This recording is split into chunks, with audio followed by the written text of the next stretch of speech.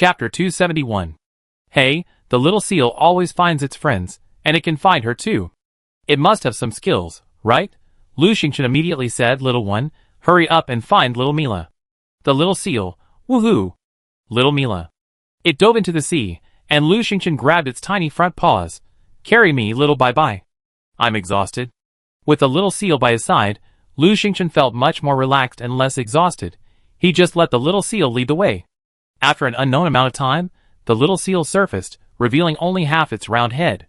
Lu Xingchen also surfaced, and saw several large rocks with two mermaids sitting on them. They were Ryan and Mira. Both of them looked grim, as if a storm was about to break out. Just as the little seal was about to scream, Lu Xingchen dove underwater, pulling it free and making a gesture to it. Lu Xingchen took out the water-repellent beads, carried the baby seal, and slowly approached the two mermaids. Finally, she overheard their conversation. Ryan, Mira, go home. Mira sneered. Look at me like this, how can I go home? Ryan, let's go back together and let Mom figure it out. Mira, what can she do? Ha ha. Ryan, seeing me like this, do you find it disgusting? Ryan, no, you're my sister. Mira let out a shrill laugh. Ha ha, how could a sacred mermaid give birth to such a filthy, ugly creature as an evil mermaid? Do you really think I could be your sister? Ryan, Mira, you might be sick. Mira, shut up. Plop. With a whimper, Mira dove into the sea. With a flick of her tail, she swam right up to Lu Xingchen and the little seal. Seeing Lu Xingchen, she snorted, flicked her tail, and ran off. The little seal anxiously chased after her. Lu Xingchen surfaced, face to face with the mermaid prince. The mermaid prince sat on the reef, looking worried. Lu Xingchen, hi, Ryan, I just came to check. Is she the sister you're looking for? Ryan sighed softly. Yes, thank you, Lu Xingchen. Lu Xingchen was pleasantly surprised to see Ryan's favorability jump from 48 to 63. 15 points. Wow, finally over 60. Mission accomplished. Lu Xingchen breathed a sigh of relief. This had been so difficult. The mermaid prince frowned and sighed softly. Lu Xingchen's heart skipped a beat. Ryan, do you need any help? Ryan shook his head slightly. After a moment's thought, Lu Xingchen finally asked, Ryan, every night now, a strange, murderous creature appears. Do you know what it is? The mermaid prince was stunned for a moment. I don't know. I usually rest at night. That's right. I remember the game announcement said the mermaid prince only appears during the day. Suddenly, the mermaid prince's expression changed. Lu Xingchen, I have something else to do. Goodbye. Swish. With a flash, he disappeared. Gao Dafu spoke in the commando group chat. Lu Xingchen, Xiao Lu. How's everything going? It's lunchtime. Why haven't you come back yet? Wei Ying, are you together? Gao Dafu.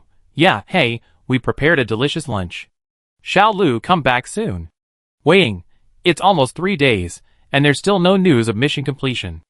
A natural disaster isn't going to happen anytime soon, is it? Gao Dafu.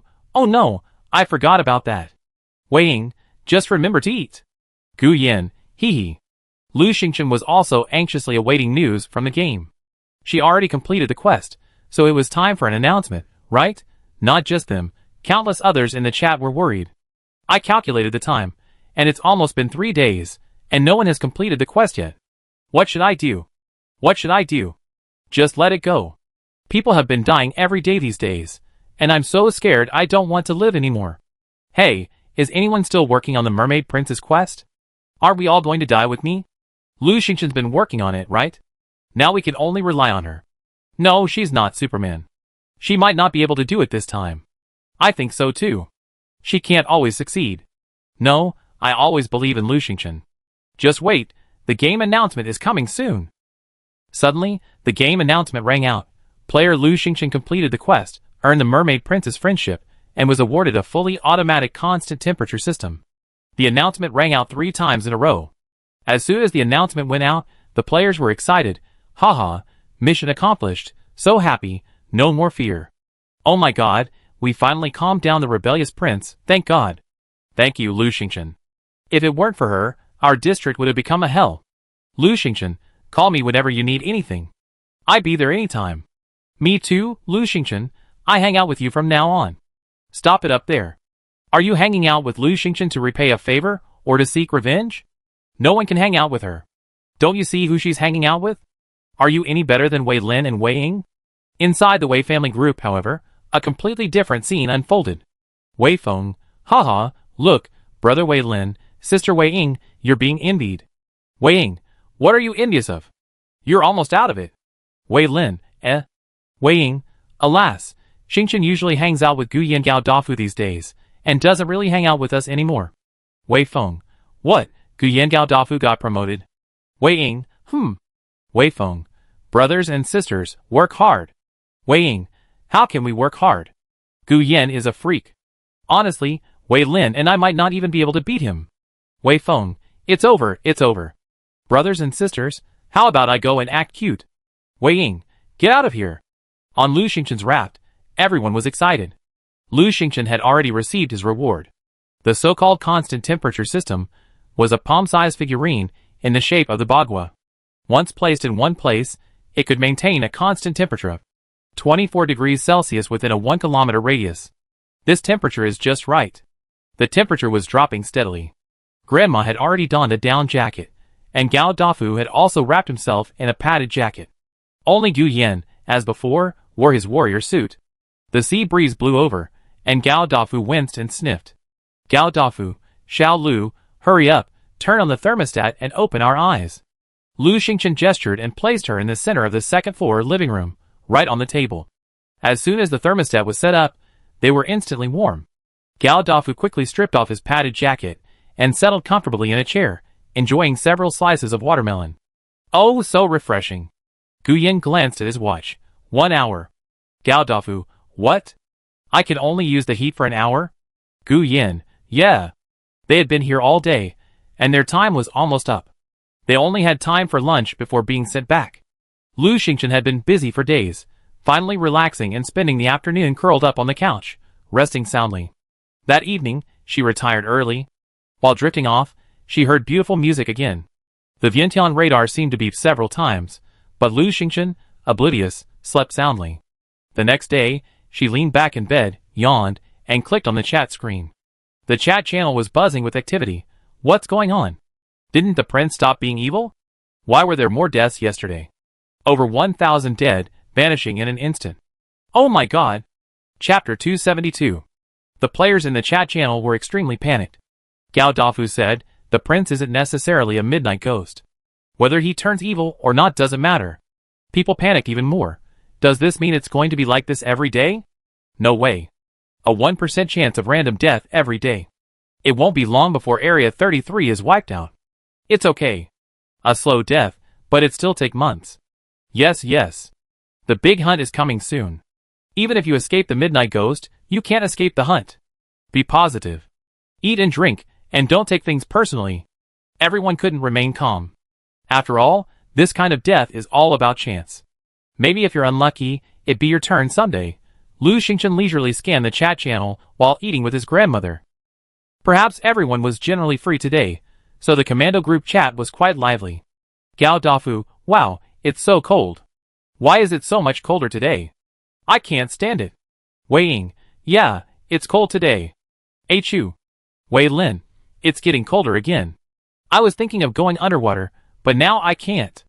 Gao Dafu, hey, Gu Yan went there. You should learn from him. Wei Ying, why don't you learn from him? Gao Dafu, I won't. I won't. I need to wrap myself up tight in my cotton-padded jacket. Wei Feng, it's so cold. No, I need to get back to my bed. Gao Dafu, Xiao Lu, come out. Are you cold? Lu Xingchen, what do you think? Wei Ying, oh, by the way, Xingchen has a constant temperature system. I'm so jealous. Lu Xingchen felt a warm warmth. The automatic constant temperature system maintained a constant temperature within a 1 kilometer radius, covering her entire raft. So, her raft was awash in vibrant flowers and greenery, a scene of prosperity. So boring. Let's open the boxes. Lu Xingchen sat on the beanbag and raised her hand. Xiao Tung, come here and bring the boxes over to me one by one. See Demon Tung, okay. She hadn't opened a box in several days. Since her daily luck would be allocated to the boxes, she wasn't in a rush. Yesterday's results were mediocre. Today's was a stroke of luck. The contents of the boxes should be quite different. See Demon Tung laid out the boxes one by one. The 6 on the left were yesterday's, the ones on the right were today's. First bitter, then sweet, Lu Xingchen decided to see just how bad mediocre things really were. Opened the treasure chest and received 6 bottles of mineral water, which she had already put into her storage backpack. Opened the treasure chest and received 1 bag of whole wheat European bread, which she had already put into her storage backpack. Opened the treasure chest and received 2 plastic bags, which she had already put into her storage backpack. Opening the treasure chest, she found 8 plastics, which she had already placed in her storage backpack. Lu Xingchen shook her hands. It was indeed quite ordinary, a poor harvest, similar to what she found when she first arrived. When supplies were scarce, these were considered good things. Now, things like mineral water, plastic, and bread are worthless. The price was very cheap. Not bad, just average luck, but infinitely better than Gu Yan's eyes. Opening the wooden chest, she found a damaged wooden sign. This one stinks. I wonder how long it's been in the trash. Trash, throw it away. Oh, can't throw it away, trash. Finally, she got trash one day. She actually got trash. How could Lu Xingchen possibly throw it away? She quickly pinched the wooden sign out and took a closer look.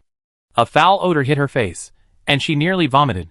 Lan, who was nearby displaying her magnificent feathers, turned and called out to Lu Xingchen, "Little Lu, look at me."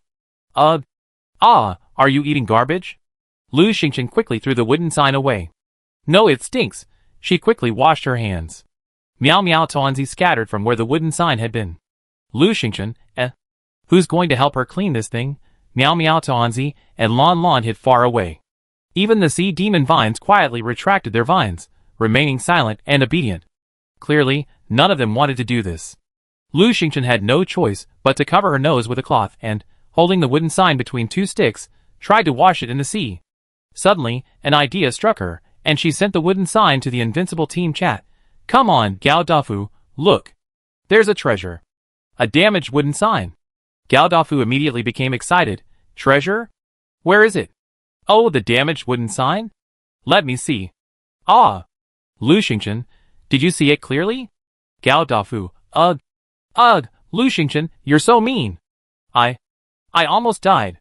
Gu Yan, not really. Gao Dafu, I just vomited all the lamb skewers I ate. I vomited them all. Lu Xingchen, compensate me.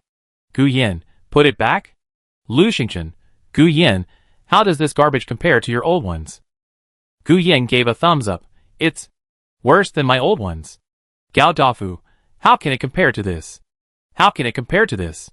Gu Yan's garbage isn't this smelly, okay? Lu Xingchen was displeased. Maybe this is another kind of biological weapon. Gao Dafu, hey? Maybe Lu Xingchen, do you want this junk? Don't give it to me. Lu Xingchen, of course I don't want it. The first piece of junk she unearthed held extraordinary significance. Lu Xingchen held the wooden sign and placed it in the seawater to rinse. After a while, she took it out and examined it. The smell had diminished considerably. I still want it. There might have been writing on the sign before, but now not a single word could be seen, covered in crisscrossing scratches. Lu Xingchen couldn't make out anything, so she tied the sign with a rope and tied the other end to the raft. That way, as the raft moved forward, the sign would continue to be washed. After 2 or 3 days, it wouldn't still smell, right? This junk was worse than all of Gu Yan's junk. So, with a change of fortune, would there be a miracle? Lu Xingchen washed her hands and returned to unpacking. Yesterday's box contained only unremarkable items, and they were all opened. Now, it was time to open the 4 boxes she had obtained today. Lu Xingchen sat back on the beanbag. Open the wooden box and receive a bamboo flute blueprint, 1, which has already been placed in the storage backpack. Bamboo flute blueprint. This allows you to craft a flute. The crafting result depends on the materials used. Required materials, various bamboos. Bamboo flute. Lu Xingchen thought about it, and realized that with a suitable piece of bamboo, you could actually make a bamboo flute yourself. It's just that no one had thought of it before. So, this blueprint is just average. Continue unpacking. Open the wooden box and receive a surfboard, 1, which has already been placed in the storage backpack. Entertainment facilities. Could today be an entertainment special? Open the wooden box and receive a seesaw, 1, which has already been placed in the storage backpack. Confirmed, entertainment special. Open the wooden box and receive 2 shuttlecocks, 2, which have already been placed in the storage backpack. Lu Xingchen took out the pile of items, placing the seesaw on the deck. The 2 shuttlecocks were made of colorful feathers, perfect for Grandma's fitness routine. She used to love shuttlecock kicking. But honestly, except for the surfboard, all of these items can be made yourself. Lu Xingchen took out the bamboo flute blueprint, thought for a moment, and then went to the peach blossom space. He selected a few of the previously acquired rainbow-tipped arrow bamboo and ordinary bamboo. He then arrived at the crafting table. Bamboo flute, a musical instrument. The quality of a bamboo flute is determined by the materials used. Required materials: bamboo flute blueprint, 3 pieces of bamboo. Do you want to craft it? Chapter 273. Making a flute only requires 1 piece of bamboo, but the required materials are 3. Lu Xingchen tentatively assumed that the crafting table was selecting a more suitable bamboo. Luckily, she had plenty of bamboo, and the bamboo in Peach Blossom Land had grown. Lu Xingchen, yes. Crafting successful, receiving 1 bamboo flute. It was a long, green flute made of ordinary bamboo, quite ordinary. She then took out 3 selected pieces of rainbow-tipped arrow bamboo and crafted a flute. Crafting successful, receiving 1 rainbow cloud flute. The rainbow cloud flute was red and much more refined than the previous one. Lu Xingchen tried playing it and found it to be even more pleasant. As expected, the quality depends on the material. Lu Xingchen had learned to play the flute from her grandfather before, but it was only simple tunes. She picked up the rainbow cloud flute and played a short piece. Lan Lan glared. Xiao Lu, stop wasting such a fine instrument, okay? Lu Xingchen, what? Lan Lan, what TV have you been watching lately? The more he knows, the more unpleasant his words become. Lan Lan, stop playing. Look, Xiao Baibai is foaming at the mouth. The little seal lay beside the blue krill tank and wiped his saliva. Woohoo! A flute! I want it! Lu Xingchen's eyes rolled. You want this? The little seal nodded repeatedly. Woohoo! Yeah! Lu Xingchen, is it for Xiao Hai Chao? The little seal stared with round eyes, unsure what to say. Lu Xingchen also wanted to meet that little mermaid Mila. Mila was so handsome.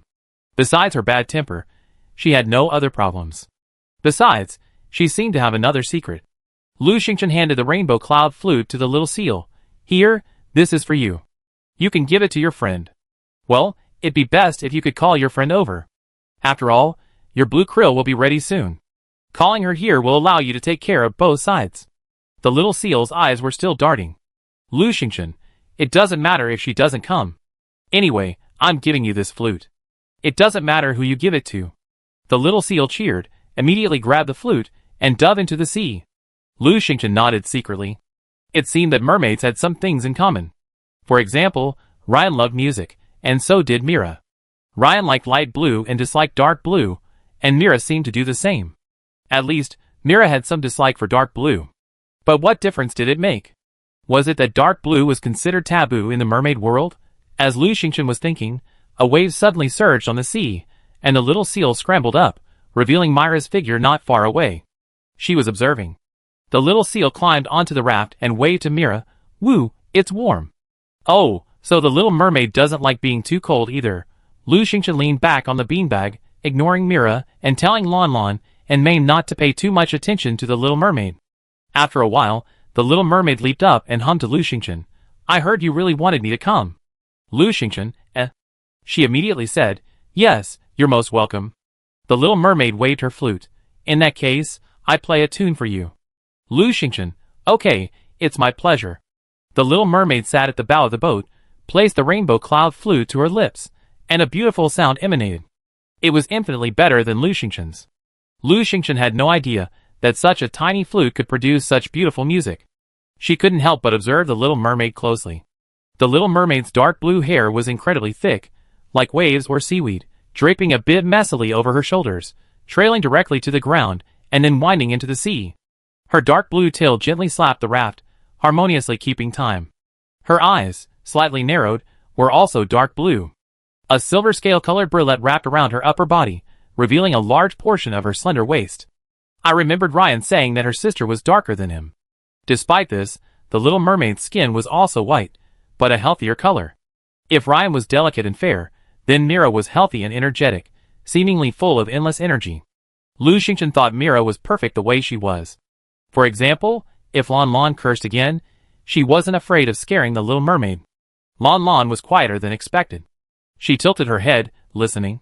Suddenly, she began to sing, matching the little mermaid's rhythm. creating an even more beautiful melody. Everyone was mesmerized. Of course, this included Mimi and Tuanzi, the little seal. Tuanzi, holding a piece of bamboo, stood there in a daze for a long time, motionless, and so did Mimi. After an unknown amount of time, the little mermaid put away her flute and nodded to Lon Lon. Lon Lon flapped her wings. Receive Myra's blessing, today's luck +3. Lu Xingchen was stunned. Listening to a song with a blessing? Was Mira so powerful? Luck +3? Today was already a day of great luck, and with this added to the good luck, how much luck could this be? What a shame. I should have opened the box later. Lu Xingchen was filled with regret, but the little mermaid's attention wasn't on her. The little mermaid exclaimed, "Your bird is quite nice." Lon Lon, smug, tilted her head and looked at Lu Xingchen. Look, I'm such a connoisseur. Lon Lon and the little mermaid hit it off instantly. The two of them clearly bonded, chattering away about something, laughing together. The little mermaid was also mischievous, asking what this was, and what that was on the raft, to which Lon Lon offered a barrage of nonsense. Lu Xingchen took out her newly acquired surfboard, wondering what it could be used for. It was an electric surfboard, about 2 or 3 meters long. Lu Xingchen looked at it again and again, thinking it looked no different from her waders. Maybe not as useful as waders.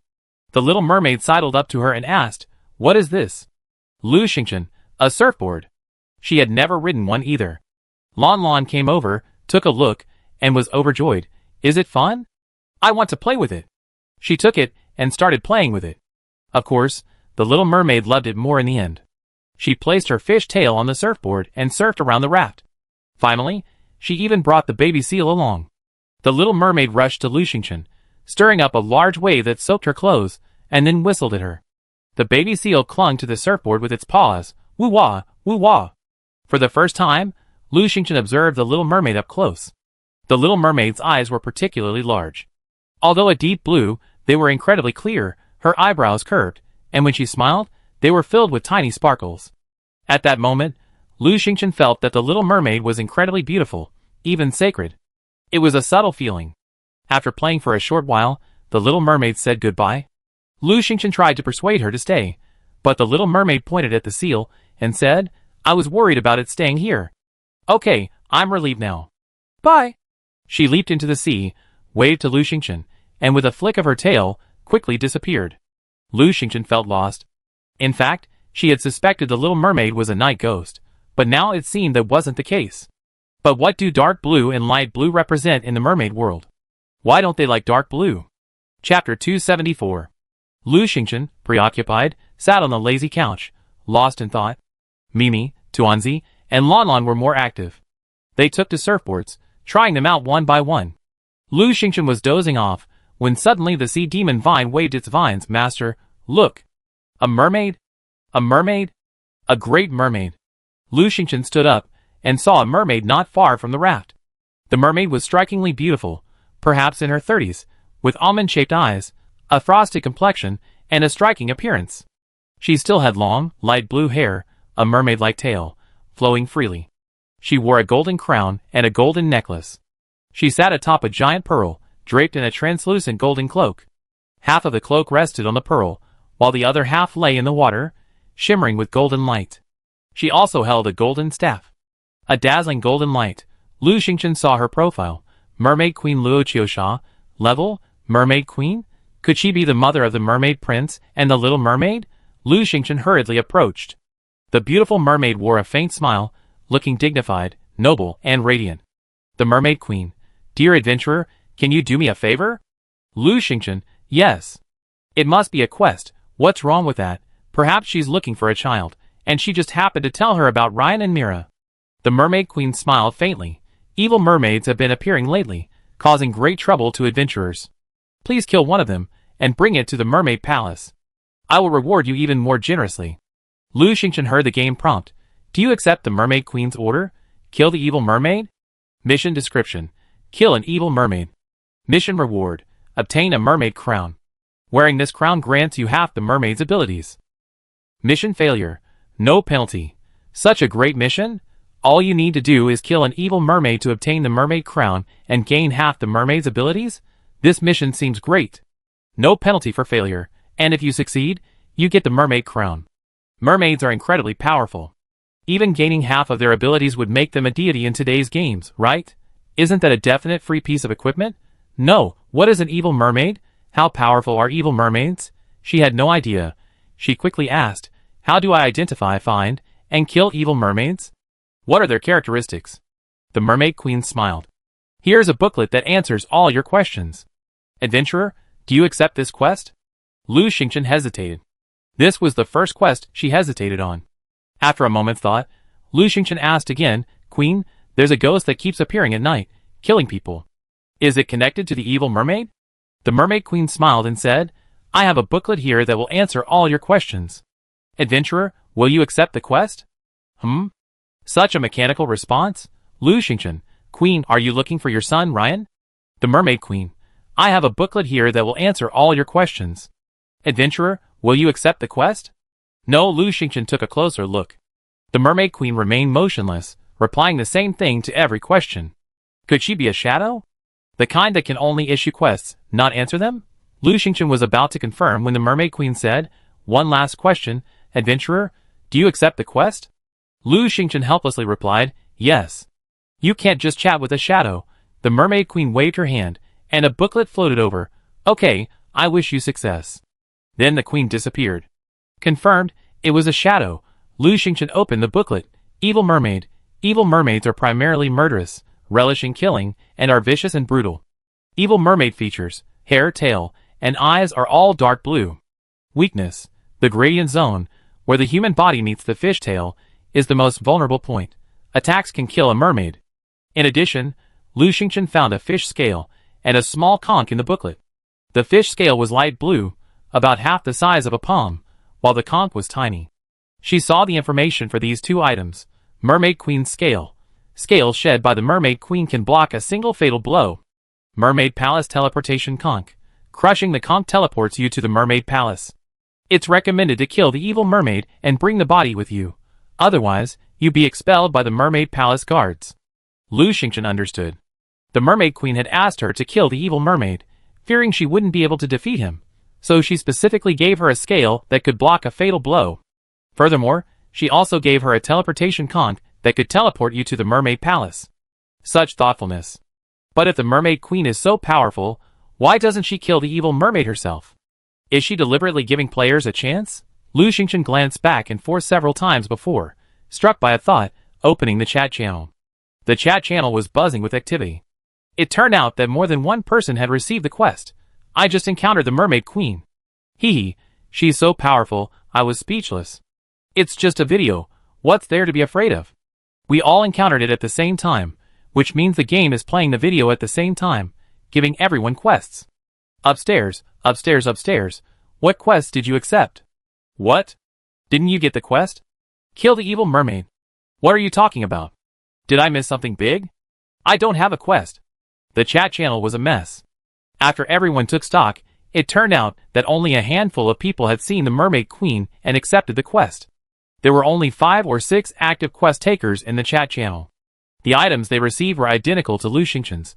Even the Mermaid Queen's words were identical. What's more, everyone had received the quest at the same time. The players were puzzled.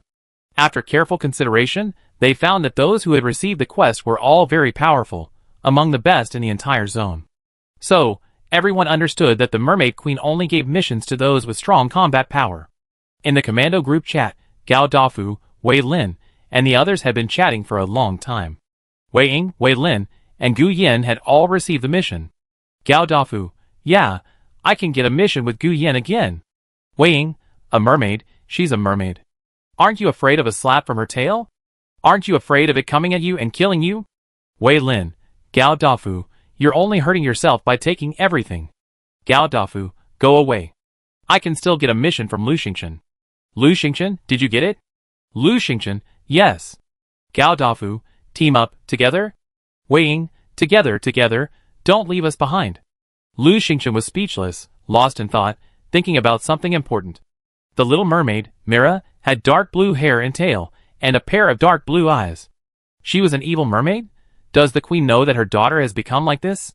Chapter 275. Lu Xingchen's heart was in turmoil. Elsewhere, players in the regional chat chatted, let's team up for this quest. Mermaids are hard to kill, but with more people, we won't be afraid. Well, I think we should find the evil mermaid first. I haven't even seen a mermaid prince, let alone an evil mermaid. I haven't seen one either. It's over. No, too. If we haven't seen one yet, how can we kill it? The one from last night? Come on, I don't dare kill that one. This was a difficult question, because no one had ever seen the evil mermaid described in the manual. Except Lu Xingchen. Lu Xingchen remained silent. Suddenly, she remembered Myra's radiant eyes. It was hard to imagine she could be a ferocious evil mermaid. But everything pointed to Myra. And Myra was the daughter of the mermaid queen. Lu Xingchen felt that this quest was going to be difficult. The players argued for hours, but could not come to a conclusion. Gao Dafu and Gu Yin had seen Myra on Lu Xingchen's raft, so they asked her in the Invincible Team chat, "Is she the little mermaid?" Lu Xingchen, "I don't know. Maybe there's another evil mermaid." Gao Dafu, "So if we meet her, will we kill her?" Gu Yin, "No." Gao Dafu, "I have scales that can block fatal blows. Maybe I can kill her. But the little mermaid is pretty cute. Hee, I can't bring myself to do it. How about we switch?" Lu Xingchen shook her head. "We can switch, but others might not. Myra is in danger now. The mermaid queen has assigned a mission to over a dozen people. If they don't touch her, the others won't care. Lu Xingchen wants to know if Myra is the ghost killer from the night." She called the little seal over and pleaded for a long time, but received no new information. The little seal also said that Myra had gone to rest and recuperate, and it didn't want to disturb her. In the area chat, many players argued for a long time, but there was no conclusion. The most difficult question was where the evil mermaid was. Soon, evening arrived, and Lu Xingchen went to bed early. The next day, she first went to Taoyuan Holy Land. Taoyuan Holy Land has good fortune today. Double happiness, double rewards from opening boxes and gathering. Yes, finally another double happiness. Lu Xingchen was eager to try and plan to explore the island. Unfortunately, most players hadn't encountered any islands in the past 2 days. Unable to reach them, they had to brave the freezing cold and go to sea, but their gains were minimal. Lu Xingchen and her grandmother made breakfast, and after eating, she finally had time to check the chat channel. Players in the chat room were terrified and anxious. 2,000 people died yesterday. Can you imagine? 2,000 people. Were the evil mermaids on a killing spree? Why do you think it was the evil mermaids? Nonsense. The mermaid queen issued the order, so how could it not be? I'm so anxious. Can anyone find the evil mermaids? To those players who received the quest, I beg you, please kill the mermaids quickly. Oh, I want to too, but where can I find the evil mermaids? I didn't see any last night. Where can I find the evil mermaids? Mermaid Queen, give me some quick tips. If this continues, everyone will die. Some players were panicking. After all, with a 2 to 3% chance of death every day, no one could handle the pressure. Others were even more anxious. They had received the quest, but couldn't complete it. Not to mention the ultimate reward. The mermaid crown. Seeing it but unable to obtain it, and with no idea where to start, countless players were driven to despair. A little after 9 o'clock, the game suddenly released an announcement. Game announcement. In light of the recent rampage of evil mermaids, harming so many humans, the Mermaid Queen has issued a tip. Evil mermaids love moonflowers. The fragrance of these flowers is fatally attractive to them. Obtaining a moonflower will attract evil mermaids. Moonflowers can be obtained on Moonflower Island. In half an hour, players who receive the quest will be teleported to Moonflower Island. Collect the flowers as quickly as possible. In an hour, players will be teleported back to the raft.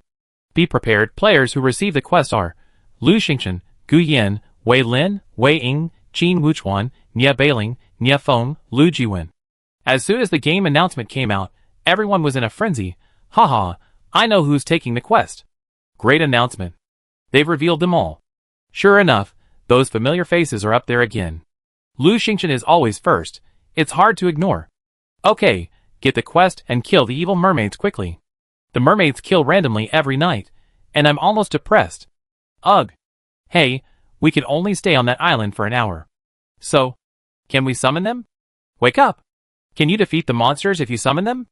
Lu Xingchen was preparing supplies. She always brought everything she could. Her storage backpack had expanded considerably, allowing her to hold quite a bit more. She prepared a variety of fruits, weapons, and several pickaxes and shovels for gathering. Oh, and a portable crafting table. Gao Dafu spoke again in the commando group chat. Gu Yin, Call me when you get there. Weighing. Haha. Gao Dafu, you never miss a beat. It's only an hour, and you're going too? What a waste. Gao Dafu, go of course. I call Kato. Half an hour passed quickly. Lu Xingchen received a notification. Teleport to Weighing Flower Island now. Do you agree? How could you not agree? Lu Xingchen didn't dare to try. Yes. Teleporting. 10, 9, 8. 3, 2, 1. Dizzy, Lu Xingchen's feet touched the soft grass. Swish. Gu Yan appeared beside her. Swish. Wei Lin and Wei Ying appeared beside her one after another. They all entered almost simultaneously, and Lu Xingchen quickly jumped to the side. People streamed in continuously. In less than 10 seconds, the place was filled with people, probably over 30. People were crammed into each other, practically like sardines in a can. The people were also confused. Why are you all in the same place? No, stop crowding me. Where are you putting your hands? Where are you touching? I'm a man. Get lost. You're riding on my head. Lu Xingchen looked at the huddled players and shook her head. After all her time playing, this was the first time she'd seen someone teleport like this. She didn't know if it was a game prank or just some perfunctory gesture from the Mermaid Queen. She walked forward, taking in the island. It was a very small island, almost visible from head to toe. Not far away, there was a courtyard, and outside it were rows of willow trees. The willows swayed, and beneath them lay simple, crude houses. Lu Xingchen walked over, and the others quickly reacted and rushed over. The courtyard door was open. The yard was spacious. Besides a small stone path, there was a well on each side. Beyond that, there was lush green grass and the occasional blue flower. Moonflower blooms once a year, its bloom lasting only 3 hours. Harvested during the blooming period and preserved using a special method, the flowers remain fresh and tender for 3 months. Benefits, bewitching. Chapter 276. The moonflower is very beautiful. Its leaves are light green, and its flowers are a gradient from light blue to deep blue, with a hint of yellow in the stamens. The flowers are small, each one resembling a crescent moon. Even in the morning, they emit a faint glow. They are quite eye-catching. Lu Xingchen smelled a faint fragrance. Moonflower. Someone called out, rushing over. It was Lu Jiwen. He had just reached the central path, entered the bushes, and reached down to pick up a moonflower when he suddenly stopped. Turn ing back, Lu Jiwen chuckled, then suddenly twisted his waist and began to dance, singing as he danced, I'm a painter, skilled in painting. I'm going to paint that new house beautifully. Everyone was stunned. Lu Xingchen smelled the faint fragrance again, holding her breath, and taking a few steps back. Everyone, either at the courtyard gate or outside, saw Lu Jiwen in this state. Their faces paled, and they all backed away. Some were already clutching their heads, staggering. Qin Wuchuan, no! The moonflower is mind-altering. Everyone, stay away. He pulled out a strip of cloth, covered his nose with it, and said, someone come with me and carry Lu Jiwen out. He's dancing there. Don't let him ruin all the moonflowers. Indeed, Lu Jiwen had already stepped on several moonflowers with his singing and dancing. Wei Lin said, I do it. The two of them went in, carefully carried Lu Jiwen out, and dumped him away from the courtyard. Lu Jiwen continued singing and dancing, persevering like a painter. Wei Lin and Qin Wuchuan quickly returned. Someone else, inspired, also covered their mouths and noses with cloth and tentatively entered the courtyard. Lu Xingchen thought for a moment, then took out a heart-clearing pill, held it in her mouth, and walked into the courtyard to gather 2 moonlight flowers. Collection successful. Double happiness blessing today. 2 moonlight flowers. Collection successful. Double happiness blessing today. 2 moonlight flowers. She dug another one and placed it in her storage backpack. This time, she didn't take too many. Her peach blossom space now had a flow rate tenfold, allowing anything to grow quickly. She felt 4 moonlight flowers were more than enough, so she decided not to pick more and avoid wasting them. Another reason, she felt uneasy and hesitated to act recklessly. This courtyard was rather rough, and the style looked familiar. The others entered the courtyard, scrambling to grab the moonlight flowers. Even with their hands covering their mouths and noses, some were already stumbling. The moonlight flowers were difficult to pick. They could only pick one before rushing out of the courtyard to recover for half a day. Moreover, perhaps due to the moonlight flowers' effect, their speed had slowed considerably, each one moving as if in slow motion. Lu Xingchen, holding the heart-clearing pill in her mouth, was considerably faster than them. She also pretended to cover her mouth and nose, but quickly arrived at the house in the courtyard. The courtyard contained 3 rooms, 1 door, and 2 windows. Perhaps the owner had left in a hurry. The door was ajar. Lu Xingchen gently pushed it open and walked in. The middle room was empty, and nothing could be seen. She turned left and entered the room on the left. In this room was a large table, covered with various instruments, test tubes, and so on. Lu Xingchen became alarmed.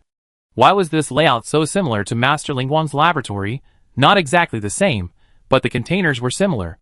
She immediately opened the drawer and found an experimental diary. It was Ling Wang's winemaking experiment diary. X/X/X, cloudy. A thief stole my golden silk. I was furious, but she left behind several precious winemaking secrets, each one very impressive. I'm going to try them out first. If they work, I reluctantly forgive her. X/X/X, cloudy. This place is full of moonflowers. They were seeds given to me by an old friend. Now my yard is full of moonflowers, but she's gone. X/X/X, sunny. The moonflowers are about to bloom. I definitely picked the freshest ones and put them in my wine. That way, I can experience the immortal feeling my old friend talked about. X/X/X, sunny. Today is the day the moonflowers bloom, and it's also my old friend's Memorial Day. I'm going to visit her and make some wine when I get back.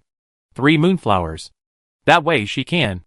Next to the last entry in the experiment diary, there was a drawing of a mermaid. My drawing skills aren't great, so the painting is a bit crooked, but the mermaid's hair is beautifully combed, braided into a long scissor-like braid. The best part of this painting is this braid. The last day is today. This is indeed Ling Wang's island. She had something urgent to do and went out to visit a friend. She'd probably be back soon. So, the Mermaid Queen took advantage of Master Ling Wang's absence to quickly teleport the players here to steal the Moonlight Flower. It must be said that the NPCs in the game world are incredibly scheming, always using the players as pawns. So, the players have offended Master Ling Wang, right? She's a master of sewing. Brewing is just her favorite hobby, yet her weakest one. Oh no! Lu Xingchen immediately called the commando group chat. Everyone, be careful. Collect only a few moonflowers. Don't pick too many. She spoke to Qin Wuchuan again. Then she put her lab journal back in the drawer, and placed a bunch of fruit on the table. After a moment's thought, she took the nearby notepad and wrote on it, Master, I'd like to borrow 2 moonflowers and some fruit. If you need anything, please feel free to contact me. She was being cunning. If you need anything, please feel free to contact me. It would be great if Ling Wang would contact her, After packing up her belongings, Lu Xingchen checked and found no other useful information. She retreated thought for a moment, and locked the door for Master Ling Wang. The other 2 rooms were empty, but this one had a lot of equipment. The players were all dizzy now, and she was afraid they'd come in, too many people, and wouldn't be able to stand still, knocking over the items again. If they really knocked these things over, Master Ling Wang would probably go mad. After packing up, Lu Xingchen retreated from the room. As soon as she left, she saw several people looking at her with unfriendly expressions.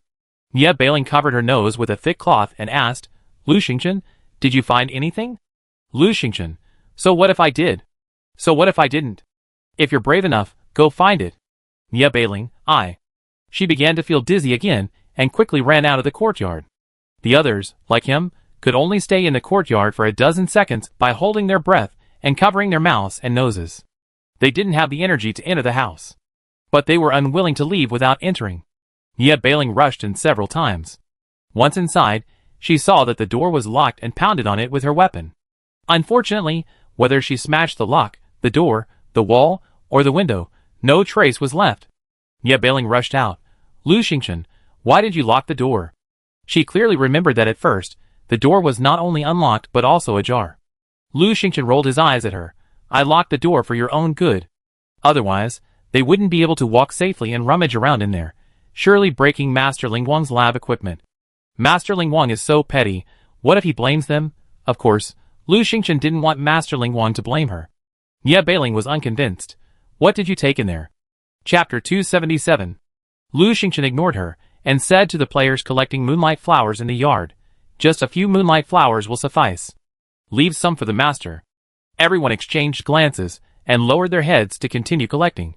Ye Bailing, Lu Xingchen, that's not what you said when you dug up other NPC trees. Lu Xingchen, so, I was hunted by the NPCs. With that, she hurried out of the yard. She had known long ago that saying this would be pointless. She only mentioned it to avoid future trouble. Outside the yard, Lu Jiwen continued to sing, I'm a painter. He smeared large clumps of dirt on the outer wall of the yard, which was now unsightly. Lu Xingchen, forget it, I can't save it, and I don't want to. She wandered around the island, found nothing surprising, and sat down under a tree to rest. Qin Wuchuan walked over, showed her the moonflowers in his hand, and said, I only gathered 2. Should that be enough? Lu Xingchen nodded, enough. Where did all those evil mermaids come from for the players to kill? Qin Wuchuan glanced at the players bustling in and out and asked, I saw someone gather over 10 moonflowers. Will they be in trouble? Lu Xingchen glanced at them and said, if I'm right, they'd be in big trouble. Master Ling Wang is even more petty than Babu. She'd been hunted by Babu countless times, and she escaped death every time. She wondered if those players would be able to escape unscathed when pursued by Master Ling Wang. Qin Wuchuan nodded, and sat down beside him. Gu Yan had also come out a long time ago, and was resting under a tree. The players tried to summon the group, but were prompted that it wasn't possible, so Gao Dafu couldn't follow. Wei Lin and Wei Ying, having only gathered 1 or 2 flowers, also emerged. A few people were chatting under the tree. Besides them, Yining had also emerged early, holding only 2 mooning flowers. He was also someone who listened to advice. Soon, the 1-hour timer was up, and the game voice announced, time's up. Now teleport players back to their rafts. 10, 9, 8, 3, 2, 1. With a flick of his body, Lu Xingchen returned to his raft. Lu Xingchen first transported the mooning flower he had dug to Taoyuan Holy Land and planted it before emerging.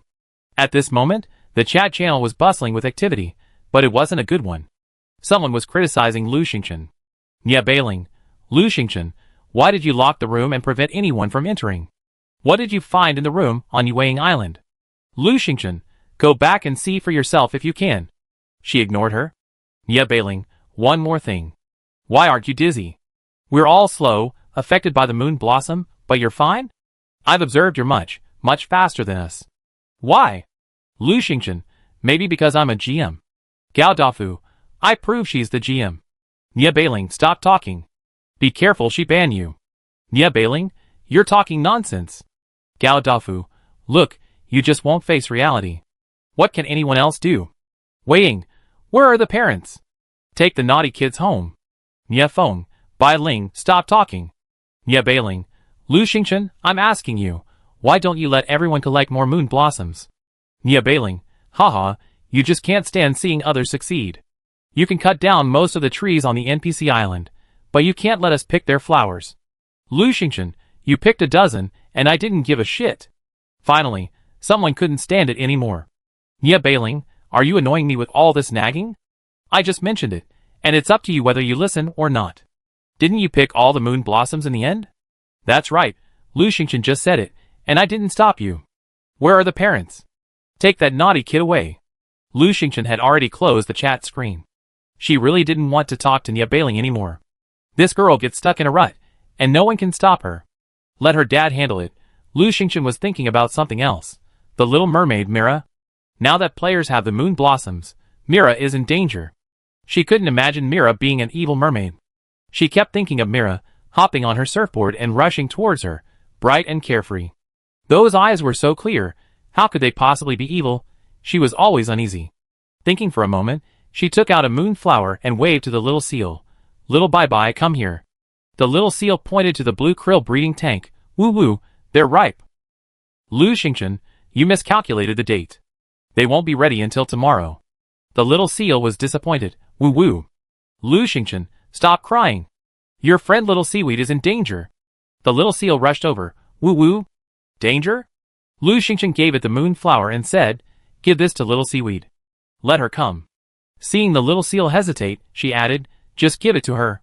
It doesn't matter if she comes or not. The little seal, okay, woohoo. It grabbed the moon flower in its mouth, rolled off the raft, and swam away happily. It was gone for hours, and even after Lu Xingchen finished lunch, it still hadn't returned. At this point, the players who had obtained the moon flower were already taking action.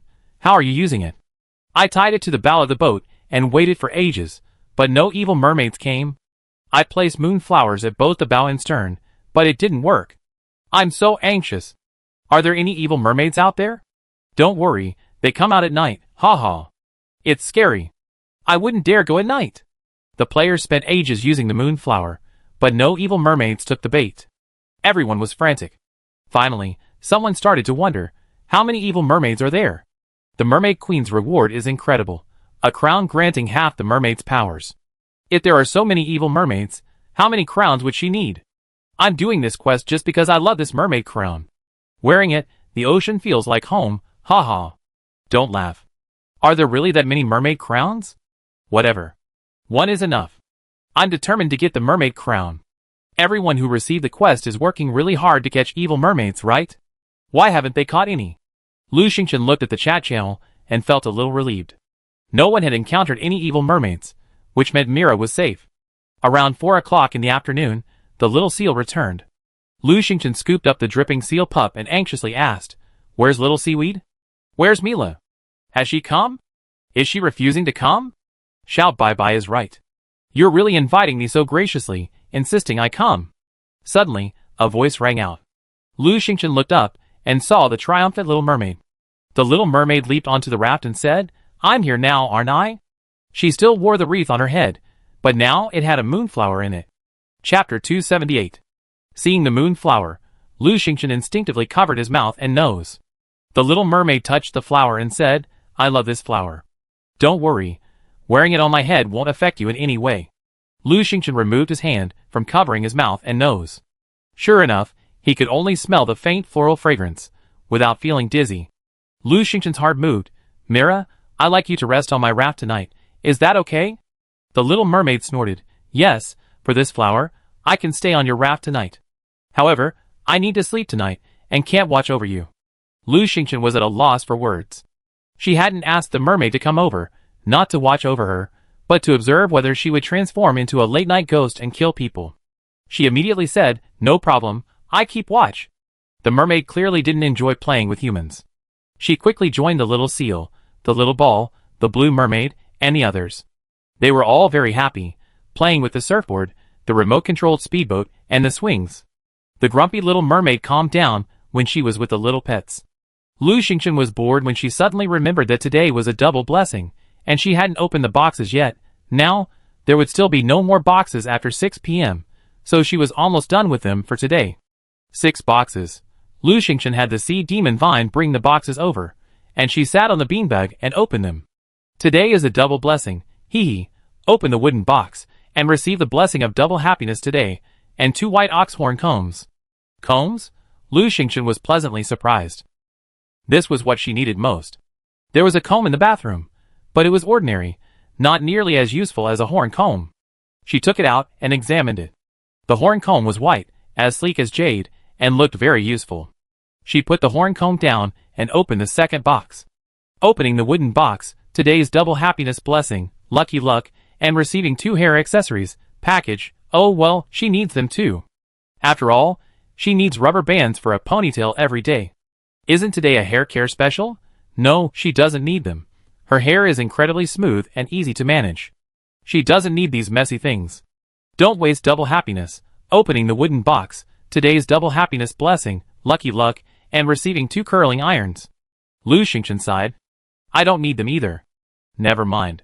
I just sell them on the trading floor. Opening again, opening the wooden box, today's double happiness blessing, lucky luck, and receiving 2 full-length dressing mirrors. Okay, this one can be hung up. Grandma's always wanted a mirror. Hang one, sell one. Lu Xingchen lost her temper. She didn't like these flashy things. But today was probably the day for the flashy stuff. Opening the wooden box, the double blessing of good fortune arrived today, and she received 2 mermaid transformation whistles. This might be a good thing. She took out the whistle and examined it. The whistle was about the size of a finger, in the shape of a little mermaid, all blue, tied with a ribbon, probably meant to be worn around the neck. It looked exactly like a child's toy. Mermaid transformation whistle. Blowing the whistle transforms the whistleblower into a mermaid, but they only retain their appearance and ability to survive in water, without possessing the mermaid's combat power. The effect lasts for half an hour. This is just a toy, right? But after transforming, perhaps you have more freedom underwater? It only lasts half an hour. Do I have to blow it again after it wears off? It's a bit useless. Save it, just in case it comes in handy. Continue unpacking. Opening the wooden box, Today's double blessing of luck. 2 mermaid transformation whistles. Another one? Lu Xing opened it, and saw that the whistle was yellow. It must be one of a variety of colors. It looks more like a children's toy. Well, after unpacking the box, Lu Xingchen had nothing to do. He rested his chin on his hand, and watched the Little Mermaid and Mimi Lon Lon play. The Little Mermaid was having a lot of fun. Maybe these weren't human. Meanwhile, players in the chat channel were growing increasingly agitated. They found the moonflower, so why hadn't the mermaid arrived yet? Does he have to wait until tonight for the ghost's killing spree? Lu Jiwen, someone give me a moonflower in exchange for equipment. Someone asked curiously, hey Lu Jiwen, didn't you go to Moonflower Island? How come you didn't collect a single moonflower? I saw they each had several. Yuning, he sang the painter for an hour. Gao Dafu, listen, his voice is hoarse. Lu Jiwen, don't talk nonsense. Who's selling moonflowers? Ye Bailing, me. Someone said, I've already placed several moonflowers on the bow, so why haven't the evil mermaids appeared yet? Yuning, do you have enough people? Then he said, of course not. Who's going it alone? We have several friends here, just waiting for the evil mermaid to take the bait. Lu Xingchen frowned and looked at the Little Mermaid. She found that the Little Mermaid suddenly took a deep breath, looked not far away, then stood up, and was about to go into the water. The little seal, having received Lu Xingchen's instructions, quickly hugged her. No, no. The Little Mermaid took another puff. No, I have to go see, I have to see. She broke free from the little seal, a hint of anxiety between her brows. Lu Xingchen, who had been observing her, immediately stood up, walked over to her, and said, Mira, wait a moment, I have a gift for you. She took out 2 moonflowers, and placed them in the Little Mermaid's wreath. It was getting late, and the moonflowers were glowing brightly. Lu Xingchen asked, how do you like it? Do you like it? The Little Mermaid touched the moonflowers. I like it. Then she turned back to play with Lon Lon. The little seal was stunned, its round black eyes wide open, a look of bewilderment on its face. Aren't we going to take a look? Not going. The Little Mermaid, not going. I don't think it's that interesting. The little seal, oh women, so fickle. Lu Xingchen chuckled and petted the little seal. It seems the Little Mermaid was tempted by the moonflower. Sure enough, 3 moonflowers can guarantee she won't be tempted by any more? What a coincidence. The players used many moonflowers, but no one was able to attract the evil mermaid. In the blink of an eye, it was night again. After thinking for a moment, Lu Xingchen approached Gao Dafu. Come on, let's kill the evil mermaid together. Gao Dafu, come on, come on. Soon, Gao Dafu arrived at Lu Xingchen's raft. Seeing the Little Mermaid happily playing with Lon Lon, Gao Dafu's eyes widened. Evil mermaid? Lu Xingchen, should you know her? Gao Dafu was confused. Kill her? Lu Xingchen, of course not. Gao Dafu spread his hands. Then what are we doing here? Lu Xingchen, to keep watch, waiting for the ghost killer to come tonight. Chapter 279. The late night ghost killer will definitely come again tonight. However, now that Lu Xingchen has called Mira over, what if Mira is the late night killer? That would be a real mess. So Lu Xingchen called Gao Dafu and Gu Yin. More people means more safety. Besides, with 3 people on guard, it won't be so tiring, and there won't be any chance of a nap ruining things. Lu Xingchen quietly explained her idea. Gao Dafu immediately became excited. Great, exciting. Lu Xingchen, aren't you afraid?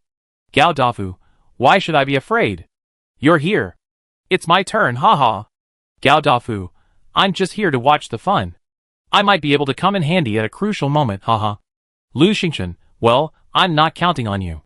I'm just a helper. Gao Dafu, huh? He really couldn't rely on him. He didn't even dare to let him take over. Lu Xingchen and Gu Yin arranged the shifts. Lu Xingchen slept for the first half of the night, and woke up at 1 a.m. to help Gu Yin. Gu Yin went back to sleep at 1 a.m. Lu Xingchen made this arrangement, anticipating the late-night killer would appear around 2 or 3 a.m. After the discussion, Lu Xingchen grabbed a blanket, leaned back on the beanbag, and began to sleep. She had originally wanted Gao Dafu to sleep in the guest room, but Gao Dafu disagreed and made alternative arrangements, bringing out a folding sofa bed and a blanket. Gu Yin didn't need one, and I heard Gao Dafu had brought some for him too. Lu Xingchen went to bed early, while Gao Dafu ate and drank before going to bed, while Gu Yin remained awake. Before 1 a.m., Lu Xingchen woke up, sat at the table, and stretched. Grandma had prepared plenty of snacks and fruit, as well as tea-making equipment. Gu Yin drank tea quietly, and Lu Xingchen also had 2 cups to refresh herself. She glanced around and saw the little mermaid, Mira, sleeping on the swing. Myra's body was reclining on the swing, her long, thick, wavy hair spilling out onto the second-floor floor. She rested her head on her arms, her eyes closed, sound asleep. Her long, fish-like tail drooped to the floor, motionless. When did she go to bed? Lu Xingchen whispered to Gu Yin. At 10 o'clock sharp, punctual. Gu Yin said. Go to bed at the exact hour? Pretty regular, right? Lu Xingchen had asked the little seal once, and the seal had said Mira went to bed at the exact same time every night. It seemed that was indeed the case. Lu Xingchen nodded slightly, and sipped her tea quietly. However, she had always had a regular sleep schedule, and after a while, she felt bored. Gu Yin was quiet, and the silence, coupled with Gao Dafu's soothing, rhythmic, and hypnotic snoring, made her sleepy again. Lu Xingchen was dozing off when she suddenly heard singing. This song was very different from the previous ones. The previous song had been lingering and mesmerizing, but this one was heart-wrenching. She felt a pain in her chest and jolted awake. Gu Yin had already stood up, but he clutched his chest, frowning as he slumped back down. Agreed, the Vientiane radar blared with alarms. Danger detected, turning. Danger detected, turning. Danger detected, turning. The raft began to spin, turning repeatedly, but it couldn't escape danger. Lu Xingchen's heart sank, and she suddenly turned to look at the swing chair on the second floor. Mira was still lying there, motionless, in the same position as before. Gu Yin understood her thoughts and said, She's not moving. It's not her. The sound of singing approached from afar, its intensity oppressive, as if carrying an unspoken rage that made it hard to breathe. Lu Xingchen felt suffocated and clutched her chest. Gu Yin, in the same position, exchanged a startled glance and tried to stand. How could she? Lu Xingchen felt as if her neck was being strangled and struggled to turn her head. Not far away, she saw a wisp of deep blue, slowly approaching the raft. It was him, the ghost of the night. He had killed so many people. Lu Xingchen wanted to stand immediately, draw her weapon, and attack him ruthlessly. But she couldn't muster the strength, for she was suffocating. Gu Yin shared the same pain. The Vientiane radar kept blaring. Danger detected, unable to turn. Danger detected, unable to move. Danger. Danger? Please escape the raft as soon as possible. Lu Xingchen couldn't escape. Just as her consciousness was fading, she suddenly heard the clear and melodious sound of a flute. The flute's brisk, joyful melody instantly drowned out the suppressed singing and dispelled Lu Xingchen's resentment. She could breathe again. She took a deep breath and instinctively turned her head to look at the swing chair on the second floor. Mira sat upright, holding the rainbow cloud flute in her hand, and blew out bursts of music. It was her. She saved them. Suddenly, Gu Yin, standing across from her, suddenly stood up and rushed towards the raft like an arrow. That was the direction of the midnight ghost. Gu Yin rushed over like lightning, raising his heavy sword and slamming it fiercely into the dark blue that had approached the raft. Lu Xingchen also stood up and lashed out with a swipe of his spirit snake whip. Splash! It was the sound of someone falling into the water. The faint blue shimmer sank to the bottom, and Gu Yin jumped in after it. How brave! Without giving it time to think, Lu Xingchen also rushed to the raft and jumped in. The nearby water was temperature controlled, so it was quite warm. However, the water was filled with only fish of all sizes, and there was no sign of the night ghost. It was too dark, and the water was dangerous. The two searched for a while, but found nothing, so they returned to the raft. When they returned, Gao Dafu was sitting on his soft, comfortable sofa bed. He touched his chest and then his neck, still terrified, and said, "Oh my God! I had a nightmare. I dreamed I fell into the sea without my scuba gear and nearly drowned. Lu Xingchen, I didn't almost die." Gu Yin, it's good to be confused. Gao Dafu looked at the two men in shock. Why are you two keeping watch together? What a waste. Hey, you went to the sea? It's late at night. There's no need to rush to catch fish. He hadn't woken up at all, and was still a little confused. Lu Xingchen patted him. Go back to sleep. The little mermaid, Mira, had already come down, her expression serious. Was that an evil mermaid? Lu Xingchen turned to look at Gu Yin. She only saw a faint blue smudge, and couldn't make out what it was. Gu Yin nodded. It must be a mermaid. Lu Xingchen took the opportunity to ask, Mira, what is an evil mermaid? Although the booklet explained it, she felt she needed to find out more.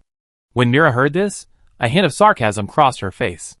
She stroked her hair and said, Isn't that me? Chapter 280. Lu Xingchen said solemnly, Mira, even if you're an evil mermaid, you're still good. The little mermaid, Mira, smiled bitterly, even if you're good now, you soon become evil. That's the nature of evil mermaids, and it can't be changed. Lu Xingchen was surprised. Why? Mira touched her hair. Dark blue eyes, dark blue hair, dark blue tail. That's the mark of an evil mermaid. Lu Xingchen raised an eyebrow. Is that why? I think it's too hasty to distinguish mermaids based solely on their color, to categorize them as good or evil. Mira was stunned, but that's how we've been taught since we were little. Lu Xingchen pulled Mira over and touched her hair. Were you like this before? She guessed it wasn't. Mira shook her head. I used to have light blue hair, and my eyes and tail were also light blue. As expected, Mira's hair was too thick and wavy. While most of it was smooth, some of it was tangled, and had a few strands of seaweed mixed in. Lu Xingchen touched it. It was such a nice hair, what a shame. An idea struck her. Mira, let me wash your hair. My hot springs here are great. Mira was tempted, but then glanced at the steaming hot springs, feeling a little embarrassed. Lu Xingchen pulled her over to the hot springs and said, the water here is constantly recycled and purified, so it's very clean. Come, let me wash you. She was also tempted by the thought, not giving it much thought. Mira obediently lay on the deck, and Lu Xingchen placed her long hair in the hot springs, soaking it. He then fetched his own shampoo and slowly scrubbed her hair. Mira relaxed. Lu Xingchen asked, are there many types of mermaids? Mira said softly, there are sacred mermaids, like my mother, and normal mermaids. Both sacred mermaids and normal mermaids have light blue hair. Then, there's the evil mermaids we've heard about since we were little. Lu Xingchen noticed something. Are evil mermaids rare? Mira, yes, evil mermaids arise from ordinary mermaids, mutated and transformed. Generally, between the ages of 13 and 18, there's only a few hundredths of a normal mermaid mutating into an evil mermaid. If an evil mermaid is born, they must be killed. Lu Xingchen, huh? Mira, because evil mermaids are extremely evil and powerful, they can bring catastrophic disaster to both humans and the mermaid race. Therefore, they must be killed before they become powerful enough. Lu Xingchen paused. Then, there haven't been many evil mermaids in recent years, have they? Only a 1% chance, and they only mutate between the ages of 13 and 18. There aren't that many mermaids, so the chance is incredibly small. Mira, yes, from the time I was born until now, there haven't been any mutated evil mermaids. She paused for a moment. Not really now I'm here. Lu Xingchen asked cautiously, so? Does your mother know about this? Mira, she doesn't know. 3 months ago, I had an argument with her and angrily left the mermaid palace, wandering alone. Over a month later, I noticed my hair color had changed. Within a few days, my hair, eyes, and tail all turned a dark blue. I became an evil mermaid. Finally, Mira's voice was very low. Lu Xingchen sighed. Mira still cared so much about this. No wonder. After thinking for a moment, she said, I think your color has only changed, not your personality. You're not an evil mermaid, are you? Mira was excited. No, according to the law, after the color change is complete, the personality change will also begin. At that time, mermaids will lose control and go on a killing spree. This is the law. No one can escape it. Lu Xingchen, but are you losing control? Mira was silent for a moment. Soon, because I've been getting stronger lately. This is the process of an evil mermaid's transformation. I just haven't reached the next stage yet. Lu Xingchen, then why don't you go home? Maybe your mother has a way to prevent you from entering the next stage. Mira shook her head. Mermaids are taught from childhood to hate evil mermaids. My mother, my brother, and my tribe all hate evil mermaids. They can't stand it. You don't understand how much we hate evil mermaids. Lu Xingchen said softly, but she's your mother. She won't give up on you. Mira was silent. Lu Xingchen regretted her decision. She didn't know the relationship between Mira and her mother, so she shouldn't have jumped to that conclusion. Not every mother loves her child that much. After a moment's thought, she said, I'm just saying maybe. Are you? Are you close to your mother? Mira was silent for a long time before she said, I don't know. Lu Xingchen stopped talking. Misunderstandings between mother and daughter were normal if their upbringing wasn't done properly, and she couldn't speculate about Mira and her mother's relationship based on that statement. Lu Xingchen washed her hair. No need to dry it. Mermaids are sea creatures. Mira sat up, and with a simple shake, her hair was a head of long, wavy hair. Smooth and fragrant, Lu Xingchen couldn't let go of it. Suddenly, she remembered the painting by Master Ling Wang she seen on Yueying Island that day. In it, the mermaid had a beautiful pigtail braid. She happened to have a comb and hair accessories, so she simply gave the little mermaid a pigtail braid, making her hair into a large braid. This made Mira feel much fresher. She felt happier. Lu Xingchen hesitated several times, but finally decided to tell the truth. Mira, did you know? Your mother has issued a quest to kill the evil mermaid. Now you're in danger. Mira turned around in surprise, her deep blue eyes filled with astonishment.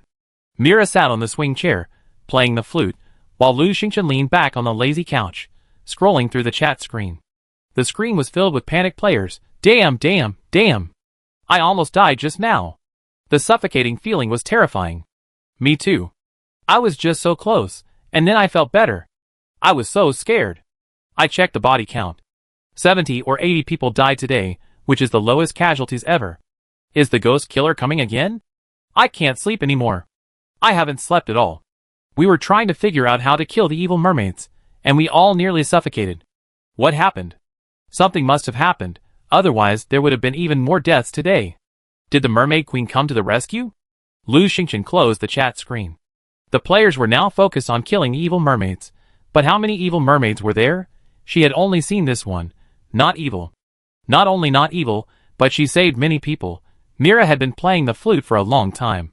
Then her flute became soothing and gentle, and Lu Xingchen, Gao Dafu, and Gu Yin fell asleep without realizing it. The next day, Lu Xingchen looked around, but the little mermaid was gone. She's gone. Lu Xingchen was preoccupied, but he hadn't forgotten the most important thing, to reach the holy land of Peach Blossom Land. Chapter 281. The Blessing of the Peach Blossom Holy Land. Good fortune. Lu Xingchen breathed a sigh of relief. Luck had been good today, so everything should be fine. Even so, she was still a little worried, and kept checking the chat screen. Lining and Gao Dafu were both culinary enthusiasts. They spent a long time together preparing a very sumptuous breakfast, which even Tuanzi, Lan Lan, and the others enjoyed. Lu Xingchen only ate a few bites.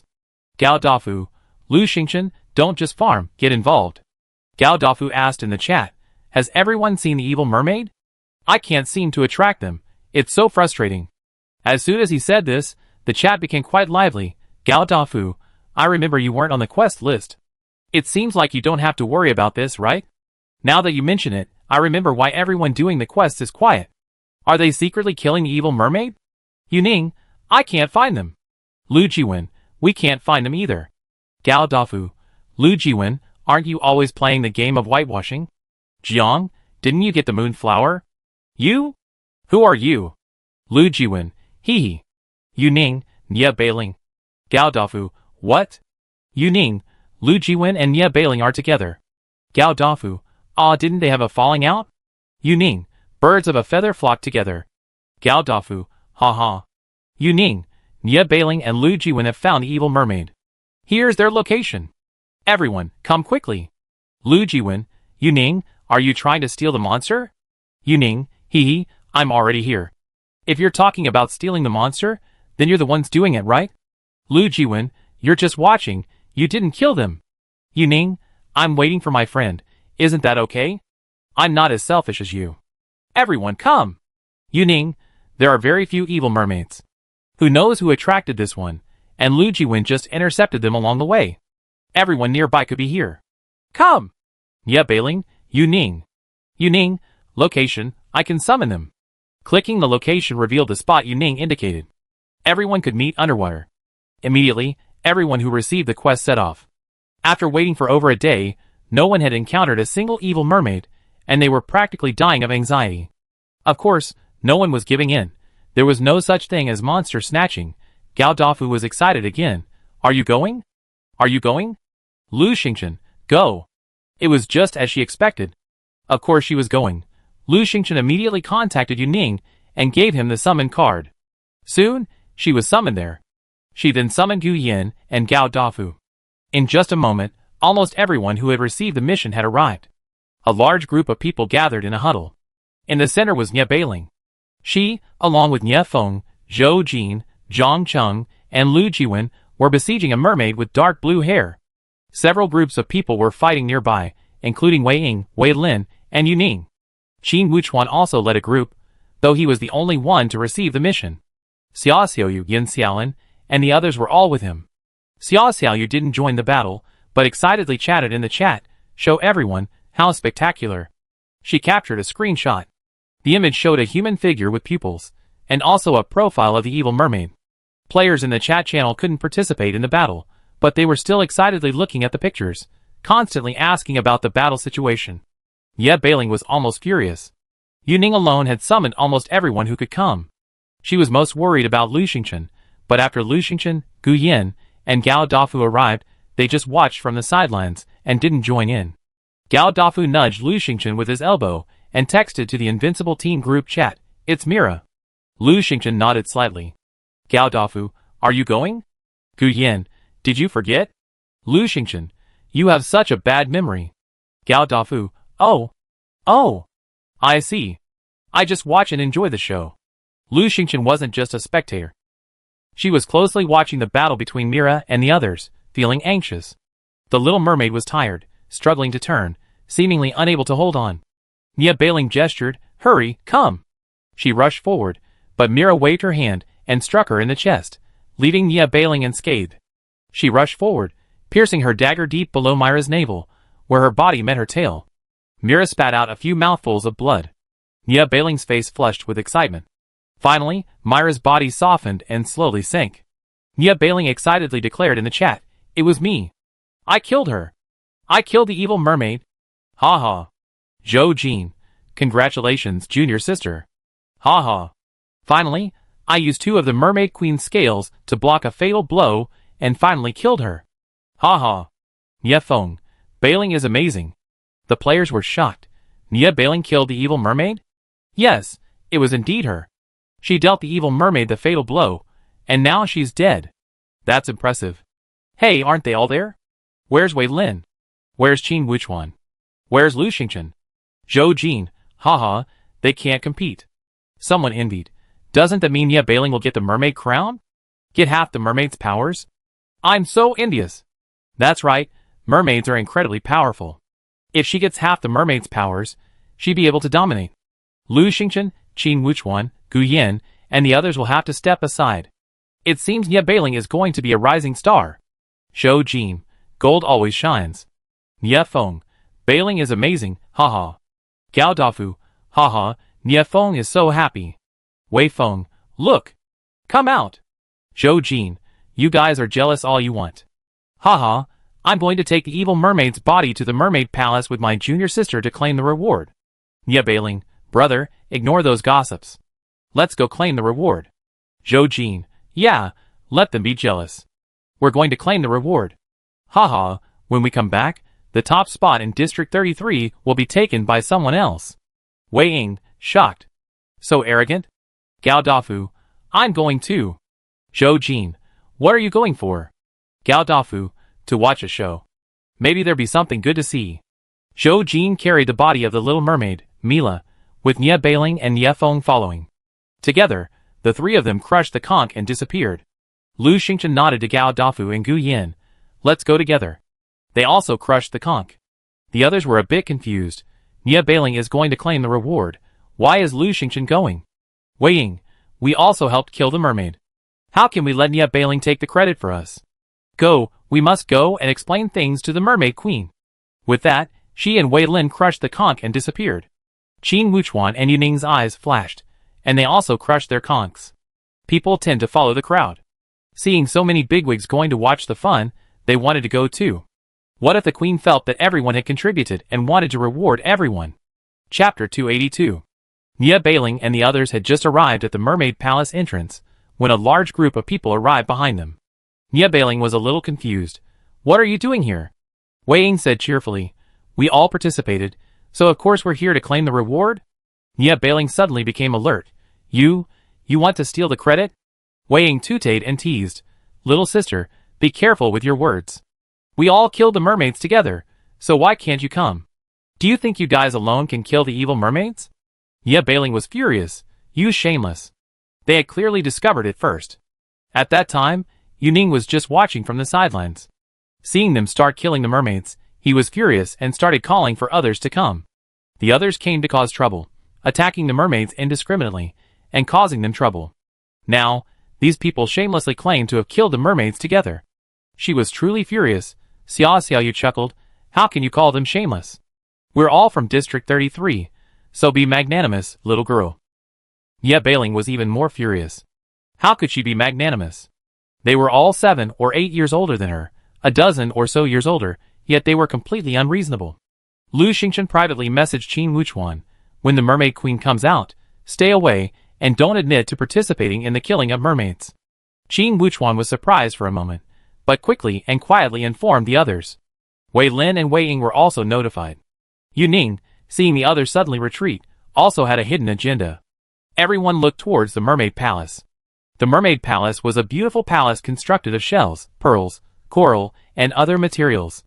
Its white color was embellished with colorful patterns. Mermaid Palace was inscribed on the tall gate. A few large characters.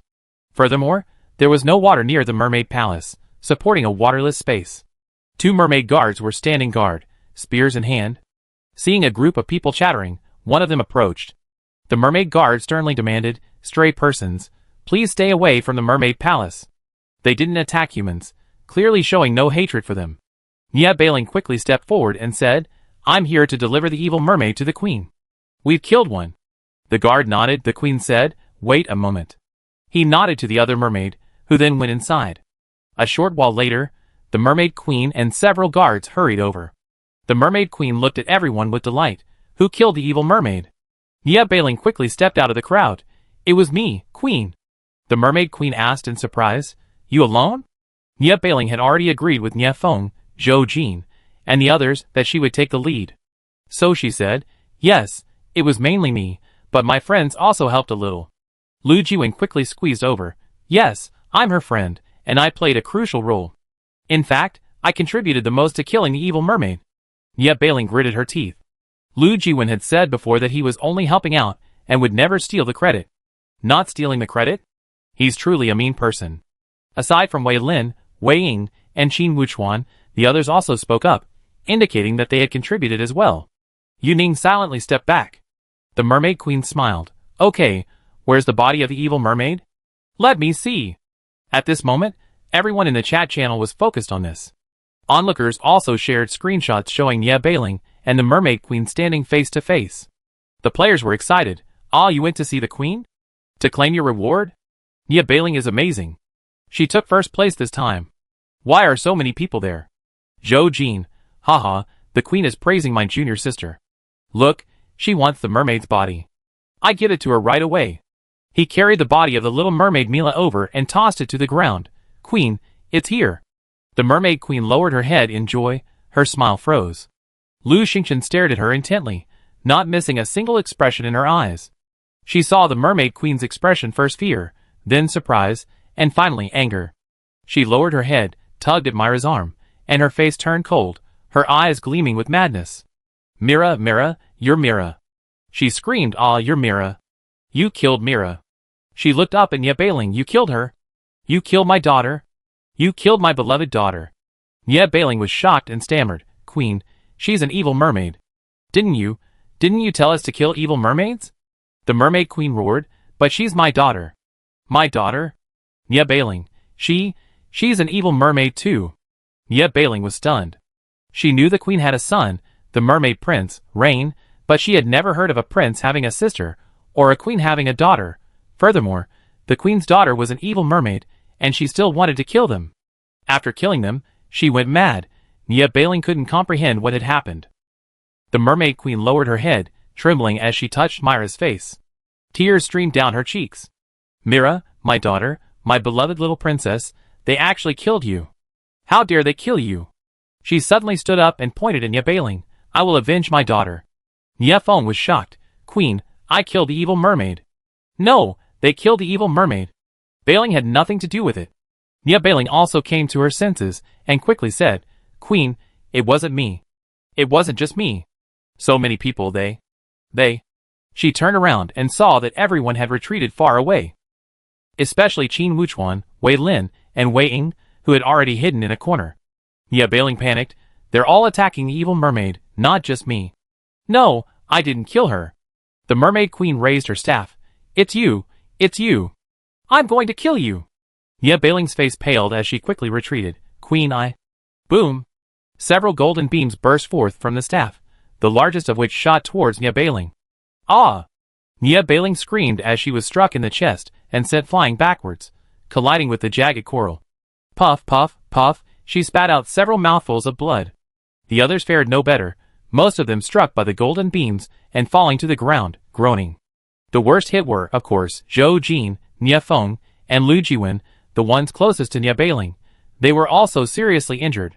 Only Qin Wuchuan, Wei Lin Yuning, and the others were better off, suffering only slight pain. The only ones who were truly safe were Lu Xingchen, Gu Yin, and Gao Dafu. They hadn't participated in the killing of the evil mermaid at all. They simply watched the excitement from a distance. Everyone was shocked. Someone who was still recording the scene was also knocked away, and the final video was a blur. It was then posted to the chat channel. Chapter 283. The players were all shocked when they saw this. Oh my god, what happened in just a moment? Has the mermaid queen gone crazy? You didn't watch the video? Nia Bailing killed someone's daughter. She killed the mermaid princess, oh my god. It's over, it's over. Not only did she not get the mermaid crown, she was also fatally struck. Nia Bailing feels so wronged. Just bad luck. She finally killed an evil mermaid, and the queen's precious daughter. I see the mermaid princess's hair and tail are all dark blue, obviously an evil mermaid. Didn't the queen just tell them to kill evil mermaids? What's wrong with that? If the queen says it's wrong, it's wrong. How can you object? The NPC is so overbearing. She issued the quest herself, and the player completed it, and she still killed the player? Brother, why are you trying to reason with the NPC? Nia Bailing must not have known the key information, so she killed the mermaid princess. Look at Lu Xingchen, he didn't do it this time. The chat channel was in chaos, with all sorts of things being said. For a moment, it was a mess. At this moment, the game announcement sounded. Mermaid Queen Luo Qiusha, overcome with grief over the loss of her beloved daughter, has concluded her mission to slay the evil mermaids. Nia Bailing has killed the mermaid queen's beloved daughter, becoming an enemy of the mermaid race. Qin Wuchuan, Wei Lin, and the others paled, secretly thanking themselves for having escaped a disaster. No, perhaps two disasters. They thanked Lu Xingchen one after another and quickly left. This place was unbearable. Nia Bailing's life or death was unknown, and Nia Feng was devastated. When he went looking for her, he found she was gone. He had no idea where she had gone.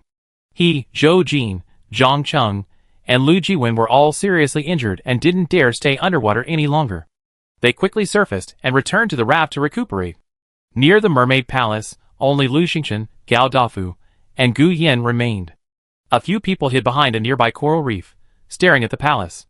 The mermaid queen, sorrowfully carrying Mira, returned to the palace. The gates were closed, leaving only 2 guards. Gao Dafu poked his head out, then retracted it, asking Lu Xingchen, "What's next?" "Lu Xingchen, you go back." Gao Dafu was unhappy. "No, you're definitely going to do something. I want to be involved, I must be involved, even if I'm beaten to death." "Gu Yin, I help you." Lu Xingchen frowned, and the 2 men followed her. Even if he knew part of her plan, there's no need to follow her so closely, right? Gao Dafu, "Lu Xingchen, I don't have any special abilities, but I'm pretty likable. If you ask me to get information, I'm sure I'd be better than Gu Yin." Lu Xingchen, "Nonsense, I'm better than him. In that regard, is there anyone worse than Gu Yin? Gu Yin doesn't even speak complete sentences." Gao Dafu twisted his belly and acted coquettishly. "Sure, sure. Gao Dafu, I have Babu's boots. You see, these mermaids are all misophobic. At a critical moment, I take off my boots and even the queen won't be able to withstand it." Lu Xingchen, "That's right. Gao Dafu has biological weapons. Still, she had concerns. I'm just worried you'd be in danger." Gao Dafu patted his chest. "I can protect myself." Gu Yin, "I'm fine." Finally, Lu Xingchen asked them all to add Lin Ying as their friend. If anything went wrong, they could ask Grandma to call them immediately, at least to save their lives. Lu Xingchen wanted to enter the mermaid palace. The mermaid palace held secrets, and she had to go in, to be among the mermaids, to learn more. Last night, Mira had told her that mermaids were forbidden from leaving the palace, but they could roam around the area, which players couldn't reach. In other words, unless they left the outer perimeter of the mermaid palace, the mermaids and players would never meet. So, they could pretend to return from the outer perimeter and enter the mermaid palace. Since mermaids didn't leave the outer perimeter, the mermaid palace guards didn't check them strictly. Anyone who was a mermaid would be allowed in. After all, they were the only mermaids there. Lu Xingchen took out 2 mermaid transformation whistles, gave one to Gao Dafu first, and said, "Blow gently." Gao Dafu happily took it, not even glancing at it. Whoosh! Swish! He transformed into a mermaid. A plump mermaid with a bulging belly. Light blue tail, light blue hair, and light blue eyes, just like a normal mermaid. He wore a white vest. The vest was too small, and it squeezed him, revealing his plump, white belly. Gao Dafu exclaimed, "Wow!" He looked down at his stubby tail, then at his chubby arms, then pinched his chubby belly, and exclaimed, "I've transformed." Gu Yin, didn't you read the whistle? If he had read the instructions, he wouldn't be so stupid. Lu Xingchen was a little worried. We're going to sneak into the mermaid palace later, but there can't be any mermaids this fat in the mermaid palace. Gao Dafu, you can't go in. Gao Dafu was unhappy. It wasn't there before, but it is now. Don't worry, I can definitely get in. With that, he walked out, his stomach twisting. He was twisting his waist, but unfortunately, he had no waist, only a stomach, so it looked like a twist. After a few steps, Gao Dafu gradually became proficient at walking on his tail. He hopped to the door. The mermaid guard stopped him. "Who are you?" "I've never seen such a fat mermaid before." Gao Dafu, "Hey, it's hard to explain. I was out playing this morning, and saw a really nice fish. I got tempted, so I ate one, and suddenly I became fat." "Hey bro, do you think I've been poisoned?" The mermaid guard, "Then why are you ugly?" "We mermaids aren't ugly." Gao Dafu, "Who knows? It's all because of that poisonous fish." The mermaid guard, "It's very likely. Go in and see a doctor." Gao Dafu, "Okay." He swaggered in. The mermaid guards had indeed not been thorough enough. If Gao Dafu had been in, Lu Xingchen and Gu Yin didn't have to worry about it. Both blew their mermaid whistles and transformed. Lu Xingchen transformed into a young merman with long, pale blue hair and eyes, and a long, beautiful tail. Her red phosphorus leather jacket was replaced by a small red phosphorus tank top, the color a bit conspicuous and a bit mismatched. It looked quite conspicuous. Lu Xingchen regretted wearing a regular diving suit. After entering, she would see what the other mermaids were wearing and change quickly. She couldn't stand out too much, otherwise she would be easily noticed. Gu Yin transformed into a merman, wearing a black vest, looking much more stable. The two practiced using their tails for a while before finally reaching the door. The guard simply glanced at Lu Xingchen's red tank top and waved them through without saying anything. After entering, they arrived at a wide path. The two walked along it for a while, then turned left and arrived at a small square. Yesterday, Lu Xingchen and Mira had a rough overview of the mermaid palace's layout and had just shared it with Gao Dafu and Gu Yin. This small square is usually sparsely populated, so they met there. Gao Dafu was already there, chatting with a beautiful young mermaid, making her giggle non-stop. After a while, the beautiful mermaid left. Gao Dafu hopped in front of Lu Xingchen and Gu Yin, ruffling his long, wavy hair. "Hey, I have some new news. Do you want to hear it?" Chapter 284. Lu Xingchen gave a thumbs up. "Awesome. Tell me about it." Gao Dafu was incredible. Despite his short, fat, and ugly appearance, he was able to extricate himself from the beautiful mermaid. His charisma should not be underestimated. Gao Dafu. First, evil mermaids are taboo in the mermaid palace. They've been taught since childhood to hate evil mermaids and to kill them on sight. If they aren't, the entire mermaid clan could be wiped out. This mindset is deeply ingrained. Lu Xingchen nodded. Mira had said that. Gao Dafu. Second, Myra's body was taken away by the queen and taken to her former bedroom. They say they're going to be frozen in ice water. Lu Xingchen's expression changed. "I go check it out." Gao Dafu. "I'm going too." Lu Xingchen shook his head. "No, you continue gathering information here. I go by myself." There were too many people, and it was a distraction. Gu Yin and Gao Dafu left, and Lu Xingchen headed towards the mermaid queen's quarters. She had previously discussed the situation with Mira and understood the general layout of the mermaid palace. A short while later, she arrived at the rearmost palace, the apse, where the mermaid queen, prince, and princess rested. Because the mermaid palace's perimeter was well protected, the mermaids couldn't leave, and outsiders couldn't enter. The mermaid palace's security was lax. These players were the aliens who had just arrived, transported in by the teleportation conch. The Mermaid Queen had never imagined that, after she had severely injured them, any of them would remain. Thus, there were only 2 dozing mermaid guards at the entrance. Lu Xingchen didn't even need to go in. She circled the apse and arrived at the right back wall of the house. Behind the back wall was a clear pond. Lu Xingchen walked past the pond and sat in a pavilion not far from Myra's bedroom. That room was Myra's room. If my guess was correct, the Mermaid Queen and Mira were both there. She quietly released Lon Lon and Mime. The Mermaid Palace had been created as a waterless space, but it was filled with ponds of varying sizes, even on the 2nd and 3rd floors. This allowed Lon Lon and Mime to escape, just having to be careful not to fall into the water. Lon Lon transformed into a tiny bird, smaller than a sparrow, a size it could maintain for a long time. Lu Xingchen let it fly around to see if it could gather any information. As for Mime, she kept her distance with her tail, allowing her to listen in on what was happening inside the room. Mime had a special ability, super hearing. Mime was tiny, barely a tiny ball when she lay down. She listened carefully, and relayed the information she had heard. Meow meow, the queen is talking, babble bab bab, as if she's regretting something. Can I hear you? Meow meow imitated the Mermaid Queen in her thin voice. Mira, Mira, wake up. Mommy won't scold you anymore. Woohoo! The Mermaid Queen, Mira, you're my beloved sweetheart. Wake up! I was wrong, but I don't despise you. I help you and turn you back.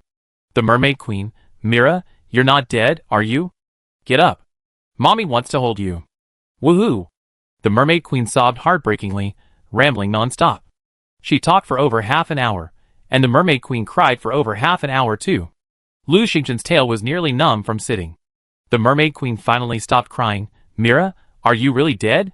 The awakened evil mermaid has many life-saving skills. How could you be dead? After a moment, she sighed. Mira, wait! I find your brother. Then there was no more sound. Mimi whispered, the Mermaid Queen is gone. Lu Xingchen twitched her numb tail, and tucked Mimi into her pet space. As soon as she stepped out, Lon Lon flew back, chirping, the Mermaid Queen is out. I saw her leave the palace. Lu Xingchen nodded. She's going to find the Mermaid Prince. Strange. She could find him just by going outside? If it were so easy to find a runaway prince, why hadn't the queen looked for him before? Lu Xingchen pondered this as he reached the small square. This was the place he had agreed to meet with Gao Dafu and Gu Yin. The 3 of them gathered together to exchange information. Gao Dafu handed them a few crispy slices of kelp-like chips. Hey, look! Dried kelp, the mermaid's favorite snack. Wow, a little salty, a little sweet, and a little crunchy. Delicious. Lu Xingchen, where did you get it? Gao Dafu smiled. A few new friends gave it to me. Lu Xingchen, amazing. Unfortunately, they didn't get any useful information. Lu Xingchen thought for a moment and said, let's go out of the palace and see when the Mermaid Queen returns. The 3 of them swaggered out of the Mermaid Palace and wandered around the perimeter, mainly guarding the palace gate to see when the Mermaid Queen would return. They didn't dare go out, fearing they wouldn't be able to return. The 3 of them hid under a clump of coral, watching the small fish swim around. The fish here were much more diverse than outside, and most were beautiful, with none being overly aggressive. The 3 of them had just rested for a moment when a game announcement rang out. Sewing Master Ling Wang's carefully cultivated moonlight flowers had been looted. Furious, she announced a hunt for the following players: Lu Jiwen, Nia Beiling, Zhou Jin. The following players will be unable to obtain the inheritance of Sewing Master Ling Wang and her disciples: Qing Wuchuan, Wei Lin, Wei Ying, Yuning, Gu Yin. These 2 announcements left the players stunned. No, I can't wrap my head around it. It's just a quest, isn't it? Why so much loss? Poor Nia Beiling. Not only has she become the enemy of the mermaid race, but she's also being hunted by Sewing Master Ling Wang. Master Ling Wang is similar to Master Ji Li, right? Maybe he teaches sewing skills in the future. It's over, it's over, many players have been blacklisted. The blacklisted players are all those who performed the quest. Ah, they're so wronged. Didn't the queen send them to collect moonflowers? I think the players have been tricked by the Mermaid Queen. This queen is so amazing, a bit sinister. The more I think about it, the more it seems wrong. The players were buzzing with discussion, and soon, someone noticed something was amiss. Hey, why has Lu Xingchen been spared this entire time?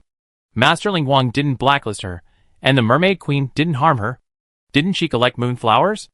I can prove she did, but only 1 or 2, and warned the players not to take more than they needed. Just enough. Haha, Nia Beiling blamed Lu Xingchen back then, but now she regrets it, right? Facts have proven it was right to follow Lu Xingchen. The players were discussing the situation endlessly, some gloating over the misfortune. The players who completed the quest this time were badly hurt. Except Lu Xingchen. Qin Wuchuan secretly rejoiced at his listening to Lu Xingchen. Otherwise, he would have been hunted down this time too. Even though he'd been blacklisted by the sewing master, he wasn't afraid. He still had Xia Xiaoyu and Yin Xiaolin. The same was true for Wei Lin and Wei Ying. They all sent private messages to thank Lu Xingchen. However, the players who had received the quests gradually realized that they'd been tricked by the Mermaid Queen. Frustrating. Chapter 285. Lu Xingchen, Gu Yin, and Gao Dafu waited for over half an hour. All three experienced moments when their transformations failed.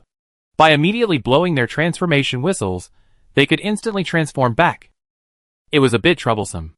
The remaining time for the mermaid transformation buff is displayed on the avatar, so pay attention to it, and blow the whistle immediately when it's up.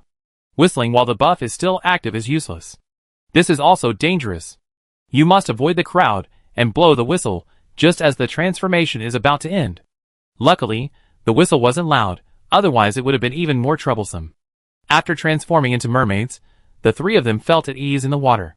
Gao Dafu swam around, saying he was going to find other mermaids to communicate, and soon disappeared. Gu Yan rested against the coral. Lu Xingchen was bored, so she asked Gu Yan to keep an eye on the Mermaid Queen and let her know if she returned. Then she dived into the water. The little fish swam freely around, and Lu Xingchen overheard their various conversations. Soon, she spotted a particularly gossipy fish. The triggerfish. This small fish, with a black and white body resembling an exploding cannonball, a light blue tail, and a white beak, is very adorable. They like to gather in groups of 3 or 4, hiding in caves or among rocks to chat. Not chat, but gossip. Lu Xingchen leaned against a rock, listening to their endless stream of gossip. Because they lived outside the mermaid palace, they shared a wealth of gossip about mermaids.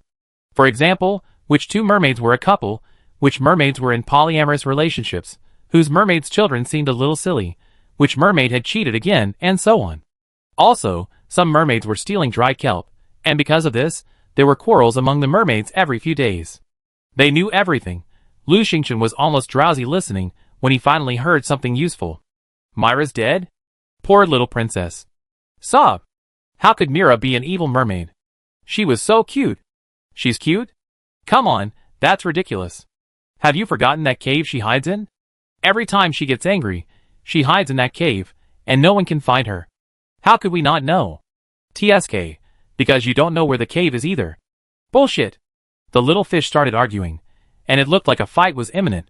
Lu Xingchen was getting a headache from the noise, so he tuned them out and swam forward. After swimming for a while, she spotted the little fish that knew where the cave was. It swam off in a furious direction, muttering, "Idiots. You don't know where the cave is. Only Mira and I know." Curious, she followed the little fish for a while. They turned several corners, passed through a patch of coral, and arrived at a large rock. Seaweed grew thickly on the rock, and the little fish dove in, parting the seaweed and diving inside. It disappeared. Lu Xingchen waited for a moment, but when it didn't emerge, she also parted the seaweed and slid inside. After a few meters, she entered a cave. Deep within the cave, there was a night-shining pearl. The cave wasn't large, just the size of a skinny mermaid. It was about 5 or 6 square meters, surrounded by a stone wall, which had been the only entrance. Oh, was this the cave Mira often visited? No wonder no one else had noticed it. The little fish swam out again, and Lu Xingchen, feeling bored, turned and swam out as well. It took a lot of effort to wade through the dense seaweed, and she nearly strangled herself. Just as she emerged, Gu Yin sent a private message. "The queen is back, and she's brought the mermaid prince back with her?" Lu Xingchen was startled. What? It was only afternoon, and the queen had already brought the prince back so soon? She found her runaway son so quickly. Why hadn't she cared about him before? She hurried back, just in time to see the backs of the mermaid queen and Prince Rain. They were in a hurry, their faces grim. Lu Xingchen quickly followed Gu Yan inside, and notified Gao Dafu. After entering the mermaid palace, Lu Xingchen and Gu Yan separated. They were too conspicuous, so she sent Lan Lan to monitor the queen and prince's whereabouts. Soon, Lan Lan reported that the mermaid queen and prince had gone to the inner hall. Lu Xingchen hid outside the inner hall, a short distance across the pond, and released Meow Meow again, using its super hearing. Mimi listened and repeated the story to Lu Xingchen. The mermaid prince exclaimed in disbelief. Myra's dead?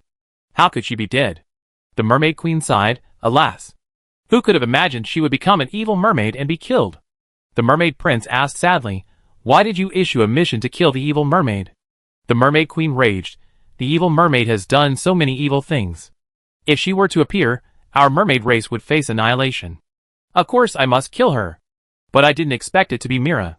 The mermaid queen's grief was so intense that she broke down into tears. The mermaid prince grew anxious. I sent you a message telling you about Myra's situation. The mermaid queen was surprised. When did you send me a message? I didn't receive it. Did those strange people destroy the conch? They're numerous and destructive. They tinker with anything they see, always hoping for unrealistic adventures. They don't know the importance of their actions. They might have accidentally destroyed the conch. The mermaid prince said dejectedly. Really? After a moment, he asked tentatively, Mom, can she be resurrected? The mermaid queen was silent for a moment.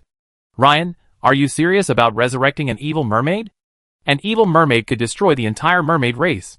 The mermaid prince fell silent again, tears streaming down his face. After an unknown amount of time, the mermaid queen said softly, Ryan, you're tired. Go get some rest. I call you tonight? The mermaid prince said, Yes, Mom.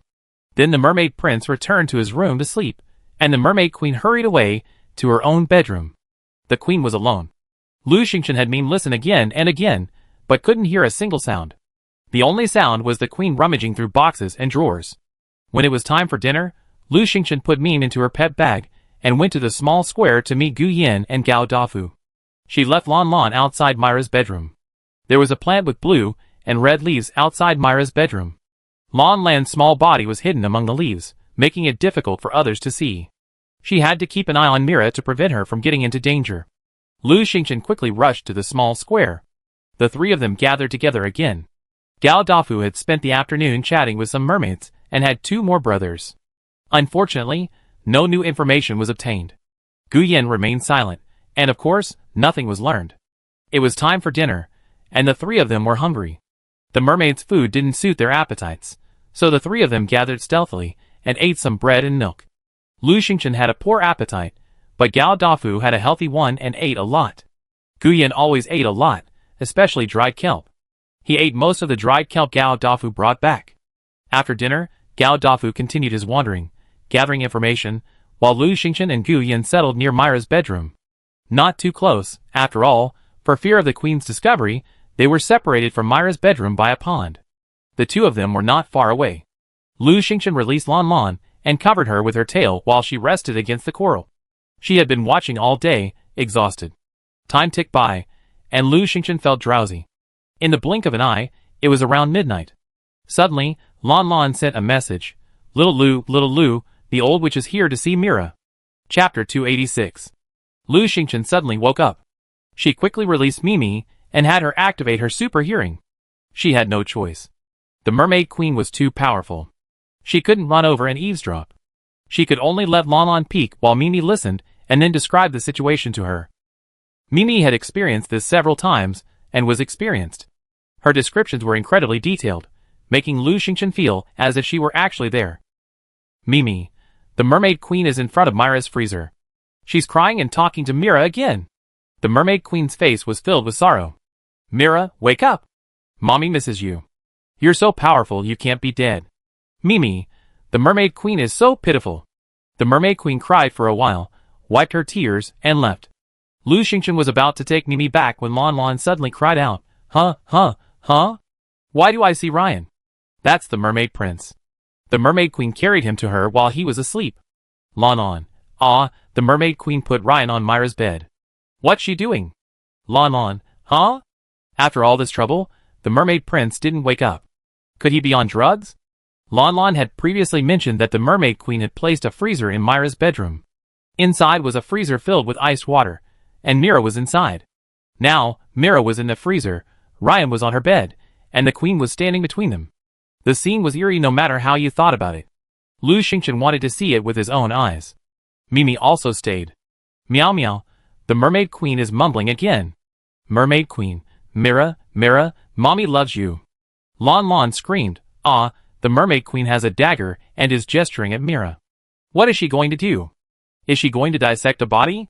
Fortunately, she and Lu Xingchen were communicating telepathically, otherwise, the Mermaid Queen would have been alerted long ago. Lu Xingchen was startled. What? Lan Lan, the Mermaid Queen is planning to dismember Mira. Oh my god, she's cutting the tail into 3 parts. Ah, she's planning to cut the fish up. Oh my god, this old witch is really no good. Lan Lan had always disliked the Mermaid Queen. Lan Lan, the Mermaid Queen has taken action, she's started cutting. Lu Xingchen broke out in a cold sweat. Mira wasn't dead, she was just faking it. It was a plan she and Mira had planned. Lu Xingchen thought the Mermaid Queen was a little strange, but she couldn't tell Mira about it. After all, Mira was the Mermaid Queen's daughter. She discussed faking her own death with Mira to see how the Queen would react. If the Queen truly loved Mira, even if she became an evil mermaid, she would still protect her, find a way to save her, and solve her problems. Then Lu Xingchen would be relieved. Mira could also put aside her grudges with her mother and get along well. If the Mermaid Queen doesn't accept Mira as she is now, then Lu Xingchen will take her away and help her resolve her problems. Mira is now very powerful, able to maintain a state of suspended animation, yet she can hear the voices of those around her, sense their emotions, and even see the surroundings within 5 meters. However, she cannot fight back until she is released from suspended animation. Her suspended animation lasts for 24 hours, and will not be released until tomorrow morning. According to mermaid custom, deceased children must remain in state for 3 days before being buried. Lu Xingchen and Mira never expected that the Mermaid Queen would actually want to dismember the body. What should I do? What should I do? This was truly unexpected. Lu Xingchen and Mira had anticipated many scenarios, but not this one. Lu Xingchen broke out in a cold sweat. With her limited skills, she couldn't possibly defeat the Mermaid Queen, let alone on her territory. In a state of desperation, Lu Xingchen rushed towards Gu Yan, shouting, "Tell me, did you steal my dried kelp?" She rushed in front of Gu Yan and stepped on his tail. The sound was so loud that the Mermaid Queen stopped, and listened. Gu Yan had just dozed off when Lu Xingchen rushed over. He was hit hard on the tail, the pain unbearable. Before he could react, Lu Xingchen grabbed his arm and dragged him away, yelling, "Why did you steal my dried kelp? Why? I worked so hard to dry it." She had heard and seen everything thanks to Lan Lan and Mime. They weren't too close to Myra's bedroom, and further down the road was the mermaids' quarters. The mermaids were usually bored and loved to watch the noise. They immediately rushed out of their rooms at the noise. Gu Yan reacted quickly. Seeing the crowd, he broke free from Lu Xingchen and yelled, "I didn't steal." "Lu Xingchen, if not you, who else? I saw the dried kelp between your teeth just now." Gu Yan, It was his fault. Why did he eat so much dried kelp? He hadn't brushed his teeth last night. Maybe there really was some dried kelp between his teeth. The scene was so realistic. For the first time, Gu Yan felt helpless. The Mermaid Queen had already rushed out. After all, she was disturbed and was afraid that someone might see something. But rushing outside, she felt it was impossible. Judging from Lu Xingchen's distance, he had been at most outside the small pond. From this distance, he couldn't see or hear anything. She felt relieved. The mermaid's eyes widened with excitement, chattering in unison, "Oh my! Look at this big guy. So strong, and he's even stealing dried kelp. Wow, look at his abs. 8 packs. So huge. I've never realized that mermaids are all slender, aren't they? How can someone have such a sturdy build? It's so embarrassing, hee hee. Why are you blushing? This is the dried kelp thief. Have you forgotten? You just lost some dried kelp the other day. Oh my! If I'd known he wanted some, I would have given it to him." Lu Xingchen took the opportunity to text Gao Dafu. "There's trouble. Hurry up. Detain the Mermaid Queen, or Mira will be torn apart." Gao Dafu, "What? That won't work. I take Mira away." There was a commotion here, and the Queen shouted, "What's up? Go back. Arguing over a little dried kelp every day is a dead giveaway." Lu Xingchen was unhappy. "I'm not leaving unless he compensates me for the dried kelp." Gu Yan, "I didn't steal it."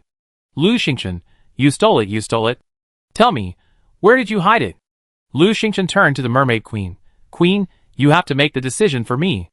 Through gossip, Lu Xingchen understood that the mermaids respected the Mermaid Queen, but also relied on her, turning to her for everything. The Mermaid Queen was annoyed by the noise. "You two go back first. I check for you tomorrow." She glanced at Lu Xingchen a few more times, feeling that he looked a little unfamiliar, yet also a little familiar. Mermaids mostly looked the same, so it wasn't easy to tell them apart. After Lu Xingchen's transformation, he retained only a fraction of his original appearance, so it was understandable that the Mermaid Queen found him familiar. The Mermaid Queen wasn't in the mood to deal with such matters. She scolded the merpeople who had been watching the fun and told them to go back and rest. She was leaving as well. Just as they reached the inner hall door, there was a sudden bang. A loud explosion erupted from the northwest corner of the Mermaid Palace, and black mist billowed into the sky.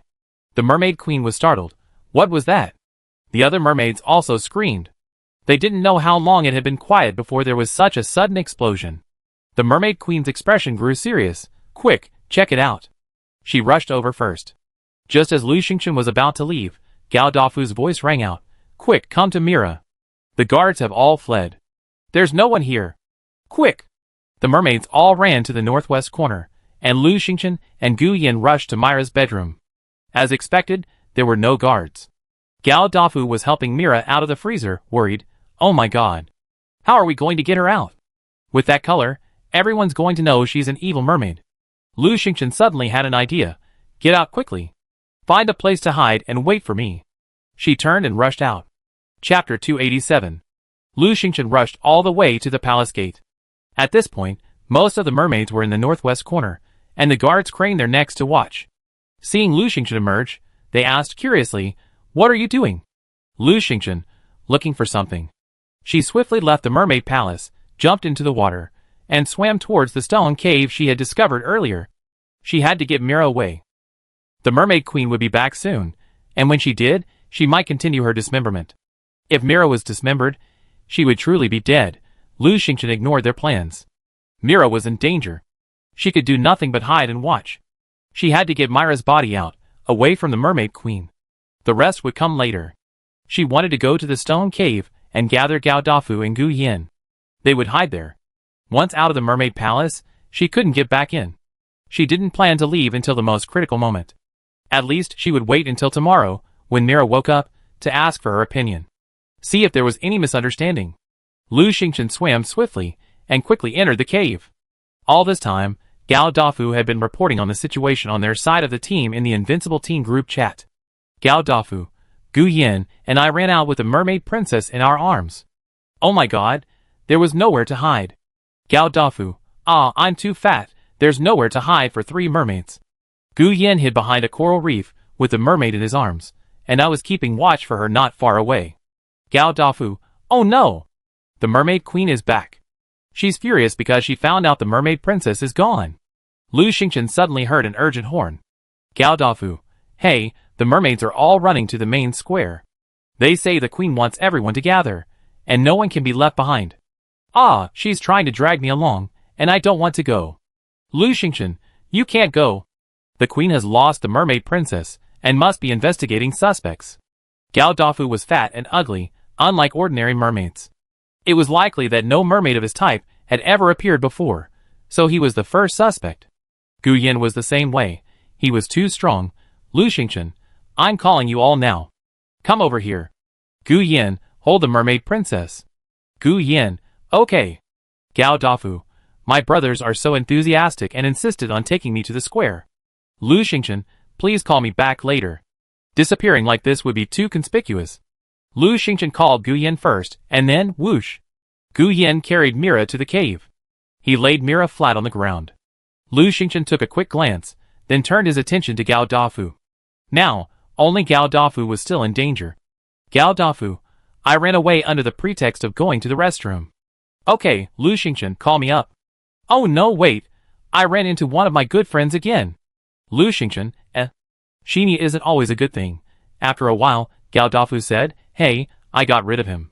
Now, I'm lying behind the coral near the square. It's spectacular.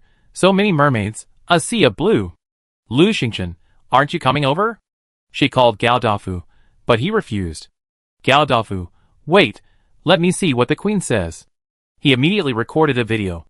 The video showed a sea of mermaids in the square, both men and women, but mostly young and small. The Queen stood on the platform and said, Princess Mila has disappeared. The mermaids murmured, what?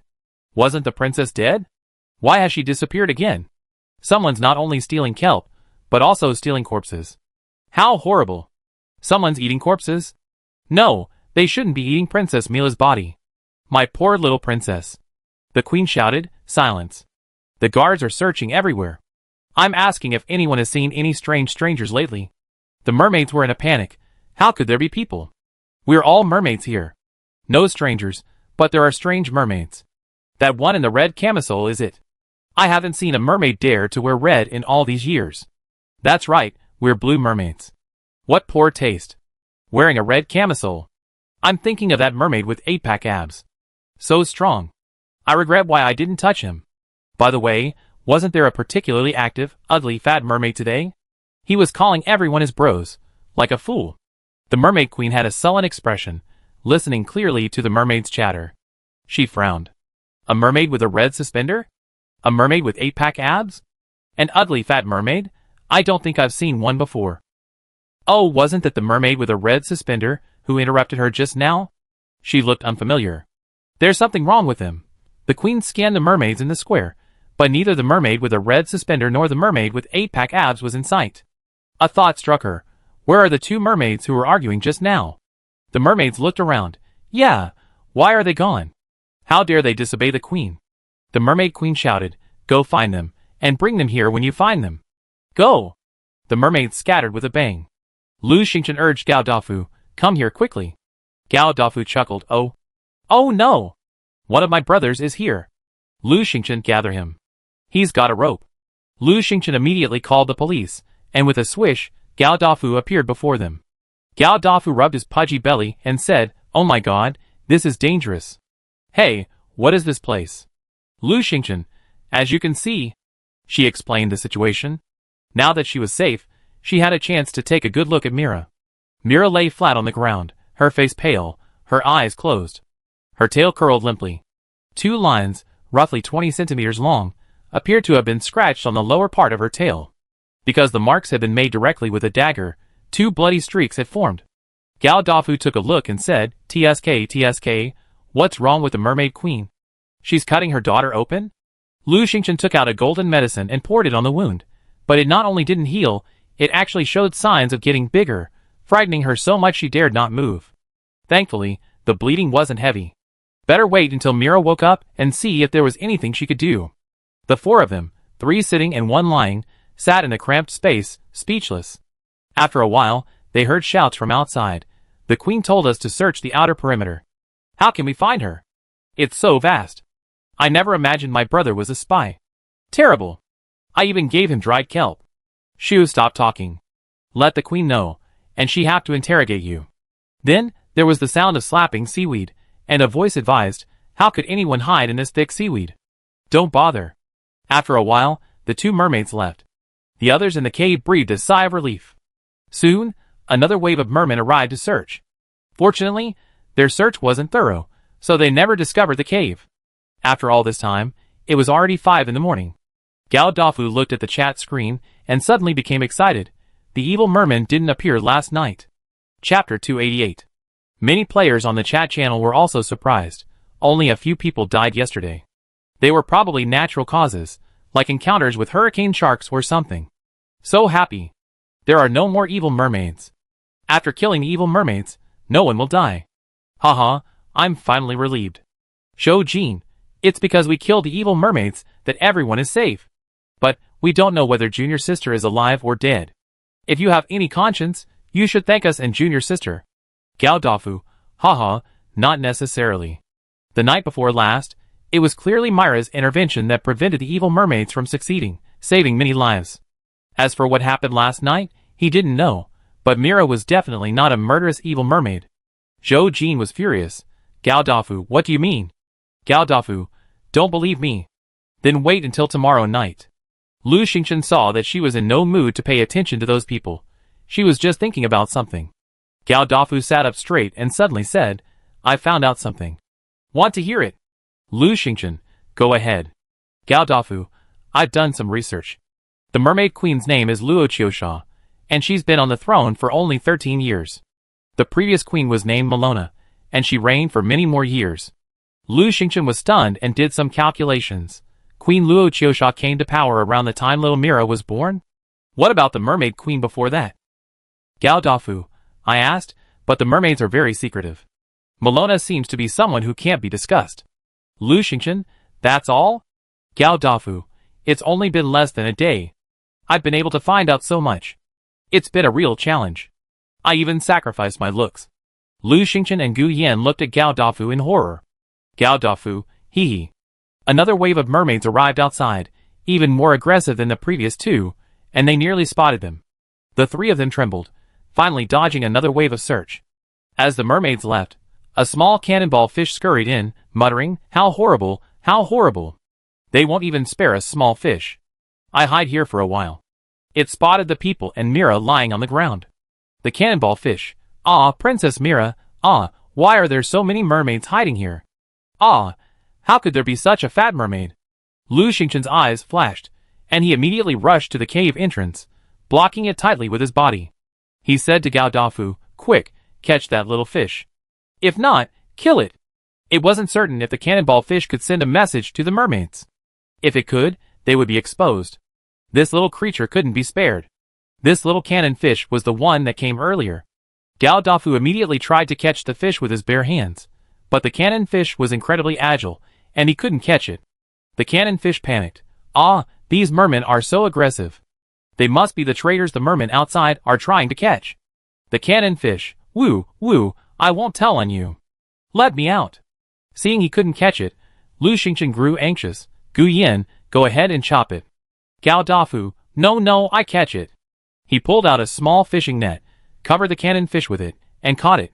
Then he took out a plastic bottle, and put the cannon fish in it. Lu Xingchen was surprised. "Why are you catching it?"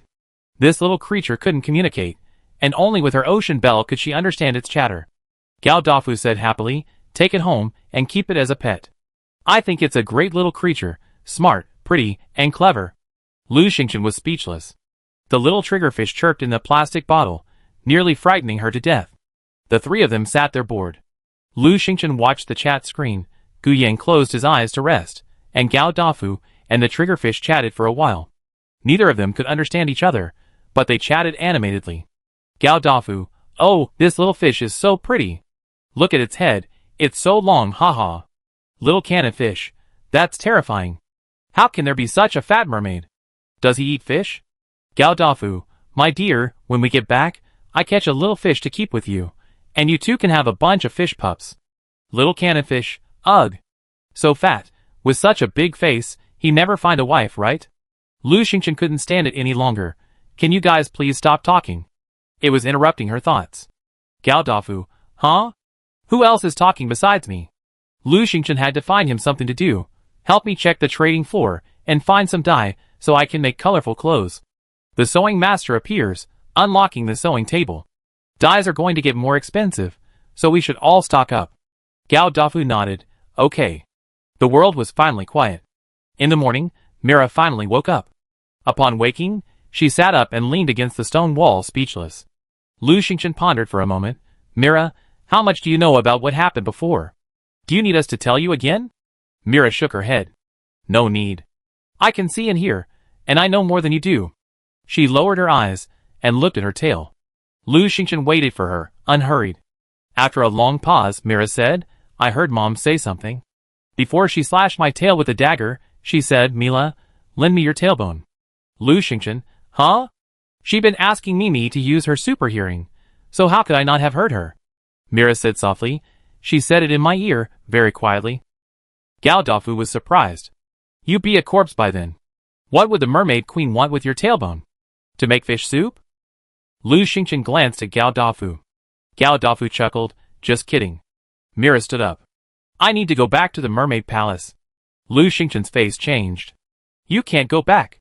Who knows what the queen will do? Now that Mira is an evil mermaid, it's dangerous to go back." Mira sighed, "I need to leave the mermaid palace temporarily. I need to go back and retrieve an important item. Once I get it, I go with you." Lu Xingchen, "But if you go back now, everyone will see you. The queen won't let you go." Mira stroked her dark blue hair, glanced down at her dark blue tail, and fell silent. Indeed, it was too conspicuous. Gao Dafu coughed, "Well, Lu Xingchen, I just found some dye." Lu Xingchen was overjoyed. "Really?" Gao Dafu, "Someone just put it on the shelf, and I snatched it away." "Hee hee, blue dye and pink dye, both in equal amounts. He took out the dye. There were 2 boxes, one blue and one pink, each containing 6 oral solution-sized bottles of dye. Looking at the blue dye and then at Myra's head, Lu Xingchen had an idea. So why don't we try dyeing Myra's hair? Chapter 289. Gao Dafu nodded. Yes, hey, if she changes to a normal mermaid color, she can go back and get her things, right? Lu Xingchen looked at Mira. Is it possible? Mira was surprised. Yes, of course. She had never liked her current color. Lu Xingchen and Gao Dafu immediately began mixing the colors. They took out the blue dye and diluted it with varying amounts of water to a lighter blue. After diluting it to roughly the light blue of a normal mermaid, Lu Xingchen began coloring Myra's hair. Who knows if it will work? Let's give it a try. To their surprise, the dye was excellent quality, dyeing Myra's long, deep blue hair a light blue. To be able to dye a dark blue to a light blue is quite impressive. The tail was a little tricky, as each scale had a gradient color. But Mira was very skilled. With a flick of her finger, she dyed the tail. If you don't look closely, you can't tell the difference. The only thing left was the eyes. Eyes can't be dyed. During this time, another wave of mermaids arrived outside to search, almost discovering the cave. Mira couldn't wait any longer and said, "That's it. I keep my head down, so they can't see my face or eyes. I quickly grab my things and leave. You wait here." With that, she emerged from the cave. The remaining 3 looked at each other in bewilderment. They waited anxiously for an unknown amount of time, when suddenly, outside, the mermaids roared. They heard a loud cry, "Mira, where are you going?" It was the Mermaid Queen's voice. The 3 men's faces changed. Mira had returned. Lu Xingchen immediately emerged from the cave, followed closely by Gu Yin. Gao Dafu shouted anxiously from behind, "No, I can't get out. The entrance is too small. I can't get out." Lu Xingchen, This cave is only wide enough for a thin person to pass through. Gu Yin and Gao Dafu were summoned here, and now he can't get out. Gu Yin. Wait. In this situation, staying in the cave is actually safer. They came outside, hid behind the cave, and peeked out. The Mermaid Queen, accompanied by a dozen or so mermaids, was confronting Mira. Mira was holding a stuffed animal, a small blue seahorse. The little seahorse was only 10 centimeters long, and was carried on Mira's back. The Mermaid Queen looked as if she couldn't laugh or cry. "Mira, are you okay? That's great. I knew you wouldn't die. Come to me." "Mira, Mom, I'm already an evil mermaid." The Mermaid Queen said softly, "Mom doesn't care." "Mira, come back." "Mira, really? Mom, but your dagger cut my tail." The Mermaid Queen's expression froze. "Really? Mira, I wasn't careful." "Mira, but Mom, I can't lend you my tailbone. I really die if I did." Lu Xingchen's heart sank. Mira was so young, after all, and she had told the Queen everything she heard. If that happened, the Queen wouldn't let her go. As expected, the Queen's expression grew serious. "Mira, where are you going?" "Mira, I don't know, but I do know I can't stay here." The Queen's expression turned cold. "You're an evil mermaid. You can't leave. If I let you go, I'd be irresponsible to my entire tribe." The mermaids behind her began to speak. "Yes, the evil mermaid will bring disaster to us. She must be killed. Kill the evil mermaid. The Queen won't show favoritism. Kill Mira, kill the evil mermaid. Kill her, kill her." The mermaids were overcome with emotion. They had been taught from childhood that the evil mermaid must be killed, or they would all be doomed. So deep down, they had always wanted to kill Mira. They were just afraid the Queen would stop them. Now, seeing the Queen putting justice above her own, they felt emboldened and shouted. Mira smiled bitterly and asked, "Mom, are you going to kill me?" The Mermaid Queen's expression turned cold. "At least, I can't let you leave. Mira, come back with me." Suddenly, a voice rang out, "Mira, you can't come back." The Mermaid Prince swam over to the Queen and said, "Mom, let Mira go." After just a few days, the Mermaid Prince looked much paler and even less energetic than before. The Mermaid Queen said, "Ryan, you're not feeling well. Go back first. I handle this." Ryan shook his head. "Mom, let Mira go." He turned and said to Mira, Go now." After a pause, he pointed to the cave and said, "By the way, take all your friends with you. If you leave alone, they won't be able to break through the outer barrier." Lu Xingchen was stunned. Discovered? In fact, the Mermaid Queen had already noticed someone inside, but she was just busy trying to stop Mira. The Mermaid Queen looked over and said coldly, "Blow up that cave." Gao Dafu, who was in the cave, heard it clearly and shouted, Don't blow it up. Don't blow it up. There's someone else. Lu Xingchen, Come on, I'm exposed. No need to hide. Just in time, she swooshed back to her original form. Gu Yan, like her, returned to his original form at the same time. He drew his heavy sword and slashed fiercely, splitting the hole open and pulling Gao Dafu out. The three of them approached Mira. Now, the three were no longer mermaids. The queen squinted and looked at them again, pointing at Gao Dafu and asking, "Has this person appeared in our mermaid palace before?" He was too fat, too conspicuous. She vaguely remembered seeing a fat mermaid and was surprised. A mermaid shouted, "Ah, brother, it's you, brother." Another shook his head, "Impossible. He's not a mermaid." The shouting mermaid said, "That's him. Look, his little vest is still stained with dried seaweed. It's him, that's him. No one else has such a big belly." Gao Dafu chuckled, "Hey, brother, are you sending me away?"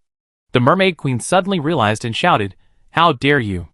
She seemed to understand what was going on. She glared at Mira. "Mira, are you really such a traitor?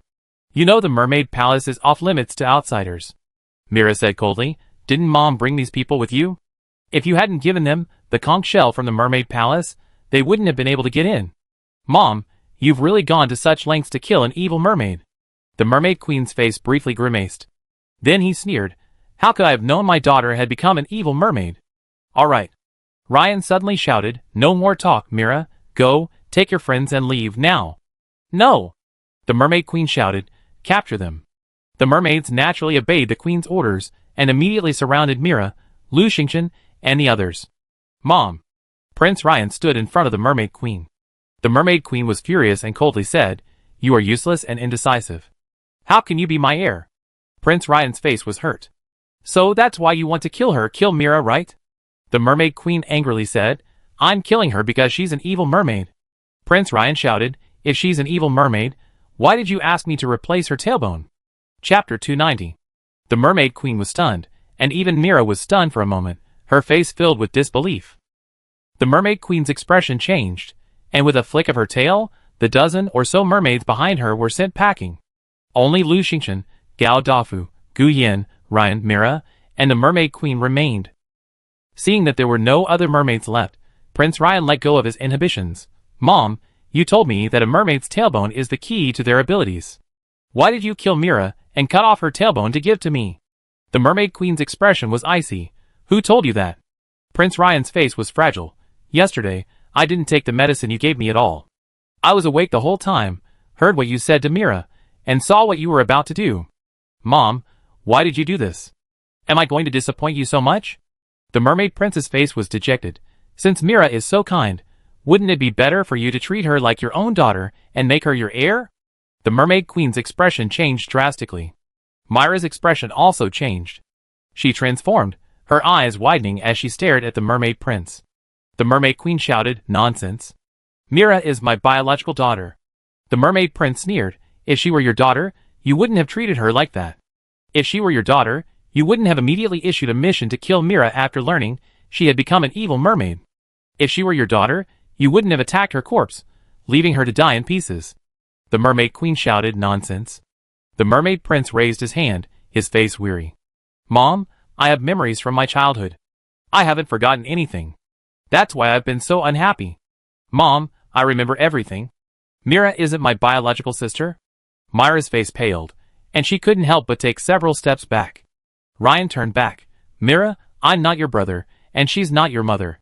Don't hold on any longer. Go!" Ryan shouted, "Go! If you don't, you die." Seeing Myra's face full of disbelief, the mermaid prince shouted, "She wants to kill you. She's always wanted to kill you. Go!" Mira looked at the mermaid queen in shock. Lu Xingchen quickly pulled Mira aside. "Mira, go. It's too late." This was a serious matter. Mira wasn't the queen's biological daughter. Did that mean the queen didn't care about her life or death? Myra's face paled. "Okay, let's go." She suddenly threw out a large white net, enveloping Lu Xingchen, Gu Yangao, and Dafu. She turned around and, with a whoosh, swam off into the distance like a flying fish. She was dragging the net. The mermaid queen swung her golden staff, and with a boom, a shockwave rippled towards the group. Watching the golden ripple shimmer and swirl, Lu Xingchen sensed something was amiss and shouted, "Quick, use the queen's scales." The queen had once given her scales to taskers, which could withstand a fatal blow. They hadn't used them yet. Luckily, Gu Yin and Lu Xingchen both had them. Unfortunately, Gao Dafu didn't. The three of them were crammed together like fish in a can in the tight confines of the fishing net.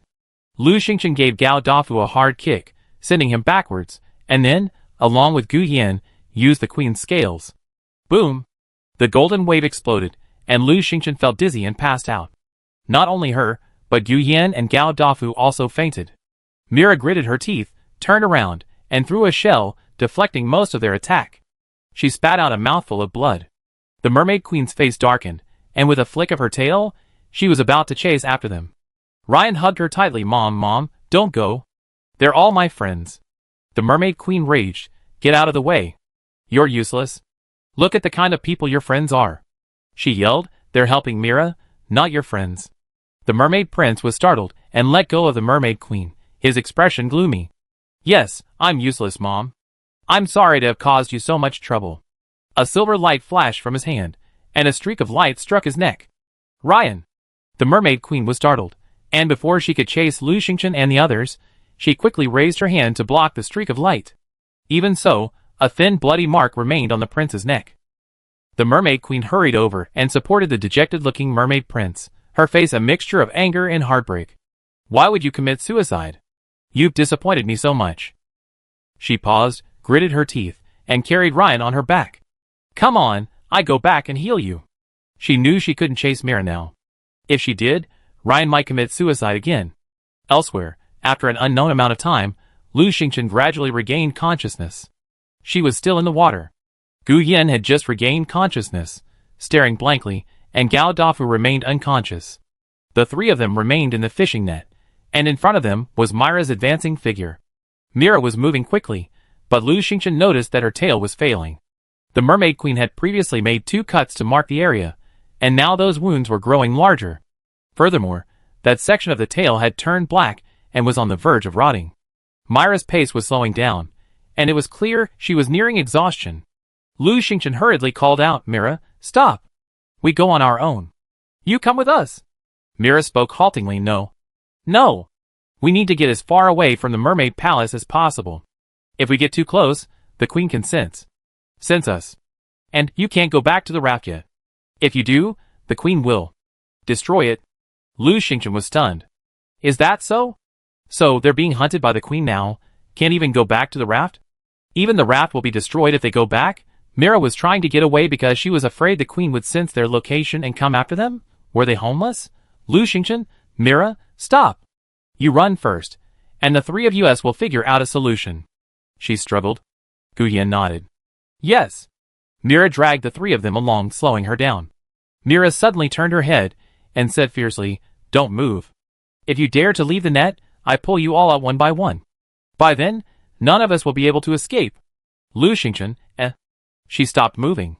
Indeed, even at her slowest speed, Mira was still much faster than the three of them could swim.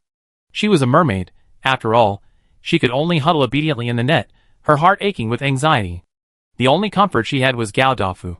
He actually started snoring. No wonder. He must have been incredibly sleepy after a sleepless night, so he'd just fallen back into sleep after waking from a coma. After an unknown amount of time, Mira stumbled onto a small island.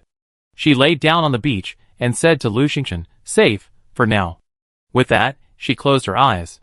Lu Xingchen emerged from the fishing net and had just woken up Gao Dafu when suddenly, the game released an announcement. The Mermaid Queen has issued a wanted order to hunt down Lu Xingchen.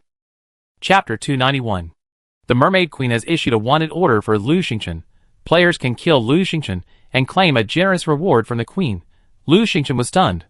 Is the Mermaid Queen really after them? Yes, they've heard a terrible secret.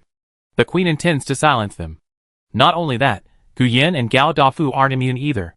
The Mermaid Queen has issued a wanted order for Gu Yin. Players can kill Gu Yin and claim a generous reward from the Queen. The Mermaid Queen has issued a wanted order for Gao Dafu.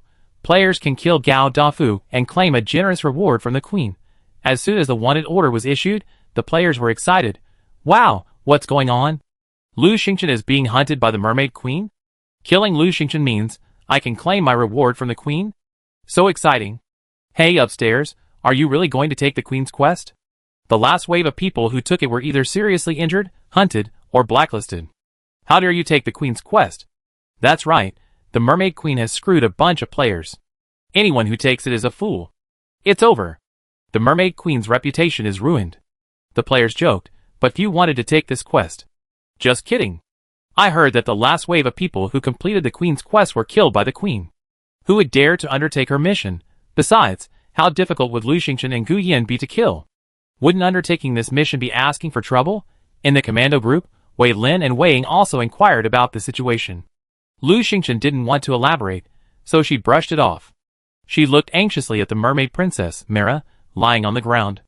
Mira was exhausted, and it was unclear whether she was unconscious or asleep. After being washed by the sea, the light blue color Mira had previously dyed had faded, returning to its dark blue. The section of her tail where it had been marked was black, almost oozing pus and emitting a foul odor. Lu Xingchen was worried Mira wouldn't wake up. After a while, that section of Mira's tail festered, revealing the white bones, a horrifying sight. Gao Dafu shuddered. This? Could little Mira be? Could she be dead? He gestured. Lu Xingchen checked Mira's breath. It was faint, and her forehead was even a little hot. Mira was in danger. But she didn't dare use the gold medicine on Mira. She had used it before, but it hadn't worked and had only made the wound worse. She suspected that ordinary medicine wouldn't work. What should they do? The three of them looked at each other. Lu Xingchen felt helpless. After a moment's thought, he pulled out a mysterious peach, lifted Mira's upper body, squeezed out the peach juice, and fed her some. Mira's breath had grown slightly stronger, but the section of her tail was still festering, revealing more and more bones. Lu Xingchen stared at the bone, stunned for a moment. It looks familiar. She has a mermaid bone, and its shape is similar to this tailbone. Could it be a mermaid's tailbone? As she was stunned, Mira coughed twice and opened her eyes. Lu Xingchen hurriedly asked, Mira, what should we do about the wound on your tail? What does it take to heal? Tell me, and we go look for it. Mira glanced at her tail, shook her head, and smiled bitterly. I don't know what medicine my mother, the Queen, used. My wound won't heal. I don't think I live long. Gao Dafu screamed, impossible. Mira, however, remained unconcerned. Let them die. Life is meaningless anyway. I don't have a mother. The many messages she had just received must have weighed heavily on her. For example, the Queen wasn't her mother, the Queen had always wanted to kill her, and the Queen had issued the mission to kill her only because she knew she had become an evil mermaid. Each of these events pierced her heart, and she didn't know what to do. Before, she had risked her life to bring Lu Xingchen and the other two out simply because she wanted to save them, not because she wanted them to die because of her. Now that they were out of danger, Mira no longer had any concerns. Mira closed her eyes slightly, her breath gradually fading. Lu Xingchen grew anxious. An idea struck her, and she took out the mermaid bone. Mira, look at this. What's the use of this mermaid bone? Mira opened her eyes, and reached out to take the mermaid bone. As her hand touched the mermaid bone, it suddenly glowed with a faint white light, enveloping her. Lu Xingchen was pushed back several steps, away from Mira, by an invisible force. Amidst the fading white light, the mermaid bone gently soared upwards. It touched Mira's hand, then slowly descended to her tail, gently caressing it. The wound on Mira's tail slowly healed, new flesh sprouting. Moreover, the mud and the tangled seaweed were removed. The tail fragment quickly returned to its original shape. Lu Xingchen, Gao Dafu, and Gu Yin were all stunned. Mira was also stunned, but a blush crept into her cheeks as she stared intently at the mermaid bone, tears welling in her eyes. The mermaid bone gently flew over Mira's tail, leaving it smooth and clean, its color beautiful, as if it had just been gently scrubbed. The wounds, large and small, on her tail healed. Each scale shone, as if Mira were a brand new. Mira stared at the mermaid bone in fascination. The mermaid bone continued upward, touching Mira's arms. Immediately, the wounds on her arms healed, and Mira's once dark complexion became as white as jade. Clean and spotless. The mermaid bone continued upward, flying through Mira's long hair, which had been braided and now tangled. As the mermaid bone flew by, it was as if it were unraveling and then braiding her hair again. Mira's hair became shiny and full, as if freshly washed. The mermaid bone flew over Mira's cheek, gently touching it, wiping away the blood stains. Finally, it placed a gentle touch on her forehead, like a kiss, and then rolled into her arms. Mira felt as if struck by lightning. She froze for a moment, Then the tears that had been welling up in her eyes could no longer be held back, falling drop by drop. She softly called out, "Mom." The tears fell like rain. It took only seconds for her to sob softly and burst into tears. Mira hugged the mermaid bone, weeping heartbrokenly, murmuring softly, "Mom, Mom." Her tears turned into round, white pearls, scattered on the beach. Mira was completely oblivious, just crying. Lu Xingchen was stunned. She knew Mira was heartbroken, but this time, her sadness didn't seem directed at the mermaid queen. Lu Xingchen knew she shouldn't disturb Mira now. She and Guyan Gaodafu sat beside her, letting her vent. Only the mermaid bone gently touched her, like a mother's hand soothing a beloved child. After an unknown amount of time, Mira stopped crying. She looked at Lu Xingchen and touched the mermaid bone. "Little Lu, can you give this to me?" Lu Xingchen already saw the connection between the mermaid bone and Mira, and nodded without hesitation, "Of course." Mira gently put the mermaid bone away. With a lift of her hand, pearls scattered on the beach instantly flew up into her hand, quickly strung together into a pearl bracelet. Mira gently waved the pearl bracelet to Lu Xingchen. "Thank you, this is my return gift." At the same time, Lu Xingchen received a notification. "Congratulations, you have obtained the mermaid's tears." Chapter 292. The pearls on the pearl bracelet were each round and white, shimmering with a faint luster, a truly beautiful sight. At the same time, Lu Xingchen came across information about the mermaid's tears. Mermaid's tears, a divine artifact that can grow. It doubles the wearer's underwater speed and allows them to communicate with a few intelligent marine creatures. Not bad, it's actually a growing divine artifact. Lu Xingchen's eyes lit up. Mira's return gift was truly priceless. Lu Xingchen couldn't let it go. Mira fell silent again, stroking the mermaid bone in her hand, her thoughts etched in her mind. It was already evening, and the sunset glow filled the sky, enveloping a vast expanse of the sea. Gao Dafu stretched his arms and legs. "I say, shouldn't we set up a shelter and rest? It's almost night, and we can't stand being on the beach." Lu Xingchen nodded. They were now homeless, and could only stay on this island for the time being. She had already sent Lan Lan and Mim out on patrol, and they reported back that no high-level monsters had been sighted on the island, so it was relatively safe. Looking at Gao Dafu and Gu Yin, Lu Xingchen felt a pang of embarrassment. Because of her help, they were both homeless. At least she had received the mermaid's tears, while Gu Yin and Gao Dafu hadn't gained anything. She pondered how she would thank them later. Perhaps her gaze was too intense, Gao Dafu noticed. He chuckled, "Lu Xingchen, don't look at me like that. Why feel guilty? We followed you all the way here. If you really feel bad, hey, could you bring over a few baskets of your fruit?"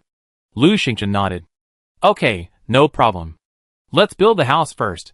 The weather was getting colder by the day, and the plants here were drooping and nearly freezing to death. They couldn't rest outdoors. Luckily, she knew how to build freely, so she could build a house here as she pleased. She had plenty of wood and nails, and quickly erected a simple hut with 2 bedrooms and a living room. The 2 bedrooms were on either side, about 10 square meters, and the living room was about 20 square meters in the middle. She even added a brazier, so it was plenty warm at night. No need for a bed. Gao Dafu always had his folding sofa with him, and she had asked her grandmother to send over a beanbag, which would be sufficient. As for Gu Yin, a cushion and a quilt would suffice. Don't worry about the little mermaid. She didn't live in a normal house. She could just spend the night on the beach. The 3 of them set up their temporary hut. Lu Xingchen set up a table in the living room and laid out a pile of washed fruit. Gao Dafu ate the fruit while he got out the grill to grill some meat. He and Gu Yin loved barbecuing. Mira walked over, looked at the 3 busy people, and said, "Just now, I obtained a small part of the inheritance from the mermaid bones. To get the full inheritance, I need to go somewhere. I'd like you to do me a favor, is that okay?" Lu Xingchen, "What?" "Just ask." Gao Dafu, "Help, help, help, of course." The 3 of them suddenly received a task prompt. "Mermaid Princess Mira needs your help in finding the abandoned mermaid palace." "Do you agree? Abandoned mermaid palace?" Lu Xingchen was surprised. Wasn't the mermaid palace still in good condition? Gao Dafu suddenly realized, "Oh right. When I was chatting with the mermaid brothers, they mentioned that the current mermaid palace was newly built, only a dozen years ago. The previous one was magnificent, and had existed for many years. Unfortunately, for some unknown reason, it was destroyed. So, are we looking for that mermaid palace?" Mira nodded. Gao Dafu was very enthusiastic. "No problem, I love helping others. Who wouldn't take a quest? This is a hidden quest. Lu Xingchen and Gu Yan also accepted it. Seeing the three people accept the quest, Mira nodded and returned to the beach. Gao Dafu was extremely happy. Ha ha, ha ha, look, it's here. How could an ordinary person accept this quest? Lu Xingchen, come on, we have you to thank. Lu Xingchen, let's find it first. Without any clues, how could they find the abandoned mermaid palace? In any case, the quest energized the three of them. What did the quest represent? It represented a reward. Although the mermaid princess didn't say what the reward was, it was obvious that there would be one. This was much better than the mermaid queen, who only wrote empty promises. Besides, the three of them were sincerely helping Mira, so even if there was no reward, it wouldn't matter. Soon, Gao Dafu's barbecue was cooked, and Grandma had prepared the soup and brought it over. The three of them enjoyed the barbecue and soup, making for a hearty dinner. Afterward, they could continue their meal with fruit. Lon Lon and Mime returned from patrol, and went to play with the little mermaids. The three non-human creatures were having quite a good time. Lu Xingchen noticed that Mira, who had been silent the entire time, finally smiled. At 10 o'clock in the evening, the game suddenly released another announcement. The Mermaid Queen has issued a quest. Kill the evil mermaid. Quest description. The evil mermaid Mira has faked her own death and escaped, continuing to harm players. Players are urged to take up their weapons and kill the evil mermaid. Quest reward: 3 night pearls, 1 mermaid crown. The release of this quest shocked players. What? The evil mermaid from before isn't dead? Was she faking her own death?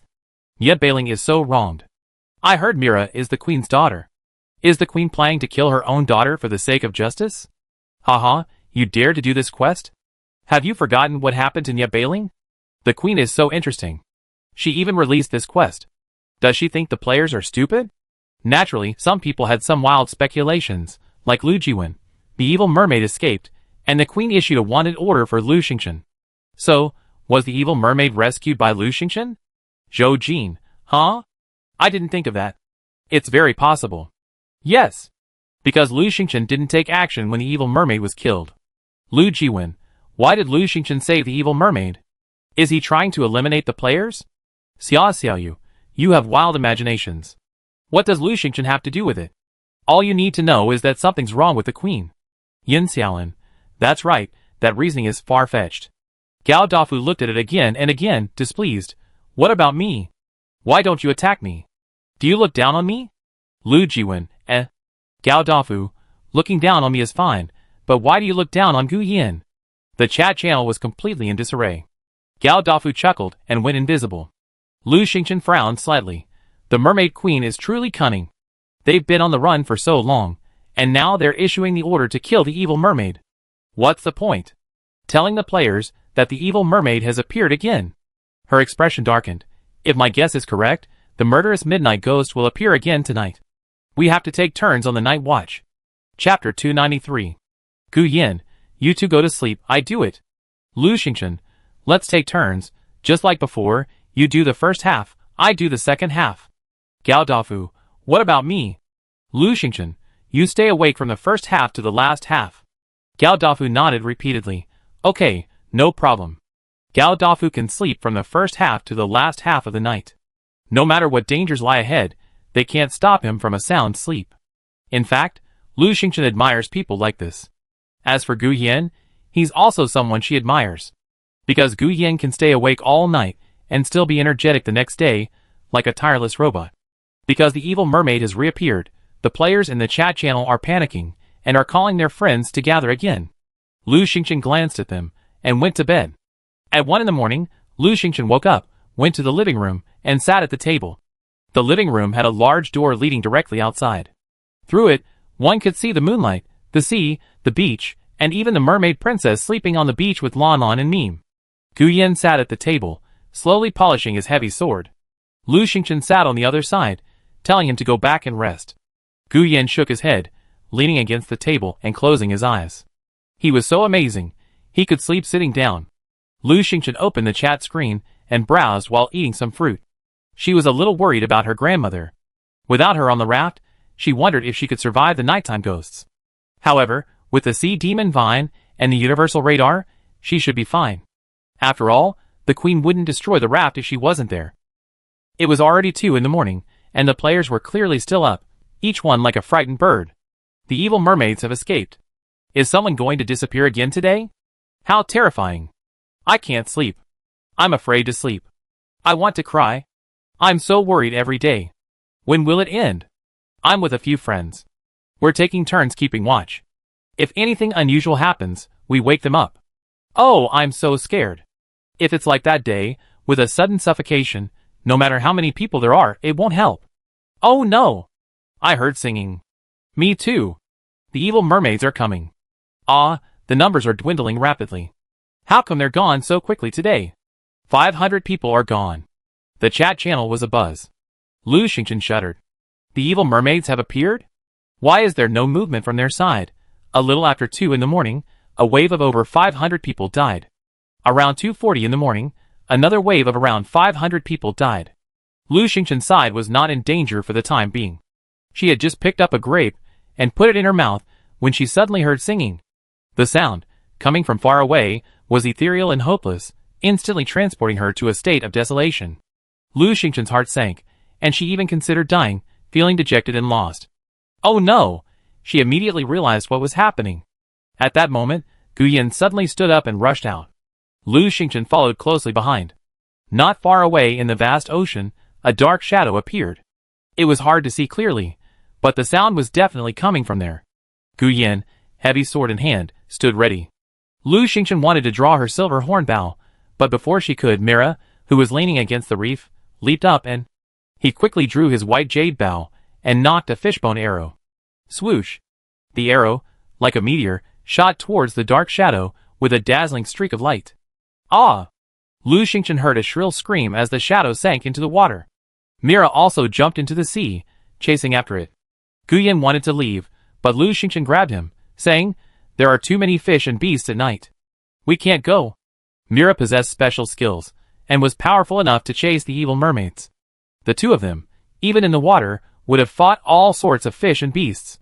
It was too dangerous at night. After a while, Mira returned. Lu Xingchen hurriedly asked, "What happened?" Mira frowned. She ran away. If my guess is correct, it was an evil mermaid. Strange, how could there be so many evil mermaids? Lu Xingchen had no idea what was going on. However, the evil mermaids had been injured and had temporarily stopped killing players. Now, the number of players had stopped decreasing.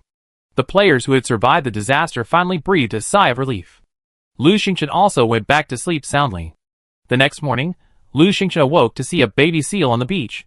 It was talking to Mira. Mira turned and said to Lu Xingchen, "I'm ready. I'm going to find the abandoned mermaid palace. Do you have a goal?" Lu Xingchen asked hurriedly. "I can't just drift around the ocean." Mira nodded. "A little bit. I received a little inheritance yesterday, and I have a faint intuition.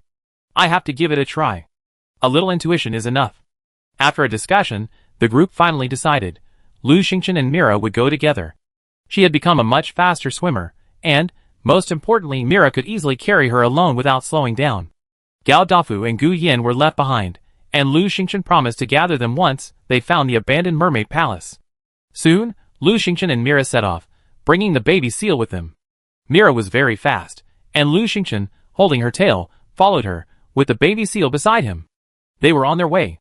From 7 or 8 in the morning until noon, Mira had been swimming around, searching everywhere, making Lu Xingchen almost dizzy. Finally, Lu Xingchen couldn't stand it anymore and surfaced. Mira was also anxious. She had a rough intuition about which direction to go, but after walking for a long time, it seemed like she was going in circles. The abandoned mermaid palace couldn't be in the sea. They had been searching on the seabed. Lu Xingchen wiped the salt water from his face, hurriedly ate 2 pieces of bread to satisfy his hunger, and said, "Don't worry, maybe we didn't search carefully enough." She had always remembered Mira's swimming tracks, and had a vague idea that it should be in this area. After a short rest, Mira and Lu Xingchen entered the water again, this time separately. Mira circled the seabed again, relying on her faint intuition, while Lu Xingchen stood on the bottom, carefully mapping Mira's path in his mind. "Yes, this is the area. It's only 5 kilometers in radius." She marked it on the map and began a thorough search. During her search, she also listened to the gossip of the small fish, shrimp, and jellyfish. A large fish swam by, leading a group of small fish. "Small fish, Grandpa, Grandpa, someone was singing last night." Big fish, "Ah, I haven't heard that in years. It sounds like the singing from over a decade ago." If you hear that sound, run away. It's the devil in the water. Small fish, ah, how scary. Big fish, oh no! Why am I here? Grandchildren, hurry up. It's not peaceful here. Big fish and small fish left in a rush. Not peaceful, why is it not peaceful? Chapter 294. Lu Xingchen sank back down, surprised, and encountered a small jellyfish muttering, ah, why is there no piano music? It was always playing. Another small jellyfish. You went to that haunted house again? How dare you? Moon jellyfish. I like the piano music there. Huh? Moon jellyfish? Oh right.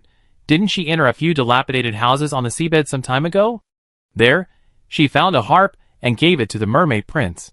It was this jellyfish that brought it there. It was it, that house, it was nearby. She went to the dilapidated house and took out the harp. Right here, could this be the abandoned mermaid palace? Lu Xingchen's heart burned. She tried to identify it and sank back down. According to her memory, she found the coral clumps. She remembered that there was a small hole in the coral, which was hard to find. But she did find the coral, so why was it so different from before? Even the small hole was gone. She was circling the coral when Mira arrived. Mira fretted, Xiao Lu, I can't find it. I can't find it at all. Lu Xingchen pointed nearby. Why don't you feel around here? Mira closed her eyes and turned around. It's possible, but there's only coral. Lu Xingchen helplessly replied, there was a hole before. Now it was nowhere to be found. Could she have remembered it wrong? Mira swam away anxiously. Lu Xingchen, exhausted, slowly surfaced and rested for a while. A school of small fish swam by, chirping, ah, run, run, don't stay here. Run, run, run, hurry. Ah, why are you running? I don't know. The big fish are running, the sharks are running. Why aren't we running? You're such clinging idiots. I won't run. Huh? Lu Xingchen looked down and saw that the fish were dwindling. Why are they running? She sank into the sea and encountered a swarm of jellyfish again. Run, run. Why should we run?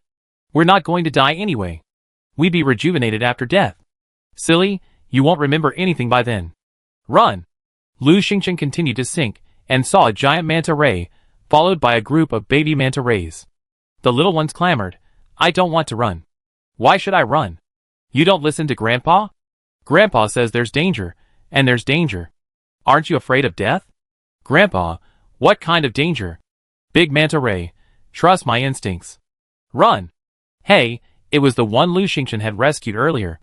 With the mermaid's tears, wouldn't she be able to communicate with a few highly intelligent marine creatures? Give it a try. Lu Xingchen stopped the giant manta ray. Hi, we meet again. The giant manta ray stopped. It's you, my dear little seal. Hello, hello. Lu Xingchen, is it dangerous here? The giant manta ray, yes, it's very dangerous. Get out of here quickly. That's all I can sense, dear friend. I'm leaving. With that, the giant manta ray quickly departed. Lu Xingchen immediately surfaced, just in time to see the little mermaid Mira talking to the little seal. Seeing Lu Xingchen, Mira rushed over. Quick, get out of here. What happened? Everyone knows? Why didn't she know? Lu Xingchen didn't have time to ask more questions before Mira pulled her up and swam away quickly. After swimming for an unknown amount of time, Mira finally stopped. Suddenly, boom! A loud noise echoed from the seafloor, and Lu Xingchen felt the nearby waters tremble. Her face paled. Earthquake? Mira nodded. Yes, thankfully the little seal noticed the danger and notified me immediately. Alas, I was so anxious, so busy trying to locate the abandoned mermaid palace, I neglected it. The little seal said, wow, that's terrifying. The waves surged. Lu Xingchen's face paled. Could it trigger a tsunami? Mira seemed to guess her fears and said, fortunately, it's just a minor tremor. It won't be too dangerous. Is that so? Lu Xingchen was relieved. Even so, Lu Xingchen and Mira waited for several hours, making sure everything was alright, before Lu Xingchen dived again. She told Mira about the previous situation, the strange house and the harp, and Mira immediately wanted to go and take a look. The two of them returned to the coral reef. The small earthquake had still affected the area, leaving the seabed in a mess. Lu Xingchen didn't see a cave, but she did see several broken beams. She was overjoyed. Look, there it is. Isn't that where she had found the harp? Mira was also delighted. Let's go and take a look. The two of them looked around the beams. Lu Xingchen noticed that the old gate had collapsed. She speculated that there might have been a small earthquake a few days ago, which buried the area. That was why she hadn't been able to find the cave entrance. Fortunately, another earthquake had shaken out these houses. She and Mira dug for a long time and finally found the room where the harp had been. It was in a mess, but the table was still intact. Lu Xingqian confirmed that this was the place. She and Mira worked for a long time, using shovels and pickaxes, digging and shoveling. After several hours, they finally unearthed the 3 or 4 rooms they had dug out. Lu Xingqian was exhausted. This was underwater work. Even if one wasn't afraid of the pressure, it would be unbearable. She pulled Mira to the surface and said, "Can you imagine how big the abandoned mermaid palace is? If it was huge, they wouldn't be able to finish digging in a month." Mira tilted her head and thought, "If we only dig in the key areas, the 2 of us will probably need a month?" Lu Xingqian almost collapsed. No way. She was about to die. She felt like crying, but she couldn't. "Oh right, call Gu Yin and Gao Dafu over. They both accepted the mission, so they have to participate." She opened the chat screen and found that Gao Dafu had privately messaged her countless times. She was so busy searching for the abandoned mermaid palace that she hadn't noticed. Gao Dafu, "Xiao Lu, I'm so bored."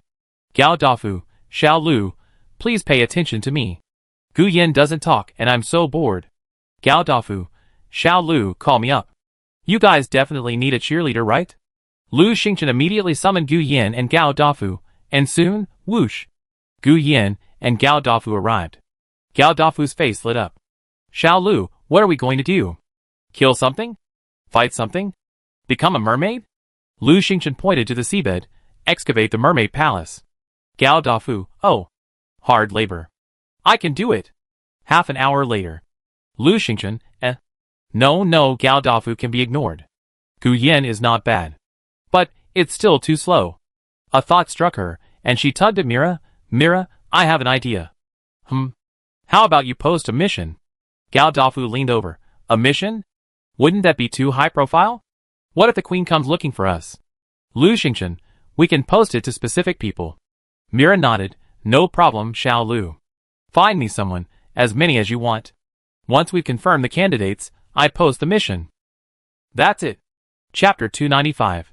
Lu Xingqian immediately announced in the commando group chat, "The mermaid princess is about to issue a mission.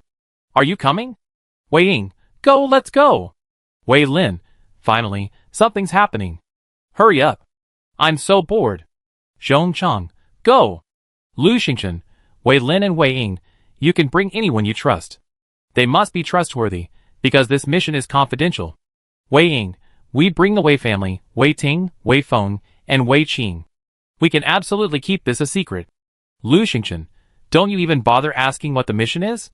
Wei Lin, "No need to ask, just the mission." Wei Ying, "Ahaha, the mermaid princess's mission? Do I even need to ask?" Lu Xingqian, "The mermaid princess is Mira, the evil mermaid sent by the queen." Wei Ying, "Then we have to go even more." "Humph, the mermaid queen almost broke my leg. That person can't be trusted." Wei Lin, "Xingqian, no need to elaborate. We trust your mission." Lu Xingqian, "Okay, get ready. You'll be receiving the mission soon." She had to explain the mission clearly, in case anyone was concerned about Mira's identity. Wei Lin and Wei Ying quickly shared the good news in the family chat. Wei Feng was particularly excited. "Ah, Sister Lu finally remembered us?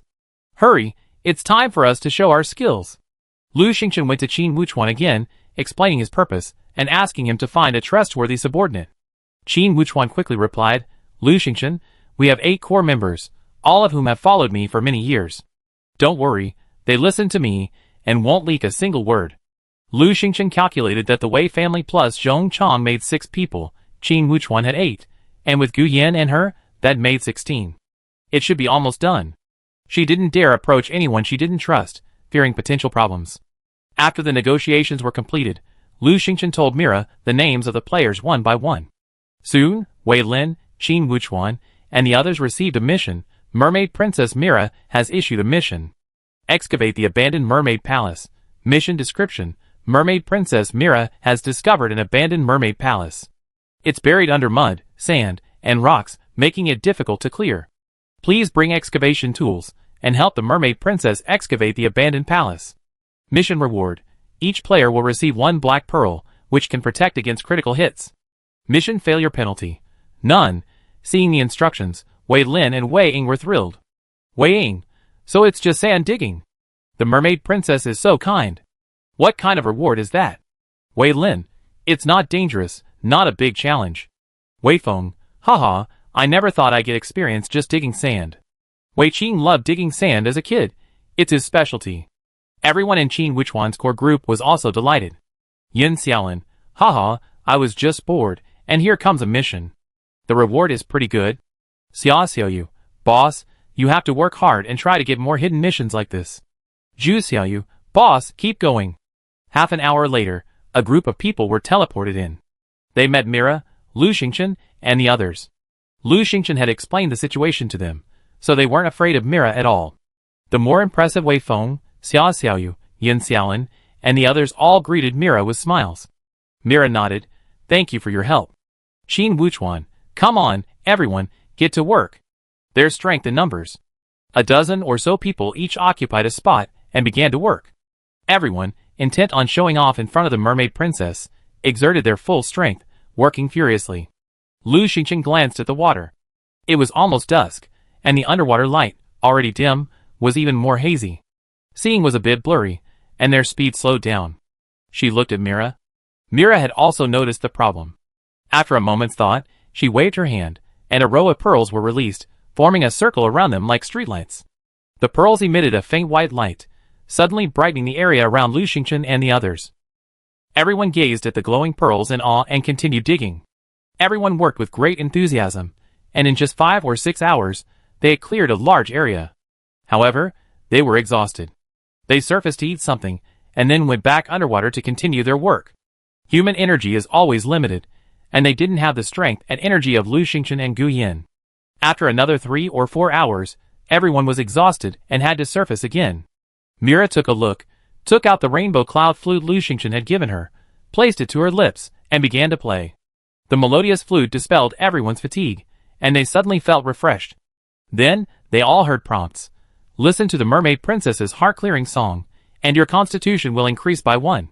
Listen to the mermaid princess's heart-clearing song, and your strength will increase by 1. Everyone was surprised. They had actually increased their constitution and strength, and it was a permanent increase. This was a stat increase. These days, items that increase stats are exorbitantly expensive and impossible to buy. Listening to a piece of music from the mermaid princess actually increased both their strength and constitution. What a steal! They were just doing hard labor. In Qin Wuchuan's core group, Xia Xiaoyu screamed, "Ah, boss, you need to hold on tight.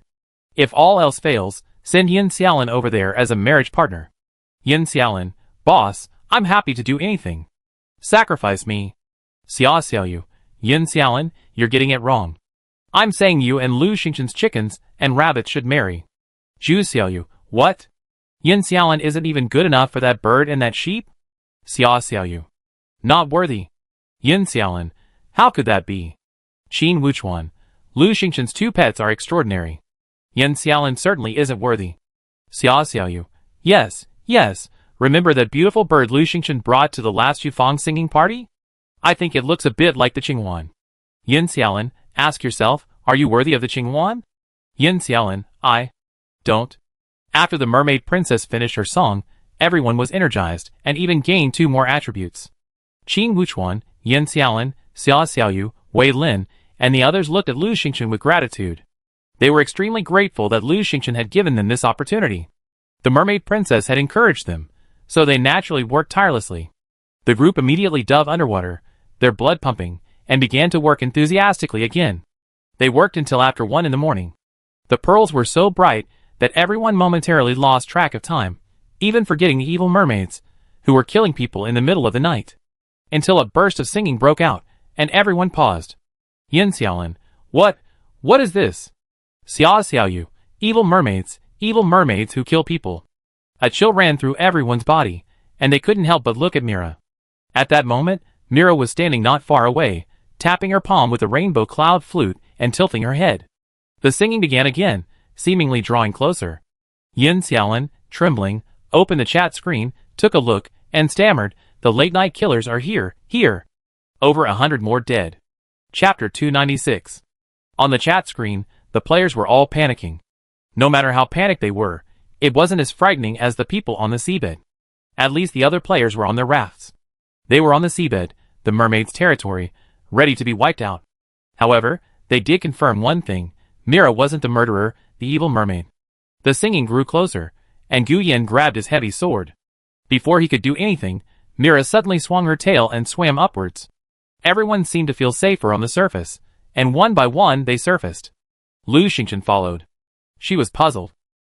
Hadn't Mira severely injured the murderous evil mermaid yesterday? Why was she there again tonight? However, there was a difference. This time, the evil mermaid wasn't as lethal. Just now, it had only killed 100 or 200 people, whereas before, it could have taken out 500 or 600. Surfaced, Mira unhesitatingly picked up the white jade bow, knocked the fishbone arrow, and shot it off into the distance. Everyone came up, their eyes wide open as Mira shot her arrows. The arrows shot like meteors, scattering a dazzling streak into the distance. There were no screams like last night, only a soft humming sound, and in silence returned to the sea. The singing faded. Mira sneered, "Coward." She turned to the others and said, "It's all right, get on with it." "That's all right?" Everyone was incredulous. But after waiting for a long time, the singing indeed ceased. In the chat channel, the other players didn't see the evil mermaids anymore, and even their numbers hadn't decreased. Only then did everyone believe it, and hurried back to the seabed to continue their work. Everyone in Qin Wuchuan's inner circle was busy. Yin Xiaolin. So, the mermaid princess isn't really an evil mermaid who kills people? Xia Xiaoyu, you're so stupid. Since Lu Xingchen helped her, she must be a good person. Yin Xiaolin. Then who did it? Xia Xiaoyu. I don't know. Hee, maybe it was the evil mermaid queen. At any rate, tonight's crisis was averted. Around 6 in the morning, the palace had been mostly cleaned up, at least the areas Mira had pointed out. In addition, Lu Xingchen had unearthed a fully intact gate. Lu Xingchen touched the gate and called back, "Mira, come and take a look." The gate wouldn't open. There was only a strange groove in it. Mira walked over, took a closer look, and suddenly touched the necklace around her neck. It had an orange gem. She thought for a moment, removed the necklace, and pushed the orange gem into the groove. Creaky. The gate slowly opened. Everyone stopped what they were doing and stared. The door opened, and before anyone could see what was inside, several strange-looking creatures with frog legs burst out. Or rather, monsters. Their heads were also oddly shaped, with 2 bulging eyes. Their legs and hands were covered in dark blue scales, even their heads. It was eerie and terrifying. Quack, quack, quack. They rushed towards the crowd, shouting, steel pitchforks in hand. Xia Xiaoyu screamed, "Ah, what kind of monster is this?"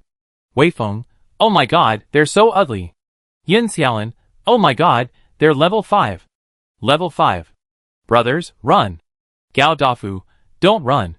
I do it. Show me my biochemical weapon." Everyone was in a state of chaos. There were 8 monsters in total. Lu Xingchen saw their information. Contaminated monster. Level 5. Very ferocious. Run. What a mess. Lu Xingchen didn't have time to think before charging forward. She had to fight. Each of the 8 monsters had a specific role, and one was specifically targeting her. Mira held off 4 by herself. Gu Yin and Gao Dafu held off 1. Wei Lin, Wei Ying, along with Wei Feng, Wei Qing, and the others, held off 1. Qin Wuchuan's team also held off 1. So, the arrangements were clear and clear, and no one had time to care about others. Everyone was busy and frantic. Lu Xingchen had to fight 1 monster by herself. She pulled out her catapult harpoon, and with a bang, it pierced the contaminated monster's arm. The creature's arms were surprisingly human-like, covered in dark blue scales.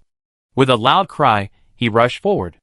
After wounding him, Lu Xingchen didn't dare to fight any longer and quickly ran upwards. She absolutely couldn't handle it alone. Wei Lin and Qin Wuchuan's forces were in a state of disarray and helpless, so she decided to head to the surface to release Lan Lan and Nim Ye. The water was also a better place for her to fight. Thankfully, this monster was stubborn, persistently following a person once it caught up with him. Seeing Lu Xingchen flee, he rushed forward.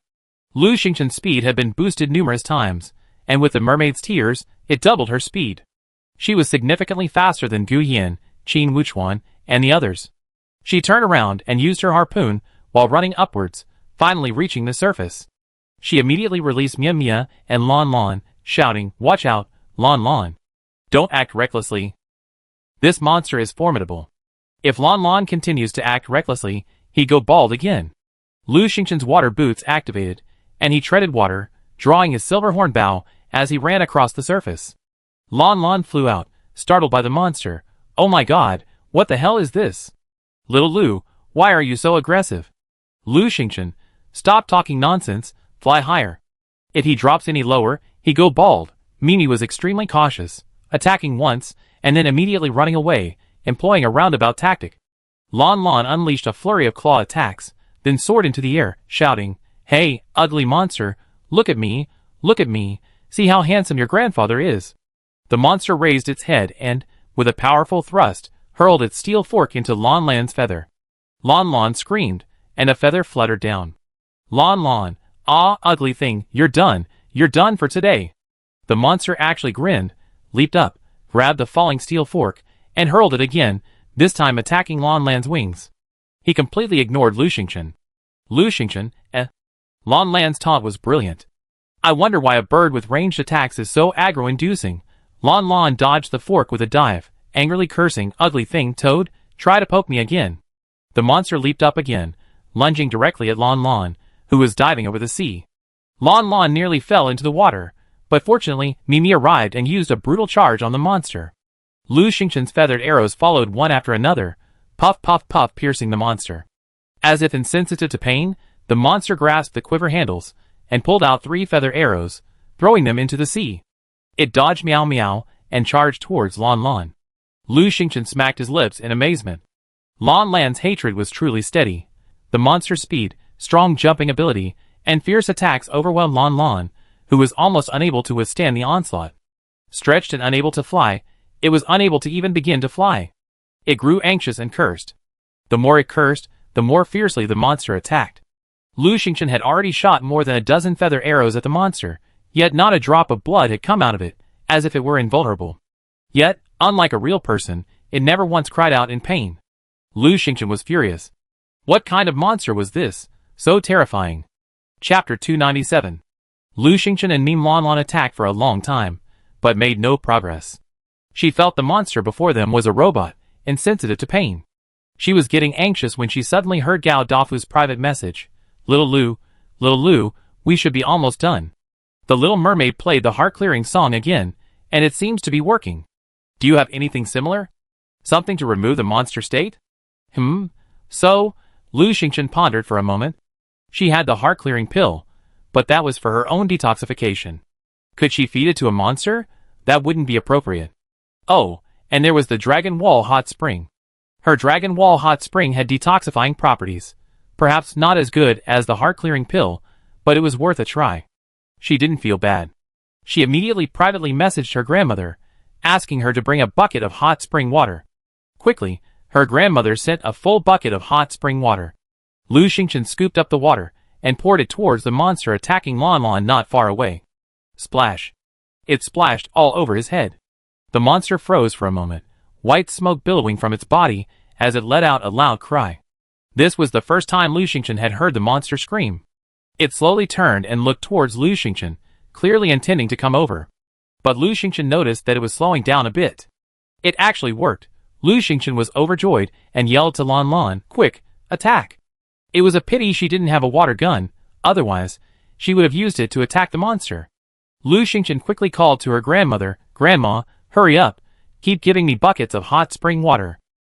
Lending was quick, and soon, Lu Xingqian had received 4 or 5 buckets of water. Splash. Splash. Lu Xingqian threw himself at the monster recklessly. The monster roared and charged forward, but unfortunately, it was constantly stopped by Mimi and Lon Lon. Furthermore, its speed, attack, and defense had all been greatly reduced. It looked as if it was about to fail. Just then, the little seal poked its round head out. Little Lu, little seaweed, let me help you. Lu Xingqian, okay. Lon Lon chuckled. How can you help, little glutinous rice ball? This was Lon Lan's new nickname for the little seal. The little seal's head spun. Lu Xingqian was exhausted. Little guy, hit him. You can do it, right? Fly up and hit him. The little seal had only attacked once. The little seal understood. All right, woo. It spun rapidly, its body suddenly expanding into a large, round ball. Then, with a loud cry, it spiraled into the sky. In the air, it continued to grow, and with a loud cry, it crashed down. Bang! It slammed hard into the monster, sending it careening into the seabed. A massive wave of water splashed up. Lu Xingchen, so brutal, she hurriedly chased after it. On the seafloor, she saw a flattened mass, dark and green. It was the monster from before. The monster was already dead. The baby seal, still small and round as ever, now rubbed its butt with tears in its eyes. Ouch, that hurts. Lu Xingchen heard a notification sound. Killed a level 5 monster. Do you want to disassemble it? Can this be disassembled? The meat is stinky, right? Is it edible? Lu Xingchen hesitated for a moment. Disassemble. The disassembly was successful, and she obtained one contaminated blood pearl, which she had already placed in her storage backpack. Lu Xingchen found a red blood bead in her backpack, about the size of a ping-pong ball. She had no idea what it was used for. Contaminated blood bead. Beware, poisonous, a test piece. Oh, it's a test piece, but there's no indication of its use. Lu Xingchen didn't have time to look any further, because a treasure chest appeared near the monster's corpse. All the hard work paid off. Finally, a reward. Opening the treasure chest, she found one mermaid fork and one mermaid swimsuit. Mermaid fork. Doubles attack power against marine creatures. Mermaid swimsuit. After equipping, increases constitution by 8, poison resistance by 10, and strength by 5. Special effect. Unafraid of deep sea pressure, increases underwater speed by 8, and can be worn as an inner layer. Not bad, not bad. Lu Xingchen was delighted. The mermaid swimsuit was a dark blue with what looked like scales, resembling a one-piece swimsuit. Very beautiful. Most importantly, its stats were significantly improved compared to the original red phosphorus leather jacket and pants. Lu Xingchen put it into his storage backpack with satisfaction. The mermaid harpoon was similar to the weapon the monster had wielded earlier, but more refined and powerful enough to complement the harpoon. This mermaid harpoon was suitable for use in the ocean. Lu Xingchen inspected the items and put them away. Just then, Gao Dafu and Gu Yin rushed over. They had already defeated the monsters, and were planning to come to Lu Xingchen's aid. Seeing that the battle was over for Lu Xingchen, they were relieved. Lu Xingchen, worried about Mira, quickly returned to the seabed. Everyone was fine. Mira not only killed the 4 monsters, but also assisted everyone, so no one was injured. The door stood wide open, and no more monsters emerged. Mira walked in. Fearing danger, the others followed suit. Inside was a hall, approximately 300 square meters in size. A few pillars remained intact, and there were some tables and chairs on either side. Not much else. In the center stood a large throne, and next to it, a small shell crib. Everything in the hall was extremely old, much rusted and black, making it difficult to discern anything.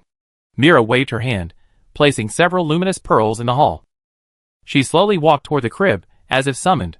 The others hesitated to follow, so they stood at the door.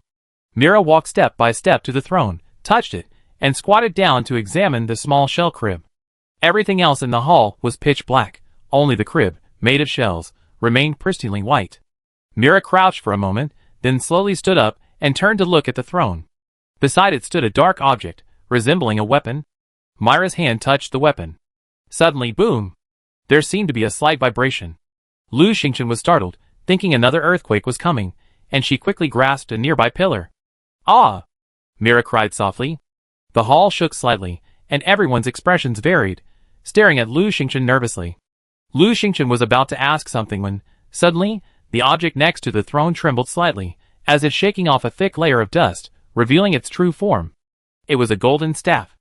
Exactly the same one the mermaid queen held. Atop the staff was an orange gem, which suddenly emitted a warm glow. A gentle voice rang out, "Mira, my child, you've finally arrived." Mira grasped her staff. "Mother!" The gentle voice continued, "Mira, I'm so glad you found this place. Once you're here, you'll be safe. I will protect you." Mira looked around anxiously. "Mother, can you come out to see me?" The gentle voice sighed softly. "No, Mira. Close your eyes and accept my legacy, okay?" Chapter 298. The golden staff shone brightly, enveloping Mira. Lu Xingchen and the others barely dared to open their eyes, moving away. It was unknown how long before Mira's sobs were heard. Lu Xingchen looked back, only to see the golden light fade. Mira was kneeling on the ground, clutching the golden mermaid staff, weeping uncontrollably. Everyone didn't know what to do. Lu Xingchen gestured. If it weren't for her grief, Mira wouldn't have cried in front of so many people. Perhaps her mother was no longer with her. Otherwise, she wouldn't have said she couldn't speak. After a while, Mira slowly stood up and picked up the golden staff. Her eyes were red as she said to everyone, "Thank you." Lu Xingchen stared at Mira, her eyes wide.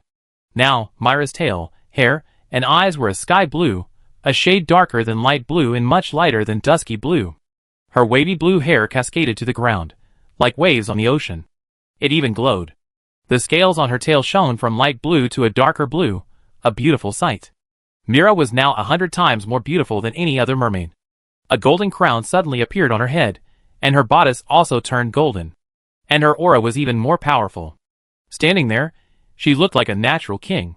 Mira now exuded a sacred aura that beckoned worship. Not only Lu Xingchen was stunned, but everyone else was as well. Now, they were certain that Mira was definitely not an evil mermaid. After a long pause, Lu Xingchen asked, "Mira, have you received the entire inheritance?" Mira nodded, tears still welling in her eyes. "Yes, I have received my mother's entire inheritance." "My mother? She's gone." Lu Xingchen, so what's going on with the current mermaid queen? The current mermaid queen has a golden staff, and there's one here too. She's the leader of the mermaids. Mira was silent for a moment. "Well, I should tell you the truth, let you see her hideous face." With a flick of her finger, a huge screen of light appeared before everyone. "Mira, this is a fragment of the image my mother left me.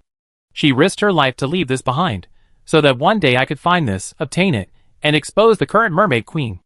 On the screen, a group of monsters suddenly rushed into the mermaid palace. They were similar to the ones they had encountered before, only this time they were even more ferocious.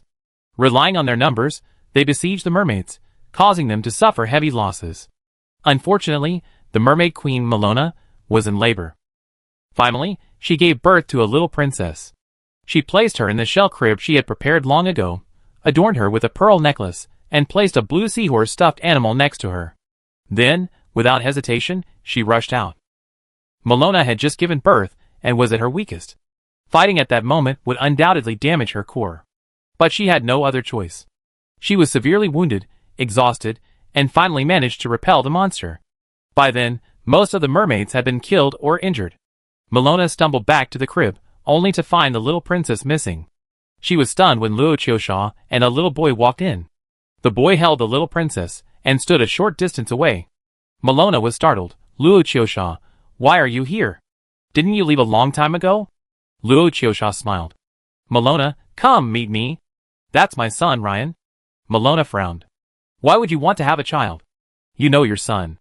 Luo Qiusha sneered. "My son could very well be an evil mermaid, right?" "Haha, what? As an evil mermaid, I don't even have the right to have children? Besides..." She spun around, ruffling her long, wavy light blue hair. "Look, I'm not an evil mermaid anymore." Melona gave her a cold look. "Before, you only looked like an evil mermaid. Now you look different, but you're becoming more and more like one. If I'm right, you brought those monsters with you, right?" Luo Qiusha, haha, guess. Melona ignored Luo Qiusha and looked at the little boy. "Give me my daughter back." Luo Qiusha smirked maliciously. "Haha, if you're brave enough, go and take her. You're at your last gasp now, aren't you?" Melona, you're still a little worse than me, huh? Melona slowly slid down and leaned against the throne. "Luo Qiusha, what do you want?" Luo Qiusha laughed heartily. "Of course, I want your mermaid palace, your golden staff, your little princess, and your..." She leaned closer to Melona and whispered 2 words. "Coccyx." As soon as she finished speaking, she quickly drew a dagger and stabbed it into Melona's chest. Melona was indeed at her last gasp, her body so weak that even if she saw it, she couldn't dodge. Not only because of her serious injuries, but also because of childbirth, these were her most vulnerable hours. Melona closed her eyes in pain, but stepped back, one hand touching the shell crib, the other holding the golden staff. "Luo Qiusha, you don't kill my daughter."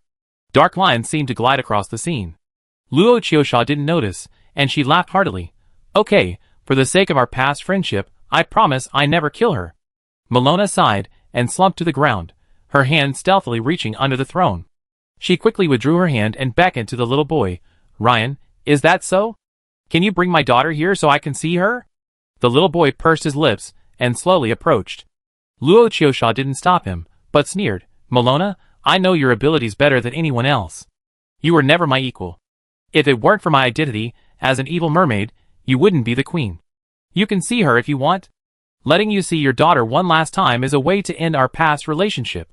Milona looked longingly at the still drowsy baby, her hand stealthily touching the little boy's wrist, then letting it drop.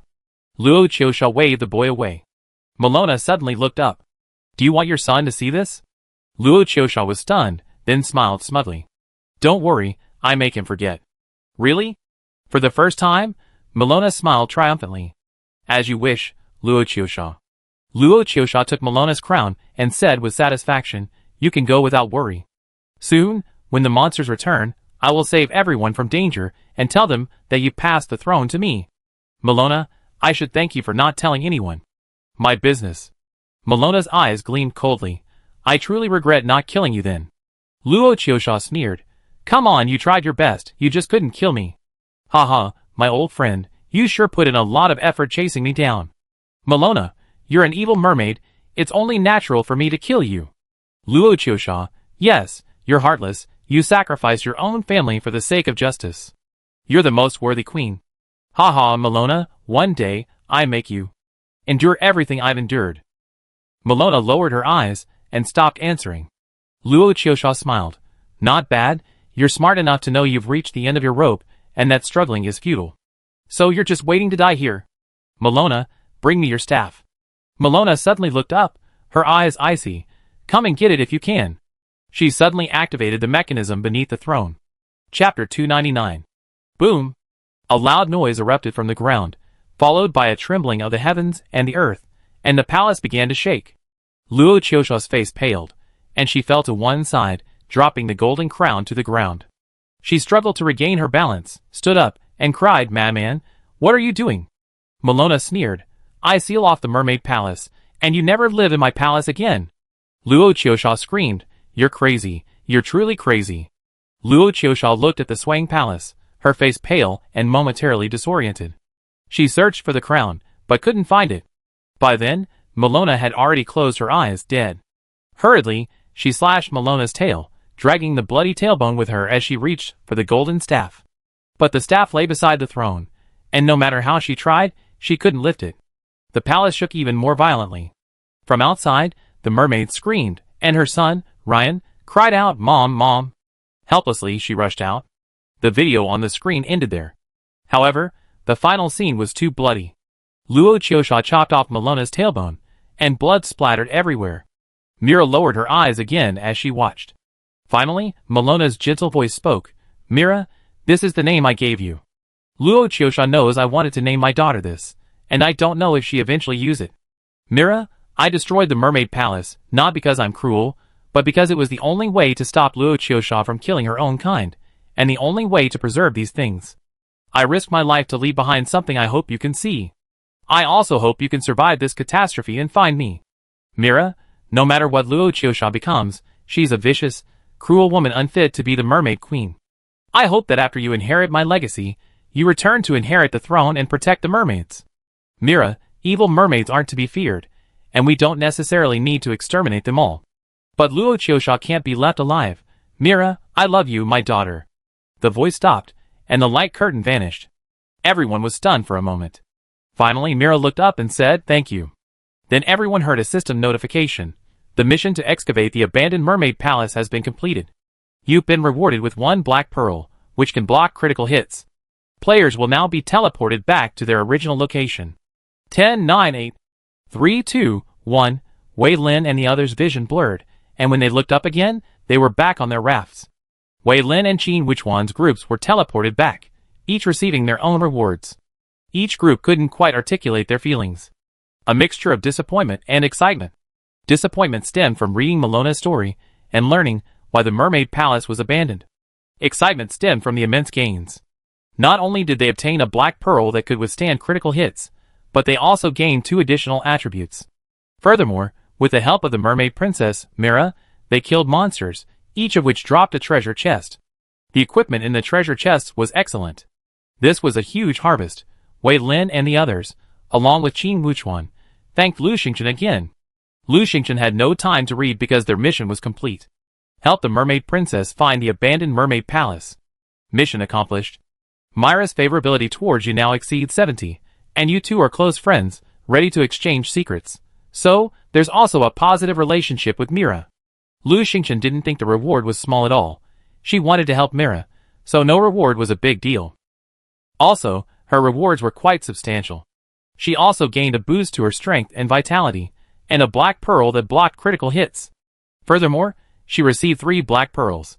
Currently, her stats are as follows. Name, Lu Xingchen. Age, 24. Strength, 18 plus 5 plus 2. Agility, 20 plus 5. Vitality, 18 plus 5 plus 3. Poison resistance, 10. Occupation, none. Skills, basic trap, basic pharmacy. This is without the effects of the mermaid swimsuit. Once she wears the mermaid swimsuit, the stat bonuses will be even greater. Gu Yan and Gao Dafu also received a mission completion notification. Their positive relationships with Mira also increased, and each of them received 2 black pearls. Lu Xingchen looked at Mira. Mira, what are your plans? Mira gripped her golden staff tightly. Go to the mermaid palace, find the queen, and reclaim everything that once belonged to my mother. She paused. However, I have something else to attend to. Lu Xingchen, can you and your friends wait for me outside? Lu Xingchen nodded, and left the abandoned mermaid palace with Gu Yan and Gao Dafu. As soon as they left the palace, Gao Dafu eagerly asked in the commando group, will the little princess seek revenge on the queen? After all, she's been raising me for so many years, how could she bring herself to do that? Lu Xingchen, their relationship isn't necessarily that great, but I think it's more about inheritance. Mira inherited many of her mother's legacy, like hatred and responsibility towards the mermaids. She had her doubts too. After all, Mira had been raised by Luo Qiusha for many years, so surely there must be some affection between them. However, she discussed this with Mimi. Mimi believed that inheritance was paramount. Mermaids, unlike various mythical beasts and humans, possessed a powerful heritage. Furthermore, Luo Qiusha had killed Myra's mother, a felony that amounted to maternal vengeance. Lu Xingchen explained what she had learned. Gu Yan suddenly said, Queen Melona is very powerful and intelligent. This was a rare instance of him speaking at length. Gao Dafu was puzzled. What's so clever about that? He was still killed. Lu Xingchen thought for a moment. First, Queen Melona destroyed the mermaid palace, forcing Luo Qiusha to rebuild it. She also left behind the golden scepter and crown, symbols of the queen's power, leaving Luo Qiusha with almost nothing. Second, Melona waited for her daughter to come, leaving her with a complete inheritance. Mila hates Luo Qiusha so much that she definitely follow her mother's orders and return for revenge. If Luo Qiusha develops feelings for Mila while raising her, it would be a fatal blow to her. Third, Luo Qiusha doesn't want Ryan to remember this incident, so she definitely find a way to make him. He lost his memory, and Melona had been prepared for it. Who knows what she did? Ryan, still holding on to his childhood memories, had been living in depression, rarely happy for years. This was Melona's revenge. So, Melona is indeed powerful and intelligent. Gao Dafu applauded. With your analysis, I finally understand. He suddenly realized, no wonder. My mermaid brothers said it took them years to rebuild the mermaid palace.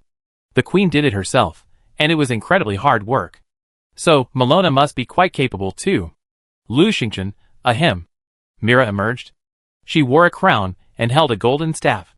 Though her face was childish, she possessed a powerful aura, already possessing the aura of a king. This inheritance is truly remarkable. Mira nodded. I'm fine. Let's go now. Chapter 300. With a wave of her hand, a massive swordfish slid out from behind, startling the 3. Mira leaped onto the swordfish and summoned several smaller ones, leaving them for Lu Xingchen and the other 2 to ride. The 3 sat on the swordfish, bewildered. None of them could return. If they did, they would be immediately hunted by the mermaid queen. So, Mira simply took them along. Mira was faster and more powerful, and soon she brought all 3 to the mermaid palace. Arriving at the mermaid palace's perimeter, Mira, without hesitation, swung her golden staff, completely destroying the outer barrier. Then she charged straight in, breaking into the mermaid palace. At that moment, the mermaid queen, Luo Qiusha, hurried over, and the 2 groups met at the palace gates. Seeing Myra's light blue hair and tail, the crown and golden staff on her head, the mermaid queen's face changed drastically. The mermaids behind her were also stunned. The golden staff and the mermaid crown had always belonged to the mermaid queen. When did she have 2 sets? Besides, wasn't Mira an evil mermaid? How had she suddenly become a sacred mermaid? Her hair and tail were a different color than theirs, a more vibrant one, a hallmark of sacred mermaids. The mermaids chattered, looking at Mira and then at the queen in surprise. The queen panicked. She had never imagined Mira would possess the crown and staff, something she had always desired but could never obtain.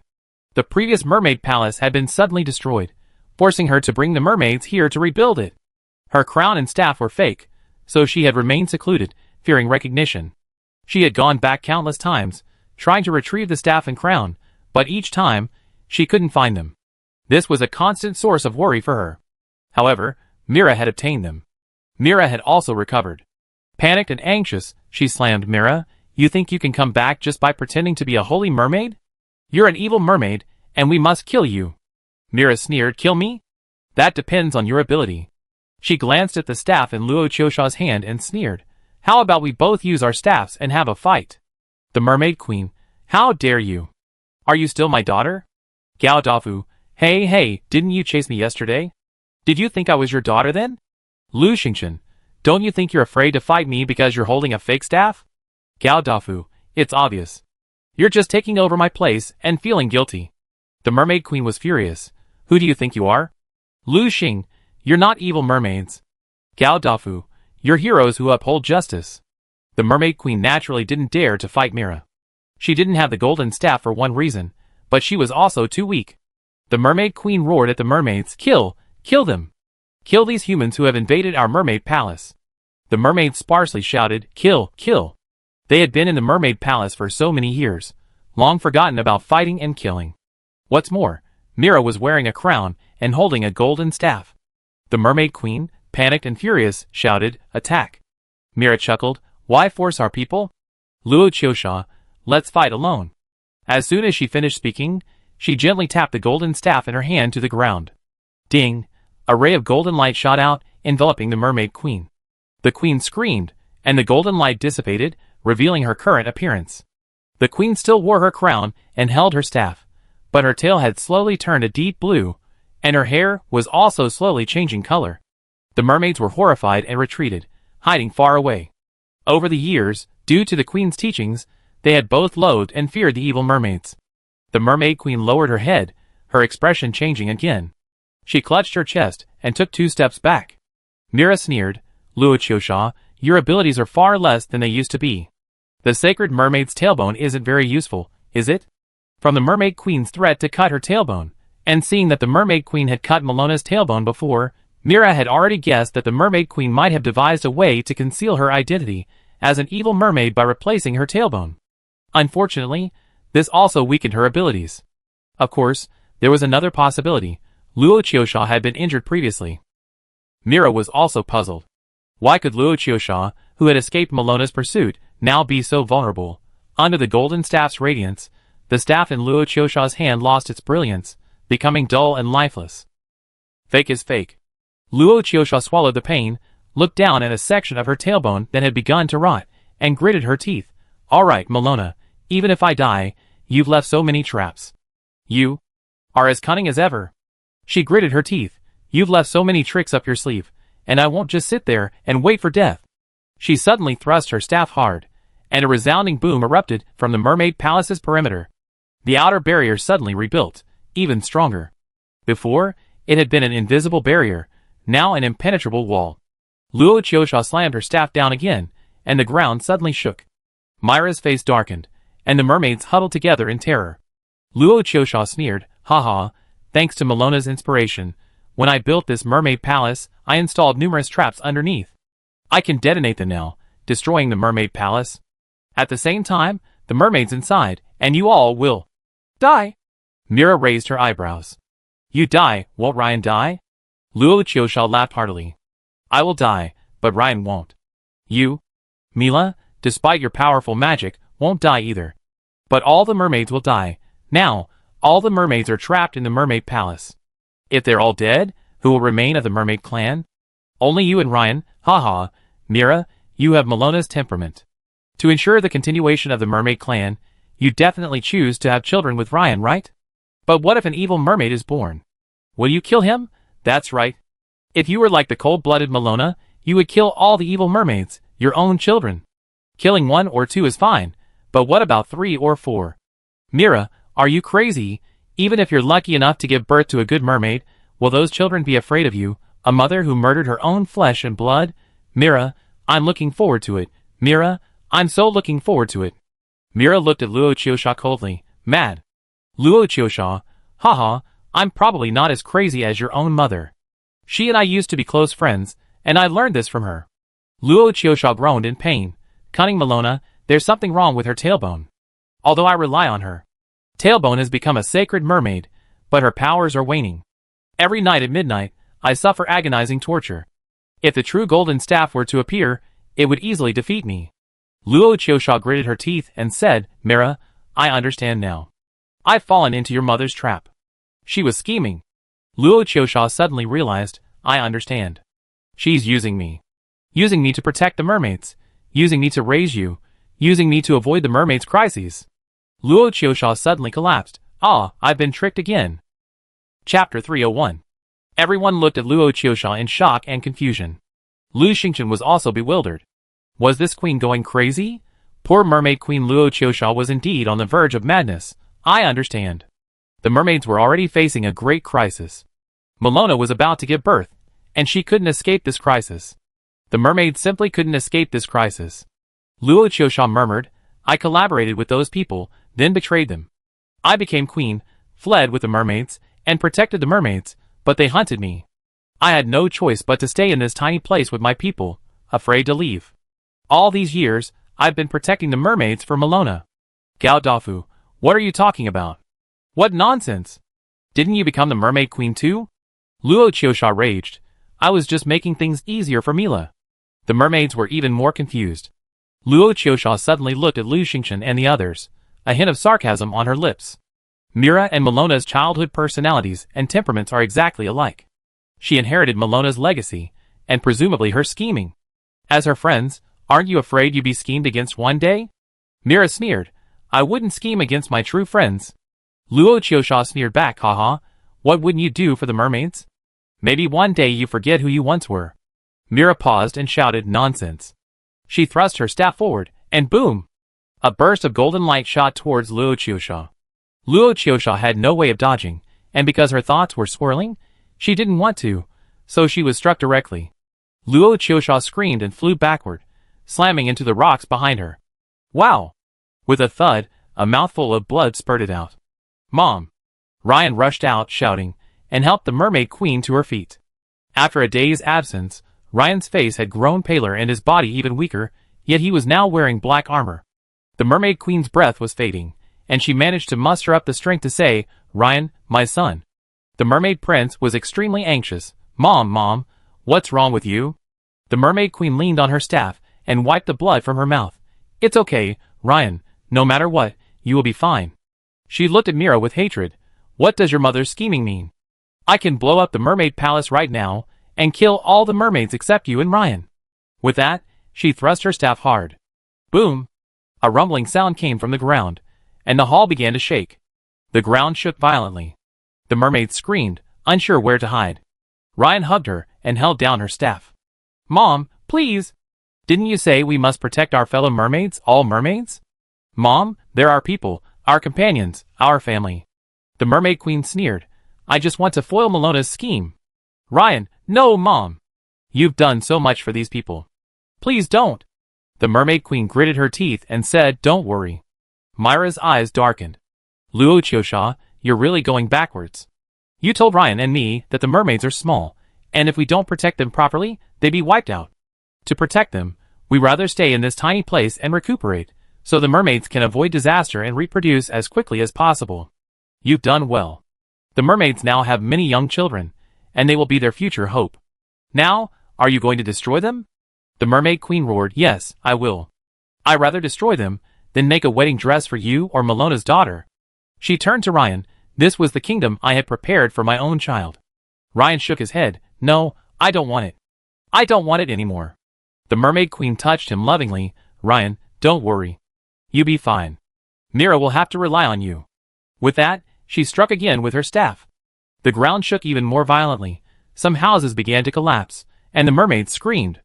Looking at the panicked mermaids, Ryan gritted his teeth and suddenly stepped back, a dagger appearing in his hand. He placed the dagger across his neck. Mom, don't worry. I die with you. The Mermaid Queen was startled and stopped moving. Ryan. Ryan's face turned pale, and he cried out, Mom, my life is already painful enough. Let's die together. He thrust the dagger hard. A horizontal line. He and the Queen were very close. Aside from the two of them, the other mermaids were at least 7 or 8 meters away, while Mira and them were nearly 20 meters away. So, the only one who could stop him was the Mermaid Queen. The Queen, startled, immediately dropped her staff and grasped Ryan's wrist. Ryan, don't.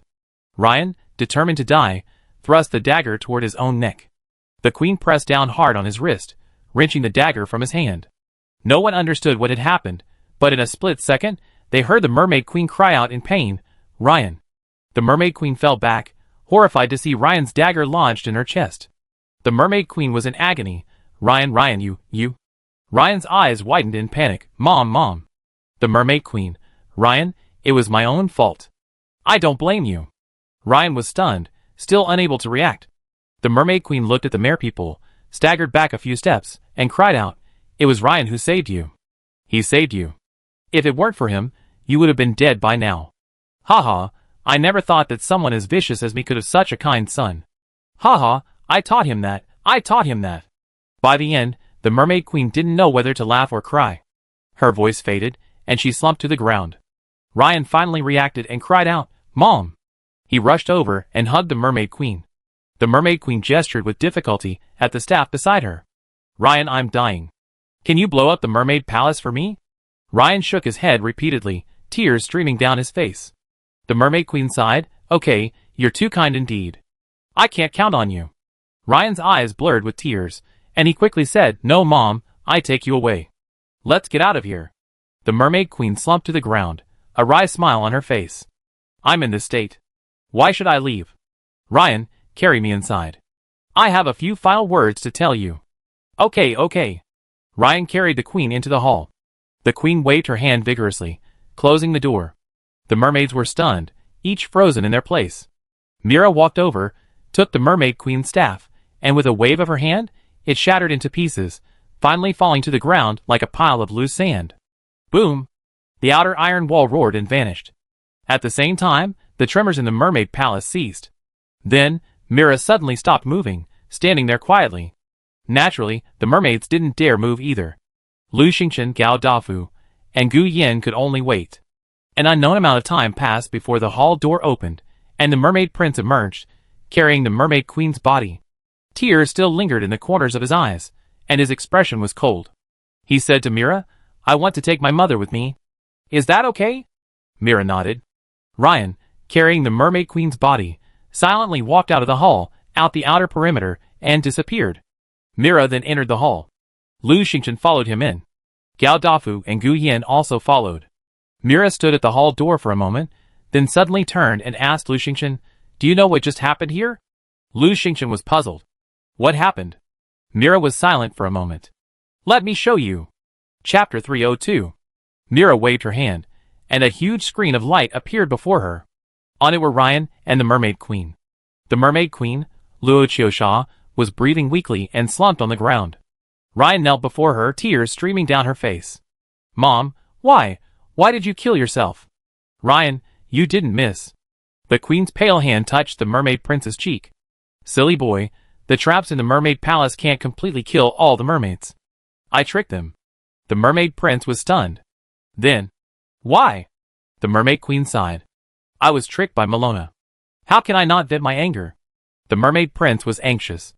Then you don't have to die. The Mermaid Queen shook her head. Mira looks like Melona. Do you think she let me go? Haha, although I didn't raise her myself, I've done my best for her. But when she rushed in just now, did she show any mercy to me? Ryan, she got Melona's. The inheritance of the mermaids was lost, and I was tricked by Melona. I couldn't defeat her, but...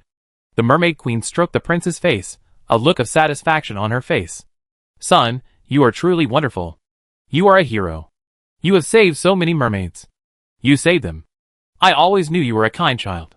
You are definitely the best mermaid. The Mermaid Queen took a deep breath, swallowing the sharp pain. The mermaids are grateful to you. Mira will be grateful too. She won't blame you. You can stay in the Mermaid Palace. My child, I can't affect you. You will be fine. Ryan shook his head. No, I don't want to stay here. The Mermaid Queen was anxious. No, I planned everything so that you could stay in the Mermaid Palace and avoid their hatred. Ryan, you must stay. You can't leave. Ryan gritted his teeth and suddenly asked, Mom, if they don't like the evil mermaids, why did you insist on coming back? Why did you insist on coming back to be with them? If they don't like us, why don't we just leave? The Mermaid Queen sighed. Would you be happy with that, Ryan? We're mermaids, and mermaids should be with our own kind. That's how we can have a happy childhood. The Mermaid Queen's eyes were a little dazed. Ryan, when Mom was little, there was a large dark blue patch on my tail. They joked that I must be related to the evil mermaids, so the other mermaids didn't like me. No matter how much I tried to please them, they still didn't like me. Later, Milona often played with me. She said she didn't care. At that time, I was so happy, I felt like I finally had a good friend. When I was 15, overnight, my tail, hair, and eyes changed color, becoming evil mermaid. I was terrified and turned to Milona, the newly crowned queen, for help. Milona initially promised to keep it a secret and help me. However, after just a month, she couldn't bear it anymore. Having just become queen, she couldn't afford to make any mistakes. Fearing I might influence the mermaids, she decided to kill me. Luckily, I knew about this in advance and quickly escaped, but Milona chased me.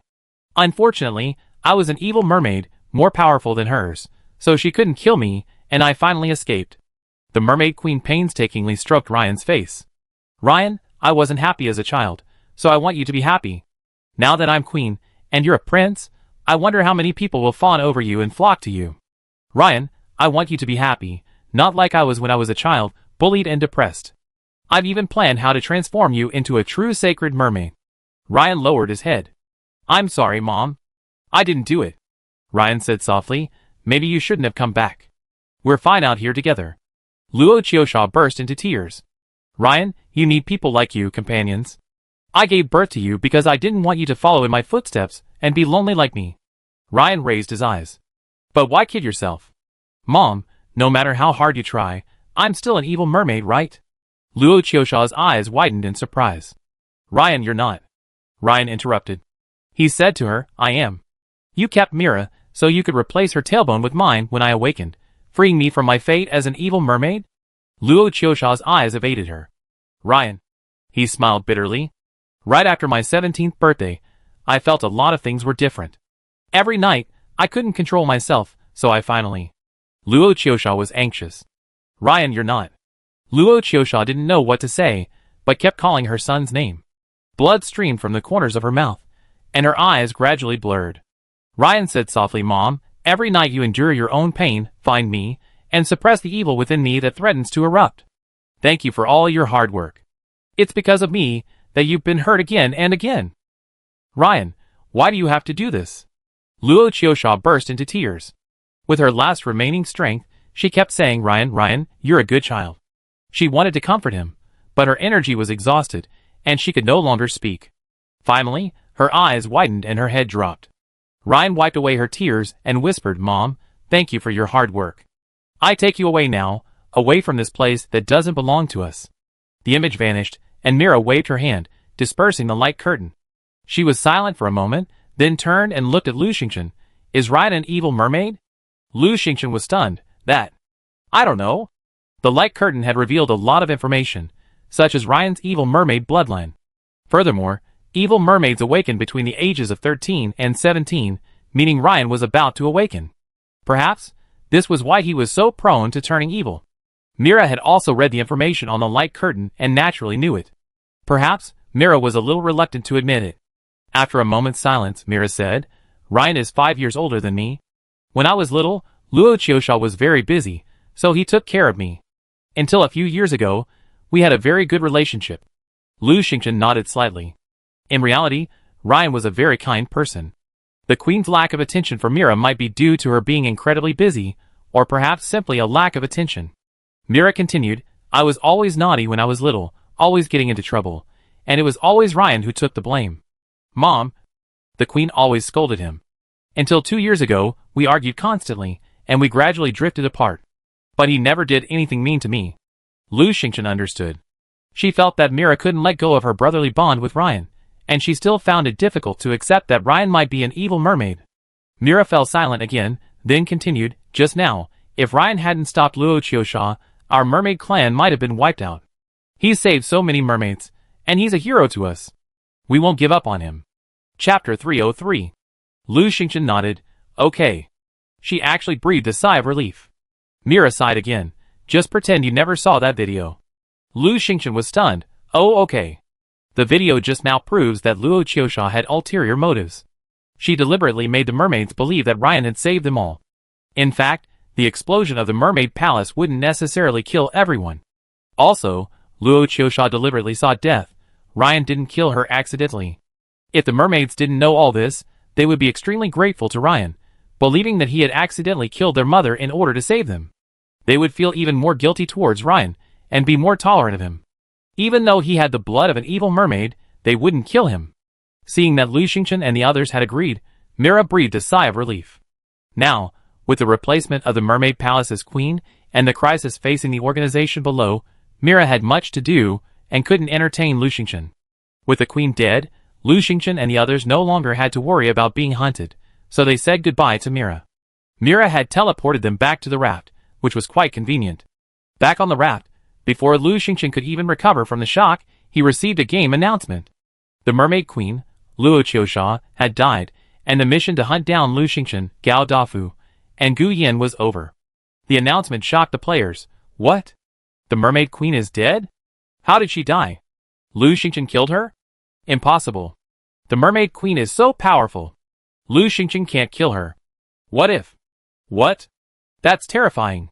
Lu Xingchen killed the mermaid queen because she was hunting him? Lu Xingchen. Is she really the GM? Nonsense. Wei Lin and Qin Wuchuan came to inquire about the news, but Lu Xingchen bluntly told them that Mira was the new queen. After returning, Lu Xingchen slumped back on the couch and lay motionless. These past few days had been truly thrilling. Lu Xingchen was exhausted not only physically but also mentally. The feud between the two mermaid queens had left her completely bewildered.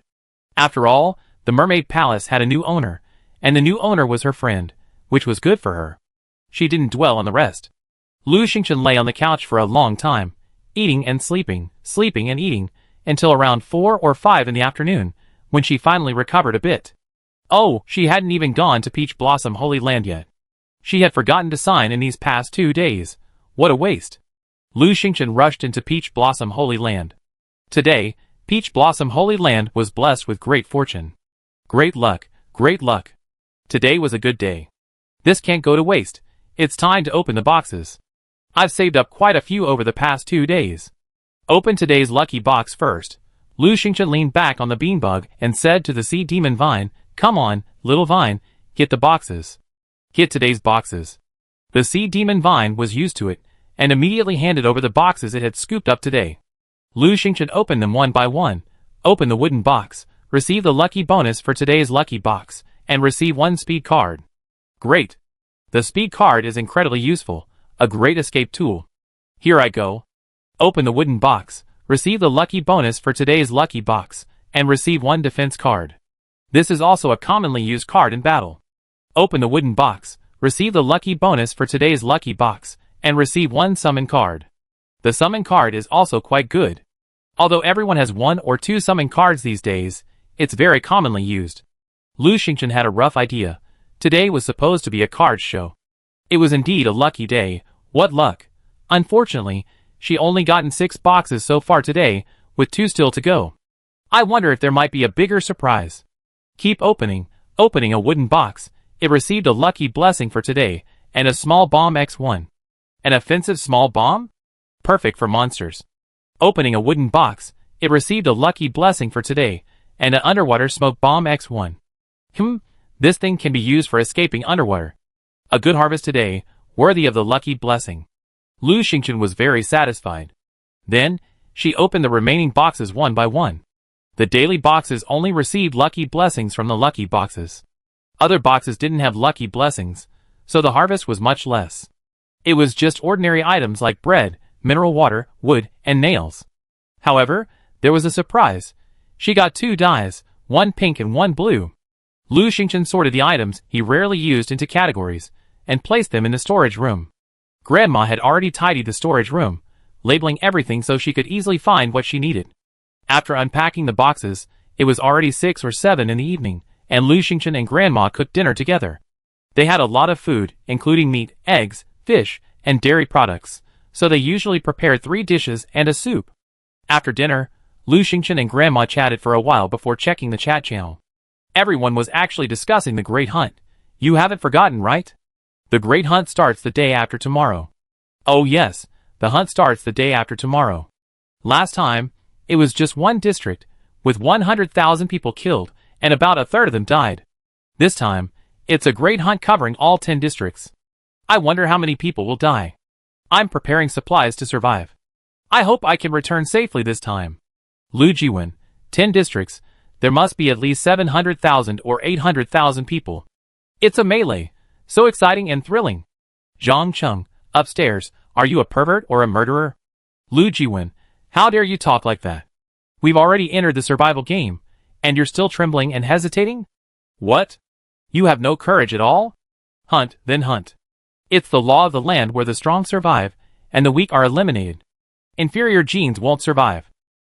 Zhang Cheng, who are you calling inferior genes? Lu Jiwen, you. The two men started arguing. Someone was puzzled. Hey, aren't these two related to Nia Bailing? Aren't they in the same group? What's causing all the trouble? What do you mean by in the same group? I'm afraid of people you don't know well teaming up with. You never know when they might stab you in the back and kill you.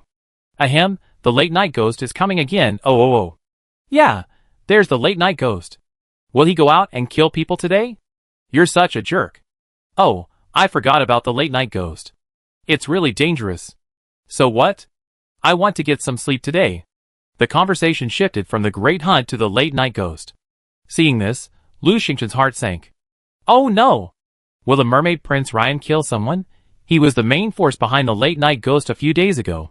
Now that his mother is dead, he's in a bad mood. Will he go on a killing spree today? This is trouble, but Mira said she wouldn't give up on him, so there must be a way to stop him, right?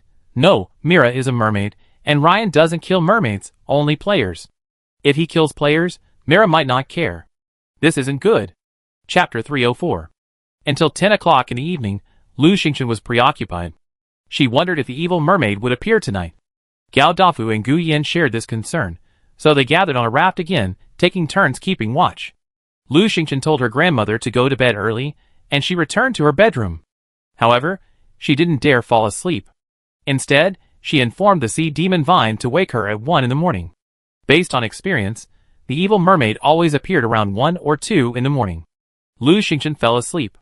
After an unknown amount of time, she didn't hear the sea demon Vine's voice anymore, but instead heard the cry of a baby seal, woo-wah, woo-wah. In the still night, the baby seal's cry was particularly loud, instantly waking the restlessly sleeping Lu Xingchen. She immediately left the house. 8 red lanterns hung on her raft, providing ample light. She looked around as she emerged. I immediately spotted the baby seal guarding the blue krill breeding tank. It had returned. Besides it, there was a mermaid. Mira. Mira sat on the swing, chin in her hand, lost in thought. Besides that, there was nothing else. Lu Xingchen breathed a sigh of relief and sat on the swing opposite. He asked Mira, "It's so late, why aren't you sleeping?" Mira shook her head, "I can't sleep." Looking glum, she stood up and said, "I searched the Queen and Ryan's residences and found some more information." Lu Xingchen, "Huh? Is there another mission?" Mira said, "Ryan's father must be of high status, so he was able to suppress his evil aura. That's why he was so well off before. But recently, after turning 17, his evil mermaid bloodline awakened, and he's having trouble containing it." Lu Xingchen nodded. "So, he was the evil mermaid who killed people a few days ago?" Mira, "It's complicated. It can't always be him. Sometimes it's Luo Qiusha. Ryan only has attacks at night, and when he wakes up during the day, he forgets what happened. It's always Luo Qiusha who takes him away and helps suppress him. That time, it was Luo Qiusha I shot." Lu Xingchen nodded again. "No wonder, sometimes the late-night ghosts kill in different ways. So sometimes it's Ryan, and sometimes it's Luo Qiusha, who's trying to frame Mira." Suddenly she thought, "No, Ryan knows he's killed someone. Mira, he probably only found out in the last 2 days. I'm afraid even if he knows, he can't control himself. Then, Ryan might kill again tonight." Mira added, "Tonight, Luo Qiusha's gone. I'm afraid Ryan will kill someone." The more he kills, the harder it will be to suppress the evil mermaid aura. So, I'm here to keep an eye on him. Lu Xingchen, what about after that? You can't just watch over him like this every day, right? Can't you just lock Ryan up in the mermaid palace? Lu Xingchen's biggest worry is that she's about to go on the big hunt, and with Ryan as a ticking time bomb, she's terrified. After all, Grandma is still on the raft. Mira was silent for a moment, then said with difficulty, Xiao Lu, can you help me? Lu Xingchen, of course I want to help you, but you have to tell me how, and I have to be able to help. After a pause, she said, I think the key lies in you. Now, you are Ryan's only relative, and you have a deep bond. Your tolerance and support for him are even more important. Mira nodded, I understand. Her face was a little haggard. Lu Xingchen felt pity for her. Mira was only 13, after all, and yet she had endured such a drastic change. Her mother had been murdered, and her brother had become a vicious mermaid. At such a young age, she was burdened with the responsibility of protecting the mermaid clan. Lu Xingchen softly asked, how can I help you? Mira raised her eyes. Little Lu, I take Ryan back today. Luo Qiusha has something to temporarily suppress Ryan's changes, but to fully restore him, we need something else. The Gallon Pearl. This is a magical item Luo Qiusha recorded in her diary. It's very difficult to find. If you come across it, you must bring it back to me. Lu Xingchen carefully noted it down and nodded. She waited for a moment, but surprisingly, she didn't notice the mission had been posted. Perhaps the Gallon Fruit is so hard to find, perhaps a long search, that they simply didn't issue a quest, or maybe because she and Mira are so close, it wasn't a quest, just a favor? Lu Xingchen was briefly puzzled, then stopped thinking about it. Even if there was no reward, she would still help Mira. Mira breathed a sigh of relief and sat back on the swing, gently swinging, lost in thought. Suddenly, a powerful force struck from behind, sending the swing flying high. Simultaneously, a strange cry echoed, Gada, hello little beauty. Mira, startled, turned around and shouted, Little Lon Lon, why are you so rude? Lon Lon, standing behind, gave a wicked smile. You've made it big. You're wearing a yellow crown now. Mila, huh? A crown? That's not a crown, it's a royal crown. I'm the queen now. Lon Lon, yellow crown, the yellow part. Mila, you're a fool who doesn't know what's good. Lon Lon, stupid fish. The two began bickering, Lon Lon always having a way of getting everyone mad. However, watching Mira gradually become more lively, Lu Xingchen smiled slightly. This is what 13 years old looks like. At about 3 in the morning, suddenly, a burst of singing rang out.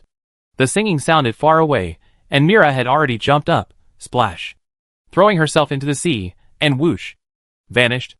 As the singing began, the already bustling chat channel became even more lively. Ah, here they come again. The late-night killer returns with his song, reaping the lives of the poor survivors again. 2 dead. 2 more dead. Oh my god. Stop wailing upstairs. It's only 2.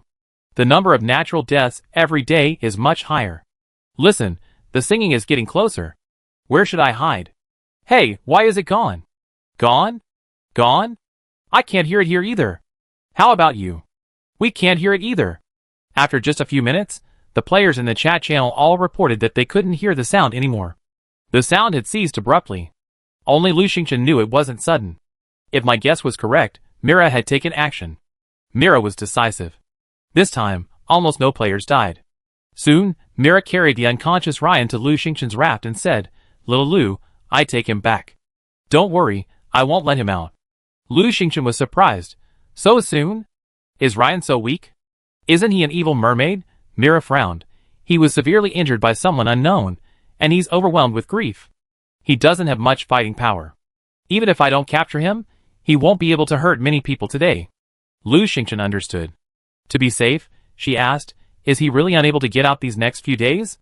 Mira nodded. Don't worry, I keep an eye on him. Lu Xingchen finally felt relieved. Mira left quickly.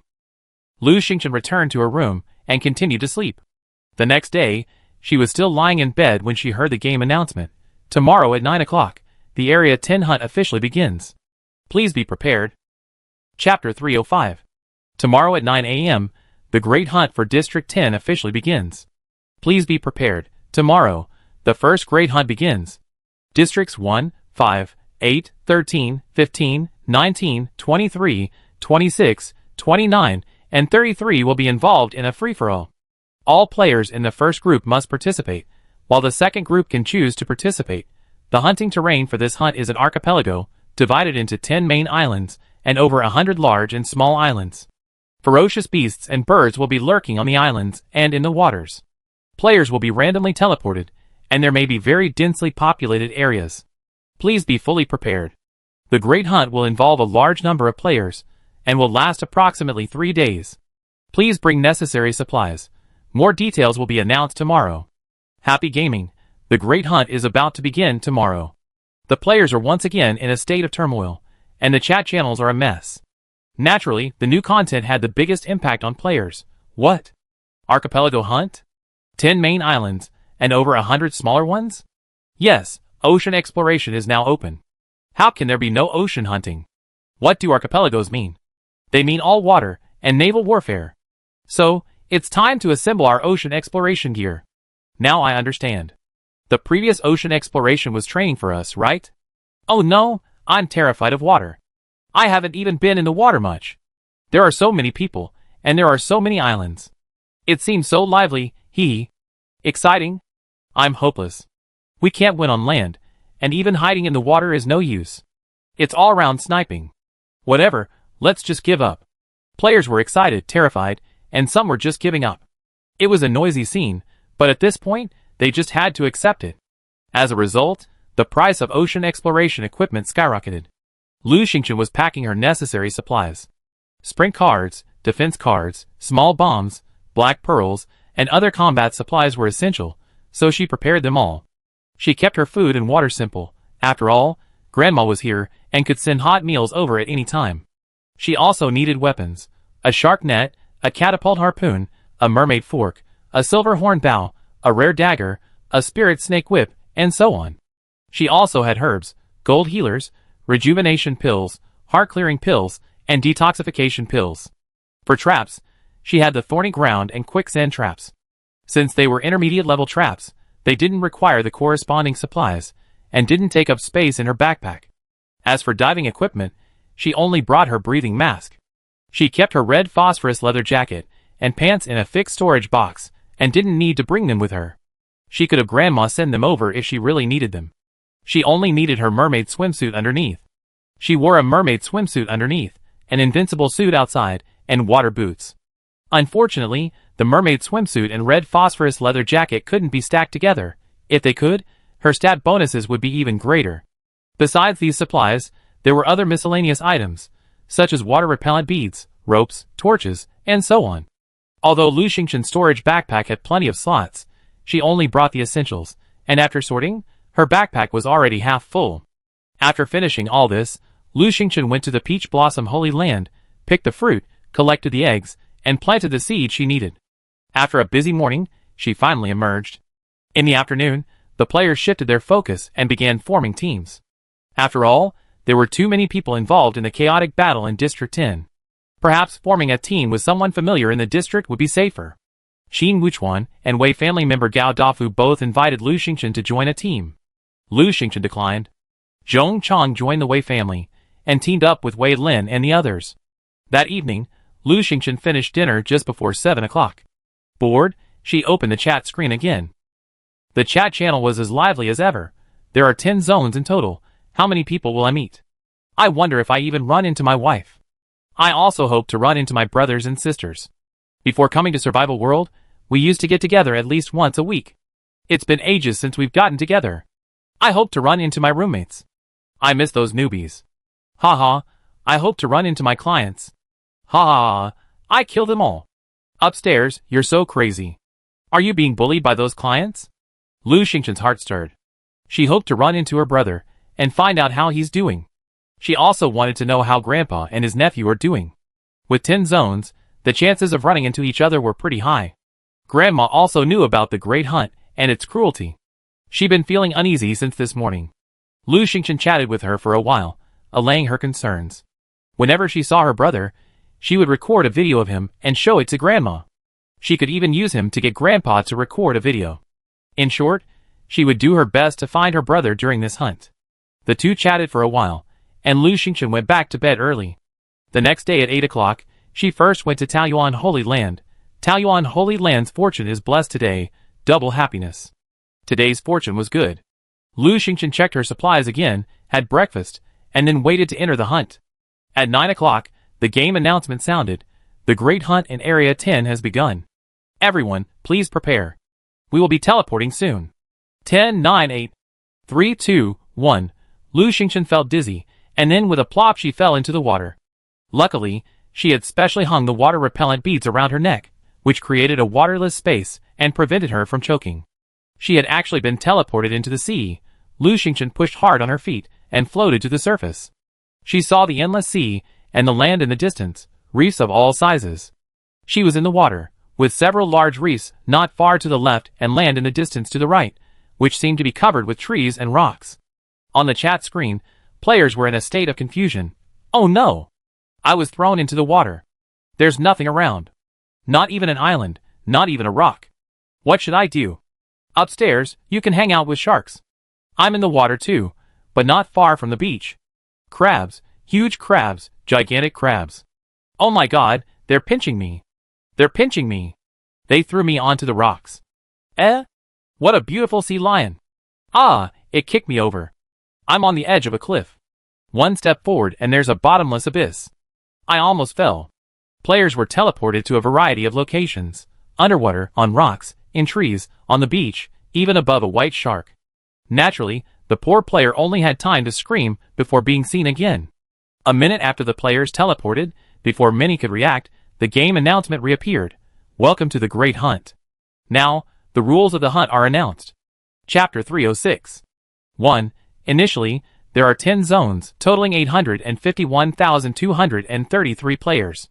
2. Hunting players, wild beasts, ferocious birds, sea beasts, and more will earn you points. After half an hour, a real-time leaderboard will be released. Players ranked 1,000 and above will receive temporary attribute bonuses. 1st to 10th. Constitution plus 5, Agility plus 5, Strength plus 5. 11 to 30th. Constitution plus 4, Agility plus 4, Strength plus 4. 31st to 100th. Constitution plus 3, Agility plus 3, Strength plus 3. 101st to 1000th. Constitution plus 2, Agility plus 2, Strength plus 2. 3. Each of the 10 zones has a corresponding main island. Players on their respective main islands will receive temporary attribute bonuses. Constitution plus 1, Agility plus 1, Strength plus 1. For example, if a player in Area 8 happens to be on the Area 8 main island, they will receive attribute bonuses. If they are on another area's main island or other islands, they will not receive attribute bonuses. 1. Every crisis has its rewards. Please protect yourselves and try to get to your home island. Happy gaming everyone. The announcement appeared, and the players who had been cursing at various teleportation locations stopped. In response to the new rules, everyone was buzzing. What? There's a main island? It must be crowded. I'm not going. You're stupid. The main island has attribute bonuses. 3 extra attribute points, how great. Haha, I'm from Area 8, and just happened to be teleported to the main island. Cool. Oh no, why are there so many people here? My dears, I can't see the map. I have no idea what's in the unexplored areas. I'm on the main island of Area 8. Who knows where our main island of Area 33 is? The chat channel was in chaos. Perhaps because of the large number of people, Lu Xingchen noticed 2 new chat channels. In addition to Area 33's regional chat, there was a nearby chat channel and a global chat channel. The global chat channel was scrolling so fast that it was impossible to tell who was posting what. The regional channel was just Area 33's, only slightly better. In the global chat, Lu Xingchen spotted many messages looking for people, but unfortunately, they stayed on for less than a tenth of a second before being scrolled away. Once they were gone, they were gone. It was impossible to even read them clearly. Tentatively she posted, "Is Lu Haoyue here?" Lu Haoyue was her brother's name. He looked a bit girly. It couldn't be helped. Her parents just had these quirky minds. The message was sent, and then, with a swish, it vanished. The players were terrified, excited, and nervous. Even the most reserved ones let out a few howls. It was too chaotic. Lu Xingchen tried sending several missing person messages, but received no response. Helplessly, she gave up. There was another nearby channel, but she didn't bother trying it. In the commando group chat, the Wei family members were also anxious. Weighing, there are 10 districts. There's no way any of us, Wei Lin's family, aren't there? Why is no one responding? Wei Lin, stop calling. Stay safe. It's too chaotic right now. I probably can't even handle it. Gao Dafu, oh my god. Help. Gu Yin, please save me. Gu Yin, where? Gao Dafu, I don't know. I'm stuck in the coral reef and can't get out. The map is completely dark. Wei Lin, you haven't explored yet, so the map isn't showing. This time the difficulty has increased. Gao Dafu, aw no. Help me, help me. A fish is trying to bite me. Gu Yin, it's too far away. We can't summon. Wei Lin/Wei Ying, what? How far away? We can summon anywhere in the vast ocean, so why not here? Gu Yin, map restrictions? Meanwhile, the Area 33 regional chat was also discussing this. No. Why can't we summon? They say it's too far. It's us too. We had a team formed, and suddenly, it was scattered. We successfully summoned. I'm on the main island of Area 33, and my teammates are on an island nearby closer. So, it's about distance. We can summon when we're closer, but not when we're farther away. Players were collecting chat messages and summarizing their experiences. Poor Gao Dafu screamed in agony amidst the coral reef. Helplessly, everyone tried, but the distance was too far. No one knew where Gao Dafu was. So, poor Gao Dafu was left to fend for himself. Lu Xingchen had already swam to the nearest island and released Lan Lan and Meme. She wanted Lan Lan to explore the map. It was pitch black and felt too insecure. Lan Lan cheered and flew high into the sky, disappearing. Meme explored the surroundings. Lu Xingchen, holding her spirit snake whip, observed the island along the coast. Of course, she kept the chat screen open, keeping it close at hand, so she could easily see what everyone was talking about and gather information. A conversation on a nearby channel caught her eye. Qi Fangxin, is anyone there? Is anyone nearby? Mada, is anyone nearby? Does anyone know where the main island of Area 8 is? Qi Fangxin, I'm from Area 8 too. You're from Area 8 too? Why haven't I seen you before? Mada, I don't usually talk. Qi Fangxin, it's so frustrating. I asked my friends from Area 8 to gather up, but they're too far away. How far have you explored the map? Lu Xingchen glanced over and saw a message floating across the global channel. Qi Fangxin, don't chat, don't chat. Don't talk to strangers, okay? Lu Xingchen was puzzled. Why was someone still talking on the global channel? Private chat wasn't allowed, but she quickly shifted her focus. Because she had spotted a silent tiger, a leopard tiger. At that moment, the tiger lay on a high rock, looking down at Lu Xingchen. Quite intently. Lu Xingchen was startled and saw its profile. Level 5 mutated leopard tiger. This is an immensely powerful leopard tiger, yet also a silent and fierce tiger, one that won't even cry out when injured. It has a bad temper, and will bite anyone it sees. I advise you to leave. Oh, leave, that's impossible. These are points. Lu Xingchen remembered clearly that the top 1,000 points in the rankings receive attribute bonuses. Although her stats are quite high, is it more better? Lu Xingchen took out his silver horn bow and silently called out to Mimi. Calling Lan Lan? Don't be ridiculous, Lan Lan is long gone. In such a vast area, Lu Xingchen couldn't count on her for help. Lu Xingchen drew his bow, drew his arrow, and aimed at the leopard tiger. The tiger raised its head and roared. Sorry, there was only movement, no sound. Lu Xingchen almost suspected something was wrong with his ears. After uttering its roar, the leopard tiger leaped and ran away. Lu Xingchen, ? Has she already possessed the aura of a king? Could she even scare off a level 5 mutant tiger? The points ran away, and she hurried in pursuit. After only a minute or two, the tiger disappeared into the dense forest. Unable to catch up, Lu Xingchen had no choice but to stop. In the nearby chat channel, Qi Fangxin kept chattering. Really? Okay, I'm coming over, you guys wait. What a hoot. In just a moment, he's been chatting animatedly with that guy named Mada. Are they about to meet in person? Mada? Isn't there a Mada in District 33? How could there be one in District 8? Duplicate names, right?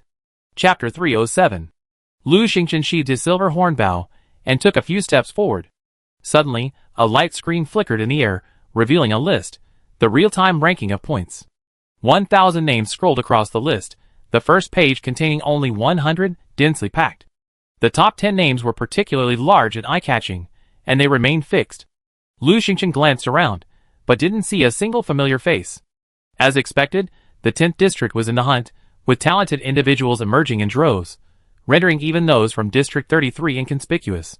Lu Xingchen pulled out his water bottle and took a sip. Just then, the real-time ranking scrolled past the 500 plus. At number 499, Lu Xingchen spotted a familiar face. Ma De. Ma De had truly made it. Quietly, he reached the top 500. Before, the top 500 wouldn't have been a big deal, but now, with over 800,000 people competing simultaneously, for someone to rank above the 500th place was truly impressive. Lu Xingchen glanced at it and continued exploring. She opened the map and saw that Lan Lan and Meme had explored about a third of the island. The island wasn't large, its outer perimeter consisting of seawater and reefs.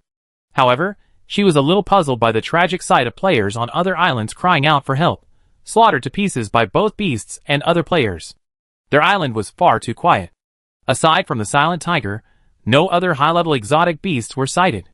There were plenty of trees, but they were all ordinary wood. Next to them were large rocks and various types of soil, too ordinary.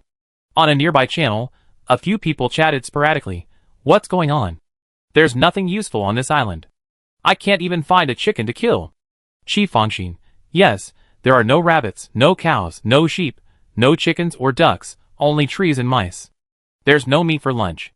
Ma De, Qi Fangxin, why haven't you come yet? Qi Fangxin, stop talking. It's so annoying. I was chased by a silent tiger and almost got eaten. Ma De, a tiger? A level 5?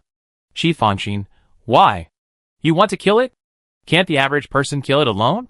Ma De, how about everyone gather together?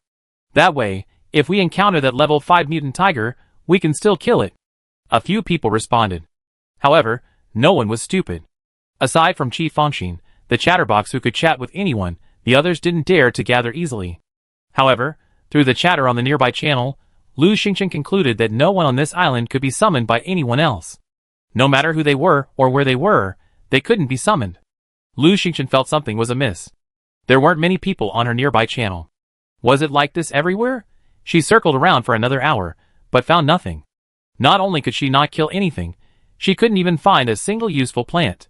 This island, seemingly covered in lush greenery and grass, was actually completely barren. The trees were ordinary, and the vegetables were weeds. Not even a single common vegetable could be found. The animals included butterflies, sparrows, mice, and tiny, first-level snakes. There were quite a few of them, all first and second level. The meat wasn't tasty either. On this island, no one could even get a piece of meat. This was a bit of a problem. 2 hours later, it was noon. The sun shone brightly, warming the earth considerably. Lan Lan finally returned, a bit irritated. This damn place is so poor. There's not even a puddle. I'm dying of thirst. Lu Xingchen fed it water while checking the regional chat. About a third of the players had been teleported to the main island, with the rest scattered across the region. Being on the main island still offered advantages. Players you knew would often team up and snipe out stray players from other regions. Lu Xingchen went to the global chat and idly called out, "Is Xiaoyu here?" That was the nickname she had once given her brother. This one did get a few joking responses, one of which spawned several. Qi Fangxin, Xiao Xingxing, I'm here. I'm Xiaoyu. Qi Fangxin, Xiao Xingxing, I'm here. I'm Xiaoyu. Lu Xingchen, This Qi Fangxin was truly omnipresent. He was everywhere in the global chat and the nearby chats. Was he that bored? Well, on such a poor island, there wasn't much else to do. She simply closed the chat screen and said to Lan Lan, "Go explore the sea and see where the nearest island is." She decided to leave this deserted island. "No, poor island." Lan Lan set off immediately. Mimi continued exploring the unexplored areas on the map. Lu Xingchen walked for about another hour before stopping. "No, this island is too poor. There's nothing here. Exploring it is simply too boring. It's best to leave as soon as possible and go to another island." She sat on a high rock, with nothing to do, so she opened the chat channel again. She checked the regional channel first. "Qi Linyu, there's no one on my island, and I don't seem to see any other islands nearby. The most outrageous thing is, the people in the nearby channel have been scanning all morning and haven't found any monsters higher than level 2. Xiaoyu, according to the information we've gathered, there will be isolated islands in the archipelago. Some of these islands are quite far from the others, and there may be isolation zones. It's difficult for people on these islands to leave, and of course, People from other islands can't enter either. They're considered safe zones. Xiaoyu, only the luckier ones will be teleported to the safe zones, because there's less conflict and fewer beasts. All you have to do is eat and drink happily until the hunt is over. Xiaoyu, also, players in the safe zones can't summon or be summoned. Qilingyu, really? Haha, that's great. Qilingyu, I can rest easy now. I thought I couldn't survive this time, but I didn't expect it to happen. My luck just went haywire, getting me into the safe zone.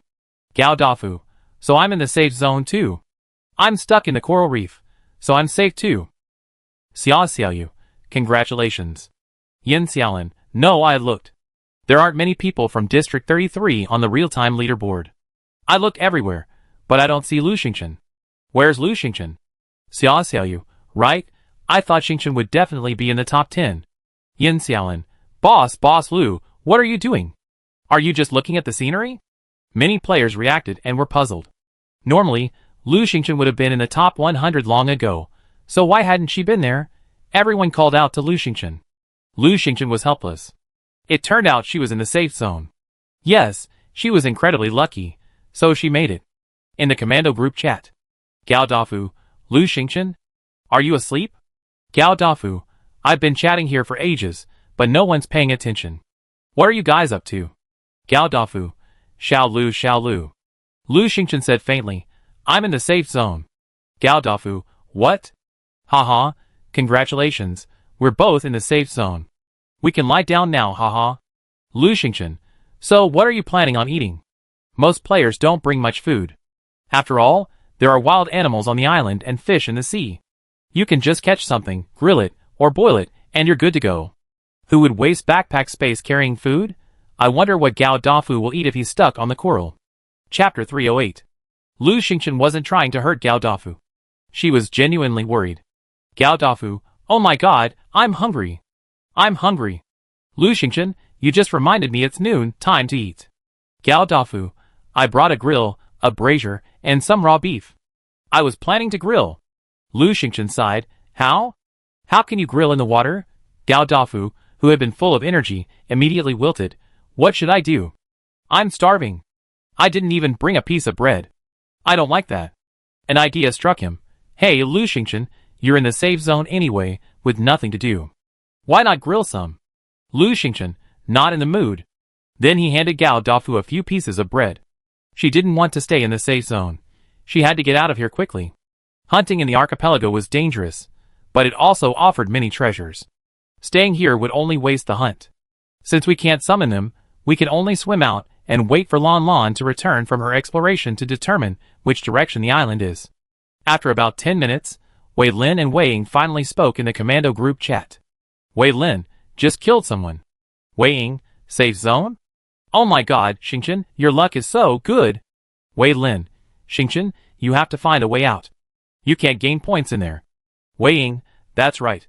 Not a single person from District 33 is in the top 10 of the real-time leaderboard. Xingchen, get out now and bring honor to District 33. Zhongcheng, how can we rescue you? Lu Xingchen, you can't come anyway. Go get busy. On this island, you can't summon or be summoned. This is troublesome. After some thought, she decided to explore the sea on her own. As she stood up, she glanced at the nearby chat channel. Qi Fangxin, wait, I'm coming right there. Ma De, hurry up, we saw that level 5 leopard tiger, let's kill it together. These two people who were planning to meet up haven't even met yet? What a delay. Lu Xingchen ignored all that, gathered her gear, quickly reached the beach, and entered the water. This was a place Lan Lan hadn't explored before, so she planned to swim straight ahead. After about an hour, she surfaced. No, she was too tired. There was still a vast ocean ahead. Wasn't her little island too isolated? Grandma brought her lunch. Lu Xingchen looked at the vast ocean and decided to go back. This wasn't going to work. What if she couldn't swim to the end even after 3 or 4 hours? It would take her another 3 or 4 hours to get back, and the whole day would be gone. Back on the island, Lu Xingchen had lunch, but Lan Lan still hadn't returned.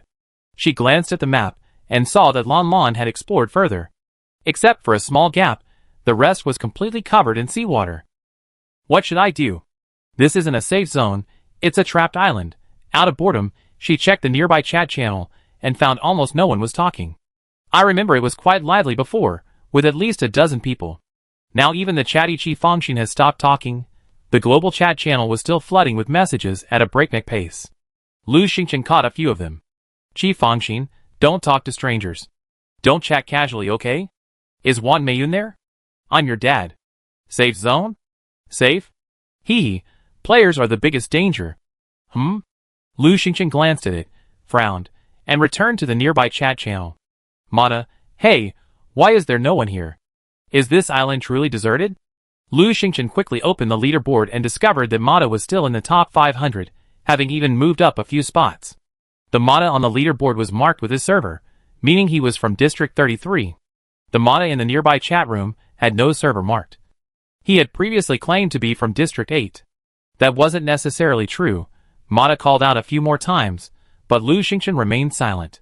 Indeed, this island also had dangers, players. An idea struck her, and she said to me, you head southeast, I head northeast. Let's look around and see if anyone's there. The island wasn't large, so finding anyone shouldn't be difficult, but be careful. What if there's an ambush? Lu Xingchen walked cautiously southeast, keeping an eye on her surroundings. Soon, Mimi called over, Master, I've spotted 3 people in this woods. 1 is lying down, and 2 are sitting down. They haven't noticed me yet. Lu Xingchen opened the map, confirmed Mimi's location, and quickly rushed over. Following Mimi's instructions, she quietly entered a dense forest. After a few detours, she finally saw an open space not far away. Sure enough, there were 3 people there, 1 lying down, and 2 sitting on a large rock. The lying person was unclear, but the 2 sitting ones looked like they were cast from the same mold. Both were bald, tall, and burly, about 1.9 meters tall. The 2 had their backs to Lu Xingchen, so she couldn't see their faces. She quickly hid behind a large rock. In this situation, it would be best to find out who they were and what they were doing. Although Lu Xingchen's martial arts skills were high, the current situation was a chaotic war among the 10 districts. Anyone who remained was a formidable force, and no one should be underestimated. She hid there, overhearing the conversation between the 2. Dad, why don't you kill him? Keep him. He's a chatty guy. Maybe he can figure out a way to get off this island. Didn't you check the area chat? We're in a safe zone. No wonder there aren't many people here. Just kill them. Dad, we need to get out there and kill them. Look, my rankings dropped again to 501st. Lu Xingchen's mind struck, and she immediately checked the real-time leaderboard. 501st was Ma Da from District 33. Is this Ma Da? Zheng Yuan's former henchman? The older one is his father. Luckily, father and son were teleported to the same area. They've killed everyone on this island. No wonder I can't see any chats in the nearby channels anymore. So the chatterbox Chi Fongxin is finished? No, it should be Chi Fongxin lying on the ground. Lu Xingchen hid his form again. These 2 were not easy to deal with. The 2 men resumed their conversation. Dad, let's go find Lu Xingchen right after we get out and kill her. I know. Haha, he was the one who killed your brother, Ma Da. It's hard for you, second brother. You found out about it soon after the district merger, but you kept it to yourself. Dad, Lu Xingchen has too many lackeys in District 33. I've been waiting for the opportunity to fight in District 10. Unfortunately, I haven't seen her yet, and don't know what she looks like. It's okay. You know she's a woman, right? Kill any woman you see, and never let her go. Haha, good. Lu Xingchen understood. She said the 2 looked familiar. So it was Ma Da's family. As expected, none of them are good people. They kill people like dirt. Good. Eavesdropping really can reveal a lot of information. At this moment, the 2 men moved. Lu Xingchen took a look and saw their faces. Sure enough, they looked exactly like Ma Er. The older one was Lazi, and the younger one was Ma Da. Ma Da, Dad, it's been so long, why hasn't this guy woken up yet? Our medicine isn't that powerful, is it? Old Ma, he's tied up, what's there to be afraid of? But Chi Fongxin, though clueless, is very brave, and his boss is very powerful. I silenced him and tied his hands and feet, so he can't send messages to his boss. Ma Da, oh okay Dad, but it's been so long, why hasn't he woken up yet? Isn't he dead?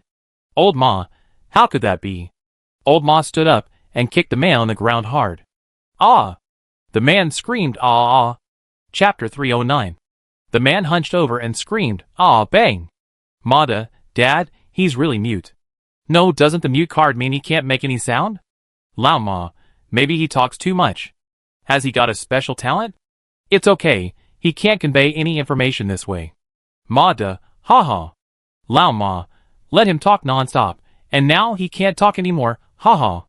Ma Da, but Dad, aren't we supposed to get him to tell us how to get out of the safe zone?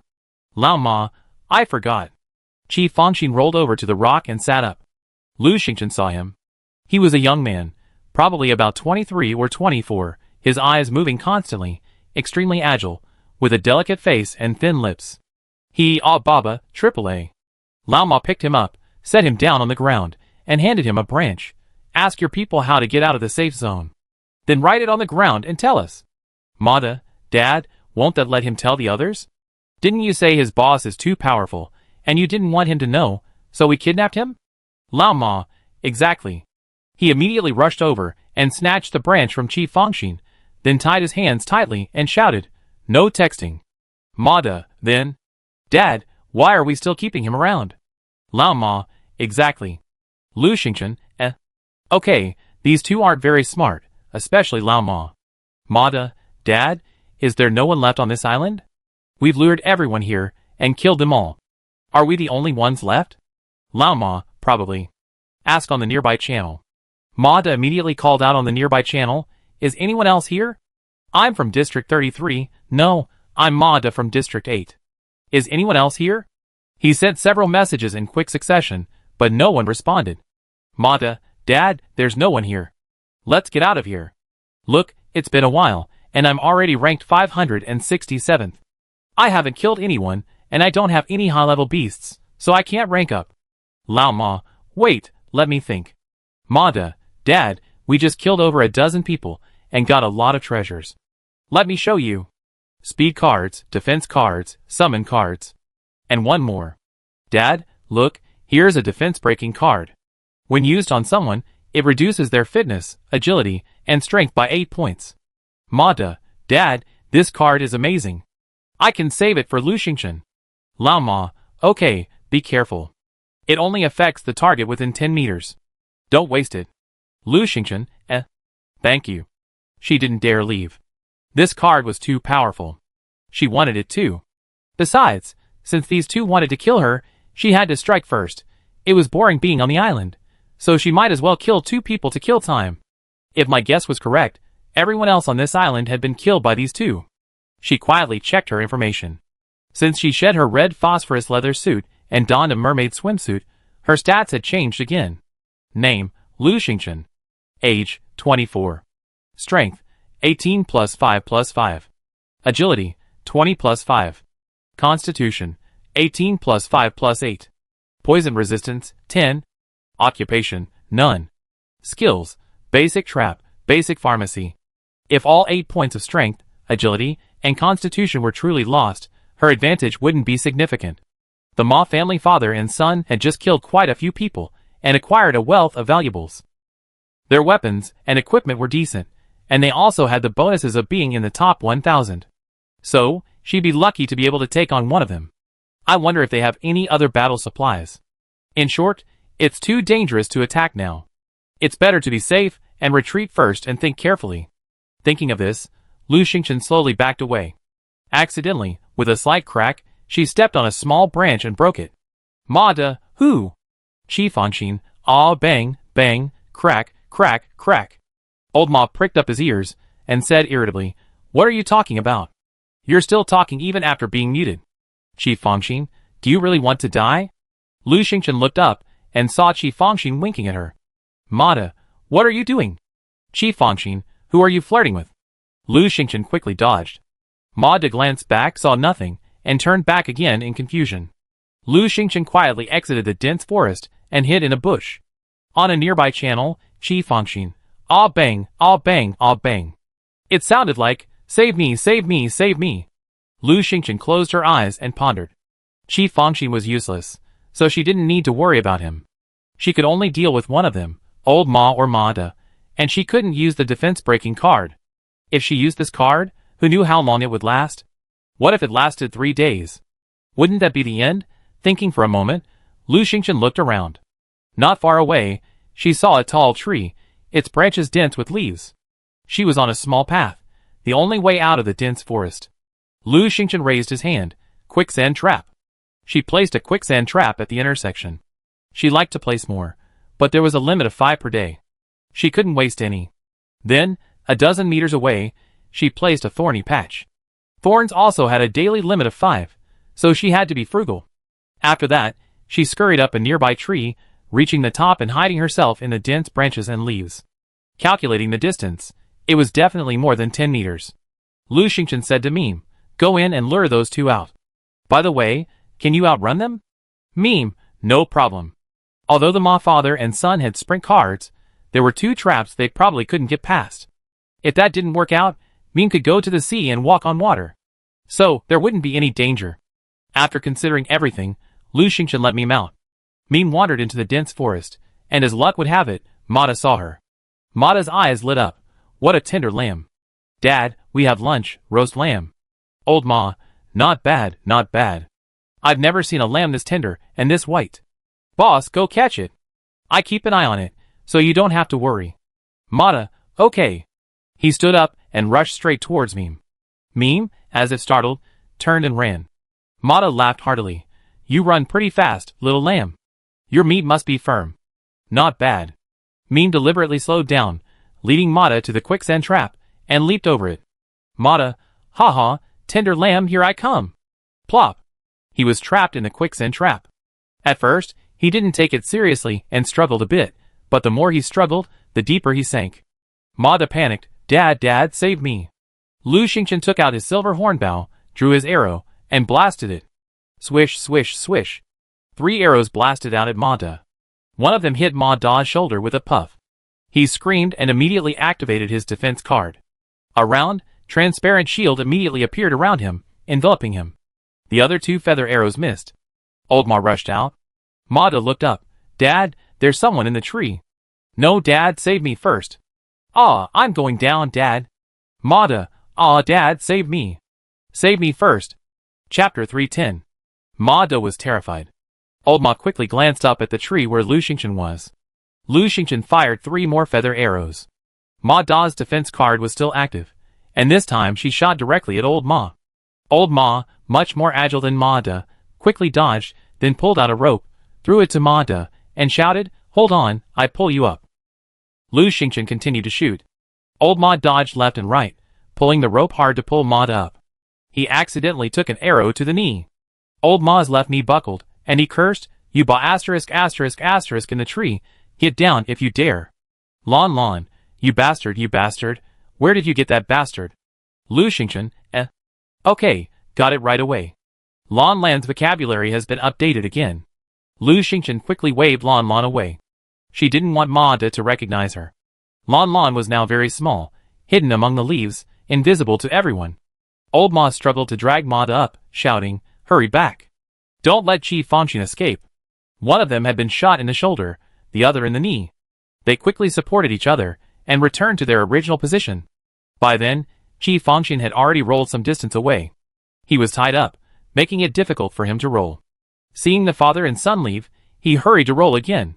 Ma Da and old Ma Da cursed as they quickly took out the golden medicine and applied it. Ma Da, "Dad, no. It's poisonous." Old Ma cursed, "Hurry. Let's find an antidote in the trading hall." Ma Da, "Dad, no. Qi Fangxin has escaped." Old Ma gritted his teeth and said, "Don't worry. We catch him later." Old Ma slapped on some gold wound medicine and antidote, then rushed out and grabbed Qi Fangxin, who had fallen halfway. Old Ma was furious. "Qi Fangxin, are you your accomplice?" Qi Fangxin, "I'll be a AAA. Old Ma, talk nicely, or I whip you." Ma Da, "Dad, he's under a silence ban. Have you forgotten?" Old Ma, "No, there's someone else on the island, and they're cunning. They haven't shown up, haven't chatted, and they set traps. Yes, it's a woman." He thought Lon was the one who killed them. Lon Lan's voice was delicate. Ma Da, "Yes, she looks like a young girl, very young, 11 or 12. 7 or 8. Qi Fangxin, "I'll be a. Lao Ma, what's it to you?" Qi Fangxin, "Can you shut up? You're still talking even though you're muted. Do you believe I spank you?" Qi Fangxin, "A. Lao Ma yelled, "Qi Fangxin, stop talking. If you continue, I spank you. Elsewhere, Lu Xingchen asked Lan Lan, how's it going? Did you see the island? Lan Lan, no, it's all seawater. Lu Xingchen was worried. However, for now, the most important thing to do was to resolve the immediate crisis and kill Ma De and Lao Ma. The island wasn't large, and if she wasn't careful, Ma De and Lao Ma would discover her. Even if they didn't know she was Lu Xingchen, they would kill her. They were like ticking time bombs, and they had to be defused. Ma De and Lao Ma were both injured. Her arrows were poisoned, and their fighting power was probably affected. Plus Lan Lan. The defense-breaking card was so annoying that Lu Xingchen didn't dare approach either of them. If she kills Ma De, even if the defense is stuck with Lao Ma can send it to Ma De immediately. After a moment's thought, Lu Xingchen said to Lan Lan, turn into a bird and go check on the people in the jungle. When you're done, tell me. Me, master, I've been using my super hearing. Lu Xingchen, what's their situation now? On a nearby channel, Qi Fangxin, ah ba, ah ba, ah ba, ah ba. It sounded like, help me. Me, they want to kill that Qi Fangxin. I heard he's very brave, and might have a lot of treasures. That way, they have more treasures, and it'd be easier for them to kill us. Lu Xingchen, that won't do. Me, oh Lan Lan hid in the tree and cursed, scaring them off. They're not going to kill for now.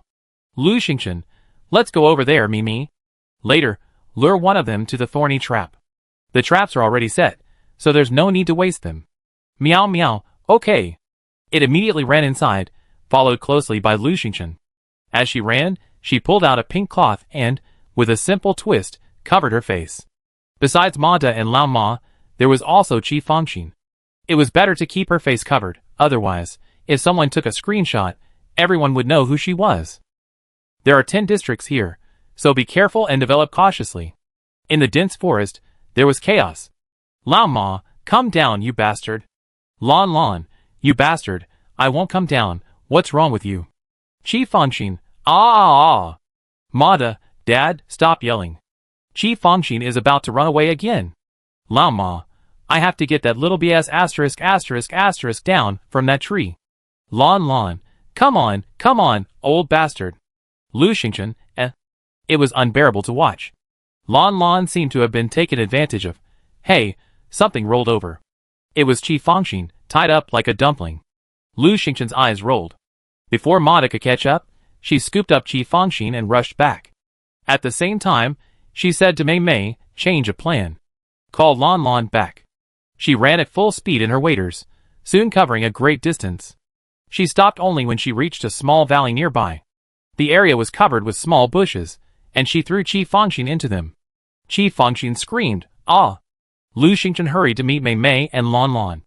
They met up halfway. Lan raged, why won't you let me curse? Why? I cursed that old *** to death. It was still as small as a sparrow, barely visible among the branches. Lu Xingchen, calm down, we kill him later. Lan noticed the pink cloth covering her face, and instantly forgot her anger. Xiao Lu, what are you covering it with? Lu Xingchen, don't call me Xiao Lu anymore. It was too easy to reveal. She didn't even want people to know her last name. This time, meeting Lao Ma and Ma De, she became wary. She had killed people before, and was somewhat famous. What if their parents, brothers, and sisters wanted revenge? Didn't they just see Wan Meiyun's father looking for his daughter? She wasn't afraid of revenge, but she didn't want to be on the defensive. Lan cackled. If not Xiao Lu, what else should I call you? Lulu, Xiao Lu, Lao Lu. Lan, oh Xiao Lu, sounds better. It makes me feel like I'm your boss. Lu Xingchen, shut up. She hurried with Lan and Niemya to the spot where Qi Fangxin had been hiding. Qi Fangxin, reluctantly rolling out of the bushes, looked at Lu Xingchen with tears in his eyes. Ah! Lan cackled. Ha, he calls you daddy. Ha, Xiao Lu, you have a son. Lu Xingchen, shut up. She picked up Qi Fangxin and laid him flat in front of her. I saved you. Otherwise, you would have been killed, right? If so, say ah. Qi Fangxin, ah. Chapter 311. Lu Xingchen, shut up. Just say what I told you to.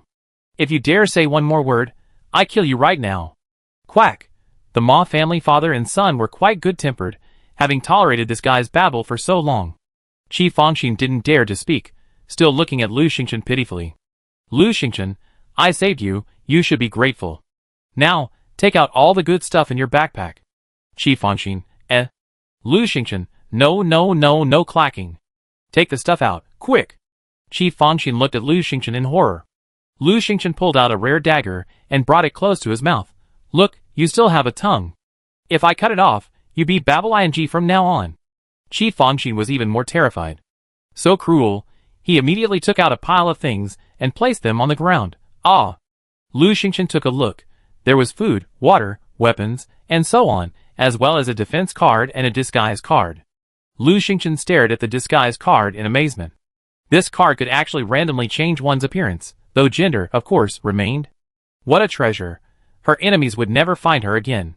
She could kill someone, change back to her original appearance, and no one would know. What a shame that Qi Fangxin had such a valuable item, and kept it unused. Lu Xingchen scoffed. That's all? How can you be so poor? Qi Fangxin said pitifully. Ah.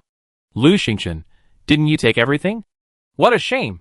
You can't see the contents of a player's backpack, so you don't know what else is in it. Generally, they keep some for survival. Qi Fangxin, tied up like a dumpling, lay on the ground. Ah, ba. On the chat screen, across the entire map, Lu Xingchen had seen several messages. By Kaisen, Qi Fangxin, don't chat with anyone. Stop talking nonsense. By Kaisen, Qi Fangxin, why aren't you chatting with us? Are you replying? By Kaisen, Qi Fangxin, are you mute? Qi Fangxin, ah ba. By Kaisen, you're still alive, that's reassuring. Don't chat with anyone. Stay in the safe zone. We're working on a solution. Qi Fangxin, ah ba. By Kaisen, what are you doing? Are you really playing dumb? I've got nothing to do. I'm ignoring you. We're busy. Lu Xingchen kicked Qi Fangxin. No more messages, no more chatting. Even after all this, he still won't stop. Qi Fangxin burst into tears. Ah bah. Lu Xingchen, don't cry. Now, I want to discuss something with you. Look, those two horses just caught you, tied you up, and kicked you. They're going to kill you, right?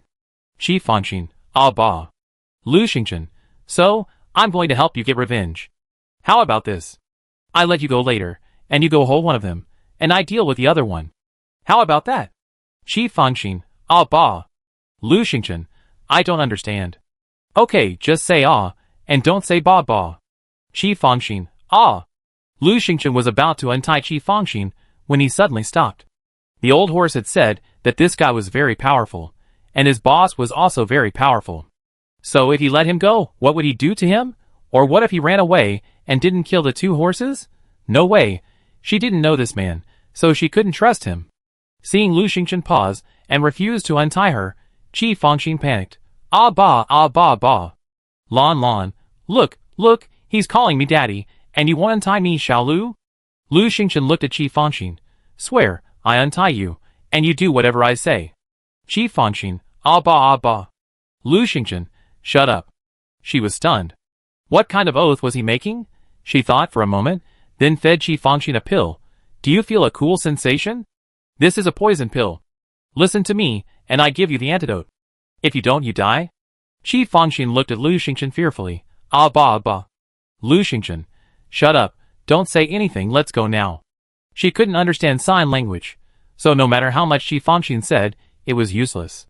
She untied Qi Fangxin and said calmly, don't contact your boss. Do as I say, or I won't give you the antidote. Qi Fangxin grumbled, ah ba. He really didn't dare. He didn't know what pill he had just swallowed, but it felt cold. Now he felt like his internal organs were poison, ready to burst at any moment.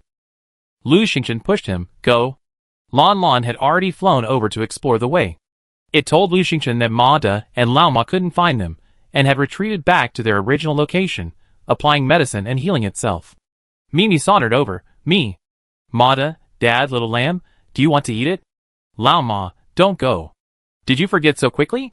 Ma De, but Dad, this little lamb is so white, so tender, and so delicious.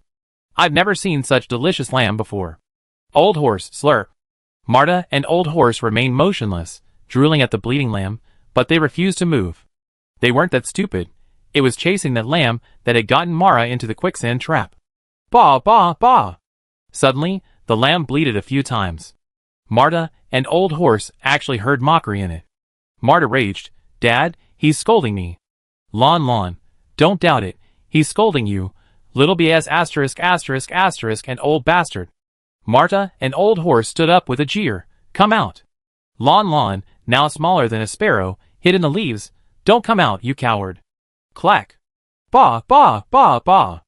Marta furiously picked up rocks and threw them at the tree. Lon kept cursing but refused to come out.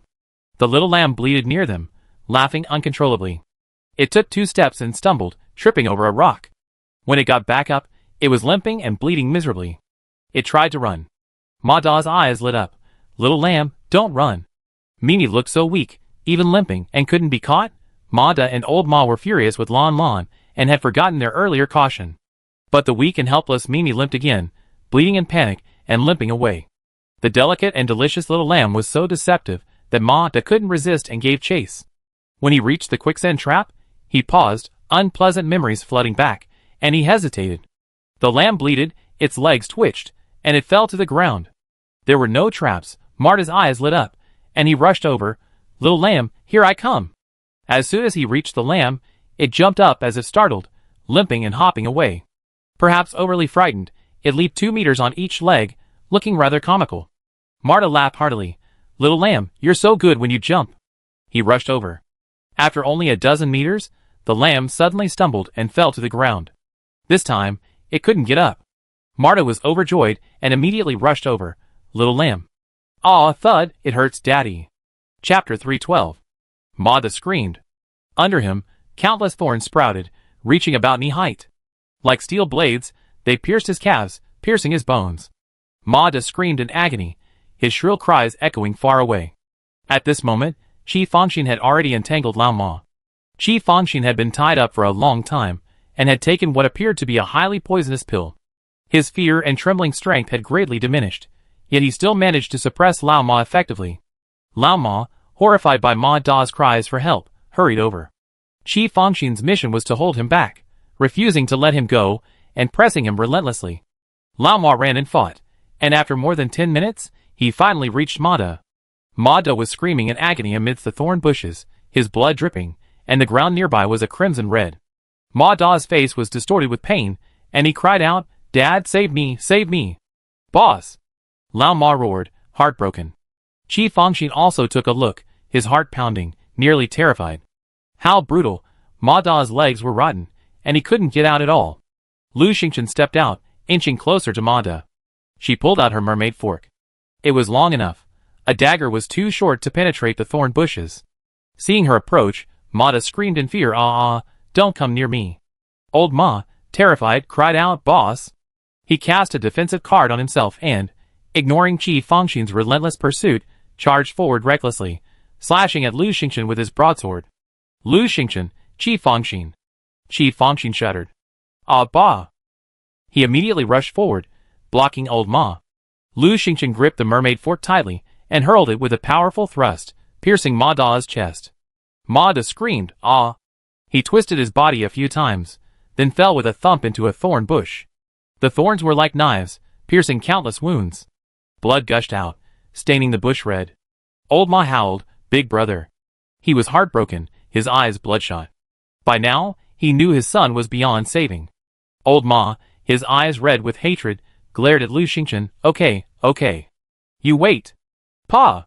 He used a speed card, turned, and sped away. Even with such hatred, he still had a shred of sanity. He couldn't even defeat Chi Fongxin, let alone someone who could command him. If he wanted revenge, he had to run. Lu Xingchen frowned and turned to chase him. The game prompt sounded. Kill Ma-Da, earn 100 points. Ma-Da is ranked 671st in the real-time points ranking, earning an additional 500 points. I didn't expect to earn extra points for killing players on the leaderboard. 500 points is a lot, while killing an ordinary player probably only gives 30 or 40 points. Win, do you want to pick up Ma-Da supplies? Isn't this what you've been working so hard for? Lu Xingchen, yes. You get 2 summon cards, 2 barbecue grills, 11 loaves of bread, 23 bottles of mineral water, 2 long swords, 1 short sword, and 1 defense-breaking card. It's true that Ma-Da has quite a bit of stuff, weapons, food, equipment, and water. Lu Xingchen guessed he got it by killing other players.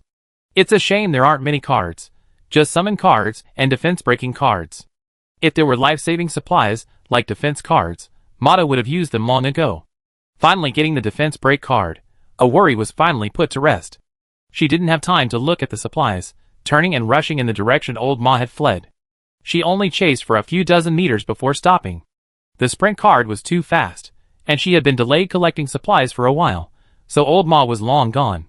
Let's take a look at the supplies first. Let's take a look at the defense break card first. Defense break card reduces the target's attributes. Upon use, the target's strength, constitution, and agility are reduced by 8. It can be used on players or monsters. Usage limit, within 10 meters of the target. Number of uses, 1. So, it can be used not only on players, but also monsters? Not bad, not bad. Defense break cards have so many uses. Lu Xingchen happily put the defense break card away. As for the other cards, they were all familiar to her. Mata had a lot of weapons, but they were far inferior to Lu Xingchen's. So, she only kept the spear and gave all the rest of her weapons and equipment to Grandma, so he wouldn't take up space. After finishing, she looked up and saw Qi Fangxin sitting quietly on the ground, motionless. Mimi stared at him coldly. Seeing Lu Xingchen looking over, Mimi was pleased. Master, he didn't send a message. Lu Xingchen gave Mimi a thumbs up. Capable. Lon, hidden among the leaves. TSK, you flatterer. Qi Fangxin shuddered. Lu Xingchen pulled the pink cloth covering his face upwards and looked at Qi Fangxin. I avenged you. How are you thanking me? Qi Fangxin's face was doleful. He couldn't wrap his head around it. How could a weak, pale, and delicious lamb be so good at acting? Lure Mata away, step by step. And what kind of Buddha is hiding in that tree? Its voice is so beautiful, its words so sweet, yet you can only hear its voice, but never see its form. It's terrifying. And then, there's this demon covered in a pink cloth. Qi Fangxin shed 2 clear tears and wrote on the ground with his finger. Hero, can you give me the antidote? My stomach hurts so badly. Am I going to die? Lu Xingchen, She just gave him a heart-cleansing pill to trick him. Is the psychological effect that strong? He's too weak to handle it. Qi Fangxin clutched his stomach in pain and wrote again. I really do have a stomachache. I need to go to the bathroom. Lu Xingchen frowned. Are you trying to run? Qi Fangxin, with a mournful face, continued writing. I'm not, hero. Old Ma ate half-cooked meat for me. Ming took several steps back in disgust. Lu Xingchen's expression changed. Okay, go over there and relieve yourself. I'm telling you, there are thorn traps everywhere. You could easily step on them if you're not careful. Be good. Don't send a message to your boss either. I've set up little birds on the leaves watching you. Qi Fangxin's face paled, and he nodded repeatedly. Mimi led him off into the distance, while Lu Xingchen lowered his head in thought. Qi Fangxin was a nuisance. Although he was still mute, he could definitely type and send a message to tell them what was happening here. Should I kill him? Never mind. This guy's pretty honest. I can't just kill him. Let's use him if I can. The most important thing now is to find and kill Lao Ma, otherwise it's a huge problem. But the island isn't big, so it's possible to hide someone there. Lao Ma is hiding somewhere, so finding him would be difficult. She didn't want to waste too much time here. If only she had a location card. Just as she was thinking, Qi Fangxin returned. After his diarrhea, he felt a bit better. Lu Xingchen had successfully intimidated him. Even when he pooped, he felt terrified, as if countless eyes were watching him from the bushes. So, he didn't dare send a message. Qi Fangxin returned obediently. As soon as he reached Lu Xingchen, a spear was pressed against his throat. Lu Xingchen, now, send a message to your boss, saying you've been kidnapped and need a location card. Chapter 313. Qi Fangxin stared at Lu Xingchen in shock. Lu Xingchen, come on, don't you want the antidote? Qi Fangxin tremblingly typed a message in the group chat. Boss, Kaisen, I have something to say. Bye Kaisen. Boss is busy, no time. Tell me if you have anything. Qi Fangxin, I've been kidnapped. Wow, the kidnappers want a location card. Bye Kaisen, what? Are you kidding? Qi Fangxin, really? The kidnappers are right next to me. Lon, hiding in a tree, shouted in a blazing voice. A location card. Send it to you within an hour, or we kill you. Qi Fangxin, listen. Lon, you won't give it to me? Then I cut off an ear and give it to you, and then a finger. If that doesn't work, an arm? Lu Xingchen, Yes, It seems Lon Lon has watched some police dramas. I don't know if she's mastered the police's rhetoric, but she's definitely mastered the kidnappers. Chief Fangxin typed, "Woo, did you hear that, Kaisen?" Bai Kaisen was silent for a moment. Why is the kidnapper a little girl? Is she an adult? Why could you be fooled by such a young girl? Chief Fangxin, you're so unreliable. Chief Fangxin looked up at Lu Xingchen. He didn't understand why Lu Xingchen remained silent, letting the hidden boss speak instead. The boss's voice truly sounded like that of an underage girl. It's over. Now, his image has been further tarnished. Even a minor could trick him. Chief Fangxin was exhausted, his stomach cramping again. He suspected the poison Lu Xingchen had fed him was about to take effect.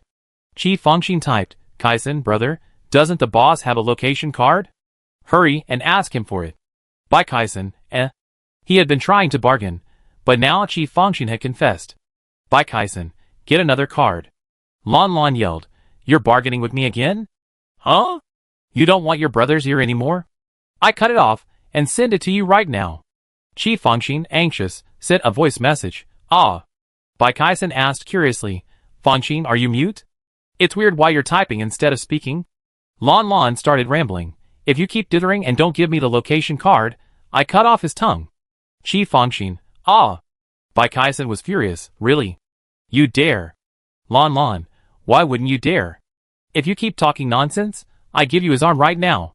Chief Fangxin, on the verge of collapse, quickly typed, "Brother, give it to him."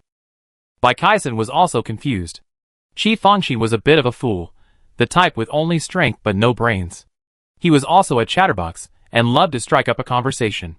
Usually, he was the one who followed him around. Everyone was separated during this teleportation, but he didn't take it seriously, and planned to summon Chief Fangxin directly, but the message said he couldn't summon him. Later, they learned that Chief Fangxin had been teleported to the legendary safe zone. Unable to summon or be summoned, he could only act alone.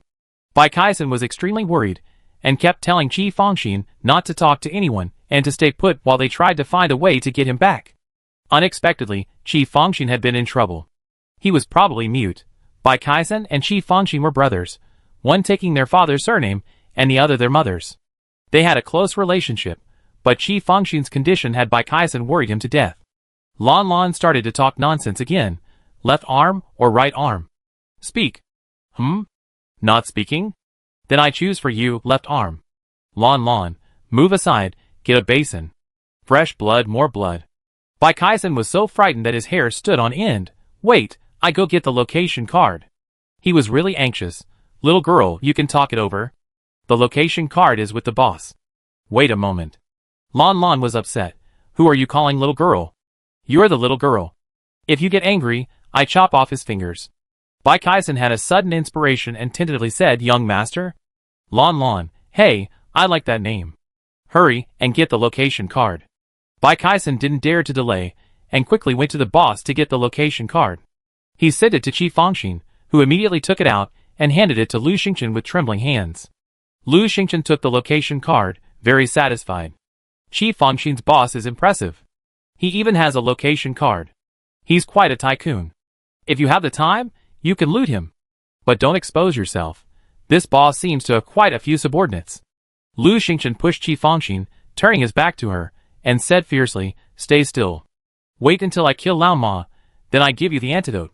Chief Fangxin was quite obedient, but also quite foolish, so she didn't kill him. Let him fend for himself. She opened the location card. Location card can determine a person's location. Uses 5/5. She immediately took out the location card and located Lao Ma. Location card. Lao Ma is 10 kilometers away from you. Coordinates XXXXX. He's already covered so much ground in just a short while.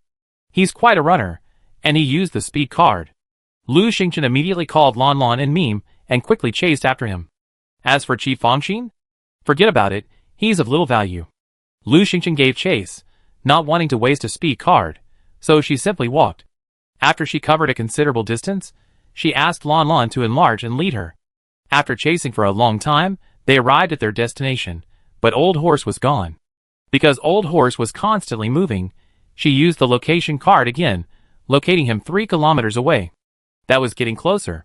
She opened the chat screen and stumbled upon several chats in the global map channel. Chief Fangxin, Bai Bai Kaisen, stop yelling. You've been banned, can't you just be quiet for a moment? Lao Ma, that awful fellow, just wait, I'm going to kill you. Bai Kaisen, okay Lao Ma, you actually captured my brother. I remember you.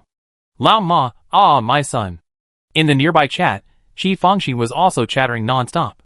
Although no one could tell what he was trying to say, he just kept on expressing his emotions.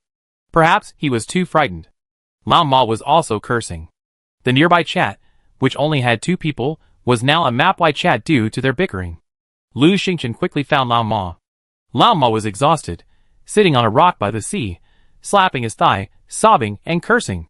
Of course, he was cursing the man who had killed his son. Poor old man, he didn't even know what the man looked like or his name, so even if he cursed, he couldn't get enough. Lu Xingchen drew his bow and drew his arrows. Swoosh, swoosh, swoosh. 3 feathered arrows flew out. Puff, puff, puff. 1 feathered arrow hit him squarely in the chest, 1 in the throat, and another in the forehead. All of them hit vital points. Chapter 314. Old Ma used his speed card and ran a great distance at top speed. Sitting on a reef, he thought of both his sons' deaths. He was heartbroken. His second son had been killed by Lu Xingchen. He and his eldest brother had decided to seek revenge on Lu Xingchen, but unexpectedly, they ran into a safe zone. After learning the function of the safe zone, they began to plot murder. After killing a few people, he spotted Qi Fangxin on a nearby channel. Qi Fangxin was incredibly powerful, and he and Ma Da had an old grudge against him. So, Ma Da had Qi Fangxin contacted him, falsely claiming to be from Zone 8, in order to get closer. Then he tricked Qi Fangxin into coming over and drugged him. The 2 of them had killed so many people that they were already in the top 1,000. They had also captured Qi Fangxin, and they thought the road ahead would be smooth, and killing Lu Xingchen would be easy. But to their surprise, their eldest brother was killed by a mysterious figure who appeared out of nowhere. He was filled with hatred. Now, besides Lu Xingchen, he had another person he absolutely had to kill. Old Ma cried and grumbled non-stop, and after a few heartfelt sobs, he let his guard down. He had never expected Lu Xingchen to be able to pinpoint this location. So, he wasn't prepared at all. He was immediately killed by Lu Xingchen. Killing Old Ma earned 100 points. Old Ma's real-time points ranking was 782nd, earning him an additional 500 points. Another 600 points. Just by killing Ma Da and Old Ma, Lu Xingchen had already earned 1,200 points. Do you want to pick up Old Ma's supplies, Lu Xingchen? Yes. You receive 1 summon card, 20 pieces of beef, 5 pieces of bread, 1 long knife, and 1 anonymous card. Anonymous card? What is that? Lu Xingchen checked. Anonymous card. After using, you can hide your name from the leaderboards and chat channels. Usable 3 times, each lasting 24 hours. Usable 3 times, each lasting 24 hours. Doesn't that mean you can remain anonymous for 3 days? This anonymous card is great. Lao Ma and Ma Da must have felt they didn't need anonymity, so they didn't use it. What a bargain for her. Having solved Lao Ma's biggest worry, Lu Xingchen breathed a sigh of relief. She sat on the reef, worrying about how to get out of this safe zone. Forget it, she opened the chat screen to see what other players had to say. As soon as she opened it, she saw a message scrolling across the real-time leaderboard. Zone 5 player Xia XX, ranked 172nd, has died. Zone 5 player 1G Bao has moved up, and is now ranked 172nd. Lu Xingchen was startled. What? Players on the leaderboard can have a rollback notice when they die? Then, did she also have a rollback notice when she killed Ma Da and Lao Ma just now? Global chat. Scary. I just saw a group of people beating someone up. They were quickly defeated, and a lot of supplies dropped. Look at the announcements. The top 300 deaths are all announced. Just now, someone ranked 172 died. They were beaten to death by our Zone 5 gang. Wan Jinbao took the top spot with the last blow. Yes, the hidden rule is that if you kill a player in the top 300, you can directly replace their rank. So Wan Jinbao killed Xia XX, and got the top spot directly. Yes, he got the attribute bonus directly. The players laughed, but soon someone noticed something was wrong. This game is so disgusting. Aren't the top 300 players in danger? Isn't that right? Killing them will allow you to ascend directly to the top. How much easier? All you need to do is organize a group, block the top 300 players, and siege them, and that's it, hee. 2 fists can't beat 4 hands. Even the best players can't handle numbers. Terrible, terrible. Fortunately, it's okay. I'm only in the top 700 right now. I don't want to be in the top 300. It's dangerous. There's another way. Use an anonymous card. Did you see? The 12th place is anonymous. No one knows who they are, so they're safe. Lu Xingchen was stunned. Is that even possible? Luckily, she wasn't in the top 300 yet. She checked the leaderboard. Sure enough, the 12th place showed anonymous, and all server and region names were hidden. I still have to use an anonymous card. I just happened to have one, so I used it. Lu Xingchen immediately used the anonymous card. She tentatively typed a message on the global map channel. Anonymous asterisk asterisk. 1, 2, 3, 4, 5, 6, 7. My friend, where are you? Instantly, it attracted the attention of many players. Wow, look, the anonymous boss has appeared. Guess if it's 12th place? Oh my god, just as we're discussing this, 299th and 188th have both become anonymous. So, are the bosses afraid of being ganged up on, and switched to anonymous cards? Anonymous asterisk asterisk. 1, 2, 3, 4, 5, 6, 7. My friend, where are you? Anonymous asterisk asterisk. 1, 2, 3, 4, 5, 6, 7. My friend, where are you? Anonymous asterisk asterisk. 1, 2, 3, 4, 5, 6, 7. My friend, where are you? Hey, what's this anonymous doing? Is he going crazy? Lu Xingchen, God knows, she only sent one message. What were the other two anonymous ones up to? Could it be another 1 or 2 anonymous people messing around?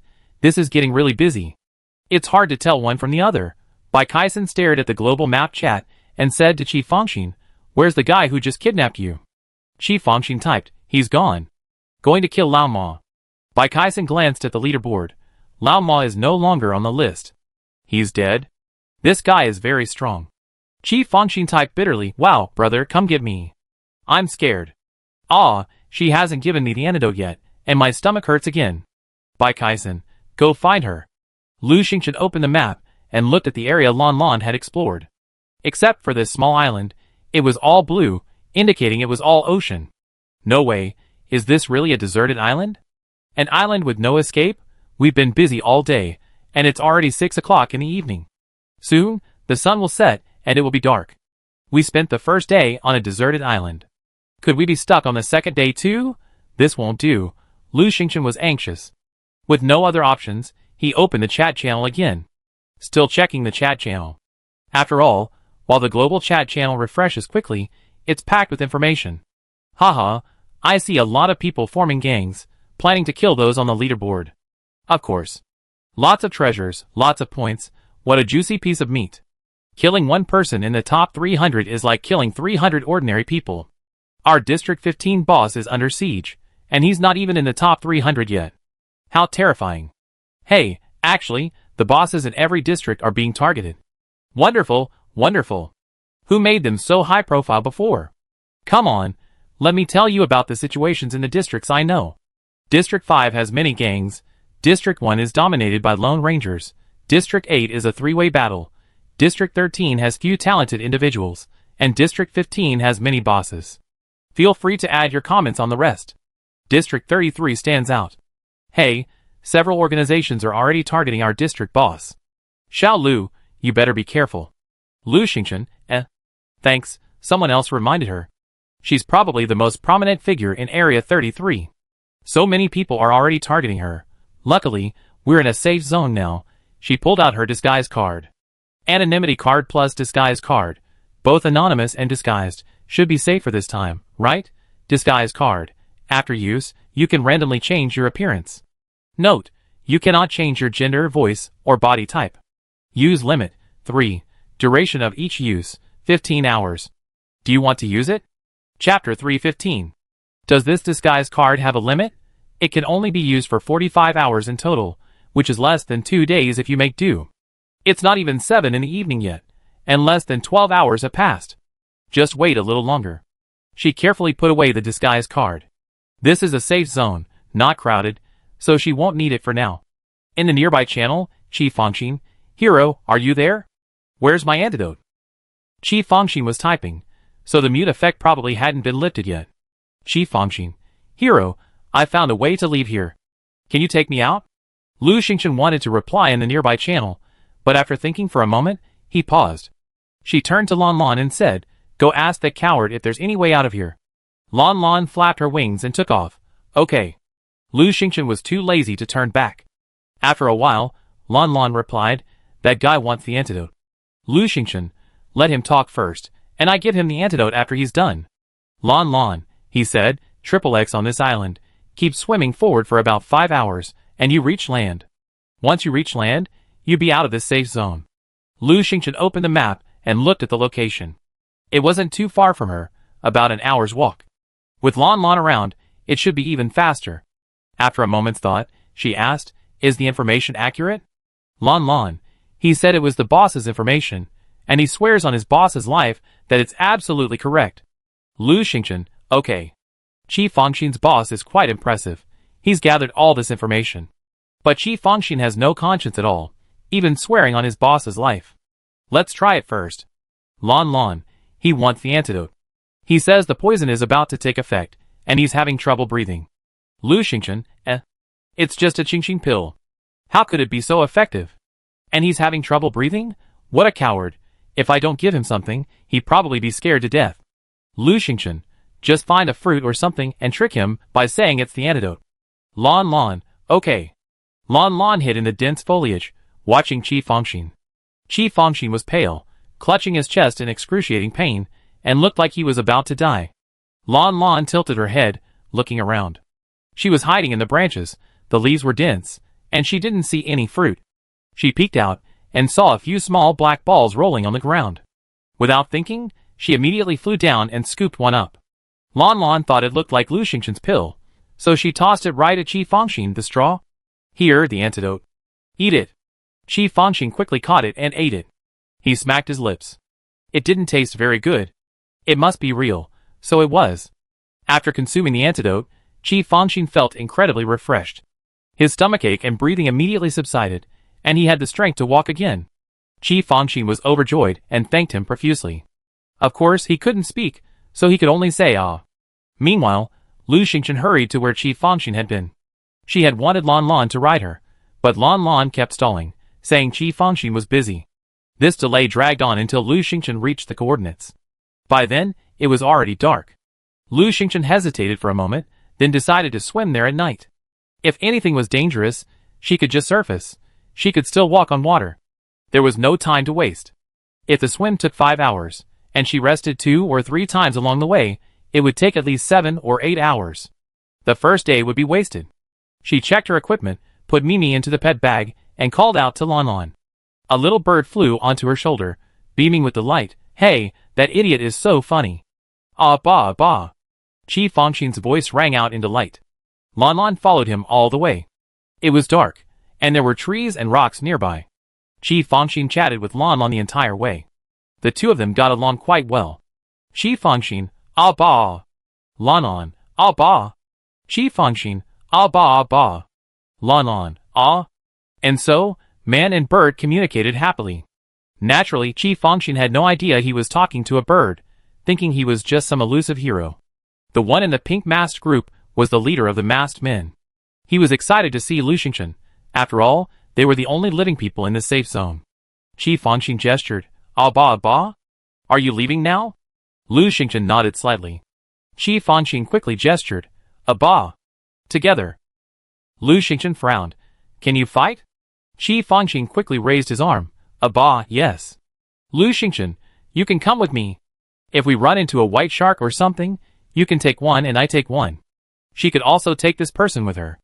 After a brief encounter, she found Qi Fangxin to be rather simple-minded, not the scheming type. He also had decent fighting skills. Even old Ma didn't dare to confront him head-on. Just thinking about him suggested he was quite formidable. With him, we can fight monsters. No one knows what monsters might be in the waters here. Qi Fangxin was overjoyed, nodding repeatedly. He quickly reported the situation to Bai Kaisen. Kaisen, the masked monster has allowed me to go with her. Bai Kaisen helplessly said, okay, be careful. What else could they do? Since they couldn't get through, at least they knew the masked monster wouldn't kill indiscriminately.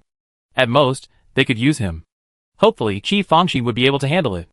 Lu Xingchen quietly put Lan Lan into the pet bag, and went into the water with Qi Fangxin.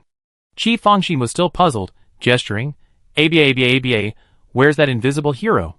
Lu Xingchen patiently said he went first.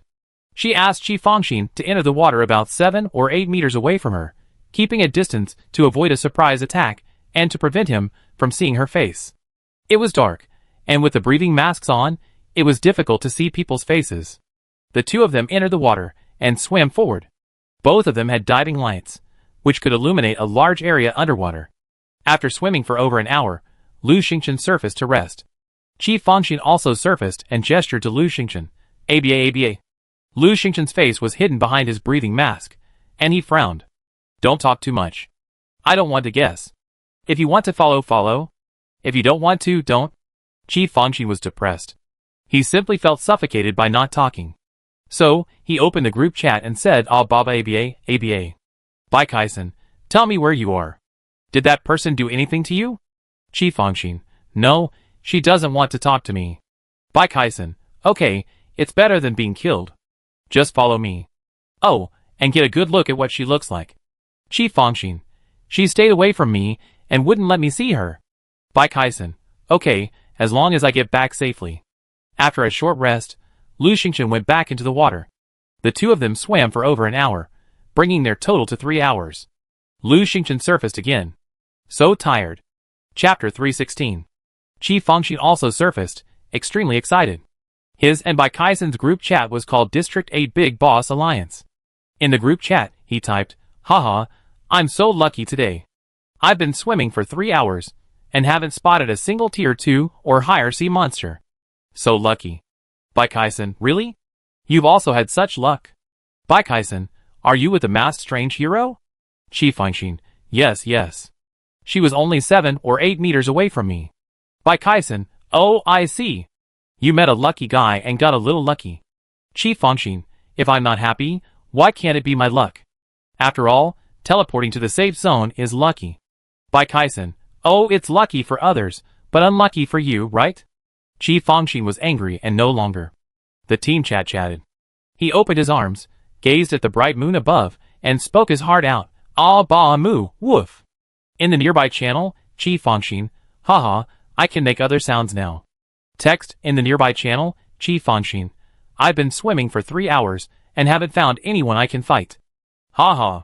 Text, Lu Xingchen, "Shh. This troublesome guy, she noticed something was wrong long ago, but he still insisted on howling. Not even a mute card could stop him. What a nuisance." Not far away, a moo was heard. It was a shark. Sometimes a shark's voice sounds like a cow's, sometimes like a puppy's. The sound varies, but this is also the sound of a shark.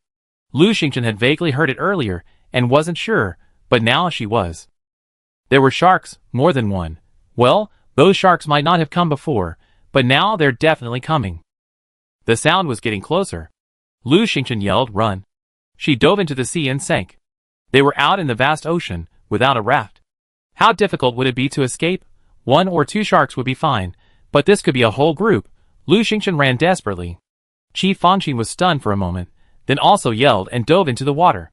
Not far away, the silhouettes of white sharks seemed to be visible. Lu Xingchen counted, 1, 2, 3, 8, 9, 10. There were actually 10 sharks, each one a level 3. She looked up and saw their profile.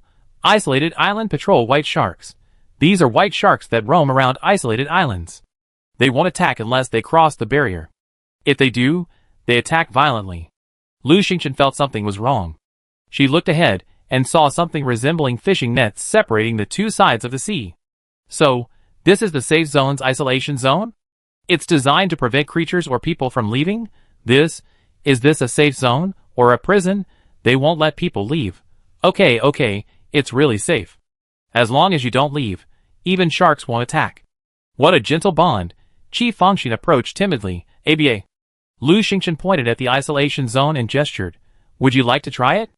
Qi Fangxin typed in the District 8 Boss Alliance. "Ah, the masked monster told me to touch the isolation zone. There really is an isolation zone. Happy, what should I do?" Bai Kaisen, "Don't touch it. Don't touch it.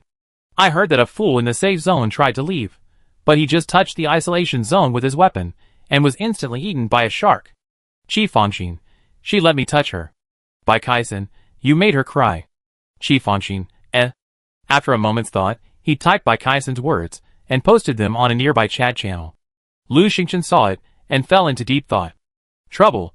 Helplessly, she surfaced and opened the chat channel to see if there were any messages. She stared for a full half-hour before finally, on the rapidly scrolling global map channel, a message about the safe zone appeared. I can't leave the safe zone anymore. I've accepted my fate. Sigh. Why do you want to leave the safe zone? Why are you so desperate? It's all bloodshed out there, okay? Don't even think about leaving the safe zone. As soon as you touch the isolation zone, dozens of sharks will swarm out. Even gods can't defeat them. No one can leave the safe zone. Just stay put. Is it that dire?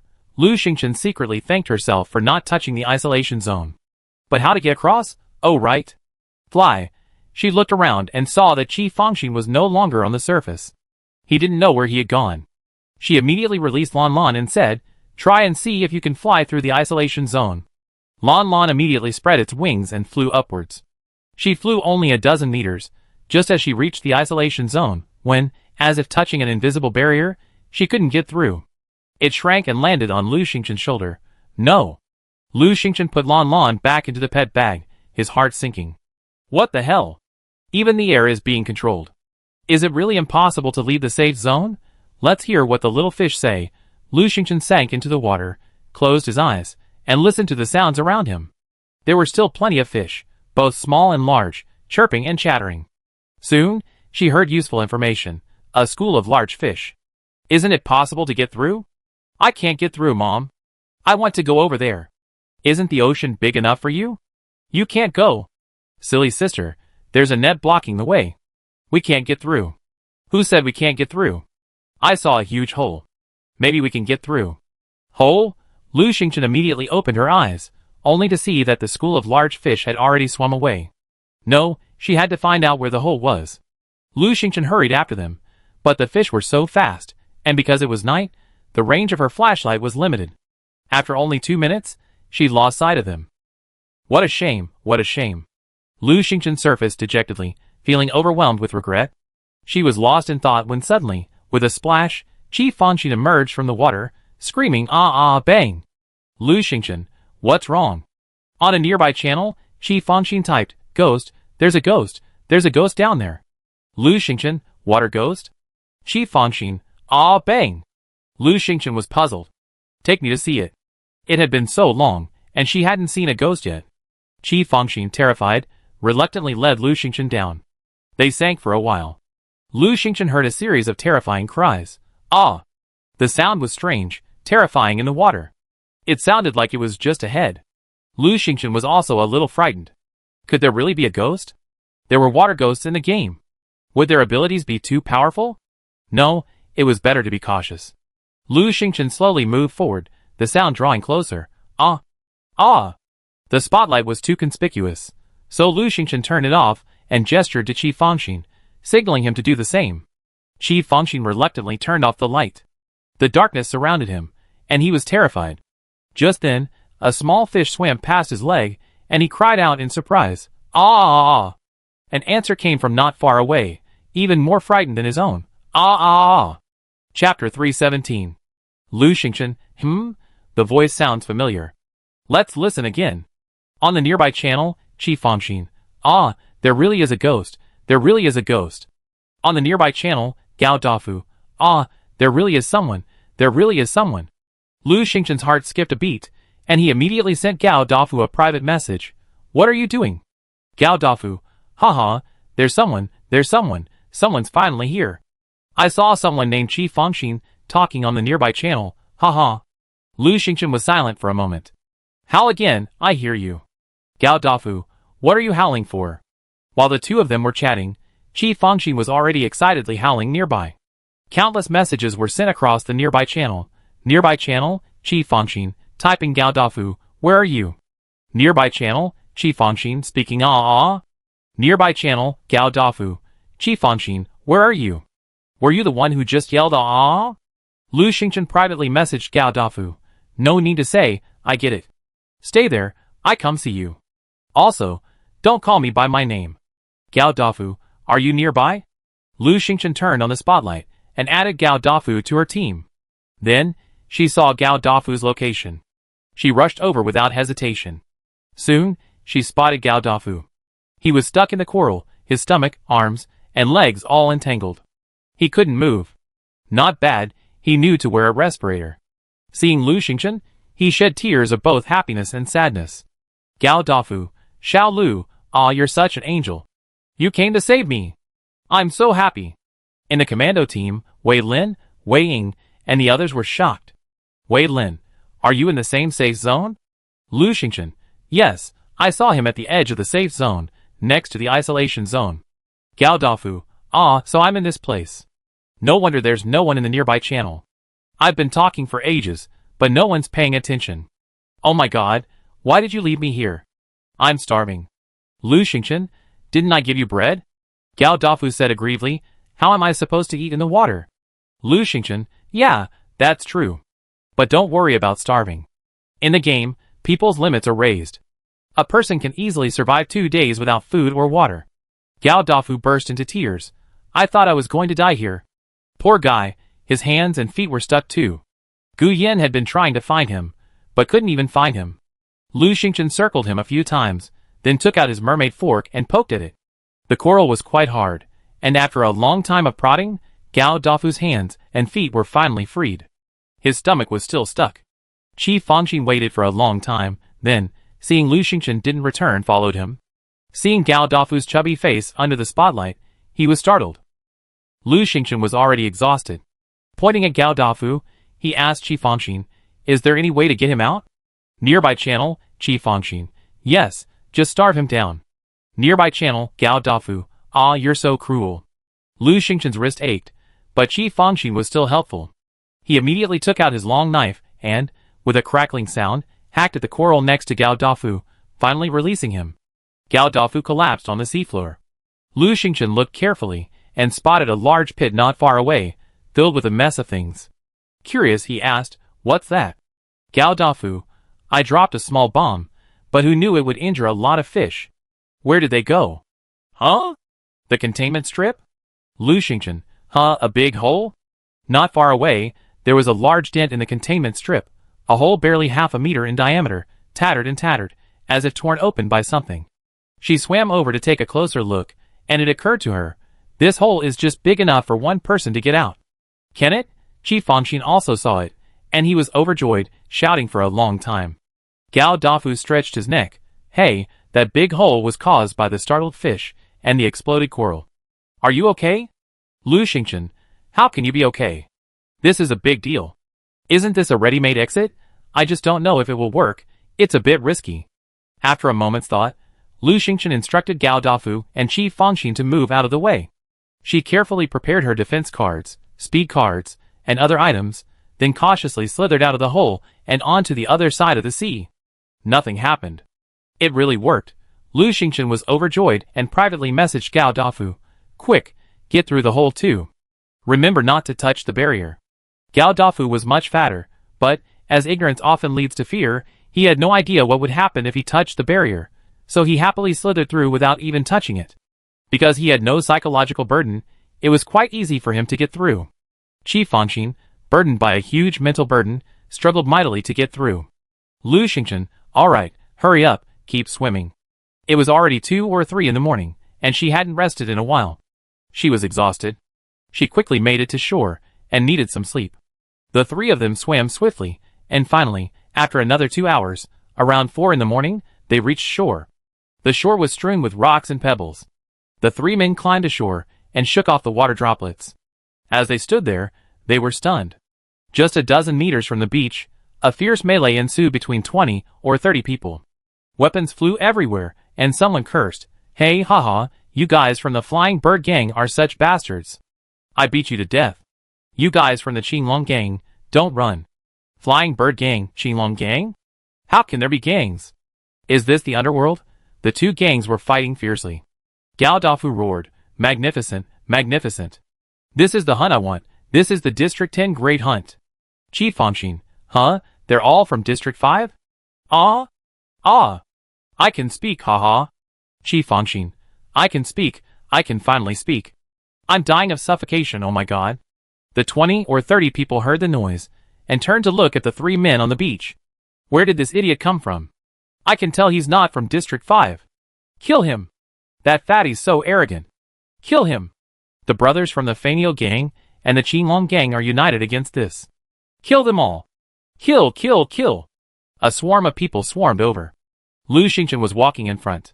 The crowd surged over, unleashing all sorts of weapons on her without a word. Each one of them struck her deadly blows. This is too brutal.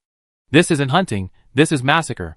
These people are just killing people without a care in the world? Lu Xingchen, Qi Fangxin's mute card was gone, and he felt incredibly happy. District 5 has so many gangs, it really lives up to its reputation. He greeted them cheerfully. Brothers, why aren't you sleeping yet? Are you tired? Gao Dafu, Qi Fangxin, can you fight? Qi Fangxin, yes. Gao Dafu, hee, then I won't hold you back. He rushed forward, took off his boots, threw them, and shouted, Brothers, get ready. The biological weapons are coming. Chapter 318. Biochemical weapons are coming? The group froze for a moment, then let out a series of terrified screams. Gao Dafu's biochemical weapon had activated. Lu Xingchen's heart trembled, and she quickly took several steps back. What was the effective range of Babu's boots? 10 meters? Oh no, she had to retreat again. She took several more steps. Some of the group covered their foreheads, some covered their stomachs, some vomited uncontrollably, some spun around in dizziness, and some vomited and cursed. The scene was in chaos. Gao Dafu let out a strange cry and rushed forward, pulling out bricks and striking them one by one. In a blink of an eye, he had knocked down 3 or 4 people. He had harvested all the heads, and Lu Xingchen was not happy about it. She stood 10 meters away, took out her silver hornbow, and fired 3 shots in quick succession. Puff, puff, puff. In a blink of an eye, she had taken 3 lives, all of whom had just brutally killed him. In the blink of an eye, the 2 of them slaughtered 7 or 8 people. Qi Fangxin was stunned for a moment. Oh my god, is there anyone who can steal monsters better than me? He grabbed his spear and shouted, Leave 2 for me. He charged forward.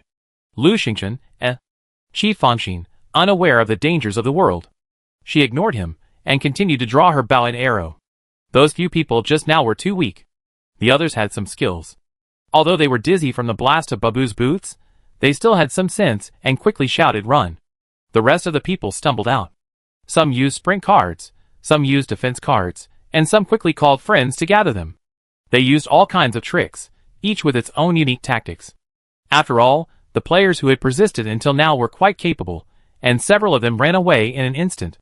Qi Fangxin rushed forward, about to unleash all his might to snatch the man away, when he suddenly smelled a strange odor, overpowering and unpleasant, making him dizzy and staggering. Qi Fangxin, I'm poisoned again. Ugh. Sensing something was wrong, he staggered out, leaning against a tree and vomiting profusely.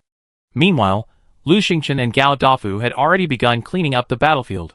Those who should have escaped had already fled, and those who shouldn't have were dead. Lu Xingchen heard a series of prompts. Kill XX, earn 60 points. Do you want to pick up XX's supplies? Yes. Get iron armor X1, hammer X2, lamb skewers X8, mineral water X2. Kill XX, earn 50 points. Do you want to pick up XX's supplies? Finally, she heard a prompt. Congratulations on entering the real-time leaderboard, rank 893. On the list, Lu Xingchen took a moment to check and, as expected, saw that the 893rd place was anonymous ***. It's better to be anonymous, so as not to be targeted. Lu Xingchen packed up along the way, putting everything into his storage backpack. These people weren't very strong, far inferior to Ma De and Lao Ma, so their supplies were average, but they were good for a lot. Lu Xingchen sent all the useless items to his grandmother, keeping the useful ones, and soon they were done packing. Gao Dafu also returned with a full load, but with nowhere to put his belongings, he regretfully sent them to Lu Xingchen, asking him to give them to his grandmother for safekeeping. Gao Dafu happily put on his boots, when a nearby chat channel erupted with curses. You fat guy, just wait. We and the Qinglong gang won't let you go, you treacherous villain. Oh my god, Fatty's boots stink. I still can't get over it. I'm vomiting. Our flying bird gang won't let that fatty go either. We put him on the wanted list. Haha, there are so many gangs in District 5, supposedly over a dozen, fighting every day. It's rare that we're united against a common enemy this time. Lu Xingchen, Gao Dafu, it looks like you're wanted. Gao Dafu, I'm afraid of him. Humph, no, I'm starving. I need something to eat. Do you want to eat? Lu Xingchen, no, I need to get some sleep. It's almost been a day and a night since I last slept. I might as well get some sleep. There's still a lot of fighting to do. Lu Xingchen released Mime and Lon Lon, sending Mime to stand guard while Lon Lon explored the island. While she was swimming, the two little ones had been sleeping in their pet bags and were now well rested. Gao Dafu had been unable to move in the water, dozing and waking up intermittently. He was more alert. The two found a secluded grove. Lu Xingchen unrolled the beanbag, covered himself with a blanket, and slept. Gao Dafu pulled out the grill, ready to grill the meat he'd been craving. Qi Fangxin leaned against a tree and vomited. When he finished, he looked back, but Lu Xingchen and Gao Dafu were gone. On the nearby channel, Qi Fangxin asked, "Hero, where have you been?" Poor him, he still hadn't gotten a good look at Lu Xingchen, nor did he know her name. He howled twice, but no one paid any attention. Qi Fangxin spoke again in the group chat. "Happy, I'm out. Call me." Bai Kaisen tried again. "No, it's too far. I can't call you. You're on an island near Area 5. Get to the main island as soon as possible, and I try again." Qi Fangxin said dejectedly, "Okay." "Bai Kaisen, where's the person you were with?" Qi Fangxin was even more disappointed. "She left without even asking me. She'd rather go with a fat guy than take me." Bai Kaisen, "Okay, let's go to the main island of District 5. Remember, don't chat with anyone, don't chat, and control your desire to share." Qi Fangxin, "Okay." Even then, Lu Xingchen slept soundly for 3 hours, while Gao Dafu grilled and ate for 2 hours. He was starving. Finally, he filled his stomach. It was already past 8 in the morning. Lu Xingchen checked the nearby channels first. A quarrel was going on in a nearby channel. "Sons of the Flying Bird Gang, why are you so cowardly? Come on, isn't this a fight? Grandsons of the Turtle Gang, Grandpa's been waiting for you for ages. Stop just talking nonsense and not taking action. Come to South Beach, let's have a fight. Let's go, who's afraid? I'm the Flying Bird Vanguard. We've arrived at South Beach. Hey, why does South Beach smell like barbecue? So fragrant. Wow, such tender lamb." Lu Xingchen's face changed. Meow Meow had been discovered. The players in Area 5 were so energetic, planning a fight early in the morning. The problem was, they arranged it here, right here in South Beach. What a mess. Lu Xingchen rubbed her face. Time to change. She took out a disguise card. Disguise card. After use, you can randomly change your appearance. Note, you can't change your gender, voice, or figure. Limit of 3 uses. Duration of each session, 15 hours. Use it? Lu Xingchen, yes. Appearance has been randomly altered successfully. Duration, 15 hours. What kind of face has it changed into? Lu Xingchen touched it. Gao Dafu turned around and asked Xiao Lu. "Lu, are you awake? Do you want breakfast?" "Ah, who are you?" Gao Dafu was so frightened that he dropped the barbecue and looked at Lu Xingchen with a look of horror. Lu Xingchen touched his face. Is this face so terrifying? Chapter 319. Lu Xingchen tried to find a mirror. Unable to find one, he opened the chat screen, took a selfie, and looked at it.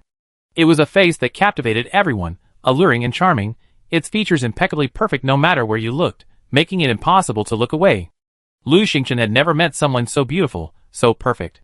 This was too eye-catching, wasn't it? Why did she randomly end up like this? Still, it was so beautiful that Lu Xingchen couldn't help but stare at it again and again. Gao Dafu was already terrified. "Who are you?" "Xiao Lu." Lu Xingchen closed the screen. "What are you yelling about?" "I'm wearing my old clothes, covered by my old blanket, and leaning against my old sofa. You really can't recognize me?" Gao Dafu ate a large skewer of barbecue to calm his nerves.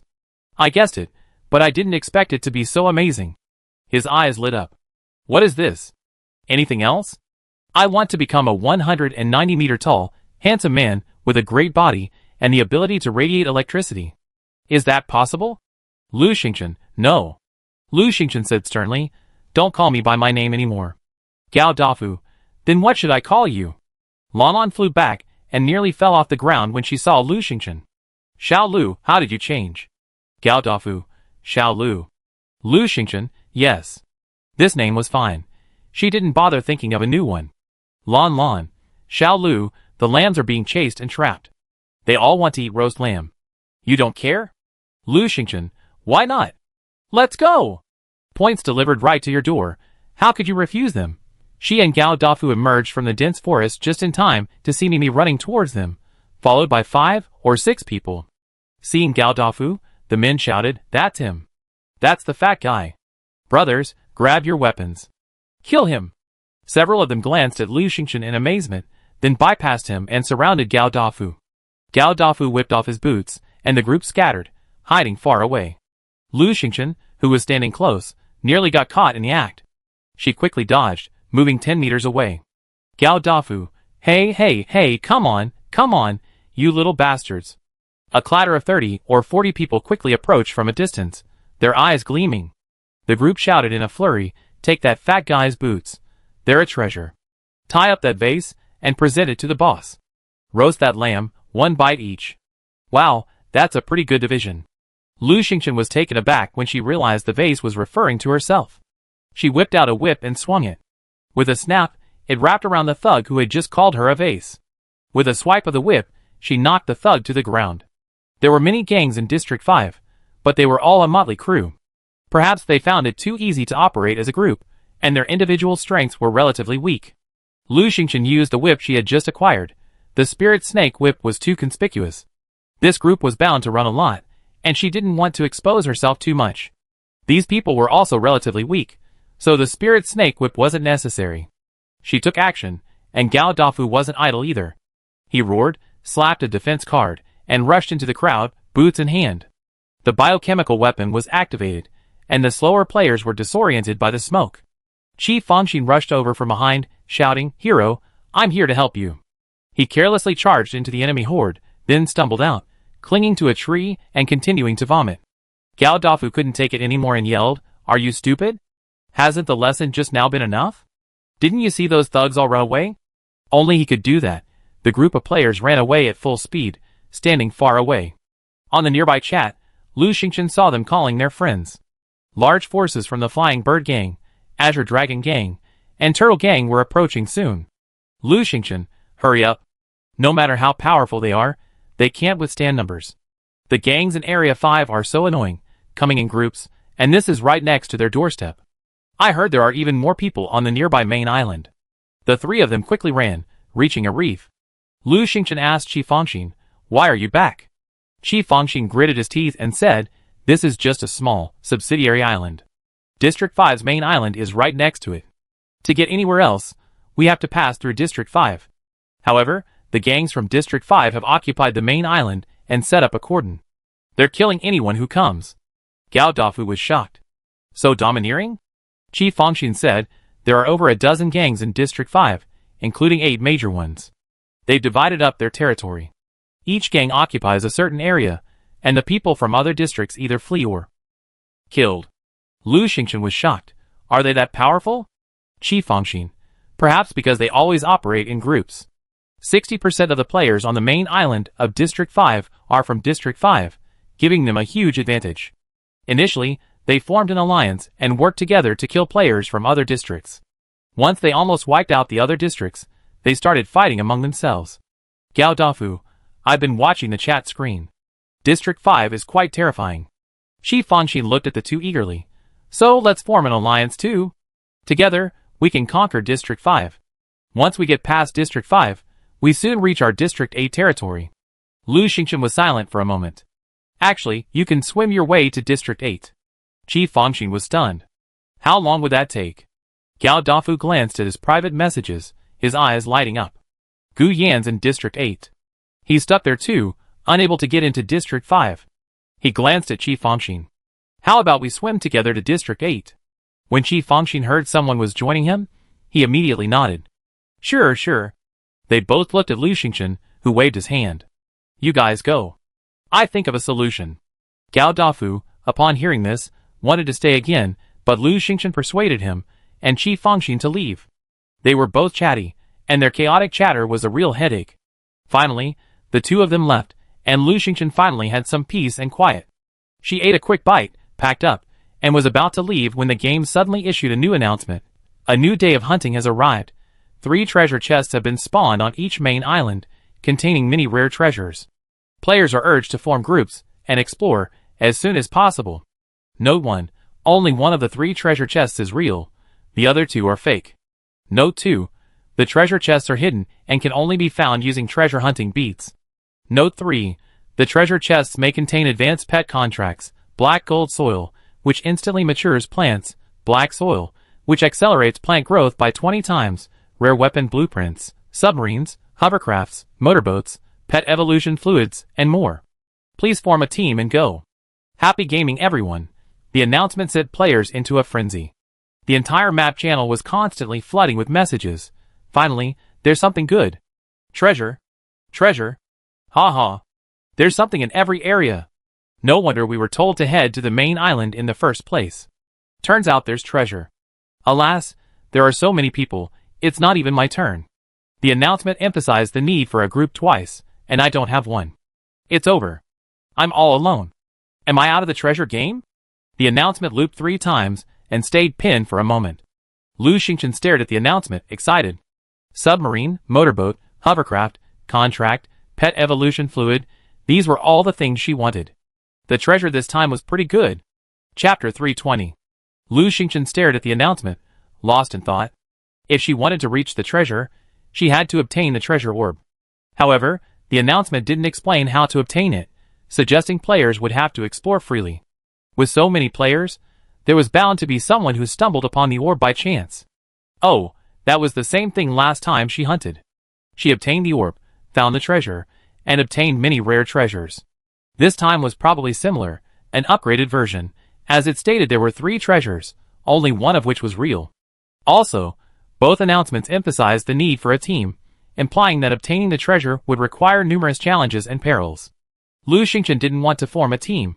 She wanted to try it on her own first. How did she obtain the treasure orb last time? Oh, it fell out of Wan Meiyun's backpack after she killed her.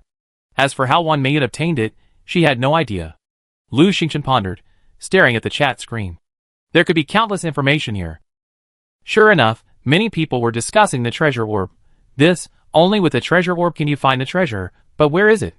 This game is so crappy, they keep saying half is for half, but who knows where it is? The Qinglong gang in District 5 is asking for information on the treasure orb. The big guys in District 15 are asking for information on the treasure orb. Haha, if I had information on the treasure orb, I'd post it right away. So many big guys are asking for it. Come on, who has information on the treasure orb? Why not just keep it for yourself? Wouldn't it be nice to go treasure hunting on your own? Haha, how does one get the treasure orb? How does one hunt for treasure? You think it's too easy. Because the announcement had just been released, everyone was in a state of disarray, so Lu Xingchen didn't get any useful information.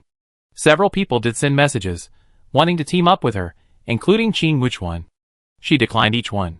In the commando group chat, Wei Lin asked, Xingchen, are you back? Want to team up? Lu Xingchen said, no, I'm too far away. Wei Lin asked, then, where's brother Dafu? Gao Dafu, who was usually very talkative, didn't respond. Lu Xingchen stopped paying attention to the chat. After some thought, she decided to try killing a high-level monster. Killing people was useless. Who could possibly have a treasure hunting orb these days? This affiliated island was quite large, and the nearby channels were filled with 3 or 4 gangs, either arguing or fighting, making it incredibly lively. Lu Xingchen had Lan explore a bit, and found a valley half an hour northwest.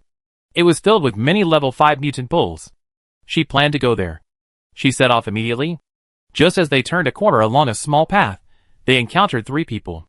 The leader was short and thin, deliberately bare-armed despite the freezing weather. A large green dragon tattooed on his arm was visible. The other 2 were taller. Cursing among themselves, they looked up and saw Lu Xingchen.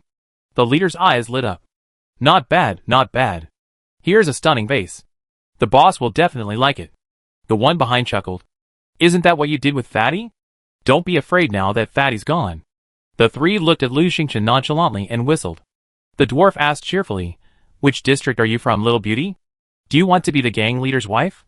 Lu Xingchen remained calm. Who's gang leader's wife? The dwarf. Of course, our Qinglong gang leader. Lu Xingchen. Who is the Qinglong gang leader? The dwarf. Haha, the Qinglong gang leader is now ranked 188th. He's quite impressive. Although a bit older, many beautiful players like him. Lu Xingchen. How old is he? Take this opportunity to check out the situation in District 5. The dwarf chuckled. You're quite interested, little beauty. Our gang leader just celebrated his 50th birthday. He's still going strong, though he changes wives a bit too quickly. But little beauty, you're so beautiful. No matter what, I protect you until the end of the big hunt. The henchman nearby laughed. Deputy gang leader, stop talking nonsense. Tie them up and bring them to the gang leader. These scum, kill them without mercy. Lu Xingchen raised his hand. A flash of cold light flashed, and swish, swish, swish. 2 flying knives flew out, piercing the chests of the 2 henchmen.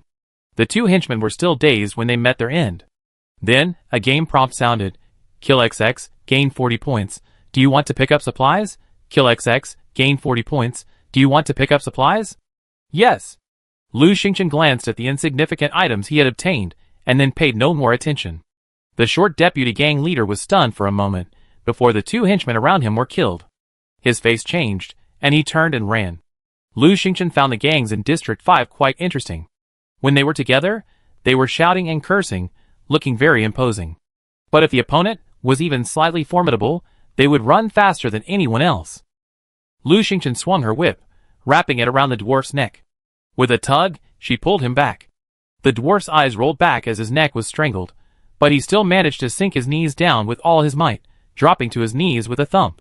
Lu Xingchen, no need for such a grand gesture. She loosened her whip slightly, and the dwarf blushed and yelled, Ahem, Auntie, no sir, I was wrong. I shouldn't have said that. The gang leader isn't worthy of you. Lu Xingchen, oh? The dwarf. The gang leader is old and ugly. How could he be worthy of a fairy like you? If you let me go back, I tell the gang leader, a toad, to stop dreaming of eating swan flesh.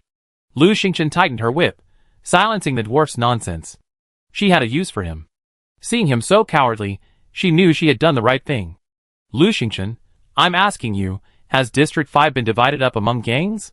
What territory does your Qinglong gang occupy? The dwarf answered eloquently, yes, there are 8 major gangs in District 5. Our Qinglong gang is considered the largest, occupying the northwest corner, roughly 1/8 of the territory. However, there are many high-level exotic beasts on the main island of District 5, so we're afraid to touch many areas. Lu Xingchen's mind raced. What's the highest level of exotic beasts? The dwarf.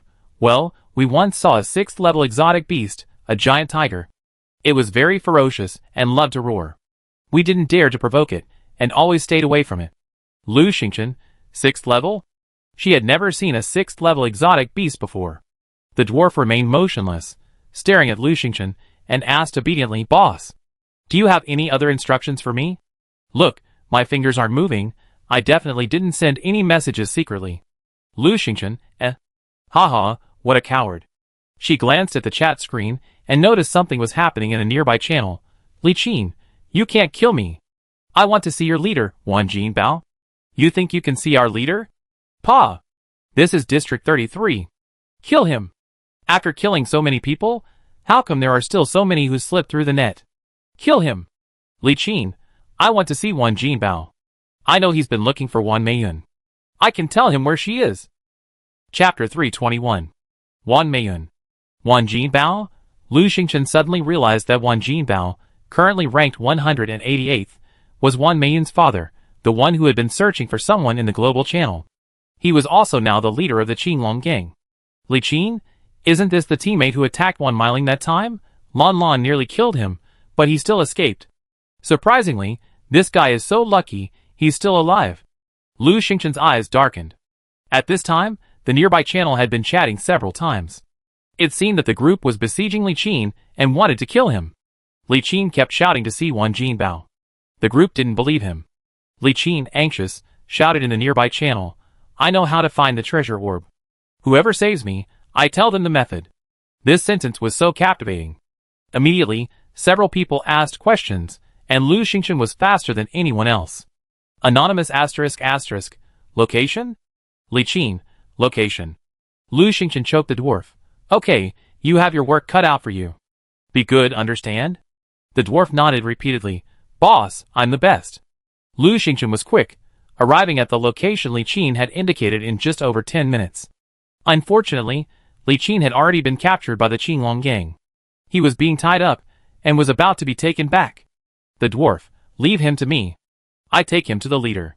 Many of the gang members were amazed when they saw Lu Xingchen. They winked and asked, "Deputy leader, is this the new leader's wife you brought to the boss?" The dwarf shuddered and immediately slapped the gang member. "What nonsense are you talking about? This is the leader's aunt, no great aunt."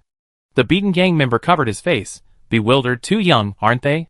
The dwarf cautiously glanced at the calm Lu Xingchen and shouted, "Stop talking nonsense. Hurry, hand him over to me. I take him away." After all, he was the deputy gang leader, so he had some power. The gang members handed Li Qin over to him. The dwarf dragged the bound Li Qin and followed Lu Xingchen to a secluded, deserted area. The dwarf immediately doubled up and was about to say something to Lu Xingchen, but Lu Xingchen glanced at him and said, "Think about what I just taught you." The dwarf immediately straightened up and turned to Li Qin. "Tell me, where is Wan Meiyu?" Li Qin had been stabbed several times, his body covered in blood. He gritted his teeth and said, "I want to see Gang Leader 1. You said you would take me to see the leader. I know where his daughter is." The dwarf rushed over and slapped him. "Dwarf, you want to see the leader? Tell me.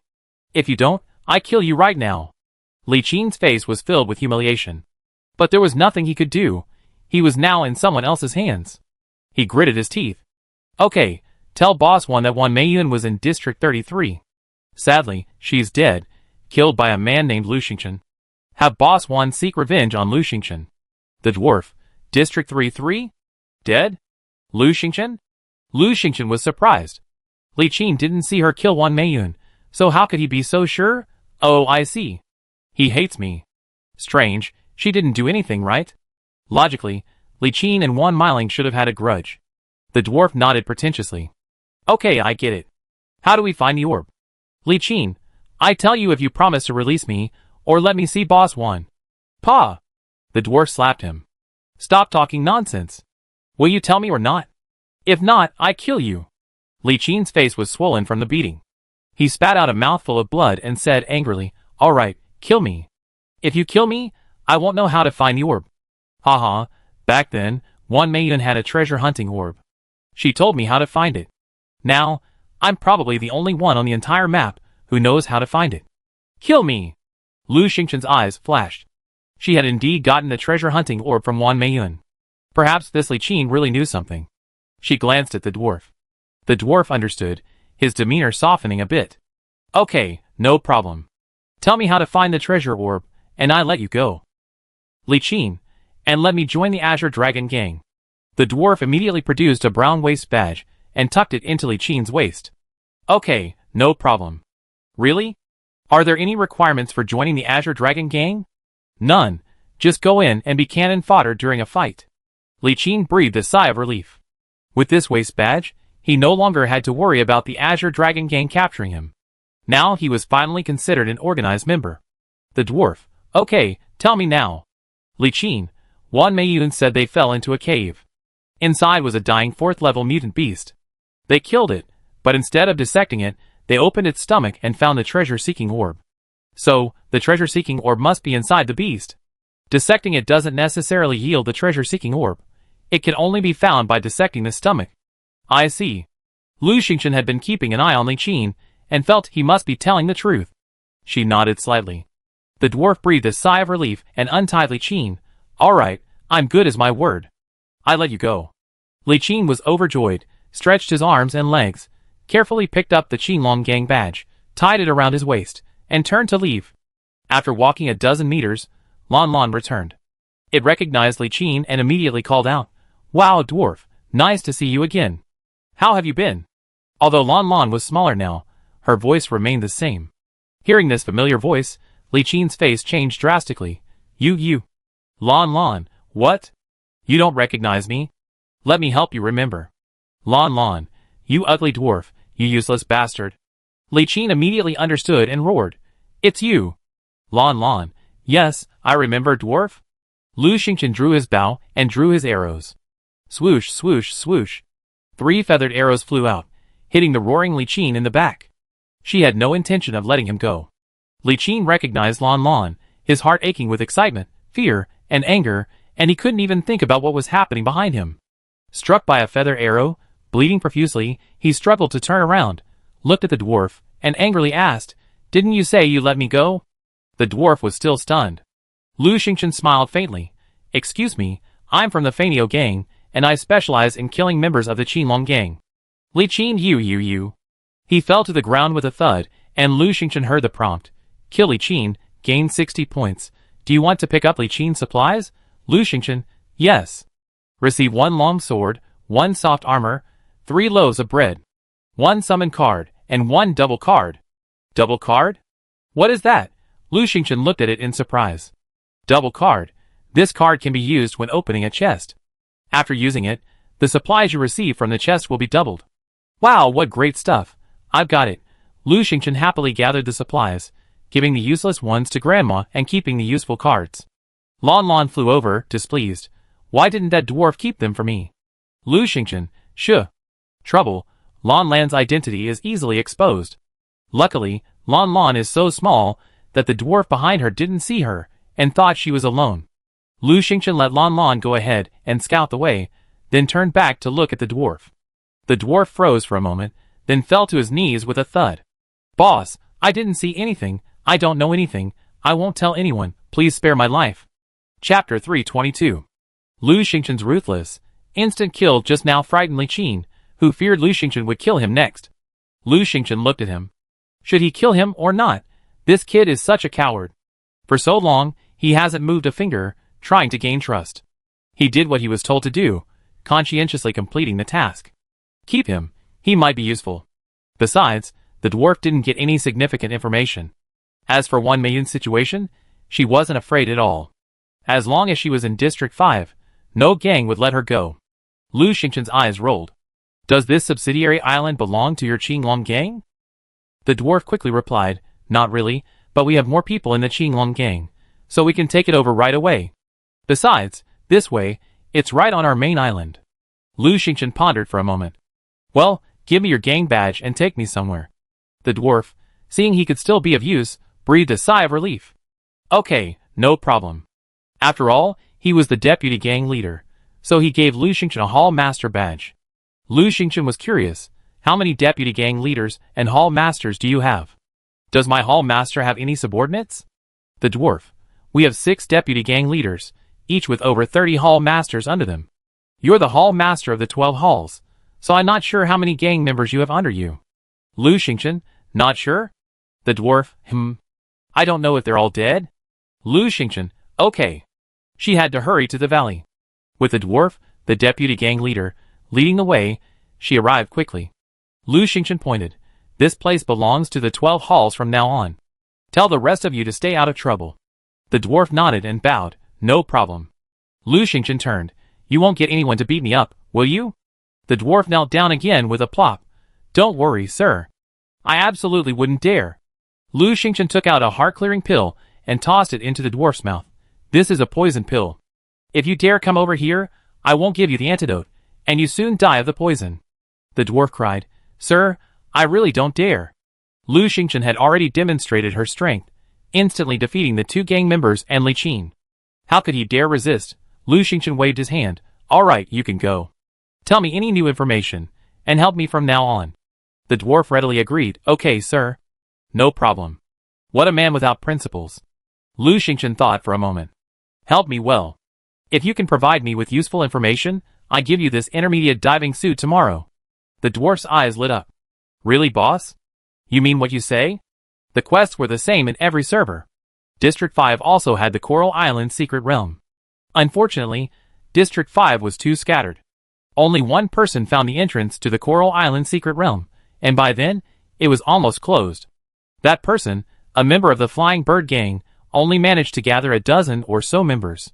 A few of those people did manage to obtain intermediate diving suits, and they boasted about them for a long time on the regional chat. This kind of thing is extremely rare in District 5. The dwarf's heart burned with excitement. He immediately made a judgment. This boss was extraordinary. Very powerful. He had to cling to his golden thigh. The dwarf immediately swore, and swore countless times to express his loyalty. Lu Xingchen, tired of hearing them, sent him away. The dwarf left, and Lu Xingchen entered the valley. Inside, the grass was lush, the streams were clear, and wild bulls drank and grazed by the streamside. Most of them were level 5 wild bulls. At this level, ordinary people would not dare enter. The wild bulls did not come in groups. They could be killed one by one. Lu Xingchen donned her invincible suit. Her suit was all red, a bit eye-catching. She had previously changed into camouflage uniforms, and now, to kill monsters efficiently, she naturally needed the invincible suit. Mimi and Lanlan, one in the sky and the other in the ground, were also ready. Lu Xingchen drew his bow and arrow, and with a whoosh, whoosh, whoosh he shot straight at a wild bull. The wild bull, worthy of its level 5 status, dodged, and only the last arrow grazed its back, leaving a bloody mark. Moo! The wild bull roared and charged towards Lu Xingchen. Lu Xingchen unsheathed his spirit snake whip, and Mimi charged forward with a brutal charge. Blue claws lashed out in a flurry, and the two pets met the charge, quickly dispatching the wild bull. Lu Xingchen cut open the bull's belly with a knife and examined it. Nothing, nothing. Keep going. Lu Xingchen and his two pets slaughtered one wild bull after another, always choosing level 5 or mutated level 5s. They slaughtered countless of them, opening countless chests. The treasure hunting orb was nowhere to be found. Lu Xingchen didn't expect to find it so quickly, but she was anxious. During a break, she checked the chat channel. Sure enough, the players were all worried. None of them had found the treasure hunting orb. The players were furious. Where's the treasure hunting orb? Does it really exist? We've killed over a dozen monsters, and there's nothing there. Maybe the drop rate for finding orbs is really low. We're a gang of over 200, and we haven't found anything. Hey, my friend is super lucky. I asked him to join me, but we didn't find any orbs either. Haha, just 1 or 2 people still want to find orbs. Give it a try. Without killing thousands of high-level monsters, there's probably no chance. The players were anxious, checking the chat for information about finding orbs. When there were no messages, they just had to kill monsters. Lu Xingchen looked at them and sighed. Everyone was equally confused. Let's keep going. Suddenly, the dwarf got a private message. Boss, hey? Are you still anonymous? Boss, I have some news. Lu Xingchen, go ahead. The dwarf was a recent friend, so I couldn't see her name, only her anonymous address. The dwarf said, a level 6 tiger has appeared on our main island, roaring loudly and formidably. Just now, our gang's elite attacked it, but we suffered heavy losses. The rest of us escaped, and the tiger was seriously injured. Do you want to come? Can we take advantage of this opportunity? They say the higher the level of the beast, the greater the chance of obtaining a treasure-seeking orb. Lu Xingchen nodded. Actually, this guess was probably correct. She had been like that on Coral Island. Lu Xingchen, okay, summon me. She wasn't afraid of an ambush. If the dwarf tricked her, she could just kill him and escape using the speed card. Besides, she figured the chances of the dwarf deceiving her were slim. The dwarf happily summoned her. Lu Xingchen landed on a hillside. The dwarf nervously crouched behind a rock. Boss, don't talk. The tiger's coming. A giant tiger sauntered down the mountain. It was also a tiger, but it had wounds of varying sizes, looking rather miserable. Suddenly, it stopped, looked in Lu Xingchen's direction, and roared. Chapter 323. It spotted her. This leopard tiger spotted Lu Xingchen. The dwarf trembled with fear, stammering no. Isn't it seriously injured? It doesn't look that serious. Lu Xingchen stood up. The tiger glanced at her and charged at her with a roar. Ah, another one's here to die. Ah! Can it still speak? How impressive. Lu Xingchen immediately dodged, unsheathed her spirit snake whip, and engaged the tiger. It was undoubtedly stronger than the other players he had encountered. He was fast, powerful, and aggressive. Lanlan and Mime had gone off to explore, leaving Lu Xingchen barely able to handle him alone. Furthermore, as he attacked, he howled and howled, occasionally sprinkling in a few words that sounded like a mix of Chinese and English. Lu Xingchen took a moment to read its description. Level 6 Leopard Tiger. This is an immensely powerful leopard tiger, but also a chatterbox. You can chat with it to make it less aggressive. Of course, it has to enjoy your conversation, or it backfire, huh? Unlike that silent tiger. Also likes to chat, leopard tiger. You're pretty good. Why doesn't that dwarf come up? Are you trying to take advantage of the situation? The dwarf blanched. No, I'm not. Don't talk nonsense. Leopard tiger. Come on. Lu Xingchen, What a character. The dwarf had no choice but to draw his weapon and join the battle. He wasn't trying to take advantage of the situation. He was simply stunned by Lu Xingchen's bravery. Just now, none of them could beat the tiger, but now Lu Xingchen was able to tie with it. He was shocked and excited. She felt like she finally found the right person, The dwarf's fighting power was just okay, but even with the two of them against the tiger, they still couldn't defeat it. The dwarf panicked. Boss, several gangs are here. If this doesn't work, let's retreat. Lu Xingchen was also watching the nearby channels, and saw that at least 3 gangs had gathered their elites, and were rushing over. If they couldn't take down this tiger, they would be making things difficult for others when they arrived. Lu Xingchen turned around, and quickly changed into the invincibility set. She had just changed into her regular gear, and forgotten about it. The invincibility set added a lot of stats. Swapping equipment in the game was quick. There was no need to put on or take it off. Lu Xingchen finished in just 2 seconds. Seeing that the dwarf had held off the tiger, she took out the silver horn bow. Awa! The tiger glanced over, stunned. Awa red? Lu Xingchen, what's wrong? The tiger shoved the dwarf aside with one claw and scurried over, circling Lu Xingchen. Awa, red, all red. Lu Xingchen took several steps back, staring at its gaping maw. Since they were too close, she had to sheath her bow and arrow and tighten her grip on her snake whip. The tiger sized Lu Xingchen up. Where's the ponytail? Where's the ponytail? Lu Xingchen was confused. What? The tiger seemed to be hesitating, mumbling as it hesitated. Red, awa, missing the ponytail. Do you want to eat it or not? Don't make the wrong choice, awa. Lu Xingchen raised an eyebrow. She had always worn her ponytail high, but after her transformation, she had deliberately tied it up into a bun. Is the tiger looking for a ponytail? She pulled the rubber band, and the bun unfurled, letting the ponytail flutter down. The tiger roared excitedly, Awa, that's it, that's it. Awa, I'm not eating anymore, I'm not eating anymore. It leaped joyfully down the mountain, leaving Lu Xingchen bewildered. The dwarf's eyes widened. What's wrong with this tiger? Oh no, it's just that the boss is so powerful. He can scare the tiger away with just a simple change of equipment. The dwarf quickly flattered him. Lu Xingchen frowned and gave chase. Just as he reached the foot of the mountain, he saw a large group surrounding the tiger. A nearby channel erupted in a clamor. Haha, we found it. The big tiger is here. Come on. Brothers from the Flying Bird Gang, gather. Don't let the Azure Dragon Gang take it away. Where are the elites from the Turtle Gang? Come on, come on. It's time to hunt the tiger. Elites from the Tiger Gang, assemble immediately. Call in. Amazing. The elites from all 4 gangs have gathered. This tiger can't escape. Ha. More and more people gathered. Soon, there were 40 or 50 of them surrounding him. Lu Xingchen frowned and dodged, hiding behind a dense bush. The dwarf also came down, quickly ducking beside Lu Xingchen. Lu Xingchen, why are you hiding? Aren't those people from the Azure Dragon Gang down there? The dwarf, oh that's right. He slipped out and turned back. Boss, you're the leader of our Azure Dragon Gang. Don't be afraid. Lu Xingchen waved her hand. With that look on her face, she'd be the center of attention if she went out.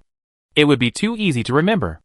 It was better to just hide and watch the fun unfold. With the help of many people, the chosen person quickly gained courage and rushed through the siege of the tiger. Lu Xingchen watched the fight while checking the nearby chat channel. Flying Bird Gang, are you crazy? Why are you hitting me instead of the tiger? Ah, whose hammer is that? My leg is broken. Ah, it's that piece of rubbish. Brothers from the Qinglong Gang, beat him up. Whose knife is on my shoulder? Hey, sorry, brother, I hit the wrong person. It was quite lively. The elites were indeed different, their attacks much more powerful.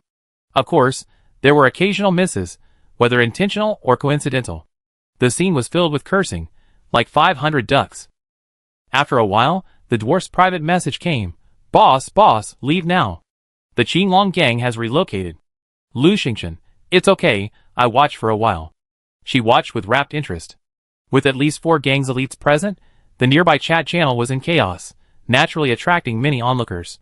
Before she knew it, there were 2 more people around Lu Xingchen. The 2 men, cracking sunflower seeds, gathered together to watch and comment on the fight. TSK, the Azure Dragon Gang is so short. Why are there only so few? Are all the elites dead? Those bastards from the Turtle Gang really love sneak attacks. They don't go after tigers, they go after people. Several elites from the stupid Tiger Gang have been secretly killed. Only the elites from our Flying Bird Gang are really strong. Come on, Flying Bird Gang. Lu Xingchen patted his clothes. Be careful, the sunflower seed shells are falling on me. One of the men glanced at Lu Xingchen, his eyes lighting up. Such a pretty girl? Hey, the leader of the Azure Dragon Gang, Big deal. Kill her or not? The other man pulled out a hammer and swung it at Lu Xingchen. Why are you asking? Why don't you kill her? Kill her and get the reward. Lu Xingchen slipped out of the bushes, casually pulling out the spear he had acquired earlier. With a flick of his hand, he stabbed the man in the heart with a whoosh sound. So crisp, so crisp. The rabble from District 5 are too easy to kill.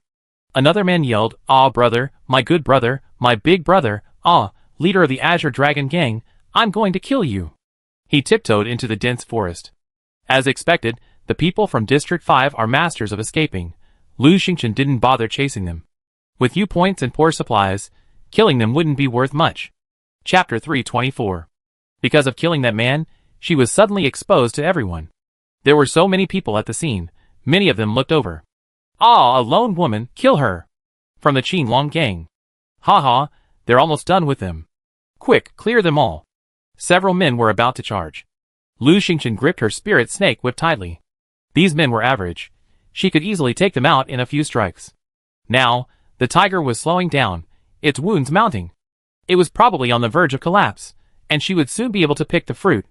A 6th level tiger, even without the treasure-seeking beads, would have some valuable treasures. The men rushed forward, weapons in hand. After only a few meters, the tiger behind them roared and leaped forward, blocking them. At the same time, a spear plunged into its back. The tiger screamed, a cry so loud it shook the trees and sent leaves scattering. The tiger flew into a rage. Awoo, I'm going to eat you. With a swipe of its claws, it smashed the spear's owner to pieces and charged back into the crowd, continuing the fight. However, after being besieged for so long, its strength had diminished considerably after its outburst. Lu Xingchen remained where she was.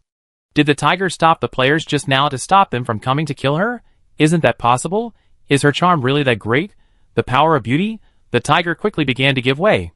Suddenly, silently, Lu Xingchen felt a chill on her back as another tiger rushed over.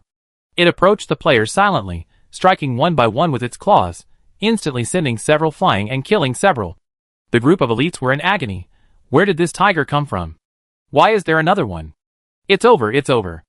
This tiger isn't injured. Can we stop it? Come on, 2 kills. What are you afraid of? Keep going. This is a 5th level mutation. It can't even bark. It's probably not very powerful.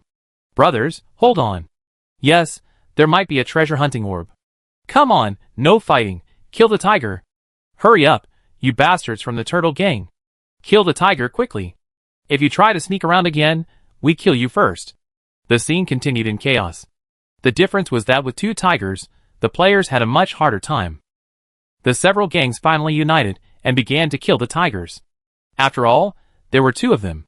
If they really killed them, there would definitely be something good for everyone to share. Lu Xingchen returned to her original spot and continued to watch the battle. This time, she couldn't calm down.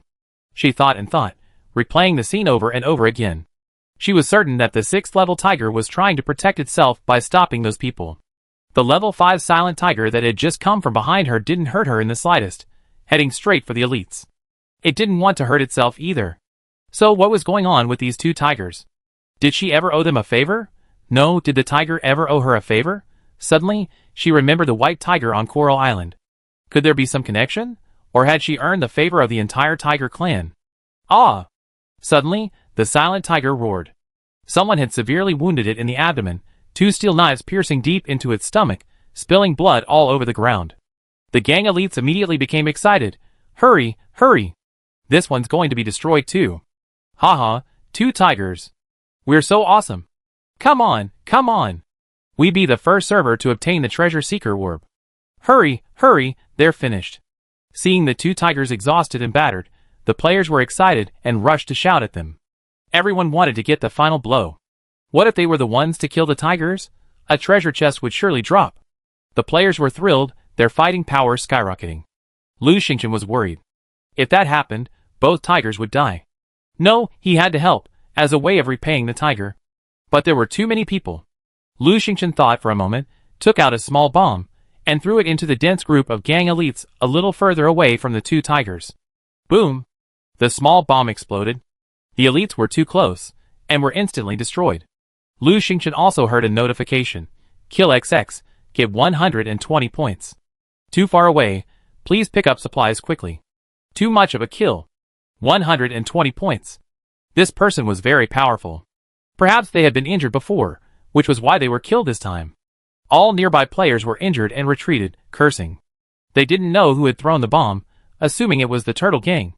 They cursed non-stop in the nearby chat room and even attacked 2 Turtle Gang elites. Several gangs engaged in minor internal fighting. Suddenly, with a loud roar, a multicolored light burst from the level 5 mutant tiger. The elites, terrified, retreated. Isn't this tiger mute? How can it roar? Scary. Isn't it level 5? Why is it so much more ferocious than this roaring level 6 tiger? Look, it's advanced. Advanced? A level 6 mutation. The previously mute tiger shook its head, roared, and charged into the elite formation. Due to internal gang strife and the tiger's advancement, the elites, suffering heavy losses, no longer had the will to kill the tiger. Some fled, while others were trampled to death by the tiger before they could even escape. The remaining group that had planned to continue the siege was terrified and fled in all directions. Soon, the group had all fled. Only the 2 tigers remained. The chatterbox tiger lay on the ground, covered in wounds, angrily staring at the mute tiger. Why did you advance? Was it because the boss made you mute? I want to be mute too. The silent tiger, The chatterbox tiger, it hurts. Hey, where's the guy in red? Lu Xingchen walked out, looking for me? The 2 tigers looked at her. Lu Xingchen was puzzled. Aren't you afraid I kill you? Chatty tiger, you kill us? You're going to kill us. Oh my god, what are we going to do, little mute? Silent tiger, It crouched there, reaching out its claws to paw at the recumbent chatty tiger. Chatty tiger, it hurts, don't touch me. Little mute, Lu Xingchen went over to check and found that chatty tiger was seriously injured. If left alone, he might die soon. Just now, she had been hoping to find something lucky. Killing the seriously injured tiger might yield the treasure hunting orb. Now she hesitated. Perhaps, a hint of murderous intent had flickered in her eyes. Chatty tiger noticed. She wants to find something lucky? She wants to kill me. She's so heartless, little mute. The little mute opened his mouth wide, silently threatening Lu Xingchen. Lu Xingchen sighed. Never mind. Killing them wouldn't necessarily yield the treasure hunting orb, so she might as well do something good. She took out several packets of gold medicine and sprinkled them on the chatterbox's wounds. Soon, its wounds were half healed. On a nearby channel, the elites of the gangs had gathered in waves, preparing for another charge. They were still reluctant to give up the 2 high-level beasts, mainly because one was near death. It would be a shame to abandon them. Lu Xingchen looked at them and said, "You two follow me. I take you to a relatively safe place." Chapter 325. She stood up and walked toward the valley beyond. The 2 tigers were indeed following behind her. Chatterbox, you're not going to kill me anymore, Xiaohong? Xiaohong? Lu Xingchen suddenly turned around and saw the mute little tiger grinning. It was so magical. Let's just call her Xiaohong. She has a lot of nicknames these days. Lu Xingchen kept checking the chat screen to see where the elites were. Her expression darkened. No, too slow. Can we hurry? Chatterbox, you're the one who's slow. We're so fast, Lu Xingchen, you don't know the way. She rolled her eyes and said tactfully, how about I sit on your backs and show you the way? Chatterbox raged. What? You want to ride me? No. Even the boss won't ride me. Thinking for a moment, Chatterbox became even more excited. What do you mean by riding on our backs? Isn't that just riding? You make riding a tiger sound so nice. You're so cunning. Chatterbox looked at the little mute. Is so cunning. She's definitely not the the boss said he was going to protect. Eat her, The little mute tiger was also a little irritated, glaring at Lu Xingchen fiercely. Lu Xingchen, however, was secretly gathering information from their conversation. Lu Xingchen, I've ridden your boss before, what are you? The chatterbox and the mute were stunned. Lu Xingchen was getting anxious. The elites were almost surrounding them. She definitely couldn't walk fast enough. She waved, and Lan Lan flew down. Lu Xingchen, come on, Lan Lan, grow bigger and take me flying. Lan Lan, no problem. The 2 tigers were enormous and handsome, and Lan Lan was eager to show off her skills.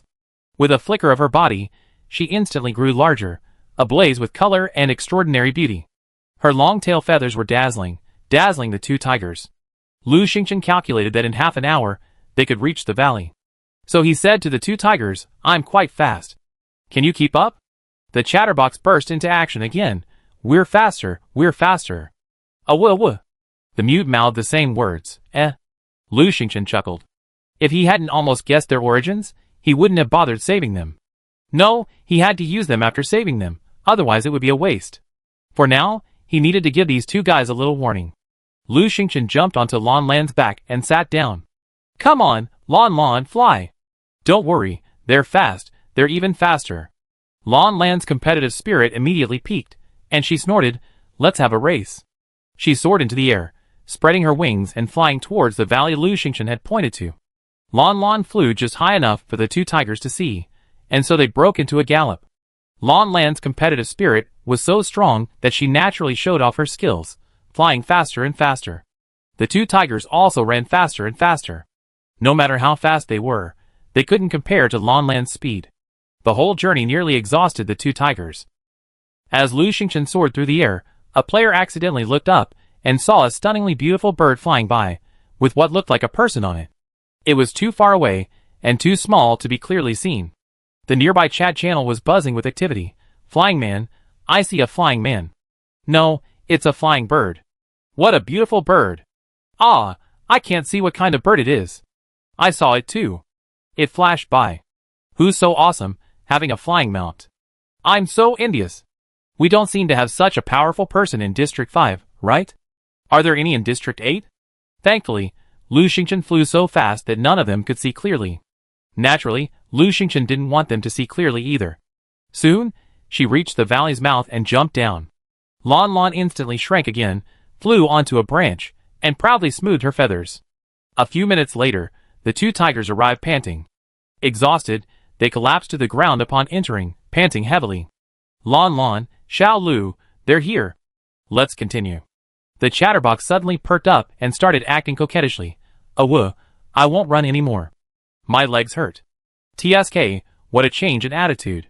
The two tigers were, after all, ordinary exotic beasts. How could they compare to Lan, who possessed the bloodline of the Azure Luan? When Lan grew larger and displayed her tail feathers, they became a little timid. When Lan flew much faster than them, they finally gave up. The chatterbox even nudged Lu Xingchen with its big head. Wuh, you can ride me next time. If even Qing can ride, what are they? Lu Xingchen happily patted the chatterbox's head and suddenly asked, where's your boss? The chatterbox, Wuh, he's in seclusion. Did he eat something bad? Wuh. It covered its mouth with its paws and looked at the silent little mute with regret. Wuh, little mute, why am I talking nonsense? Wuh, no wonder the boss made us both mute, Wuh. Lu Xingchen was puzzled and pointed at the little mute. So your boss made it like this? The chatterbox covered his head with his paws. Aww. Lu Xingchen was amused. Then why are you okay? The chatterbox slumped. The boss ran out of energy. It didn't work. Lu Xingchen could almost guess who their leader was. However, that guy was a tough one, so let's talk about it later. Since it was almost certain it was a friendly force, she didn't hesitate and gave the chatterbox more gold medicine. Soon, the chatterbox's wounds were almost healed. Because there were too many level 5 wild bulls here, and it was relatively secluded, ordinary people wouldn't come here. The elites were frantically searching for tigers. Lu Xingchen stood up, intending to continue killing the wild bulls, but then an in-game announcement sounded. Congratulations to player Wan Jinbao for obtaining the treasure-seeking orb in Area 5. Wan Jinbao? Isn't he the leader of the Qinglong gang? Wan Meiyan's father. He got the treasure orb? Lu Xingchen was surprised, and not just her, but the players were all surprised. Because this was the first time the treasure orb had appeared, the players went crazy. Who is Wan Jinbao? Oh, he's now number 156 on the leaderboard. So impressive. From District 5? Haha, yes, the leader of our District 5 Qinglong gang, very impressive. How did you find it? Tips needed. Congratulations to player Qifeiyu for winning the District 5 treasure orb. Why another District 5 treasure orb? Why are they all District 5? Is District 5 easier? Haha, Qifeiyu is the boss of the Fanio gang, and our boss also got a treasure orb. No one had yet fully digested it. Another announcement rang out. Congratulations to player Anonymous for winning the District 8 treasure orb. Congratulations to player XX for winning the District 8 treasure orb. 2 more treasure orb news. Lu Xingchen stared at the chat screen, a little dazed. Why are there so many treasure hunting beads all of a sudden? Suddenly, the dwarf came in with a private message. Excited, boss, come over here. 2 treasure hunting beads have appeared. This is so exciting. Come here. There are treasure hunting beads here. Chapter 326. Lu Xingchen was puzzled. Tell me more. Can treasure hunting beads be mass-produced? Dwarf. There are many 4th level long-eared rabbits here. So many, they're everywhere. When we were besieging the tigers, the leader was afraid that too many gangs would cause infighting. So he brought a large force here to kill the rabbits. When he accidentally killed one, the rabbit's head was smashed in. He turned it over and saw the treasure hunting beads. Lu Xingchen, head? Didn't they say it's in the stomach? Dwarf. Yes. The dwarf was incredibly excited, speaking rapidly.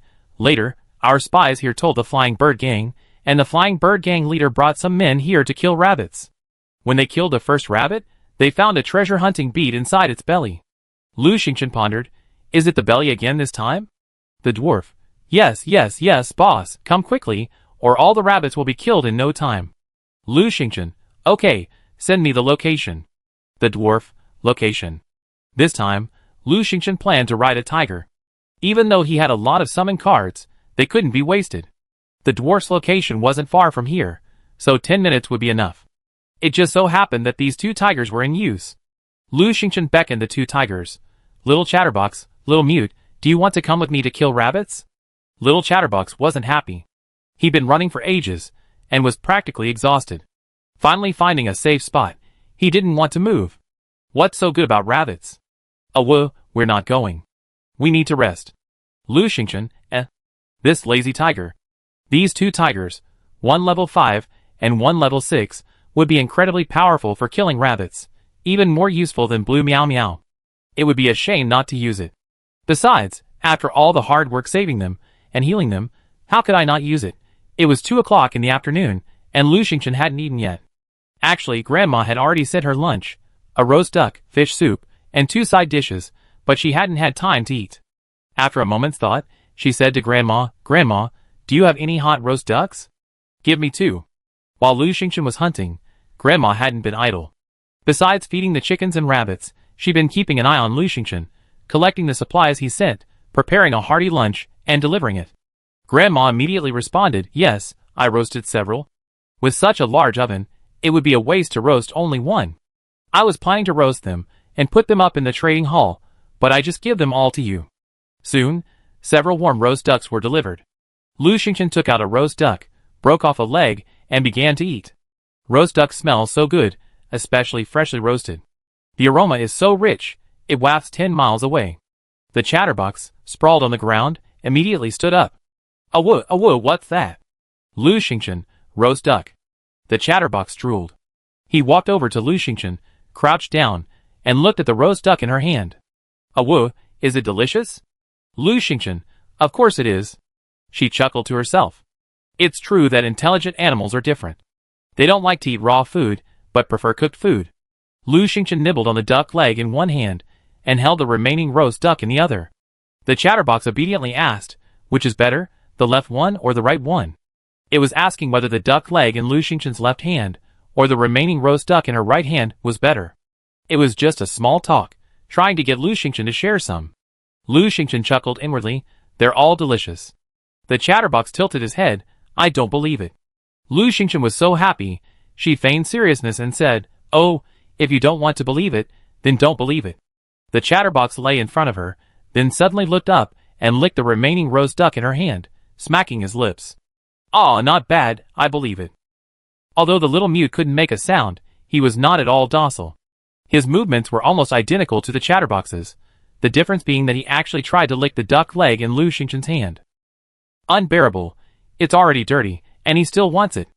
Lu Xingchen was at a loss for words, and threw the remaining roast duck and duck leg away. Then he stood up and said to Lon Lon, let's go kill some rabbits. I roast them for you after we kill them. Roast duck isn't good, but roast rabbit is. Lon Lon, dozing off on a branch, was bored. He immediately perked up. Rabbit? Roasted rabbit? I love it.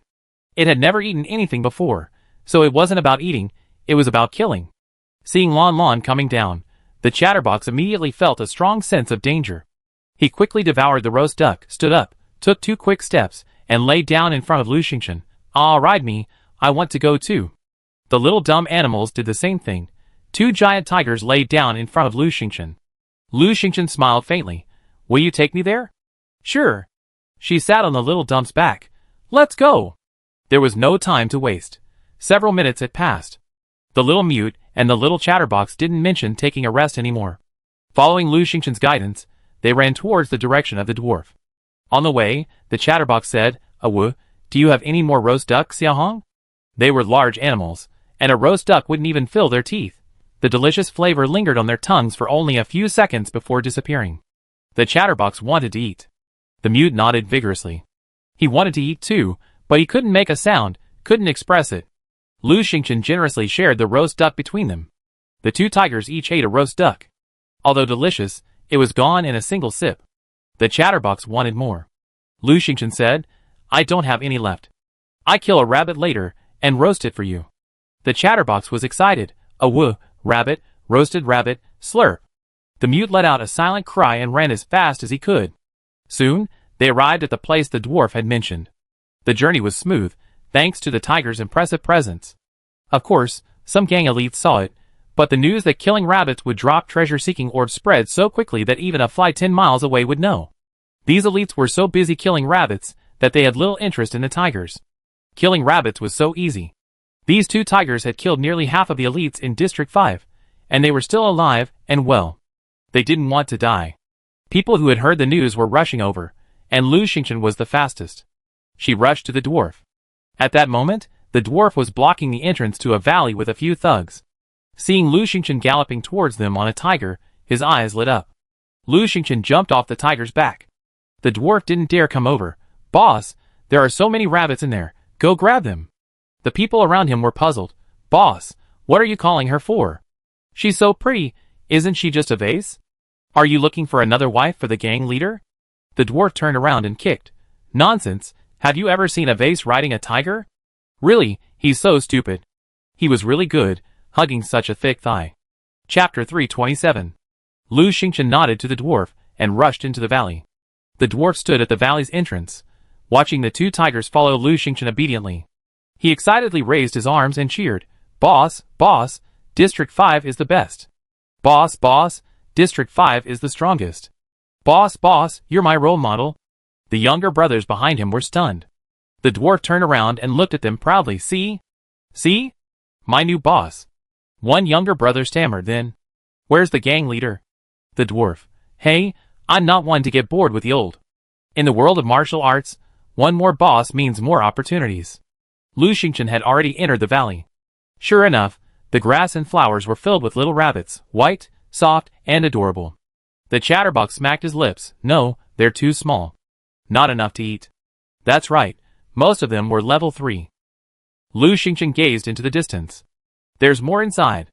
Let's go!" The group rushed in.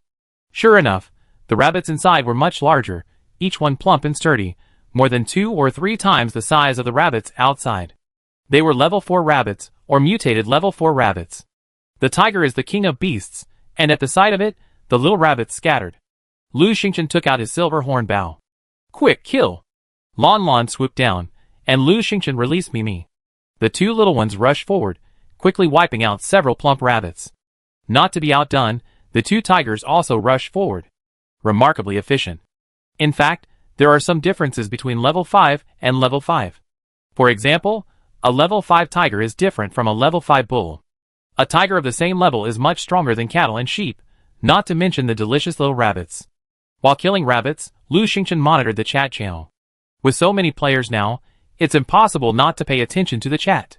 If you don't check for a moment, you might miss important information. Only Districts 5 and 8 have obtained the treasure orb. Furthermore, it's known that treasure orbs can only be obtained within a specific district. In other words, the treasure orbs from Districts 5 and 8 can only be used there. As a result, many anxious players from other districts have already rushed to Districts 5 and 8. Naturally, several gangs from District 5 have rushed to the nearby area to kill the little rabbits, causing chaos in the nearby chat channels. "You bastards from the Flying Bird Gang, you stole my rabbit again. What do you mean by your rabbit? As long as the rabbit survives, whoever kills it gets it. It's been so long, and you still don't understand the rules of District 5? There are more people than rabbits. How can we kill them? Ah, why are there so many people? It's so crowded. Aren't all the people from District 5 dead yet? Brothers, hurry up. People from other districts are coming. How did they know that killing rabbits will give you treasure-seeking beads? Who leaked the information? How can District 5 keep it secret? That's ridiculous, right? I'm afraid everyone in all 10 districts knows this. Lu Xingchen was extremely nervous. With so many people around, it was not a good idea. She worked harder. Lon Lon and Meme, following her orders, killed the rabbits faster and faster. Of course, the Chatterbox and the Mute were not going to be left behind, and they became even more aggressive. But the people who were supposed to come finally arrived. The dwarf said, "Boss, big boss, I can't hold on any longer. I can handle the Qilong gang, and I can also fool the gangs in the other 5 districts, but the Lone Rangers in District 1 are too powerful. I can't handle them." Oh no, Zhang Yidao, ranked 22nd, is here. Zhang Yidao? Lu Xingchen casually glanced at the leaderboard. Area 1, number 22, Zhang Yidao. So fast? No wonder he's ranked 22nd. He's got some skills. The dwarf yelled, "Boss, boss, no!" Zhang Yidao is too fierce. He kills everyone he sees, one strike at a time. I can't stand up to him. I'm running. Boss, you should run too. If you really can't, use the speed card. The dwarf said, "Boss, run." The dwarf was always so tactful. He ran at top speed. Lu Xingchen turned and saw a figure approaching the valley entrance. Tall and thin, with narrow eyes and a cold face, he held a steel knife, stained with blood. His clothes were stained red with blood. He looked at Lu Xingchen, a flicker of surprise in his eyes. He spoke, "Since you're so beautiful, I leave your body intact. Cut your neck." Lu Xingchen said, "Oh? Beauty actually has this kind of use." She silently instructed Lon Lon and Meme to continue killing rabbits and searching for the orb, while also urging the 2 tigers to hurry. She could handle Zhang Yidao alone. Swish. Zhang Yidao had already reached Lu Xingchen, and with a single swing of his steel blade, a bloody attack followed. He kept his word, slicing Lu Xingchen's neck. Lu Xingchen dodged, his spirit snake whip in hand. With a snap, he lashed out at Zhang Yidao. Zhang Yidao's steel blade met the attack, only to be entangled by Lu Xingchen's whip. He let out a cry of "huh." Lu Xingchen tugged hard, sending him stumbling forward a few steps. His expression now grew even more serious. Not bad for agility, but even stronger than himself? This was a formidable expert. Strange, there was no way this person wasn't already listed on the leaderboard. Zhang Yidao's steel blade spun, freeing itself from Lu Xingchen's whip, and the 2 engaged in a clash. Their strength was comparable, with Lu Xingchen slightly superior. However, Lu Xingchen didn't want to waste time with him, and wanted to end the fight quickly. As they passed each other, she seized the opportunity to launch 3 flying knives, combined with a powerful whip attack. Zhang Yidao couldn't dodge, and was struck in the arm by a flying knife. In just a few seconds, his expression changed. The flying knives were poisonous, and his arm went numb. His arm, which held the knife, went numb. Zhang Yidao instantly realized he was no match for Lu Xingchen. He couldn't even lift his knife, so how could he fight? Unfortunately, to reach him as quickly as possible, he used his only sprint card. Zhang Yidao immediately played a defense card and turned to flee. How could Lu Xingchen let such a big fish escape? This was ranked 22nd. How many players must he have killed? How many valuable items did he have? Besides, he had to kill him quickly. What if Zhang Yidao was summoned? She chased him, but after only a few meters, she suddenly lost sight of Zhang Yidao. It was as if he had vanished into thin air. Oh no! Lu Xingchen, alert, immediately slapped a defense card on herself. A protective shield immediately appeared around her, enveloping her. Crack! A dull sound echoed from the shield. Zhang Yidao's voice rang out. Huh? Such quick reactions. He glanced at the leaderboard again. A character like that should definitely be at the top. Oh no! He ran into a tough opponent. But he already used his biggest trump card, the invisibility card. Running now was a no-brainer. Zhang Yidao gritted his teeth. His right arm was numb, so he had to switch to his left hand, slashing at the shield again and again. His invisibility card lasted 2 minutes, while his defense card lasted 1. He had to kill Lu Xingchen as soon as the defense card wore off. How could Lu Xingchen let him chop her? She moved swiftly, left, right, forward, and backward. She was faster than Zhang Yidao. Every time Zhang Yidao caught up with her, he couldn't strike her, and Lu Xingchen ran away again. This was all intentional on Lu Xingchen's part. Chapter 328. Zhang Yidao had so many goodies, and she wanted them too. If she dodged too quickly, Zhang Yidao wouldn't be able to reach her, and might even run away. If Zhang Yidao were invisible, she wouldn't know where to chase him. Of course, Lu Xingchen had made several plans to ensure her safety. For example, if the defense card wore off and Zhang Yidao was still invisible, she could continue dodging. If all else failed, she could call Lon Lon and Meme, or even use the sprint card. And so, as the defense card took effect, Lu Xingchen's dodging became faster and faster. She dashed around, relying on her superior speed to keep Zhang Yidao out of breath. Zhang Yidao was panicked and anxious. He finally understood that Lu Xingchen could be even faster, but he refused to give up. He felt that with the advantage of being invisible, he could intercept him here and there, and eventually stop Lu Xingchen. After his unwilling attempt, the invisibility card only lasted a dozen seconds. Zhang Yidao, filled with regret, immediately rushed towards the valley entrance. He didn't want to kill Lu Xingchen anymore. He wanted to escape. His right arm was numb, and it was difficult to hold the knife with his left hand. He was definitely no match for Lu Xingchen. When the wind died down around him, Lu Xingchen guessed that Zhang Yidao had escaped. This was a valley, with cliffs on either side. There were only two exits, the front and the back. The exit at the valley entrance was the closest, so Zhang Yidao must have gone there. She paused, then cautiously moved towards the valley entrance. She didn't dare rush too fast. If he were caught, a single blow would be disastrous. Soon, the invisibility card wore off, and Lu Xingchen saw Zhang Yidao scurrying towards the valley entrance. He was quite fast. Without a second thought, Lu Xingchen slapped a sprint card on herself. She had to kill this big fish. She chased after him, and quickly placed a quicksand trap in front of Zhang Yidao. Zhang Yidao took a step forward, and was instantly trapped. "Ah!" he screamed, struggling hard. The more he struggled, the deeper he sank. Zhang Yidao panicked and played another defense card, even throwing two small bombs at Lu Xingchen. Several cards were played, but to no avail. Seeing his defense card's effect were off, Lu Xingchen swung his snake whip and lashed out at Zhang Yidao. Zhang Yidao screamed in pain. This was the first time he had suffered such a huge loss. He was terrified and hurriedly called to his brother, "Quick, little brother, call me, quick." In fact, he had just tried to contact his brother, but he might have been fighting and hadn't replied. This time, the younger brother actually responded, "Brother, where are you? It says I can't summon them." "Why?" Zhang Yidao shouted. "What? I can't summon them? Little brother, think of a way." He was buffed by a defense card, so Lu Xingchen stopped. Zhang Yidao turned back, his face pale. "Let me go, please. I give you everything I have." Lu Xingchen wasn't stupid. She smiled faintly. "Don't worry. You're so thin. How about I chop your neck? Let him go." What if such a powerful man turns around and stabs her? Besides, it seems he has a younger brother. What if the two brothers come together to deal with her? Zhang Yidao was anxious. He had used up all his defense cards. He steeled himself and threw another small bomb at Lu Xingchen. Lu Xingchen dodged. Zhang Yidao refused to give up. He was halfway down, almost to his waist. He panicked and shouted, "Little brother, hurry, think of a way. I'm going to die. I'm going to die. Ah!" Lu Xingchen pierced his chest with an arrow. As soon as Zhang Yidao's defensive card buff wore off, she immediately unleashed her feather arrow. If this continued, Zhang Yidao would have thrown away all the goodies he had. Zhang Yidao twitched a few times, straining to glance at Lu Xingchen. He took a screenshot and sent it to the person he was chatting with.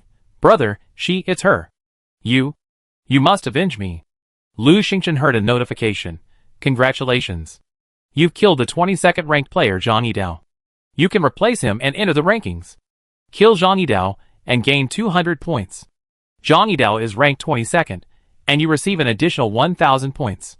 Do you want to accept Zhang Yidao's supplies, Lu Xingchen?" "Yes." She felt a pity. Zhang Yidao must have used all his offensive and life-saving items just now. Obtained a perfect level steel blade X1, a bravery set X1, flying deer boots X1, a bewitching array diagram X1, an invisibility card X1. Lu Xingchen was dazzled by the sight. Zhang Yidao had so many goodies, especially the equipment and weapons. And he even had a bravery set. So, he must have been second in Area 1 during the last hunt. The perfect level steel blade, bravery set, and flying deer boots were all incredibly good equipment, the kind you could get for any price in the trading hall. Another bewitching array diagram caught her attention, and she took a closer look. Bewitching array diagram. A diagram plus 10 array stones can be used to create a bewitching array. Uses. 1. What are array stones? I don't understand, but I'm keeping them. They look impressive. There was also an invisibility card, which she examined as well. Invisibility card, after use, grants invisibility for 120 seconds. Uses. 1/2. Cooldown, 30 minutes. Wow, what a great item. A great escape weapon. It looks like that's what Zhang just used. Unfortunately, it ran out of cooldown after one use, so he didn't have time to use it a second time. Lu Xingchen packed up and gave all the unused equipment and weapons to Grandma, keeping only the ones he might need in the next few days. What a lot of stuff, Lu Xingchen marveled as she packed. No wonder players want to kill the top players. It's a way to get rich. Zhang Yidao had killed so many people, and his backpack was limited, so he probably threw away the less valuable items. Now, all these are top-notch items in his backpack, and Lu Xingchen couldn't let them go. Soon, she noticed a change in the real-time points leaderboard. The real-time points leaderboard scrolled. Zhang Yidao, the 22nd ranked player in Zone 1, has died. Anonymous player has moved up to 22nd. 22nd is a very high ranking, and many people are keeping an eye on it. In the top 100, not many people directly move up by killing players. After all, those in the top 100 must be quite skilled. Suddenly, a message like this appeared, and players across the map chattered. Zhang Yidao is dead? He was so powerful. He killed 109 top players, and who knows how many more, including several in the top 1,000. How could he be dead? Who killed him? Anonymous? So amazing, he even has an anonymous card. Why is he hiding his server? We don't even know which server he's in. Who's so mysterious? His brother Zhang Xiaodao is in the top 8 of the leaderboard, a killer prodigy. He's at the top of our Zone 1. The two brothers have a close relationship. Xiaodao must be going crazy this time. Zhang Xiaodao, please let me know about the anonymous person. If anyone knows, please privately message me. A generous reward? Zhang Xiaodao, whoever killed my brother, just wait. When I get you, I tear you into pieces, skin you alive, and torture you to death. Zhang Xiaodao, brother, just wait. I avenge you. Chapter 329. Zhang Xiaodao was indeed going insane, shouting and cursing in the global channel. Many people didn't dare say anything, fearing Zhang Xiaodao would bear a grudge if they spoke too much. This Zhang Xiaodao was a madman, a murderous demon. Lu Xingchen took a look and memorized Zhang Xiaodao's name. She cleaned herself up, picked up the spirit snake whip, and was about to return to killing rabbits when she looked up and saw the dwarf standing not far from the valley entrance. The dwarf's eyes gleamed. He stuttered with excitement. Boss, you truly are the biggest boss. You're so awesome. You actually killed Zhang Yidao. Amazing, so awesome. Lu Xingchen, oh, you saw that? Aren't you afraid I kill you to silence you? The dwarf was stunned. Huh? No. No way. Lu Xingchen chuckled. Just kidding. You still have the poison pill I gave you in your stomach. I wouldn't dare. The dwarf nodded repeatedly. Yes. He ran over happily. Lu Xingchen was puzzled. Didn't you run away? Why are you back? The dwarf's mouth immediately dropped open, his face filled with fear. Oh, I forgot. The rabbits outside have been killed, and a group of people are coming here. Lu Xingchen, how many people? The dwarf panicked. They're all over the mountains and plains, just like the rabbits outside before. Most are from District 5, with a few from other districts. That's a lot. Lu Xingchen imagined it, and her face changed. So many people coming, all over the mountains and plains. District 5 has so many gangs, and they're already at odds. Add in people from other districts. If they come, it won't be a rabbit killing spree, it'd be a melee. She didn't want a melee. Killing so many people was pointless, and a waste of time, far less costly than killing experts like Zhang Yidao. Lu Xingchen turned to Lan Lan and shouted, call it a day, call it a day. Suddenly, Lan Lan screamed, ah hey, a bead. A bead? Xiaolu, come quickly. Lu Xingchen was overjoyed, and the dwarf's eyes lit up, ready to follow. Lu Xingchen paused. You go first, or we be stuck if there's too many people. Oh! Although the dwarf was incredibly curious, he didn't dare to look any further, and obediently left. Lan Lan and Ming were here. Lu Xingchen didn't want them to see them, but he couldn't reveal everything either. Any identifying features had to be concealed. She still had a few hours before she had to change her appearance again, and by then, she would have a completely different face. Lu Xingchen rushed over to see Lan Lan meme, and 2 tigers surrounding a battered rabbit. Inside the rabbit's belly was a glowing bead, about the size of a ping-pong ball. Lu Xingchen immediately spotted its information. Treasure hunting bead. Follow this bead to find treasure within Area 5. Usage time, 9 p.m. That's it. Lu Xingchen was overjoyed. He finally gotten the treasure hunting bead. Lan Lan, having found the treasure hunting bead, was overjoyed. Her tail feathers stretched out, shaking like a cramp, and she laughed heartily. I'm first, you're all second, haha. Outside, Lu Xingchen could already hear the chaotic shouting. Hurry, hurry, there's a valley here. There must be rabbits here. Why are you stepping on me? You little bastard. I chop you up. Go, hurry, brothers of the Flying Bird Gang. Hurry. There aren't many rabbits left. Lu Xingchen waved his hand, and tucked Meow Meow, and the wildly laughing Lan Lan into his pet bag. Then he beckoned to Chatterbox and Little Mute. Hurry, let's run that way. There was no other way. There weren't many rabbits left. If the players came over and lost the rabbits, they might kill the tigers. The 2 tigers, unwilling to be surrounded and beaten, nodded quickly. Lu Xingchen jumped onto Little Mute's back. The 2 tigers roared and ran in the other direction. The players rushed in, only seeing their backs. There were also a few scattered, perhaps 20 or so panicked rabbits. They immediately rushed towards the rabbits, but in a few seconds, they were trampled to pieces.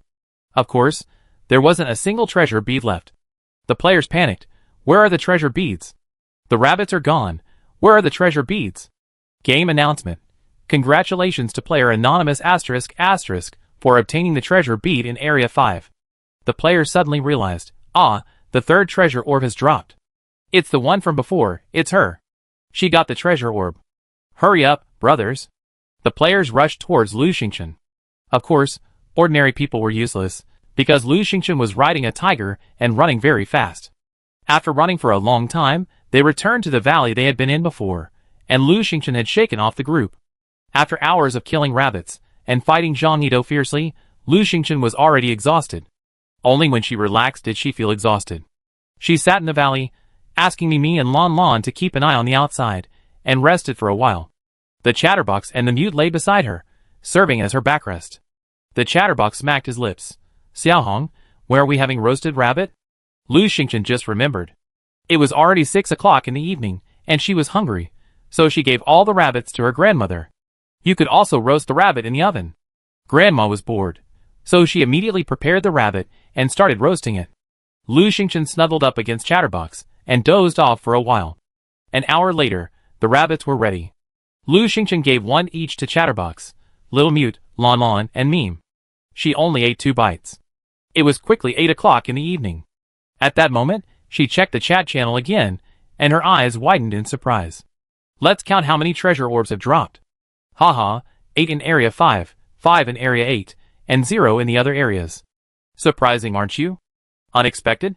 Haha, Area 5 and Area 8 are under a lot of pressure. Many people from the surrounding servers are rushing over there. It feels a bit weird. Why do the first one drop, and then the others keep popping up? Because the game doesn't want players to get treasures easily. Those treasure orbs are there for competition. There are only 3 treasure locations in each area, 1 real and 2 fake. Really? Then 8 or 9 treasure orbs pointing to 3 different locations. Won't that lead to a fight? Yeah, that's for us to fight. Treasure orbs can only be used at 9 p.m., so we can all go together. Wouldn't that be exciting? The players chattered, their voices boisterous. They all guessed it. It's just how the game is set up. Once the first treasure orb appears, the others are more likely to drop. Why reveal it? Of course, to let players compete. The only difference is that this time, it was revealed first in District 5. District 5 has many gangs, and each gang has undercover agents in the other. Once one person knows something, many others know it. These people then spread the news to other districts, and the news spreads incredibly quickly. In District 5, there are no secrets. Lu Xingchen twirled the treasure hunting orb in his hand. It looks like there will be a fierce battle. Chapter 330. Lu Xingchen looked at her stats with a smile. Since she was now ranked 22nd, she had received bonuses to her constitution, agility, and strength. Each bonus increased by 4 points, and her stats were now as follows. Age, 24. Strength, 22 plus 5 plus 5. Agility, 24 plus 5. Constitution, 22 plus 5 plus 8. Poison resistance, 10. Occupation, none. This stat is a bit invincible. It's likely that few people are better than her. However, when a fight really breaks out, she can't just rely on stats. She sorted out her supplies again, then took out the bean bag and had the little ones take turns guarding it while she took a nap. I need to get enough rest and be in top shape to get the treasure. Outside, there was still a lot of noise and fighting. Lu Xingqian's place was quite remote, so surprisingly no one came. She slept soundly. She woke at 8:30. Grandma brought her a midnight snack, and she ate a little more. There was no need to eat so much before the battle. It would affect her performance. At 9 o'clock, Lu Xingqian immediately took out the treasure hunting bead. Treasure orb. Follow this orb to find treasure within Area 5. It's available now. Do you want to use it, Lu Xingqian? Yes. Please choose the treasure location. Note, once selected, it cannot be changed. Swish. A map of Area 5 appeared. The markings were unclear, with only 3 glittering spots. One in the southwest, one in the northwest, and one in the center, quite evenly balanced. Of the 3 locations, only one can be chosen. One real, 2 fake. Lu Xingqian pondered. There are only 3 locations, and there are currently 8 treasure orbs. Area 5 is still full of gangs. No matter where you go, it's crowded. It's impossible to keep it secret. Trouble, I wonder how others choose. She glanced at the chat channel. The nearby and global chat channels were bustling with activity, all focused on the treasure hunt in Areas 5 and 8.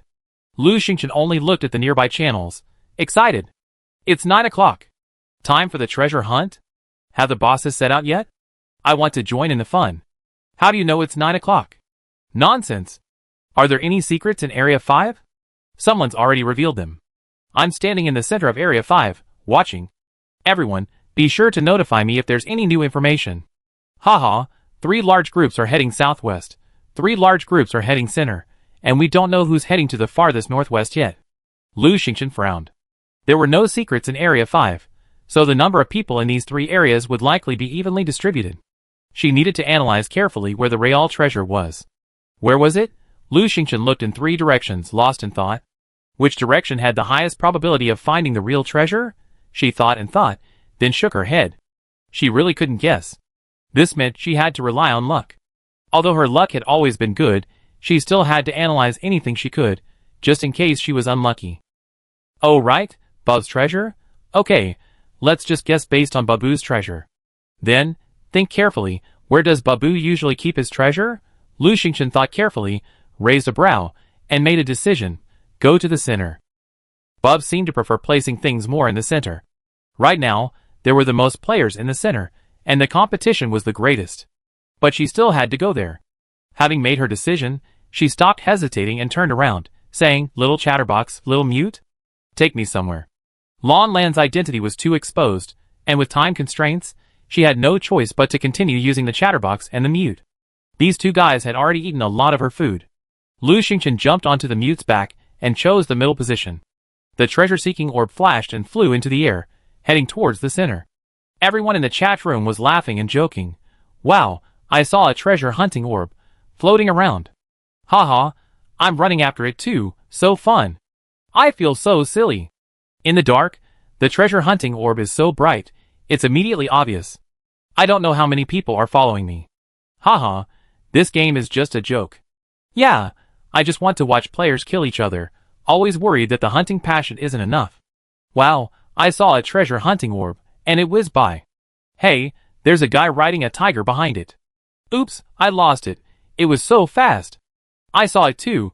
It was too fast. I can't keep up. Lu Xingqian was very fast. As fast as she was, the treasure hunting orb was also fast, so no one trying to follow her could keep up. She rode Little Dumb at full speed, with Little Chatterbox following beside her, and Lon Lon and Meme in the pet bag. Soon, she arrived near the treasure. There were trees, shrubs, grass, and wildflowers, all densely shaded by a narrow path. On either side stood 2 peaks, one tall and one short. Around the path, a large group of people had gathered, engaged in a fierce brawl. There were many people, shouting and yelling. The fight was intense. Occasionally, a head would peek out from a nearby tree bush, or behind a rock. It was unclear whether these people were there to watch the fun or to take advantage of a chance. 2 treasure-hunting orbs floated slowly in the air above the path, never moving. Lu Xingchen's treasure-hunting orb also floated over. The 3 treasure-hunting orbs were together, rising and falling, floating freely and effortlessly. Lu Xingchen, how wicked. This game is so wicked. Is this a treasure hunt? This is a massacre. Seeing her treasure-hunting orb flying over, a stream of chatter filled the nearby chat room. Another one, another one. Haha, so lively. Wow, 3. I wonder how many waves there are in the other 2 areas. I'm in the southwest. 2 groups have arrived and are fighting. The blood is gushing everywhere. I'm in the northwest. 2 groups are also fighting, cursing as they fight. It's so satisfying. Haha. Another one. Another wave has arrived in the center. For treasure hunting orbs now. Hey! The center is the busiest place. Everyone, come to the center. Seeing Lu Xingchen approach, the players considered coming over, but seeing her alone and incredibly beautiful, they hesitated and didn't. For the first time, Lu Xingchen realized that beauty was quite useful. However, she couldn't just stand still. Lu Xingchen took a few steps forward, and immediately a group of people surrounded her, attacking her with a chaotic array of weapons. Lu Xingchen resisted for a moment, then tried to charge in. The fighting players went wild. Come on, hurry, stop her. With so many people around, Lu Xingchen couldn't stand it no matter how powerful she was. She decisively withdrew and ran back. She escaped the battle zone, and the group gave up chasing her, continuing the fight. Lu Xingchen understood their principle. No one could get in. What if she rode Lan Lan over? Lan Lan was so large and conspicuous, everyone would definitely see her. And what would she do once she got there? Would those people just let her go treasure hunting? Then, there would be endless fighting and endless killing. Lu Xingchen opened the treasure map and looked again. The treasure was nearby, very close. What should she do? She opened her storage backpack and looked at it for a long time before a vague idea came to her. Chapter 331. Lu Xingchen looked at her storage backpack, taking in the various supplies she could use, and contemplated various solutions. Speed card, defense card, stealth card. Yes, she could use the stealth card to slip through the crowd, then continue forward and find the treasure. No, what about the treasure hunting orb? It was truly baffling. Before, no one could see the treasure hunting orb, but today, everyone could see it. Maybe the game just decided the hunting wasn't exciting enough. The treasure hunting orb was emitting a brilliant light, visible to so many people. If it floated forward, someone would surely notice it, and the players would surely follow. And then, a large group of people fighting at the treasure chest entrance? She still couldn't find the treasure. There were too many people, and she might get hit by a knife. Lu Xingchen pondered for a moment, then suddenly, a private message came in. It was from the dwarf. The dwarf, boss, are you here? I saw several treasure hunting beads. Is one yours? Lu Xingchen, yes. The dwarf, boss, where are you? Lu Xingchen was nearby, hiding behind a large rock. There were too many people watching the fun, so it was fine here. There were no other players. As for the 2 tigers, they were hiding in the bushes. When the treasure hunting beads reached their location, they stopped moving when they saw Lu Xingchen wasn't coming. Even if Lu Xingchen retreated, they wouldn't follow. So, there was no need to worry about being exposed. The dwarf arrived quickly. He was full of energy and neatly dressed. Lu Xingchen was surprised. You didn't join the fight? There was a fierce fight going on outside, including among the Qinglong gang. The dwarf, hey, who's so stupid as to join the fight? I deliberately arrived late, hee. He and Lu Xingchen hid together, and he even gave Lu Xingchen a small bag of sunflower seeds, boasting, Big boss, I brought these just for you. Hee. I begged them for ages before they even gave me a small bag. He was ravenous. I love these. Lu Xingchen took a look and saw that the sunflower seeds in the bag were actually sunflower seeds, dry, shriveled, and small. It was obvious they weren't tasty. She shook her head and said a few words to her grandmother. Soon, her grandmother handed her a large bag of spiced sunflower seeds. Lu Xingchen handed it directly to the dwarf. Here's to you. The dwarf had helped her so much, and she hadn't given him anything yet. On a raft, there were tons of sunflower seeds. Grandma had roasted them in all sorts of ways, spiced, plain, caramelized, and so on. She was almost sick of them. The dwarf's eyes lit up. Wow, so many! Big boss, your backpack is so empty. You even brought me some sunflower seeds? Sunflower seeds? Suddenly, a voice rang out. The dwarf paused. A man came in from outside the stone, staring intently at the dwarf's melon seeds. He quickly glanced at Lu Xingchen, eyes filled with amazement. Is this the new gang leader's wife you found for the boss? Lu Xingchen, You're not done yet, are you? The dwarf saw Lu Xingchen's displeasure, and his face darkened. No! The man was tall and thin, his face nonchalant. He looked at Lu Xingchen with a look of impertinence and disdain. Alright, how can the gang leader let someone like that go? Come on, give her to me. I'll be back when I'm done. The dwarf was anxious. Why? The tall and thin man, because I hold a higher position than you. Kid, I'm the first deputy gang leader. I handle all the gang leader's affairs. Lu Xingchen rolled her eyes. Is there a ranking of first and second deputy gang leaders? The tall, thin man looked at her with an impertinent gaze, as if he were looking at an object. Lu Xingchen hated that look. The tall, thin man ignored her and stepped forward, attempting to grab Lu Xingchen's wrist. Lu Xingchen's appearance was so deceptive, so beautiful, so perfect, that everyone only focused on her looks upon first meeting her, unconsciously overlooking her abilities. Lu Xingchen's eyes hardened, and she dodged the tall, thin man's hand. Huh? The tall, thin man's expression grew serious. You're quite capable. He looked Lu Xingchen up and down, then suddenly realized, oh, I was wondering why you looked familiar. You're the one who obtained the treasure hunting bead, right? Haha, you want to steal it? No way. With a swish, he drew his long sword and slashed at Lu Xingchen's vitals. The dwarf panicked. She's from the Qinglong gang. Are you going to kill each other? The tall, thin man laughed heartily. Haven't we killed each other enough? Kill her, and maybe I get her treasure hunting bead, haha. Lu Xingchen's expression turned cold. Okay, deputy gang leader, huh? Even if she's a far cry from Zhang Yidao, even a mosquito is still meat.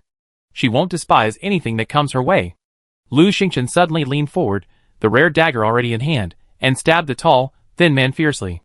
The tall, thin man was somewhat capable, but sensing something was amiss, he quickly stepped back. Lu Xingchen followed him like a shadow, thrusting the dagger forward.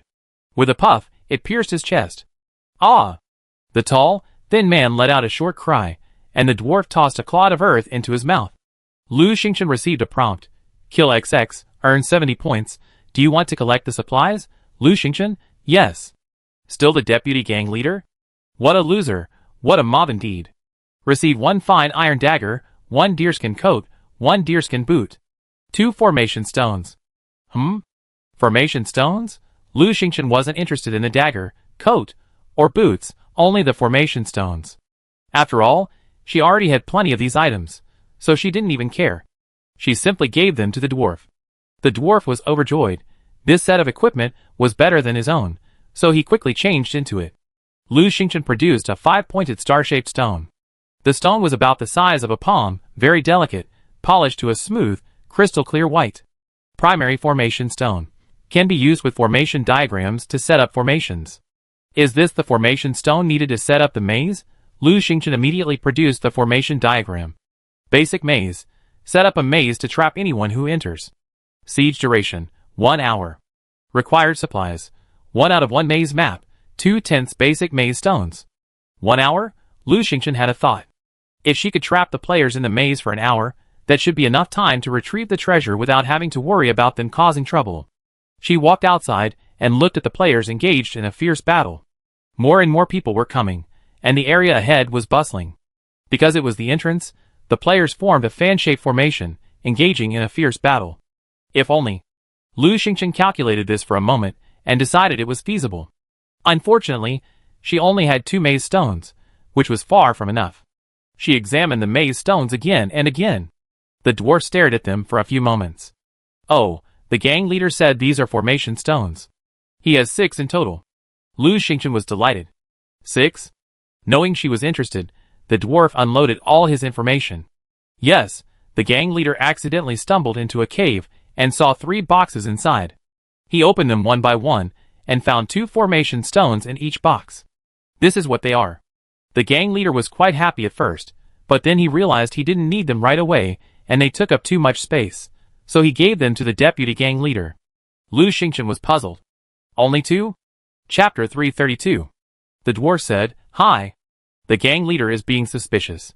He didn't want to give the formation stone to just one person, but instead gave it to 3 different gang leaders, 2 each, to hold on to. So that's how it is. Wang Jinbao was lucky. However, If Wan Jinbao could get it, perhaps other main islands might have it too. Lu Xingchen didn't bother posting on the global map channel. She didn't have the time. So she went straight to Qin Wuchuan. Boss Qin, could you help me collect some of these formation stones? I definitely reward you handsomely. Qin Wuchuan replied immediately. No problem. As soon as they began the hunt, they contacted people in other districts. Now, they had people in several districts, making it easy to collect items.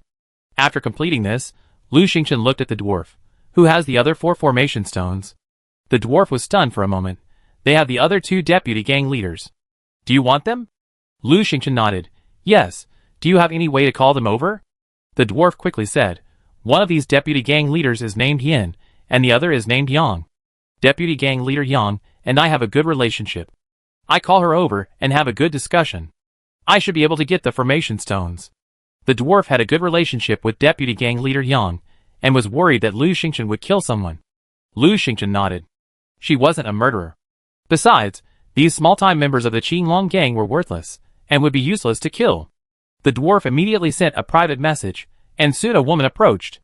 The woman was tall, almost 1.80 meters tall, with a handsome face and surprisingly short hair. If the dwarf hadn't mentioned she was a woman, Lu Xingchen would have thought she was a handsome man.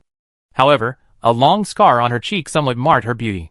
Deputy gang leader Yang said angrily, What do you want me to do? Coward. Whenever there's a fight, you just stay away. You're such a coward. Where did this beauty come from? She's so beautiful. Deputy gang leader Yang stared at Lu Xingchen in amazement, unable to move her eyes away. After a moment's thought, she flew into a rage and kicked the dwarf. How can you be so wicked? You want to give such a beautiful girl to the gang leader? Lu Xingchen, Here we go again! Here we go again! How about just killing Wan Jinbao? The dwarf quickly waved his hands. No, sister, you misunderstood. This is my great-grandmother. Deputy gang leader Yang's eyes widened. How is that possible? Do you have any similar genes? The dwarf said confidently. What's wrong? Can't I just be a genetic mutation? Lu Xingchen quickly interrupted them. Come on, let's get down to business. There was no time to waste. The dwarf quickly said, Sister Yang, did the gang leader give you 2 formation stones? This grandmother of mine would like to see them. Can we play with them for a bit? Deputy gang leader Yang glanced at him sideways. Play with them? What if we run out of them? Lu Xingchen was too lazy to talk anymore. Deputy gang leader Yang, I want to buy those 2 formation stones. Name your price. Deputy gang leader Yang stared at Lu Xingchen intently. TSK, your skin is so smooth and white, like cream. You look so beautiful. This is the first time I've seen someone so beautiful. Lu Xingchen, Deputy gang leader Yang, let me take a good look. We can talk about the price later, okay? Lu Xingchen silently held out several roses and asked Deputy gang leader Yang, Do you like them? The roses were yellow, pink, red, and white, each petal layered and beautiful. They were still fresh. Lu Xingchen had cut them from Coral Island earlier and planted them in Peach Blossom Holy Land and also in the black soil outside. Grandma planted quite a few of them. Just now, Lu Xingchen had asked the dwarf about Deputy gang leader Yang's preferences. This Deputy gang leader Yang was obsessed with looks, liking beautiful things, and he even preferred beautiful flowers, especially roses. Unfortunately, there were no roses in the survival world, so she could only admire them in her memories. Deputy gang leader Yang's eyes widened. Roses? Roses. So beautiful. Lu Xingchen, you can cut some and plant them yourself. Soon you have a large rose garden. How about trading these for 2 formation stones? Deputy gang leader Yang's eyes never left the roses, nodding continuously. No problem. If the gang leader asks, I just say I accidentally threw them away. Trade them, right now.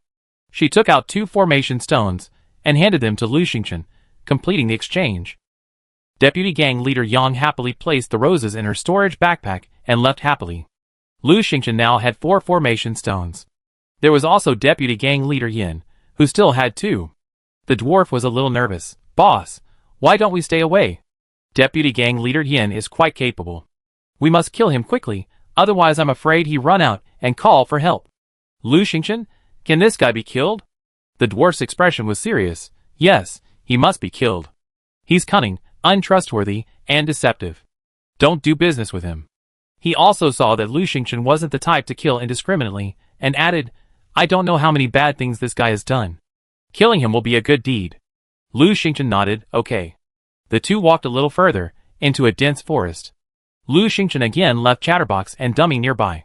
Chatterbox looked unhappy, hiding in the woods, unable to speak or run around. He was practically suffocating.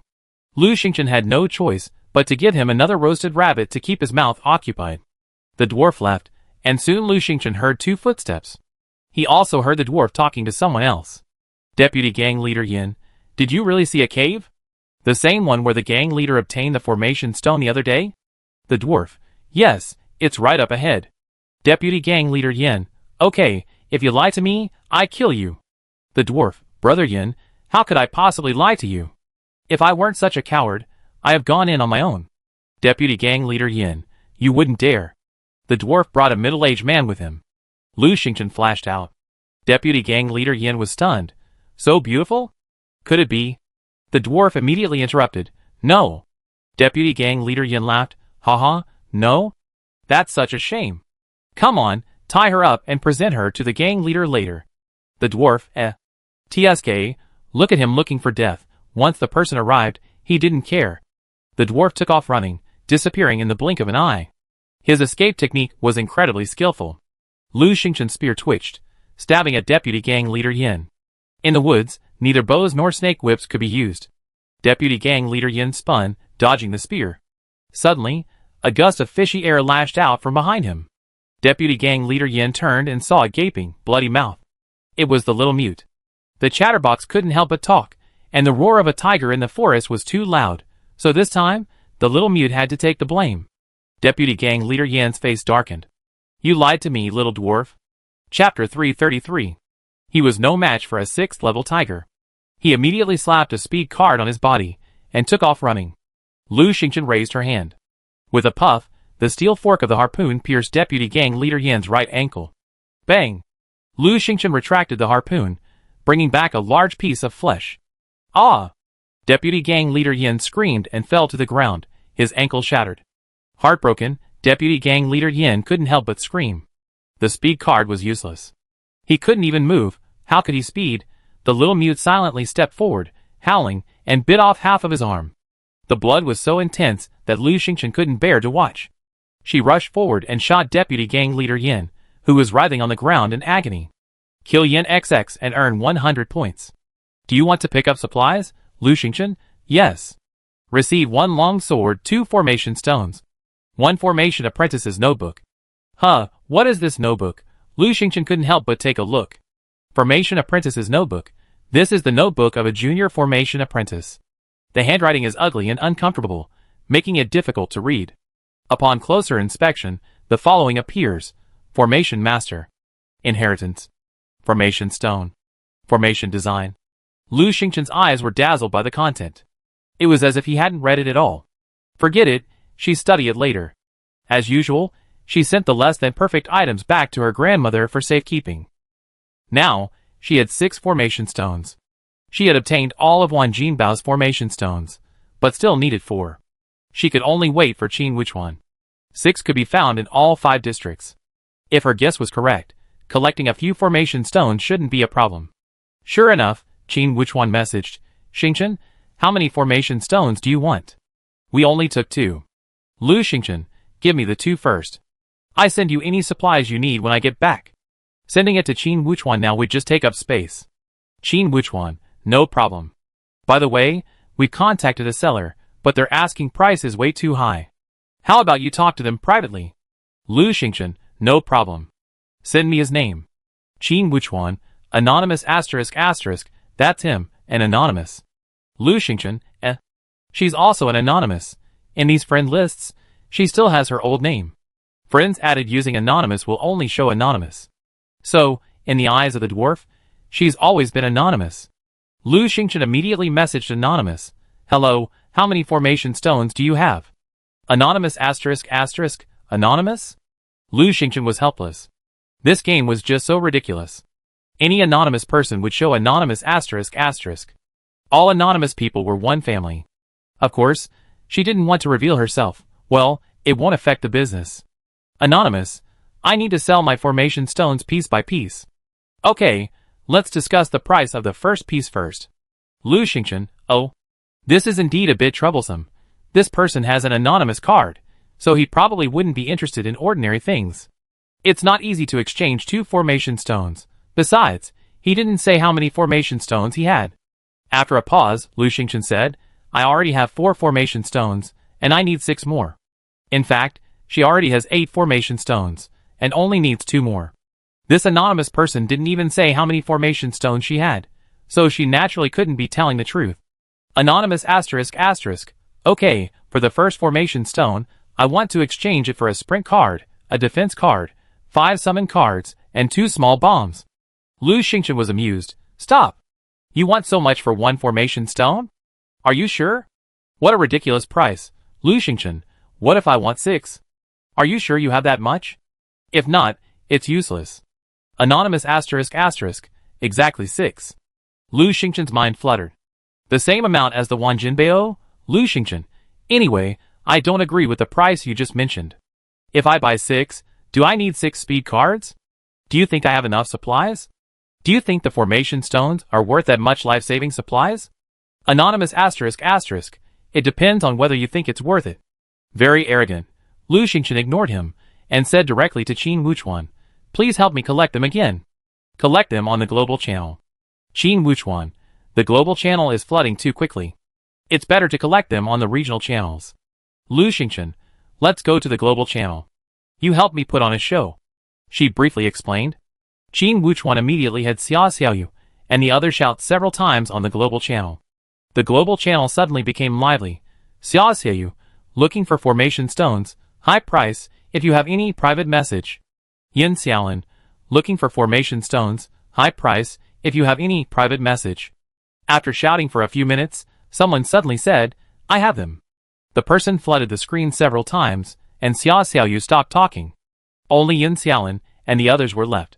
Lu Xingchen ignored Anonymous. About 7 or 8 minutes passed. Anonymous ***. Okay, how much would you offer for 1 formation stone? I just need the supplies listed above. Lu Xingchen, I need 6 formation stones in total. Here's how. I give you a sprint card, a defense card, 5 summon cards, and a small bomb in exchange for 6 formation stones. Anonymous ***. Okay, you're really good at chopping. You chopped it all off. Lu Xingchen, I have no choice. I have to save 1 for myself. The other person grumbled and fell silent. Lu Xingchen also spoke. She guessed they would agree. Just kidding. Sprint and defense cards are life-saving tools, extremely useful. Who would sell them? The anonymous person on the other side had 6 formation stones, but no use for them, so naturally, they would exchange them for these things. Formula stones are indeed rare, but those willing to buy them are even rarer. She was betting that as long as the other person didn't have a formation map and a few formation stones, they wouldn't buy this. After a while, Anonymous spoke up, I give you 2, no more. Lu Xingchen, 2 isn't enough for me, why are you keeping 4? Suddenly, someone in the global map chat kept spamming, Anonymous, the one who wanted to buy the formation stones, I can't find you. Private message me. I agree. I sell you the formation stones. Hurry. He spammed several times in a row. Anonymous, I give you 3. Lu Xingchen, 4. Anonymous, okay. The transaction was complete, and Lu Xingchen had 4 formation stones. Now, she had 12 formation stones. Anonymous, okay, now, let's talk about the price of the remaining 2 formation stones. Lu Xingchen, a defense card. Anonymous, what? You're embarrassed? Lu Xingchen, forget it. She didn't need it anymore. Anonymous ***.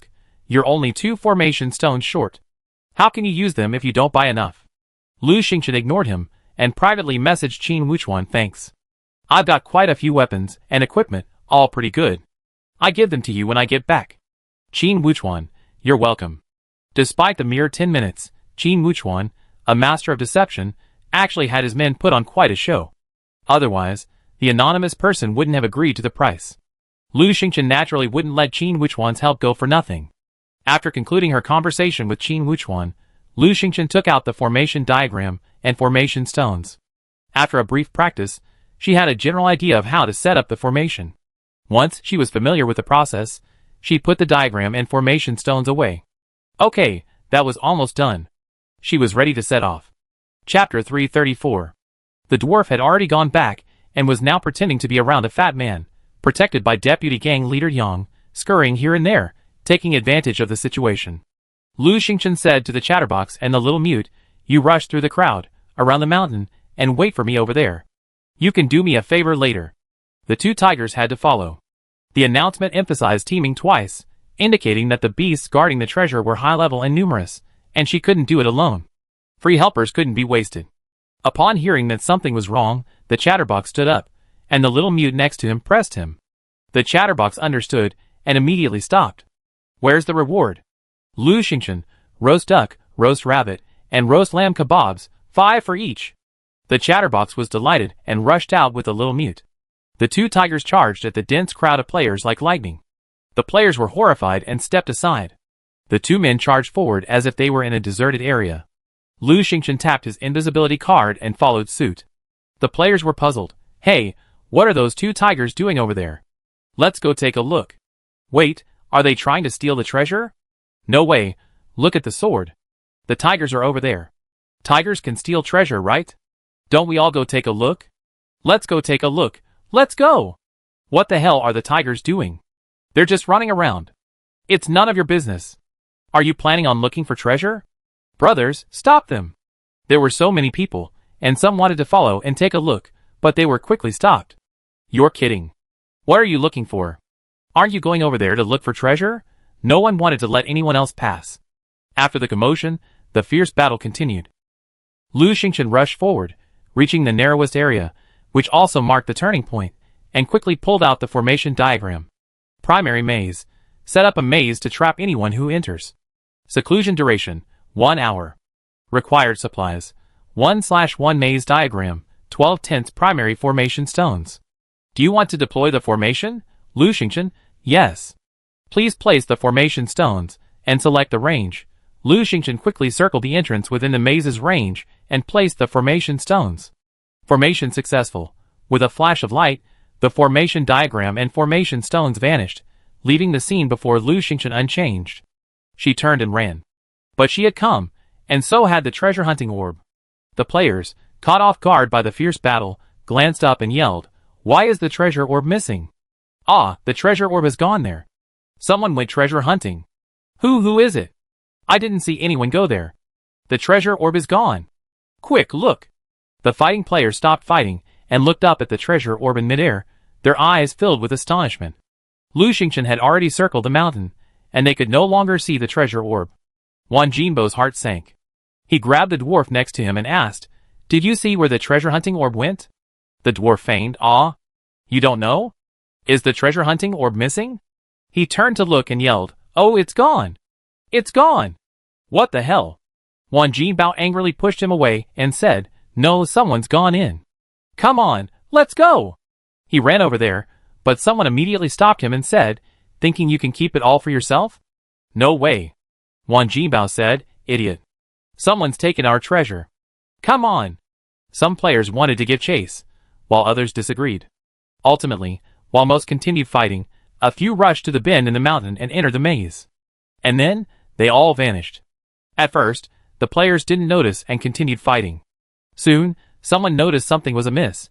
"Can you still contact the person who just disappeared?" "My friend disappeared, and I sent her a message, but she didn't reply." "Huh?"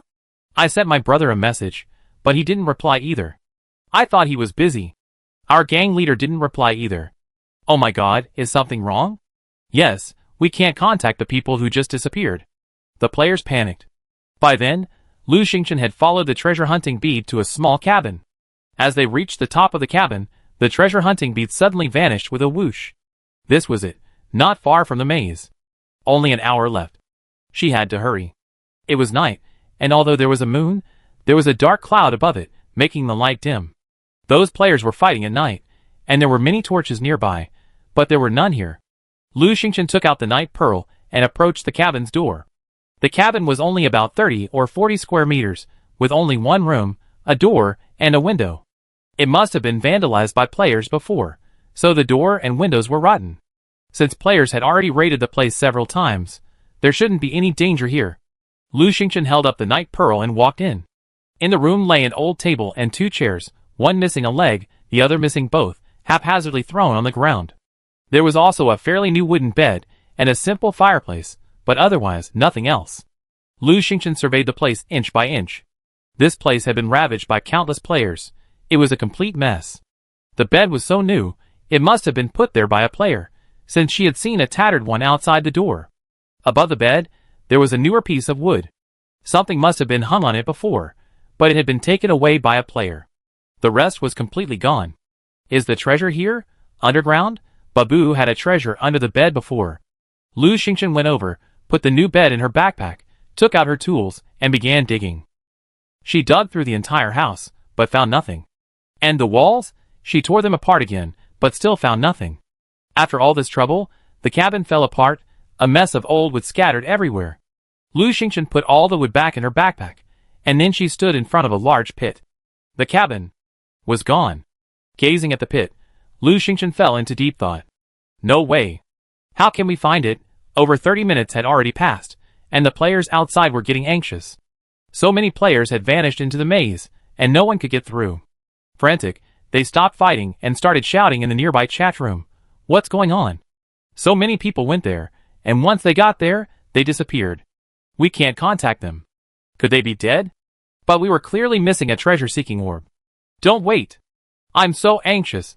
Let's try. Can't we get through the corner? Countless warriors have tried, but we can't see clearly. We don't know if they made it through or inside. Latest battle report. Northwest, the Tiger Gang is victorious and has already rushed in to claim the treasure. Really? Of course, haha, the gang leader has already opened the treasure chest. Haha, be envious. Our treasure to the northwest is real, it's real. You don't have to fight anymore, haha. When this news broke, the players were dejected. Now that the treasure has appeared, the rest must be fake. Why bother fighting? Lu Xingchen was stunned. So someone has already got the treasure? Doesn't that mean that one is real and this one is fake? Could it be that the reason she couldn't find the entrance to the treasure is because this one is fake? Chapter 335. Lu Xingchen was a little discouraged. She was about to give up when her brows furrowed. Something was wrong. Anyone could talk in the nearby channel. What if that person was lying? Keep going. Undeterred, she decided to dig deeper. While digging, she watched the chat channel. Less than 5 minutes later, someone suddenly said, "They're lying. They're lying. The treasure in the northwest is definitely fake. The leader of the Tiger Gang station there has already come to the center." Really? Several people just said the northwest one is the real one.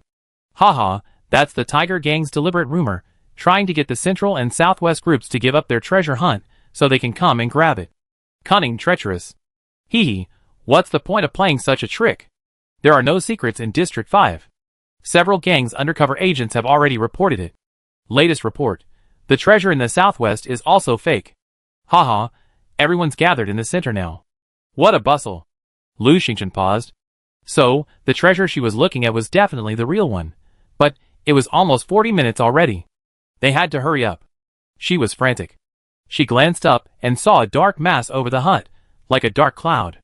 Actually, this dark cloud had been there from the beginning, but she hadn't paid much attention to it. Now, looking at it, she found it strange. How could it have remained motionless for so long, without even a shred of movement? Something was wrong. She drew her spirit snake whip and lashed upwards. With a snap, the tip of the whip seemed to strike something, and with a clatter, leaves scattered down. There were trees above. It was all because it was so dark, she hadn't noticed. Thinking carefully, she realized the treasure hunting orb had vanished above the cabin. Following her previous experience, she dug directly downwards, forgetting to look above. No matter how well a night shining pearl illuminates a specific area, it only illuminates a specific area. Lu Xingchen immediately took out her torch and blazed her way forward.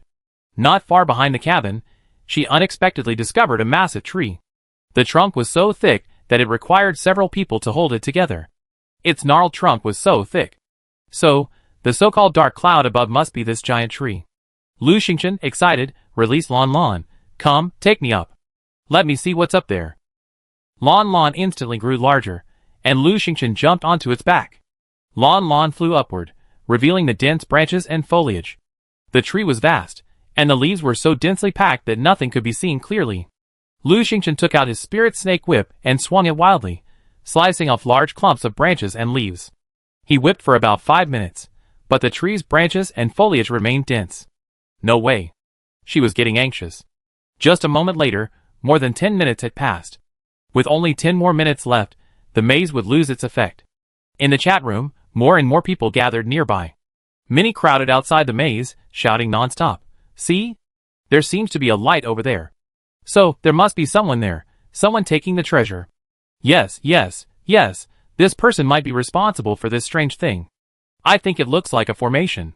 Could someone have set it up? There are so many people. Are all 8 major gangs gathered? Oh my god, where do I stand? Lu Xingqian grew even more anxious. In midair, Me and the 2 tigers were of no help. She simply leaped to the top of the tree and called to Lan Lan, "Let's go! Hurry!" She swung her whip, and Lan Lan swung her tail feathers, bringing the treetops to a screeching halt. Branches and leaves fell, forming a heap on the ground. Lu Xingqian was about to swing her whip again, when suddenly, a golden thread shot up and hurtled towards her. It was incredibly swift, and knowing something was wrong, she leaped down, the golden thread following her like a shadow. Ah! Her left forearm ached, then went numb, and half her arm lost feeling. Oh no! She immediately released Mimi, retreated several steps, and quickly took a detoxification pill. It was obvious she had been poisoned. After the detoxification pill, the numbness subsided, and she looked ahead. The so-called golden thread was actually a tiny snake, thin and small, appearing only 20 or 30 centimeters long, yet incredibly fast. Lu Xingqian saw its profile: lightning golden snake, level 6 mutation, extremely fast, moderately toxic. It's incredibly ferocious. Lu Xingqian focused his attention. A level 6 mutation. No wonder it's so powerful. This is really troublesome. Little Chatterbox and Little Mute also rushed over to help. However, the lightning golden snake was too small and too fast. Blue Mimi and the 2 tigers were powerless to deal with it. Lu Xingqian was even worse off. She was slower than the snake. Although the tigers were ferocious against other exotic beasts, the snake's small size actually hindered their effectiveness. After just a few strikes, Little Mute and Little Chatterbox became anxious. Little Chatterbox roared angrily, "Ouch!" The sound was so loud that it hurt Lu Xingqian's ears. The players outside heard it and began to chatter. "See, I told you, those 2 tigers went to grab the treasure. Listen, listen, it's so angry, they must be fighting. Brothers, hurry! If you're too late, the treasure will be gone." A group of players, unable to wait any longer, rushed forward. Lu Xingqian was even more anxious than them. Finally, she tapped a sprint card on herself, her steps swift as the wind, her serpent whip dancing like a wild snake, closing in on the lightning golden snake. Snap! Finally, the whip struck the golden snake. It froze, and the Little Mute swatted it with a powerful paw, knocking it to the ground. The Chatterbox quickly stepped forward and stamped on it. Lan Lan, unwilling to be outshone by others' efforts, rushed in, grabbed the golden snake's body, and swung it with a crackling sound. The lightning golden snake was stunned. Lu Xingqian didn't dare delay and rushed over, stabbing the golden snake in half. The snake vanished, and a small golden box appeared before them. At this moment, the effect of the maze wore off, and a large group of players appeared in the same spot, stacked up in several layers. They fainted the moment they entered the formation, and of course, were lying down upon their release. A massive crowd formed. Once they emerged from the maze, they awoke, and the nearby chat rooms were abuzz with chatter. What's going on? Where's the treasure? I fell asleep. What happened? Oh no! Someone's trying to steal the treasure. Ah, I'm being crushed. Who's this? Get out of the way. My legs are numb. Who's on top of me? The onlookers were stunned by the massive crowd. Until someone realized they must have entered the formation. Hurry, find the treasure. In a flurry of activity, everyone stood up, jostling for the treasure. Crowds of people, shoulder to shoulder, crowded toward Lu Xingqian. At that moment, Lu Xingqian heard a message. Kill the lightning golden thread snake to obtain a treasure chest. Do you want to open it, Lu Xingqian? Yes. The small treasure chest shone brightly, and countless players saw it. They were overjoyed. Ah, treasure. Grab it. Chapter 336. Open the treasure chest to obtain a treasure entrance ticket. A key-shaped metal piece appeared in Lu Xingqian's hand. Treasure entrance ticket. Use it to reach the treasure location. Do you want to use it, Lu Xingqian? What a hassle. Whose treasure is it? Why are you so hesitant? At this moment, the players had already rushed over. They were extremely excited to see the treasure chest and wanted to grab it. Seeing a flash of white light in Lu Xingchen's hand, and the treasure chest disappeared, they became even more frantic. Look, it's her, that's her. Hurry, kill her and get the treasure. Haha, idiot. There are so many of us, let's see how she can escape. Go ahead, brothers. Whoever grabs it gets it. The players, jostling against each other, went crazy. Those at the back were anxious and pushed forward, many of them falling. Lu Xingchen quickly called to the chatterbox and the mute, run. Don't let them catch you. She expected to teleport soon. Lon Lon and Nin were already in the pet bag, so they could be taken away, but the two tigers couldn't. She had to keep them safe. Lu Xingchen took out 2 small bombs and threw them into the crowd. Bang!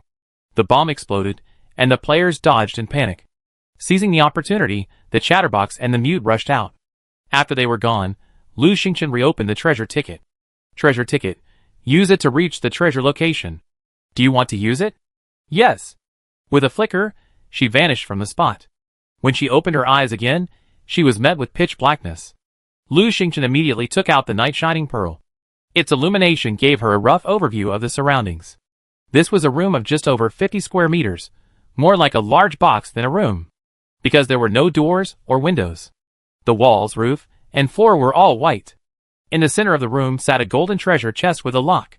She walked over and touched the lock, but couldn't find the key. You couldn't collect the treasure chest. You had to open it to get the contents. That was the rule. But she had been in the room for so long, even touching the treasure chest and the lock, so why hadn't the beast that delivered the key come out? Lu Xingchen walked around the room. The 50 square meter room was completely bare, with not even a stone to be seen. It was incredibly clean. She searched every nook and cranny, but found nothing. What should she do? Should she break the lock? She took out her dagger and tried to pick the lock, but after just one poke, a message popped up. Do not damage the treasure chest. Undeterred, she pokes a few more times. Do not damage the treasure chest, or you will suffer the consequences. Do not damage the treasure chest, or it will explode, killing everything within a 10-mile radius. Lu Xingchen lost her temper, and simply opened the chat screen to see what the other players were doing. 10 districts? Could she be the only one who has found the treasure yet? The chat screen was buzzing with discussion. How long has it been? Why haven't any treasures been opened? What are the bosses in the 10 districts doing? District 5 has confirmed the treasure is in the center. A beautiful girl opened the treasure chest and ran away. Screenshot, look, it's her. Why isn't there a game announcement? There must be an announcement for treasure, so she hasn't found it yet. Hey, so beautiful, so capable. Which district is she from? I don't know. I've asked in multiple districts, and they all say there's absolutely no player this beautiful in their district. Lu Xingchen looked at her own face in the screenshot. It was incredibly beautiful, striking, and unforgettable. Luckily, she soon have a second face. Otherwise, it would be too terrifying. If she took the treasure, she'd be hunted down. Sadly, why aren't there any signs of activity in the other districts? Lu Xingchen asked in the commando group chat. Do you know what's going on with the treasure hunt in the other districts? Gao Dafu privately messaged, haha, it's you. It's you?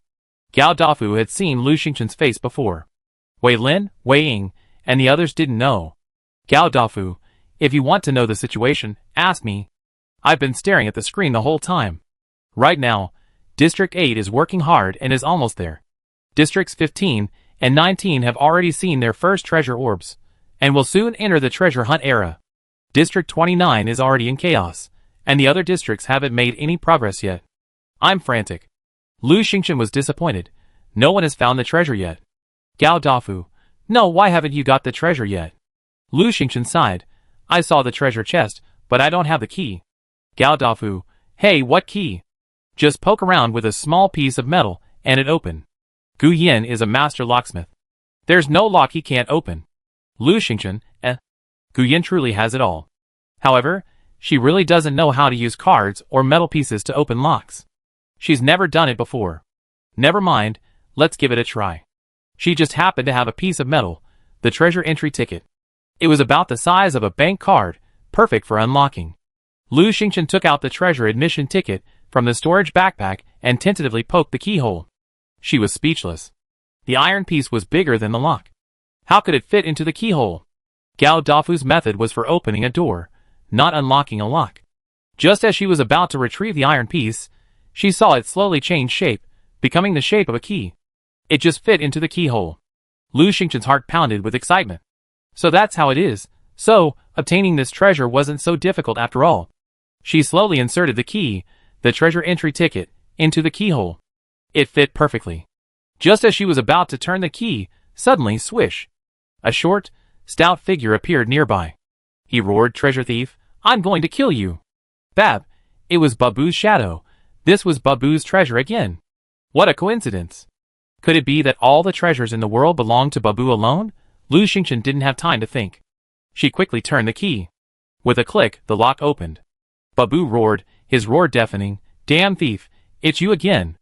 Lu Xingchen, Oh no! The real Babu is coming! Just as she was about to open the box, she suddenly had an idea and pulled out the double card. Double card. This card can be used when opening a box. After using it, the items you receive from the box will be doubled. Do you want to use it? Yes. A flash of white light, and the double card disappeared. Lu Xingchen opened the box. Opening the gold box, the double card's effects stacked, granting 2 hovercrafts, 8 black gold lands, 2 red nectars, 2 yellow nectars, 2 purple nectars, and 2 great hunting maps. Huh? This nectar seems to have stat boosts. Lu Xingchen took a quick look. Red nectar, upon consumption, permanently increases constitution by 2. Purple nectar, upon consumption, permanently increases strength by 2. Nectar, yellow after consumption, permanently increases agility by 2. Thanks to the double card, I got 2 of each this time. Not bad. Before she could even look at the other rewards, Babu's shadowy figure screamed and rushed over, instantly transforming into a physical Babu. Babu, you again, you again? Why you again? Babu, I'm going to kill you. Lu Xingchen, The same lines, except this time she couldn't escape. Babu was clever. No wonder he even set up an entry ticket. This way, players who took the treasure would be trapped in the house, unable to escape. Awesome, unfortunately, it was her. Lu Xingchen stepped back. Wait, Master Babu, is my weapon finished? Chapter 337. Bab paused, his face contorted beyond recognition. After a long pause, he roared, "No, no, no. Not bad, not bad. Now, I hope Master Babu never finishes making a weapon." Lu Xingchen smiled and said, "No hurry, no hurry. Master, take your time." Bab, shut up. Lu Xingchen looked around. Because they had been teleported in using a ticket, there were no doors or openings, trapping them inside. Bab had thought so carefully to catch the treasure thief. Anyone else would have been dead. Lu Xingchen was actually afraid too. She feigned composure. "Master Babu, why isn't my weapon ready yet? Is it because I'm not clear on my weapon requirements? How about we talk about it again?" Bab, shut up. Bab's face was sullen. He was anxious, his brow furrowed, and he looked at Lu Xingchen with anger. Lu Xingchen, She understood. Master Babu had set up such a prime location just to catch and kill the treasure thief this time. But now that he's found me, he can't kill me, so he feels frustrated, right? It's quite pitiful. Master Babu frowned and paced around the room at a brisk pace. Occasionally, he pulled out his axe and swung it angrily. Lu Xingchen watched with trepidation. Was Master Babu planning a way to kill her? She rolled her eyes and held out a roast duck and a roast rabbit. "Master, have you eaten yet?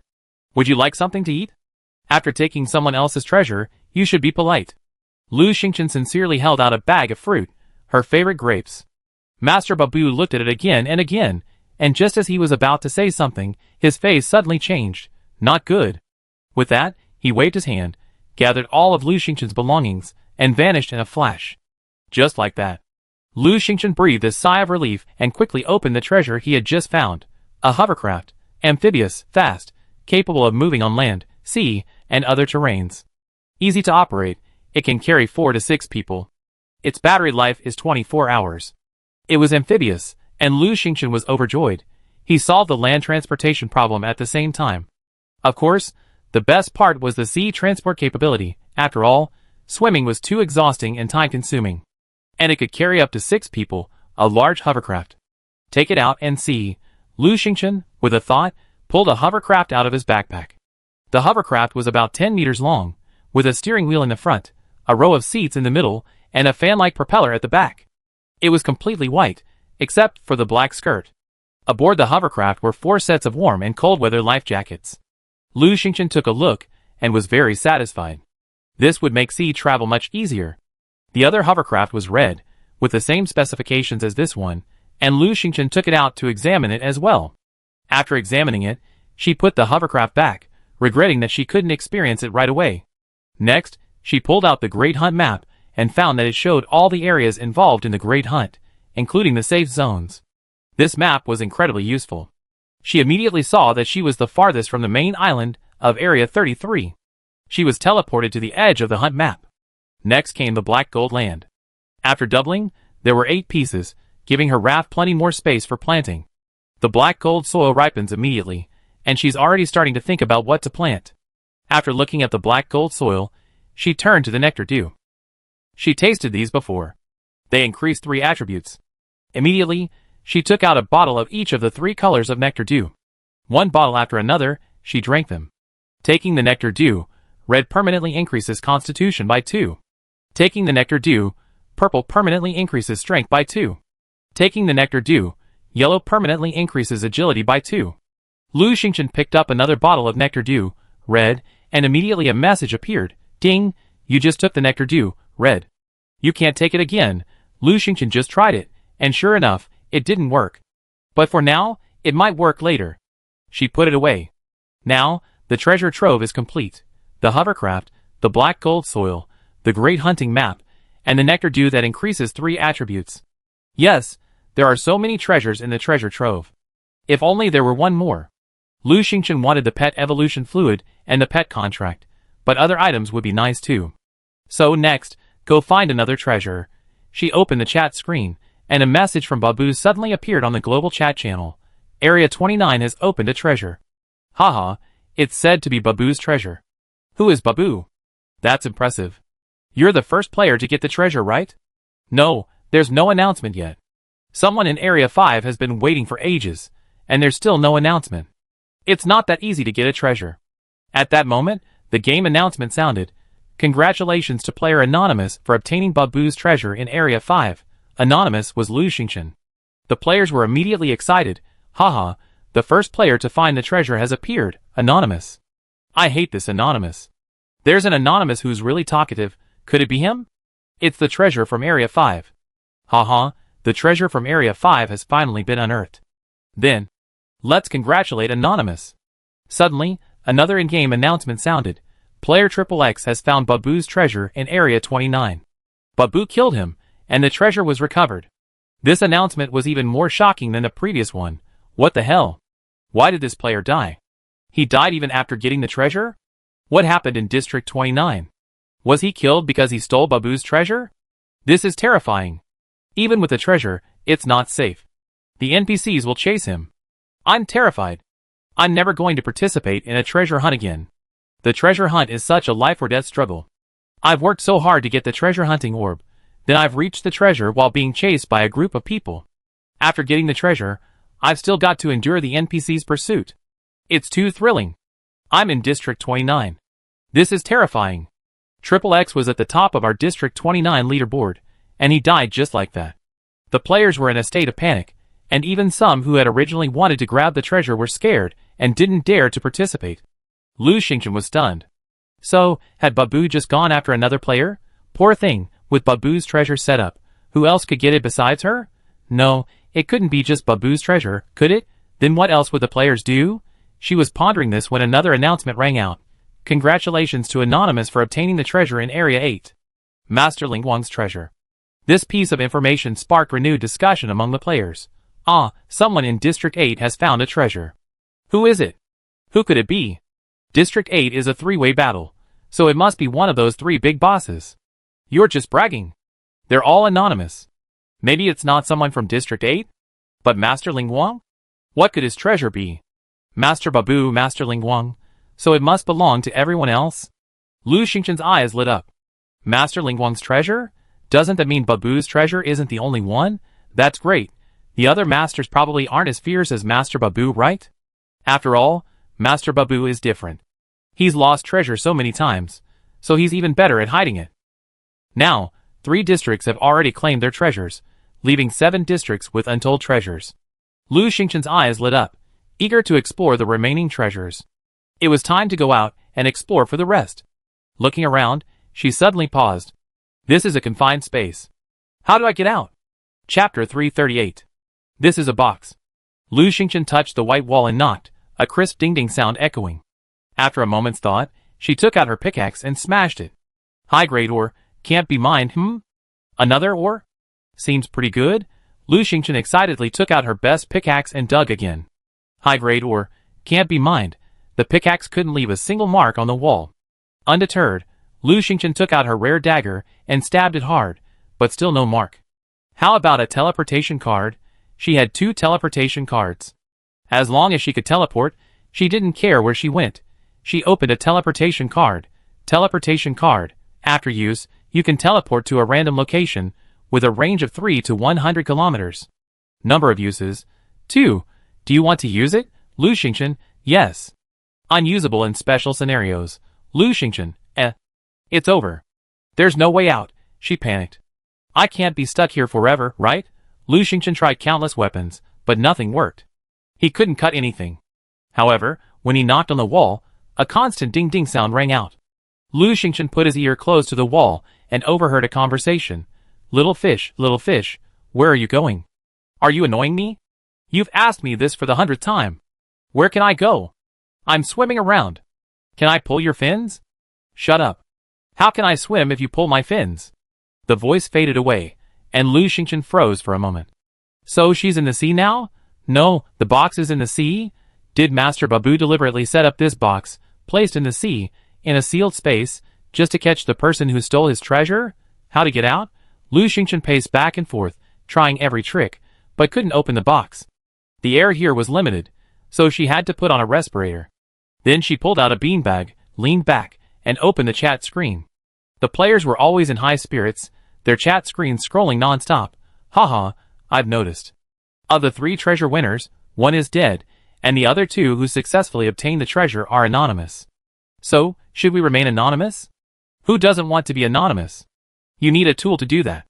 Everyone, remain anonymous? What are the anonymous tools? Let me see. 8 of them are anonymous now. How about we guess who they are? Lu Jiwen, I have a guess. Lu Xingchen from District 33, a very powerful boss, has been keeping a low profile this time. It's been 2 days, and there's been no news at all. She might be one of the anonymous people. Zhou Jin, it's very likely. I checked, and Lu Xingchen isn't in the top 1,000 of the leaderboard. Xingchen, that's totally unsound. So Lu Xingchen must be one of the anonymous ones. Nia Bailing, is anonymous really Lu Xingchen? Ah, then how many treasures does she have? Lu Jiwen, of course, countless. Xia Xiaoyu, why are you bragging for others? How can Lu Xingchen compare to you, Nia Bailing? You're the most powerful person, even able to kill evil mermaids? Yin Xiaolin, hey, the most powerful person in District 33 is this little sister Nia Bailing.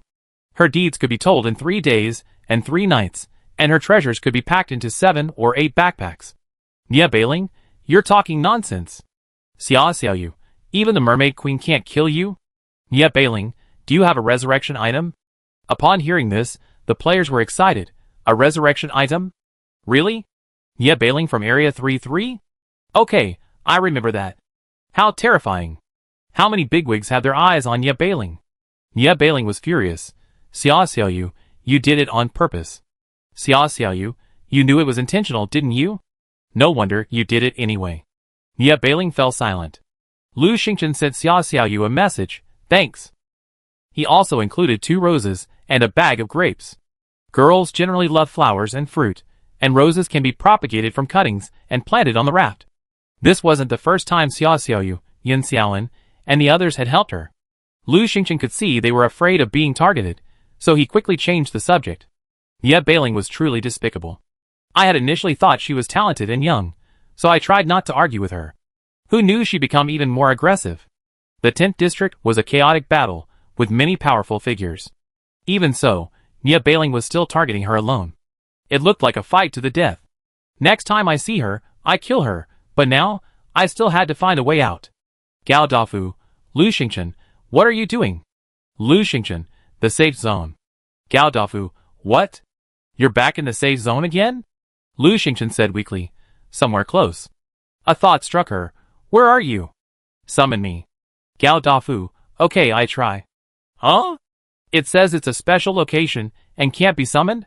Lu Xingchen casually summoned Gao Dafu and found the same prompt. Okay, this is a safe zone.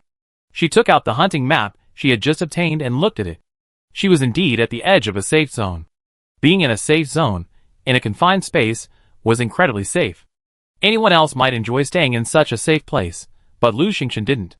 Every district was going on a treasure hunt, and she wanted to dig for one. Lu Xingchen was worried. What should she do? She stared at the chat screen, bored, and fell asleep. She had only slept for 3 or 4 hours yesterday, and after a tiring day today, she was already sleepy.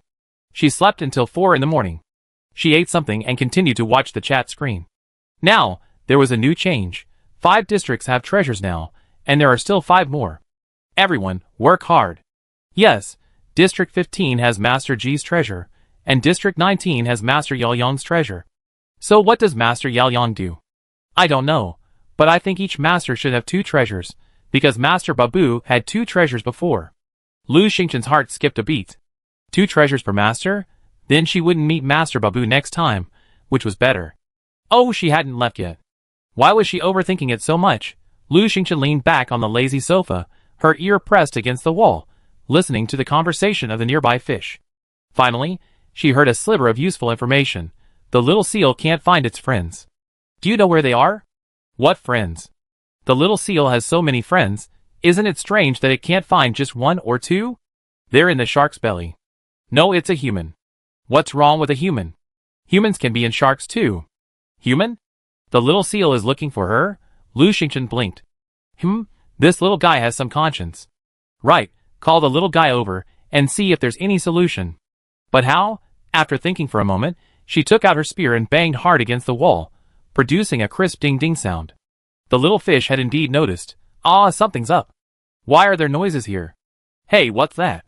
White, tall, square, a big box. Lu Xingchen's mind raced. If she could hear the little fish, could they also hear her? So she shouted, Little fish, can you hear me? Chapter 339. She called out several times, and the fish outside did hear her. Unfortunately, they couldn't understand her. Lu Xingchen, anxious, thought for a moment, and then imitated the sound of a baby seal. Woo-wah, woo-wah. The fish were even more surprised. Why are we hearing the sound of a baby seal? Is it here? No, it's not like the sound of a baby seal. A baby seal's voice is so tender. This one sounds a little old. Yes, a little old. Could it be the baby seal's grandparents, parents, or grandparents? I don't know. Let's go call the fish. Lu Xingchen, Okay, her voice certainly wasn't as tender as the baby seal's. She tried hard. I didn't expect that at just 24, the fish would call her old. After a while, Lu Xingchen heard a flurry of chirping sounds, all circling the box where she was. More fish must be arriving. She quickly imitated the baby seal's call, and called out several times. I don't know how long it was, but suddenly, there was a cheer outside. The little seal is here, the little seal is here. Lu Xingchen breathed a sigh of relief. It's finally here. Finally, someone who could communicate had arrived. Little seal, woo-wah.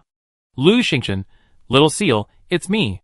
Little seal, woo-wah, I finally found you, woo-woo. Lu Xingchen, don't cry, can you help me out? After a while, the little seal returned. Woo-wah, how did you get in? Lu Xingchen, I was teleported in, and now I can't get out. Do you have any ideas? Little seal, woo-wah. Woo-wah. After a pause it said, I'm going to go find some seaweed. Wait a minute, woo-wah. Lu Xingchen, okay. The former Little Mermaid, now the Mermaid Queen, must have a solution, right? After an unknown amount of time, Lu Xingchen heard Myra's voice. Little sister Lu, are you there? Lu Xingchen quickly said, yes. Myra, I use my staff to open the box. Can you defend yourself? Lu Xingchen, I try my best. She planned to use a defense card. Myra, okay, I attack on the count of 3. 1, 2, 3. Lu Xingchen quickly tapped a defense card and ran to the other wall. Boom! She felt the ground shake, and a wave of heat washed over her. Then, splash! The seawater rushed in. Myra appeared before Lu Xingchen. She pulled Lu Xingchen's arm, and her body floated away. Lu Xingchen looked back, seeing the turbulent water. She breathed a sigh of relief. She was finally out. Turning back, she thanked Myra earnestly. Myra, Thank you so much. Myra's beautiful eyes twinkled. Little sister Lu, please remember my commission. She was talking about helping to purify Ryan. Lu Xingchen nodded, no problem. Lu Xingchen turned back and collected the box of high-grade ore. Suddenly, she thought of something and pulled Mira and the little seal together. Want to go surfing? The little seal, woo-woo. Lu Xingchen surfaced, stood on the surface, retrieved the hovercraft, jumped in, and waved to the little seal and Mira, who had followed. Come on, try it. The little seal was excited. Woo-woo, try it. It clambered up, tugging on its hovercraft skirt. Mira leaped up and sat behind Lu Xingchen. The two little creatures touched here and there with curiosity, their curiosity overflowing. There was plenty of space on either side of the seat. Lu Xingchen, wearing a mermaid swimsuit, didn't need a life jacket. She let Lon Lon and Mime out. The two little ones cheered and stood on either side of the hovercraft seat, looking around curiously and letting out a series of cries of surprise. Lu Xingchen studied the steering wheel and instrument panel. The hovercraft was very simple in design. She took a look, got a general idea of it, and started it. Buzz! The hovercraft started, breaking through the waves and sailing forward. At first, she was a little unsure of how to control it, but unlike ordinary hovercrafts, this one was easy to operate and well balanced. Soon, she had the hang of it. The hovercraft cut through the waves, speeding along at lightning speed, and the little ones exclaimed in surprise. Mime, Master, let me try? Lu Xingchen immediately let go. She was tired of playing. Soon, Mime had mastered the boat and was having a blast on her own. Meow, woohoo! It's flying! It's flying! Lon Lon, I want to come too. Meow, get out of the way. You only have 2 paws. How are you going to operate it? Lon Lon was furious. Why can't 2 paws operate it? 1 paw is enough. It pushed Meow away and used its paws to tug at the steering wheel.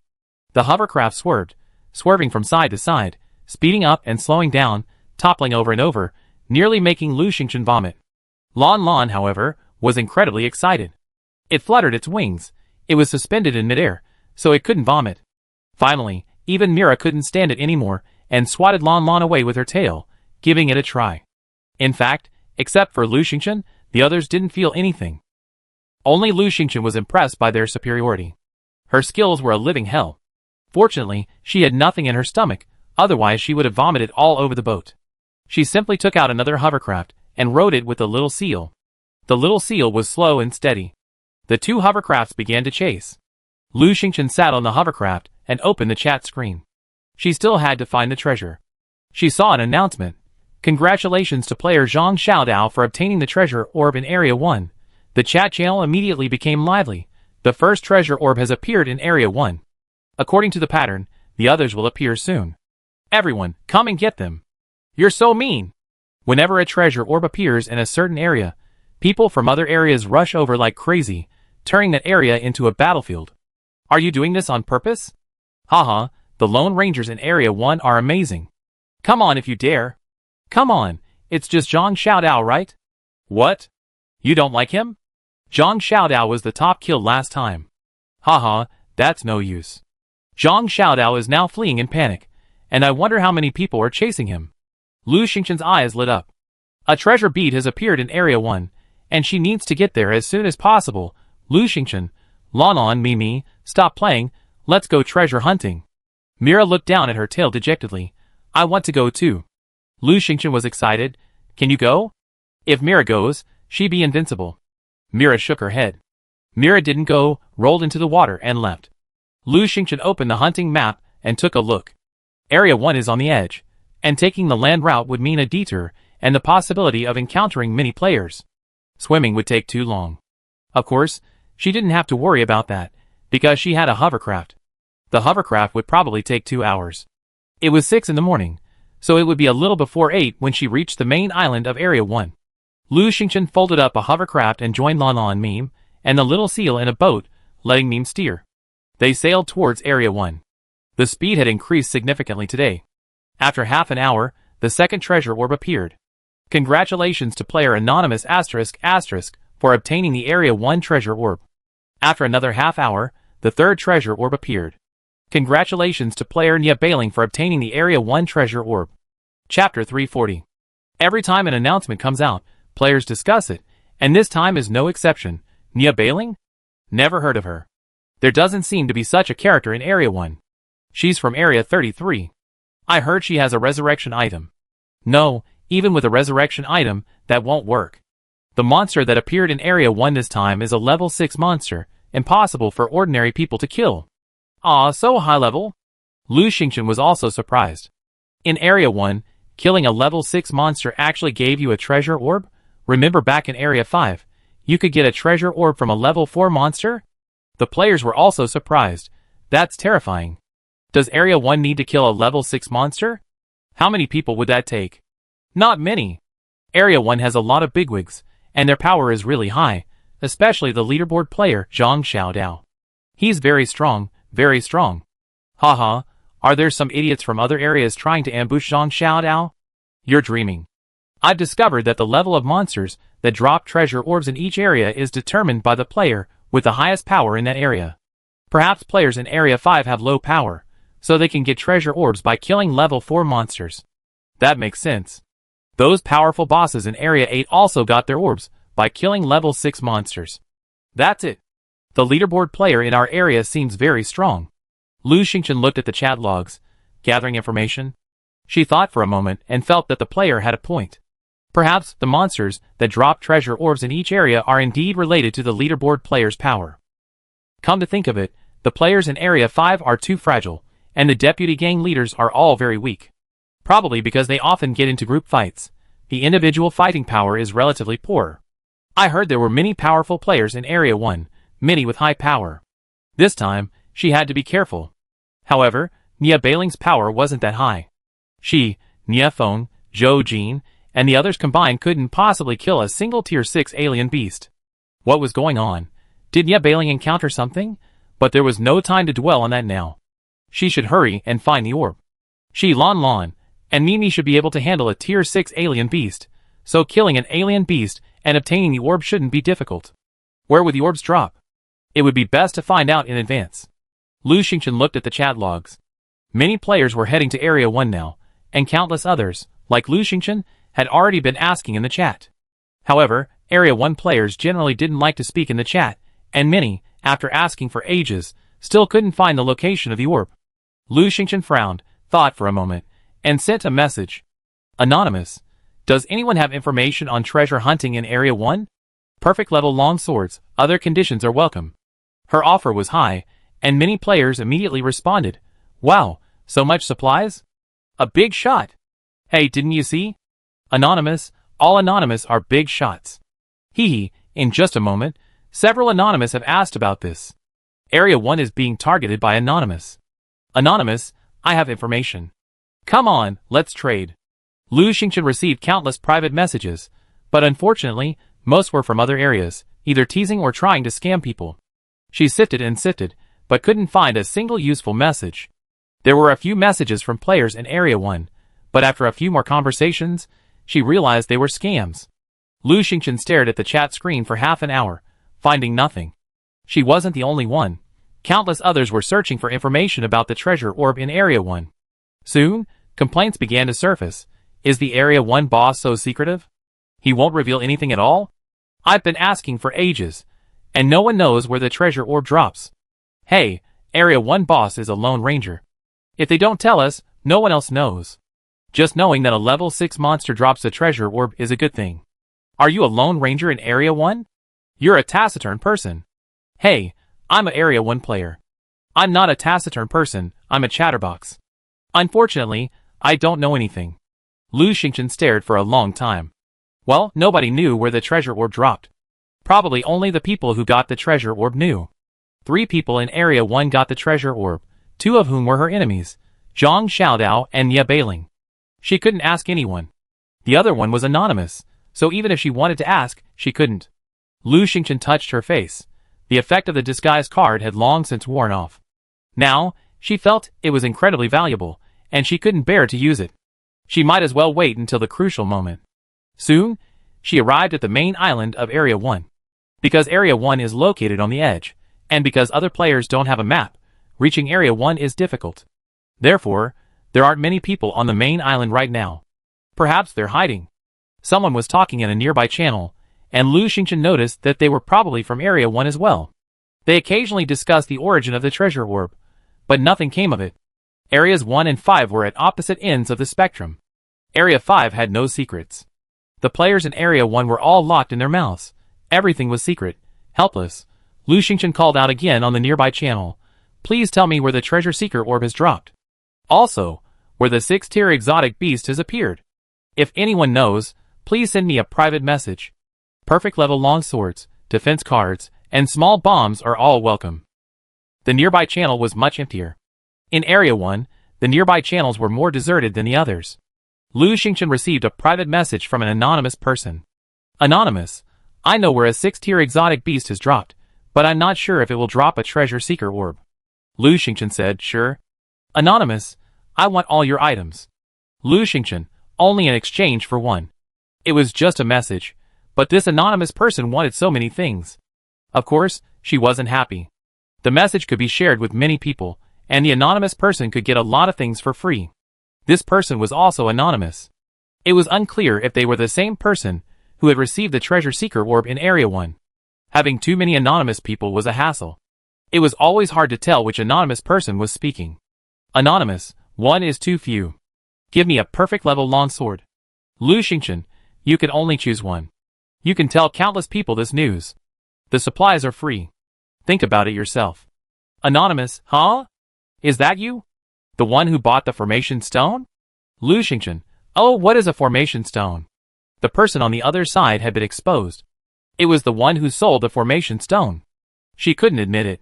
Lu Xingchen looked at the hunting map and headed in without stopping. A moment later. Anonymous, okay, I need a defense card. Come, I marked the location of the 6th level monster for you. When you arrive, confirm it and give me the defense card. Lu Xingchen, no problem. Anonymous, location. Lu Xingchen glanced at the location and estimated the distance. If he took the hovercraft, he would arrive around 9:30. Sail, although it would expose him a little, it was better than riding Lan Lan, who was too exposed. Lu Xingchen changed into camouflage uniform and donned a breathing mask to prevent others from seeing her face. Then she set off on her hovercraft. Chapter 341. She took a side road. The players in Area 1 were hiding somewhere, and she only occasionally encountered one or two. She was watching the chat screen and stumbled upon her message. I saw someone go by in a hovercraft. So cool. I'm envious. Hovercraft? Amphibious? Treasure? I don't know if it's treasure, or if they already have one. It's so fast. Haha, all the Lone Rangers in Area 1, do you want to intercept them? Intercept? What are you thinking? How fast is a hovercraft? Who could catch up? You'd dare to intercept someone in a hovercraft? Aren't you afraid they'd pull out some killer weapon? It's true that Area 1 has a lot of rational players, and many of them are smart. Lu Xingchen sped along and soon reached the location mentioned by the anonymous person. When she was almost there, she put away her hovercraft and didn't go directly there. She was cautious and released Lan Lan and Mame, saying, you two go ahead and take a look. Mame, listen to what news there is. Lan Lan and Mame left. Lan Lan, listening to Lu Xingchen's words, became smaller than a sparrow. Lu Xingchen dodged the path and entered the dense forest, slowly making her way back to where she had been. After walking for a while, she came upon a stream. The water gurgled, shimmering, and driftwood occasionally drifted by. The stream was not wide, only about 10 meters. There were small hills on either side of the stream, and the location indicated the hill on the left. Lu Xingchen paused and walked to the right. After taking a few steps, whoosh, a fruit flew towards her. Lu Xingchen turned around and saw a small white beast baring its teeth at her. Lightning Weasel, a 6th level exotic beast with a bad temper and a love for robbing. If you encounter it, please offer it meat and leave quickly. Likes robbing? Great, she likes it too. Lu Xingchen was overjoyed. Wasn't this a level 6 beast? Just not the monkey the anonymous person mentioned? She wasn't picky. Level 6 was fine. Lu Xingchen immediately called back Lan Lan and Meme. Come quickly, there's work. Lan Lan and Meme hadn't gotten far when they quickly rushed back. The little beast wasn't big, looking about the size of a puppy, with short limbs and snow-white fur. It looked quite adorable. Lan Lan looked at it and laughed heartily. That's it. I can take it down like a bird. It'd be done in minutes. Meme rolled her eyes. How can you be so silly? Lan Lan's body swung, growing larger, and with a flared wings, she charged forward. The weasel's black eyes widened in surprise, and it uttered 2 words, "Eat chicken." Lon Lon paused. "Yeah, it can talk." The weasel excitedly raised its 2 front paws, stood up, and shouted to Lon Lon, "Chicken, chicken, eat chicken." Lon Lon was stunned. "Eat chicken?" The weasel stretched out its front paws and pointed at Lon Lon. "Chicken, chicken." Mimi couldn't help but burst out laughing. "It said you were a chicken, and it wants to eat you." Lon Lon was furious. "It wants to eat your grandfather too. Do you deserve it? Do you deserve it?" It rushed forward frantically. The weasel's body swung, flashing like lightning, and squeaked a few times. Lon Lon, so fast.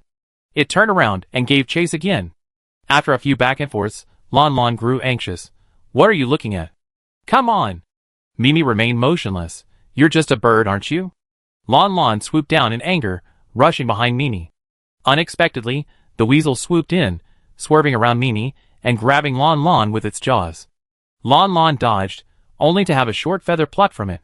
Lon Lon went berserk, turning around for a melee. Lu Xingchen watched for a moment, gaining a good understanding of the weasel's combat power. He called to Mimi, "Go!" They joined the fray. Lu Xingchen swung his snake whip, and Mimi stood in front. The weasel was incredibly fast, and Lu Xingchen's whip was so agile that it couldn't even touch it. Furthermore, it ignored Lu Xingchen and Mimi, relentlessly chasing Lon Lon. Every time it nearly pounced on Lon Lon, it cried out in delight, "Chicken!" Lon Lon went berserk. If Lu Xingchen hadn't been controlling her, she would have engaged in a melee. The 2 birds engaged in a lively battle for half an hour, and the weasel remained unscathed. Lu Xingchen paused. As expected of a 6th-level beast, it's incredibly difficult to kill. The weasel's speed meant bows and arrows were useless, so she had to resort to the spirit snake whip. But even if she wielded the spirit snake whip with impenetrable force, it still couldn't hurt the weasel at all. Speed was the weasel's defining characteristic. At this moment, Lon Lon, being chased, became increasingly anxious. She leaped to the left and landed on a rock. Behind her was a large, tall rock, and to her left was a large tree, perfectly blocking both directions. The weasel was overjoyed and shouted, "Chicken, eat chicken." It charged forward like lightning. Lon Lan's feathers fluttered, and she spread her wings frantically. Come on, if you've got what it takes, little brat." Lon Lon shouted. As expected, white brats aren't good. "Me, eh." Lu Xingchen's eyes lit up. "Me, hurry!" This was an opportunity. If Mimi blocked another direction, the weasel would only have one to escape. The spirit weasel's agility would be greatly reduced. Mimi immediately charged forward, and Lu Xingchen switched weapons, holding a dagger in one hand and a spear in the other. The spirit weasel then realized it was blocked. Its eyes were fixed on Lon Lon, and as it looked at Lon Lan's bulging belly, it bit it mercilessly. Of course, Lon Lon wouldn't sit still and wait for death. Mimi's horns, Lon Lan's claws, and Lu Xingchen's harpoon all attacked the spirit weasel. The spirit weasel dodged left and right, but trapped in a small space, its movements were severely restricted. Even at its fastest, it couldn't dodge. Soon, it was scratched hard by Lon Lan's claws, leaving a bloody mark on its back. The spirit weasel panicked and raged. It let out a sharp squeak, and with a flick of its tail, a puff of white mist erupted. Lu Xingchen's expression changed, and he quickly retreated. Mimi, also very clever, turned and ran. Only Lon Lon leaned against the stone wall, stunned again, and then was sprayed with wings. Lon Lon screamed, "Aw, stinky, stinky, stinky, stinky, oh!" The weasel took the opportunity to scurry away, and Lon Lon collapsed onto the stone, foaming at the mouth. Lu Xingchen hurried over. The lingering stench in the air nearly made her vomit. She immediately pulled out her respirator, donned it, and rushed to Lon Lon. Lon Lon collapsed to the ground, exhausted and furious. It took a long time to speak. It cursed weakly, "Stinky, stinky, stinky, I'm dying, oh that stinky thing, I'm going to kill it." Lu Xingchen was relieved. It was okay, no harm. After waiting for a while, Lon Lon staggered to its feet, still cursing. Mime approached tentatively, but just as it got closer, it backed away. "Ah, Lon Lon, why do you stink?" "Ugh, you look like poop." Lon Lon was stunned. She looked at her left wing, the one that had been sprayed with the white mist. She sniffed it, foamed at the mouth again, and collapsed to the ground. "Ah, I stink. What should I do? I stink like hell." Chapter 342. Lu Xingchen, wearing a respirator, thought for a moment and said, "How about you go wash in the nearby stream?" Lon Lon was heartbroken and refused to get up. Lu Xingchen had no choice but to pick it up, carry it to the stream, and place it in the water. Lon Lon stood up, cursing and beginning to wash its wings. After washing for an unknown amount of time, it finally came up. Mimi went over to sniff it, then turned away and dry heaved twice. Lon Lon was furious. Do you dislike me? If I weren't your relative, would I do this? Mimi was stunned. How could I have any relatives? Lon Lon, that white guy is your relative. Otherwise, why are you all white? If it stinks, you must stink too. Watching Lon Lan's nagging, Mimi rolled her eyes and ran away. Lon Lon tilted her head to sniff her wings, then dry heaved a few times before collapsing on the ground, sobbing, Little Lu, I'm done. I stink. Lu Xingchen took off his breathing mask and accidentally sniffed his arm, stunned. It's over. She stinks too. It must have been Lon Lon who made her stink when he held her just now. Lon Lon collapsed on the ground, crying, refusing to get up. Lu Xingchen had no choice but to put his breathing mask back on and hold her, soothing her, It's okay. I stink too. We're both the same. Lon Lon rubbed against Lu Xingchen. No. You're disgusted with me. Lu Xingchen was stunned. How do I dislike you? Lon Lon pointed at her breathing mask. If you don't dislike me, why are you wearing this? Lu Xingchen was silent, staring at Lon Lon for a long moment. This guy is really upset. Look at how unreasonable he is. Never mind, he's just a baby bird. It's normal for him to get a little mad. Lon Lon continued to throw a tantrum. Look, you still despise me. Lu Xingchen silently removed her breathing mask. As Lon Lon fluttered its wings and darted into her arms, an inexplicable stench overwhelmed her. Lu Xingchen could no longer hold back and vomited on Lon Lon with a wow. Lon Lon paused and rolled over. It rolled quite far, then looked at the stain on its wings, retched twice more, and dove into the stream. A moment later, a clean Lon Lon stumbled back. This time, it didn't even dare to nestle in Lu Xingchen's arms and act coquettishly. It was starting to despise Lu Xingchen. Lu Xingchen put on her breathing mask, remembering the previous embarrassment, and gritted her teeth. We need revenge. Catch that stinky creature and kill him. Lon Lon immediately perked up. Yes, catch it, and let it make the lamb stink too. Lu Xingchen sat by the stream, secretly pondering how to kill the 6th level weasel. The advantage of a 6th level weasel is its small size and speed, making it difficult to attack. Its disadvantage is its limited attack power, forcing it to rely on sneak attacks. They weren't in any danger. We already tried it. Ordinary methods couldn't catch it or kill it. The quicksand trap and the thorny ground weren't effective either, because it leaped high like a fly, making it difficult to enter. Unless we were in a narrow area like we were earlier, but weasels are cunning. How could we lure it in? Suddenly Meow Meow screamed. It turned out that Lon Lon was chasing it, flapping its wings as it ran. The flapping of its wings made the stench from its wings spread faster, making the smell stronger and farther. Meow Meow was retching from the stench, and had to run away. Meow Meow was furious. You shameless pheasant. Lu Xingchen's mind clicked. That's right, stoats love chicken, so... She immediately texted her grandmother, asking her to quickly roast 2 chickens. Then she began preparing. Right where she had injured the stoat, she dug a wide, deep pit, about 4 meters wide and over 10 meters long. After she finished, she casually scattered a few caltrops inside and layered them with branches and leaves. The trap was a rather sloppy one, so to speak. After that, she set a thorny trap a little further out. This trap was the real deal. After the stoat had jumped over that sloppy trap, it would have easily fallen into it. She then took out a trap net and fixed it on top. This net didn't stop the stoat, but it only slowed it down and made it jump slower. After everything was ready, Grandma's roasted chickens were also ready, and several were brought in at once. As Lu Xingchen took them out, the aroma immediately wafted out. She tossed the roasted chickens inside, placed a torch nearby, and gestured to Mimi and Lon Lon before stepping aside. The aroma wafted, and soon, the entire area was filled with the scent of roasted chicken. A gust of wind blew, and someone in the nearby chat chatted. Qi Fangxin, smells great. Who's eating roasted chicken? Qi Fangxin, friends who are roasting chicken, where are you? Can I have one? Qi Fangxin, which zone are you from, buddy? You're so passionate about life, I think it's definitely not Zone 1. Players in Zone 1 are all perverts. Bai Kaisen, shut up. Lu Xingchen's heart suddenly sank. Qi Fangxin was actually nearby. He had to stop trying to steal the roasted chicken. It was meant for Bai Weasel. This idiot, don't mess with me. Lon Lon, Why hasn't that stinky guy come out yet? Meow, shoo. A 6th level weasel poked its little face out. It glanced around, carefully observing its surroundings, then retracted its head. Lon Lon was getting anxious again.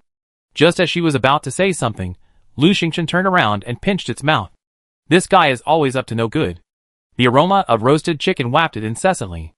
Lu Xingchen had lit a torch nearby to keep it warm, keeping the chicken warm and fragrant. It continued to waft incessantly. Lu Xingchen snorted. She didn't believe the weasel could hold back. A moment later, suddenly, a flash of white light appeared. Something swooped in, snatched up the roasted chicken, and leaped over Lu Xingchen's futile trap, landing in front. The weasel turned around, grinning triumphantly, and countless thorns sprouted from its hind legs. Squeak! The weasel screamed. Lu Xingchen pressed the harpoon in his hand, and with a bang, the harpoon pierced the weasel's butt. Squeak! The stoat shrieked a few more times, leaping up again, with the roasted chicken in its mouth. Lu Xingchen sneered, retracting his harpoon and bringing back a large piece of the stoat's flesh. The stoat screamed in pain in midair and fell back down. Lon Lon rushed forward, striking with a flurry of sharp claws. However, the stoat, halfway down, suddenly leaped up, finally dropping the roasted chicken in its mouth and darting away. Meow Meow blocked the way with a brutal charge, and Lu Xingchen followed behind, swung his spirit snake whip, and wrapped it around the stoat's body. Squeak! The stoat screamed in panic and scurried away. Lu Xingchen smacked his lips in amazement. This creature was truly an escapist. Bang! The stoat slammed into the trunk of a large tree and fell. This time, it was unconscious. Lu Xingchen, Lon Lon, and Meme rushed forward and killed it in a few blows. Killed a level 6 stoat. Should we disassemble the body? Lu Xingchen breathed a sigh of relief. It was finally dead. She was exhausted. She quickly said yes. Disassembly successful, yielding 1 stoat pelt and 3 skunk eggs. What are skunk eggs? Lu Xingchen took them out and examined them. They were round balls slightly larger than chicken eggs, white in color, and surprisingly had a slight fragrance.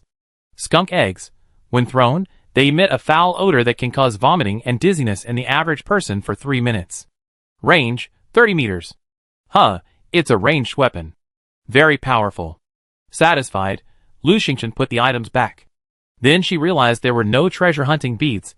That's normal, considering she only killed one. Suddenly, she received a message from an anonymous source. You haven't come yet? Are you going to default on your promise? Chapter 343. Lu Xingchen remembered that she was supposed to go to the left side of the stream.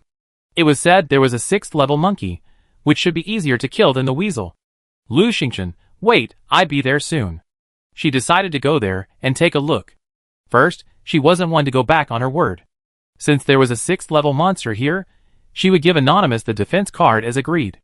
Second, what if the monkey was easier to kill? After packing up, Lu Xingchen asked Lon Lon to shrink further and check the left side of the stream, while she had Meme patrol the area. Then she walked to the left side of the stream. This delay cost her another half an hour. Anonymous didn't look for her again. Across the stream was a mountain with several peaks. Lu Xingchen casually climbed up. After walking for a while, Lon Lon returned. Lon Lon was excited. There's a fight going on up ahead. Want to go take advantage? Lu Xingchen was stunned. How many people? Lon Lon, a group against 2. Lu Xingchen followed Lon Lon for a few steps when someone in the nearby chat started arguing.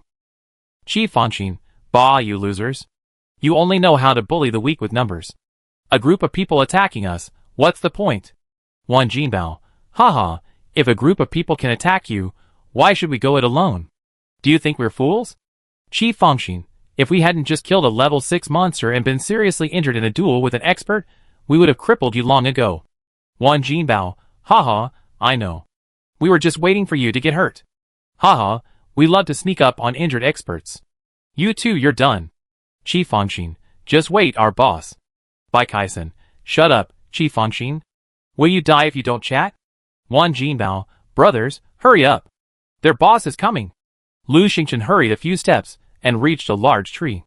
Below it was a slope, and down it, a group of people were engaged in a fierce battle. In the center was Qi Fangxin and a young man with a frown on his face. Outside was a group of players, mostly Qin Long gang members, including Wan Jinbao, deputy gang leader Yang, and the dwarf. They were besieging Qi Fangxin and the young man. I run into someone familiar. Lu Xingchen immediately privately messaged the dwarf. What are you doing? The dwarf, bluffing on the periphery, quickly replied, Hey, I'm killing the gang leader. Boss, you finally paid attention to me. Lu Xingqian glanced over. Sure enough, the dwarf had sent countless messages before, but she was so busy trying to escape the box that she hadn't noticed. The dwarf's messages kept coming. Boss, any instructions? I've been waiting for ages. Lu Xingqian didn't reply, staring at the battlefield below. The young man next to Qi Fangxin must be Bai Kaisen. He's quite skilled, but he's injured, unable to move his right arm. Qi Fangxin was also injured. The two of them were struggling to deal with these people. They were whispering to each other. Wang Jinbao suddenly laughed. Haha, don't be afraid. Keep attacking. Their boss is trapped and can't come. Let's kill them. They must have treasure. Qi Fangxin, Pa, if there is any treasure, we give it to the boss. You won't get anything. Wang Jinbao, Humph, no problem. I take your place in the ranking. Anonymous? Humph. You have to be ranked within the top 100 at least. Qi Fangxin, with you. Bai Kaisen, shut up. Lu Xingqian thought for a moment and sent a defense card to the anonymous person who had just tipped her off with the message, Here, I give you what you need most. She saw that Bai Kaisen was visibly excited. Anonymous, you were nearby? You saw us, right? Anonymous, save us, and I give you formation stones and a diagram for the bewilderment array. Lu Xingqian was surprised that he actually had a diagram. Not bad, he was quite lucky. The diagram for the bewilderment array would be very useful. She immediately asked, How many formation stones? Anonymous, only 2. Lu Xingqian thought for a moment. Anonymous had 6 formation stones, and she had 4. He really only had 2 left. Lu Xingqian, okay. She agreed because of Qi Fangxin. Although Qi Fangxin was a bit of a fool, he was still quite good, and Bai Kaisen wasn't a big deal. Well, she had even cheated him out of a few formation stones. Lu Xingqian, put on your respirators, wait a moment, then run. She then said the same thing to the dwarf. After that, she took out the skunk bomb. This thing is perfect for group attacks. Those people below aren't particularly strong, so it's just right for them. It's a maze worth using. Lu Xingqian threw the skunk bomb into the crowd. Bang! A large cloud of white mist erupted, spreading everywhere. Aw, what the hell? It stinks. Ugh, ugh, ugh. Run! The players were in a state of panic, stumbling and vomiting. Bai Kaisen and Qi Fangxin, already wearing respirators, saw this and immediately turned and ran. The dwarf also hid far away, pulling deputy gang leader Yang with him. Because it wasn't far enough, he dry-heaved twice. Soon, Anonymous sent a message, Thanks, 2 soul-blocking array stones. He kept his promise. Lu Xingqian, where are the 6th level monsters? Did you summon them? Anonymous, no, I only gave you the location. Someone else might have leaked it. After all this time, the 6th level monsters have already been killed. Lu Xingqian frowned.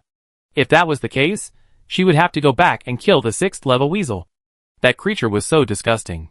She really didn't want to kill it. Even if she didn't want to, she had to go. What if there were treasure hunting orbs? Lu Xingqian returned to the east side of the stream and continued up the mountain. She wandered back and forth several times, but didn't see a single 6th level monster. It seemed there was only one. Strange, after all this time, why are there always only 3 treasure hunting orbs in Area 1? Lu Xingqian was just wondering when she received the anonymous message. Anonymous, I have another tip. A level 6 beast has appeared in another location. Do you want to go? Lu Xingqian, where? Anonymous, location. Lu Xingqian glanced at the location. It wasn't too far, about half an hour by hovercraft, so it was possible to get there. He had to go, or he wouldn't be able to find the level 6 beast. Lu Xingqian took out his hovercraft and sped towards the anonymous location. After going a short distance, he saw 2 people supporting each other ahead. They were Qi Fangxin and his partner. A tall, thin young man was standing in front of them. Qi Fangxin, ah, it's you again, Zhang Xiaodao, right? Come on, duel. Zhang Xiaodao? Lu Xingqian took one look and confirmed it. It was simply because he looked so much like Zhang Yidao, only a little younger. Zhang Xiaodao, haha, anonymous? I actually let you get away earlier. Qi Fangxin, what's wrong with anonymous? It's none of your business. Zhang Xiaodao's expression was fierce. I specialize in killing anonymous. Come, duel. He pulled out a steel knife, similar to Zhang Yidao's. Bai Kaisen said coldly, Great, I can just tell everyone you're here and get them to come and grab the treasure orb. Zhang Xiaodao's face changed. He looked around, his expression conflicted for a few seconds, then snorted, "I let you go for now." Swish. He ran away. Bai Kaisen couldn't hold on any longer, falling to the ground with a thud. He cursed Qi Fangxin, "You're stupid. How can we duel when we're so badly injured?" Qi Fangxin chuckled. Zhang Xiaodao, with the treasure orb, is like a rat crossing the street, afraid to see anyone. What's he afraid of? Lu Xingchen pondered for a moment. Indeed, the three people who had obtained the treasure orb were hiding, and no one knew where they were. However, Zhang Xiaodao was nearby, so why did she have to search everywhere for the pearl? Chapter 344. Lu Xingchen pondered for a moment. Why was Zhang Xiaodao nearby? Could the treasure be hidden nearby? She accidentally glanced at the global chat channel. What's going on? Why are there only 3 treasure hunting beads? Who knows? Those 3 bosses haven't said a word. They're probably secretly searching for treasure. No, they say the treasure hunting beads can be used at the same time, so they probably can't be used right now. The treasure hunting beads haven't dropped, and the 3 people holding them have become targets. Many people are hunting them, and even Zhang Xiaodao has been. Chase, he. If it were me, I'd chase Nia Bailing. She has low power, but she has the treasure orb and a resurrection item. Haha, didn't you notice? Nia Bailing's ranking has reached 79th. Her power is low? She just killed the 79th one who was trying to steal her treasure orb. Is Nia Bailing really that powerful? I heard she's an 18-year-old girl. Lu Xingchen was stunned. Nia Bailing had actually reached 79th? Strange, her power couldn't be that high, right? Even with Nia Feng, Zhou Jin, and Zhang Cheng, she couldn't be that strong. What kind of adventure had she had? But no matter what, Nia Bailing shouldn't be around. It was better to focus on Zhang Xiaodao. But Zhang Xiaodao was hiding. She had a location card, which could help her locate Zhang Xiaodao, but if he was on the move, she might not be able to find him no matter how many times she used it. What a waste. What should she do? Suddenly, an idea struck her, and she sent a private message to Bai Kaisen. She had already guessed it. Bai Kaisen was the anonymous person who sold her the formation stone. Lu Xingchen, why did Zhang Xiaodao kill you? I saw someone in the chat channel saying he was hiding all the time. Anonymous, oh, not just me. If you say something in the chat and happen to be nearby, he might kill you too. Lu Xingchen already guessed the reason, but still asked, why? Anonymous, because his brother Zhang Yidao was killed by an anonymous person, the one ranked 22nd. So, are you ranked 22nd? Lu Xingchen, haha, how could that be? Do you think I have that ability? Anonymous, I think you do. Lu Xingchen confirmed her guess and stopped replying. She frowned, thinking, Zhang Xiaodao should still be nearby. She had to lure him over as soon as possible. But there was a question, could she defeat him? Or, in other words, would killing him cost her dearly? She wanted to seize the treasure, so she needed to be in good shape and have as many cards as possible. She couldn't act recklessly. It would be best if she could kill Zhang Xiaodao and obtain the treasure-seeking orb with minimal losses. Knowing yourself and your enemy ensures victory in every battle. Lu Xingchen sent Qin Wuchuan a message. Do you know Zhang Xiaodao in District 1? Qin Wuchuan has numerous subordinates and appears to have contacted those in the other districts, so he should be well informed. Qin Wuchuan quickly replied, I have a subordinate in District 1. I've already contacted him. I check in right away. A short while later, Qin Wuchuan replied, Zhang Xiaodao is very powerful. He excels with steel knives, but he's even more adept at firearms and sniping. He has a variety of weapons, including bows and arrows and even homemade bombs. He's very difficult to deal with. Furthermore, he's consistently ranked at the top of District 1. After a pause, Qin Wuchuan said, District 1 is full of lone rangers and powerful individuals. To top the leaderboard under such circumstances is incredibly powerful. That's why I didn't go to District 1 to search for the orb. Qin Wuchuan, you want to kill him? Lu Xingchen, I have plans. I take a look. Thank you. I definitely reward you handsomely when I get back. Qin Wuchuan had helped her, and she needed to think about what she could do in return. Lu Xingchen looked through Qin Wuchuan's messages again and remained silent for a moment. Zhang Xiaodao was indeed very powerful. So powerful, she didn't dare keep him. Even if she had disguised herself to kill Zhang Yidao, she was anonymous. There were only 8 anonymous names, so even if Zhang Xiaodao used a screening method, it would be easy to find her. Zhang Xiaodao would definitely hunt her down. Zhang Xiaodao had so many hidden cards, it was hard to defend against them. It was better to strike first. Lu Xingchen messaged by Kaisen.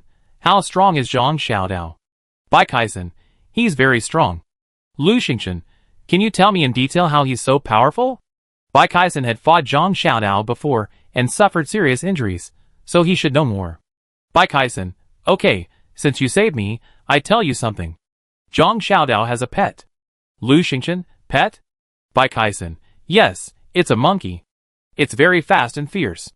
Zhang Xiaodao himself has high martial arts skills, especially great strength. Most of the powerful players in Area 1 are solitary, so getting this information is already quite good. Combining the information from Qin Wuchuan and Bai Kaisen, Lu Xingchen felt that she had finally gained some understanding of Zhang Xiaodao. She pondered for a moment, then posted a message in the nearby chat channel. Does anyone know where I can find a 6th level exotic beast with a perfect steel knife? Area 1 players didn't talk much, and the nearby chat channel wasn't very active. Lu Xingchen's message immediately attracted a lot of attention. After all, weapons are tempting. Steel knife? That's a good thing. Brothers Zhang Yidao and Zhang Xiaodao use steel knives. Their attack power is incredible. Where are the 6th level monsters? Anonymous, didn't you kill all the 6th level monsters? The steel knife is nice. I'm tempted. Too bad, I don't know where to find a 6th level monster. Hey, this steel knife looks so familiar. Lu Xingchen posted a picture of the steel knife, a high-definition image so players could examine it closely. Lu Xingchen suddenly seemed to have discovered something and immediately flooded her screen with messages. Anonymous asterisk asterisk. Wrong, it's this perfect level spear. Anonymous asterisk asterisk. Wrong, it's this perfect level spear. She sent countless messages in a row, trying to get past the previous one. The players quickly shifted their attention. One person, however, noticed the message, Zhang Xiaodao. At that moment, he was huddled in a cave, casually glancing at the chat screen while pondering how to grab the treasure. And then, he saw Lu Xingchen's post. Lu Xingchen remained anonymous. Any anonymous comment always caught Zhang Xiaodao's attention. Seeing the perfect-grade steel knife Lu Xingchen had wielded, he immediately sat up straight, opened the image, and examined it carefully. When he saw the tiny Zhang character near the knife's handle, his body tensed. Zhang Xiaodao, it's him. It's the anonymous person who killed Zhang Yidao, because that rare-grade steel knife belonged to Zhang Yidao. Both brothers used steel knives, and both had the character Zhang engraved on them.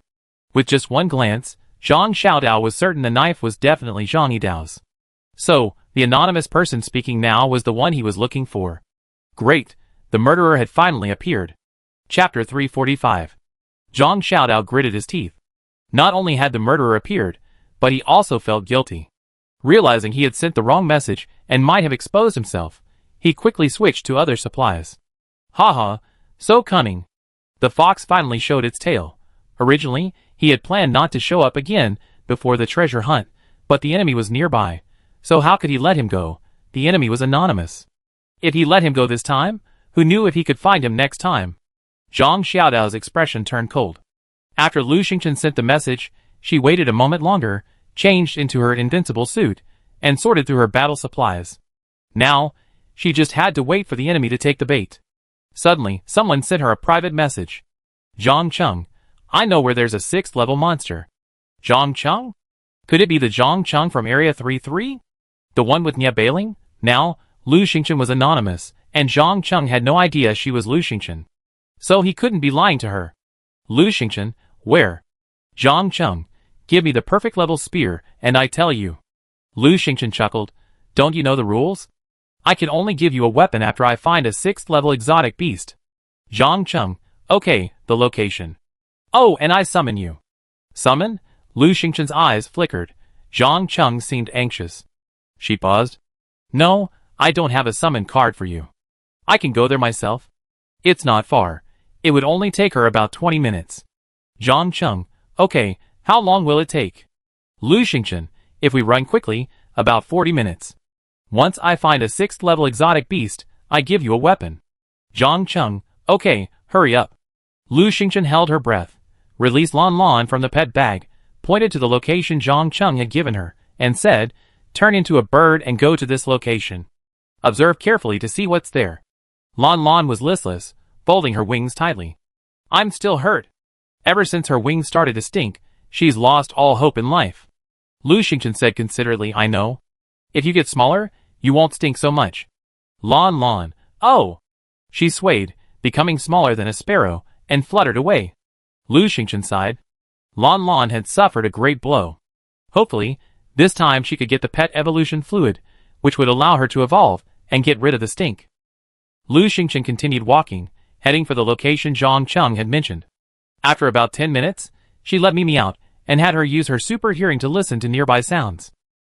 After walking for a few more minutes, Lon returned. I see it. It's up ahead, pretty close.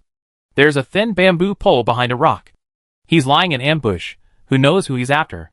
Lu Xingchen's face changed. They were still quite a distance from the location Zhang Cheng had given. Zhang Cheng had lied too. She immediately dodged and slipped into the bushes. Lu Xingchen, Mimi, use your super hearing. This close, if anything's happening over there, Mimi should be able to hear it. Mimi listened for a moment, then mimicked a voice. Zhang Cheng, why hasn't Anonymous arrived yet? Ask him, quick. Lu Xingchen soon received a private message from Zhang Cheng. Hello, why haven't you arrived yet? Lu Xingchen, wait a minute, I was delayed on the way. Mimi listened carefully, then mimicked. Zhang Cheng, you better get this done for me, or I kill you. Lu Xingchen nodded. The ambush must be Zhang Xiaodao. She estimated Zhang Xiaodao's location and decided to sneak up on him, taking him by surprise. She carefully approached along another path, having Lon keep scouting ahead. Soon, they were near Zhang Xiaodao. She couldn't see him yet, but she knew he was hiding behind a large rock not far away, no more than 5 meters from the path. Lu Xingchen stopped and began to formulate a battle plan. Zhang Xiaodao hid, and so did she. Zhang Xiaodao hid behind a large rock not far away, and she hid behind a bush. Lu Xingchen looked around. Zhang Xiaodao was on a hillside, on the left side of the path. The slope was covered with rocks of all sizes and tall and short trees, making it easy to hide but difficult to escape. She was on the right side of the path, on a slope covered with clods of earth, rocks, and tree stumps, making it difficult to hide or escape. In short, this place wasn't easy to escape from. Setting a trap wasn't easy either. Lu Xingchen was lost in thought when suddenly, 2 voices rang out. One was cheerful and high-pitched. It was Qi Fangxin. Qi Fangxin, brother, the boss gave us healing medicine. Now that we're healed, let's go kill Zhang Xiaodao. Another steady voice echoed from behind. No rush. Lu Xingchen quickly ducked his body. 2 people approached from behind, Qi Fangxin and Bai Kaisen. They walked briskly past Lu Xingchen. Qi Fangxin continued to chatter. Why? We were ambushed by Zhang Xiaodao and nearly died. You don't plan revenge? Qi Fangxin, oh I see. You're afraid of him. Bai Kaisen, shut up. Can you lower your voice a little? Bai Kaisen's voice was low, tinged with pride. Haha, when the snipe and the clam fight, the fisherman benefits. We just need to look around, and we'd find the snipe and the clam. And we can just wait and be the fisherman. Lu Xingchen, Okay, she understood. This Bai Kaisen is full of evil intentions. So that's what he had in mind. No wonder he was so easygoing just now. Pa, this could be bad.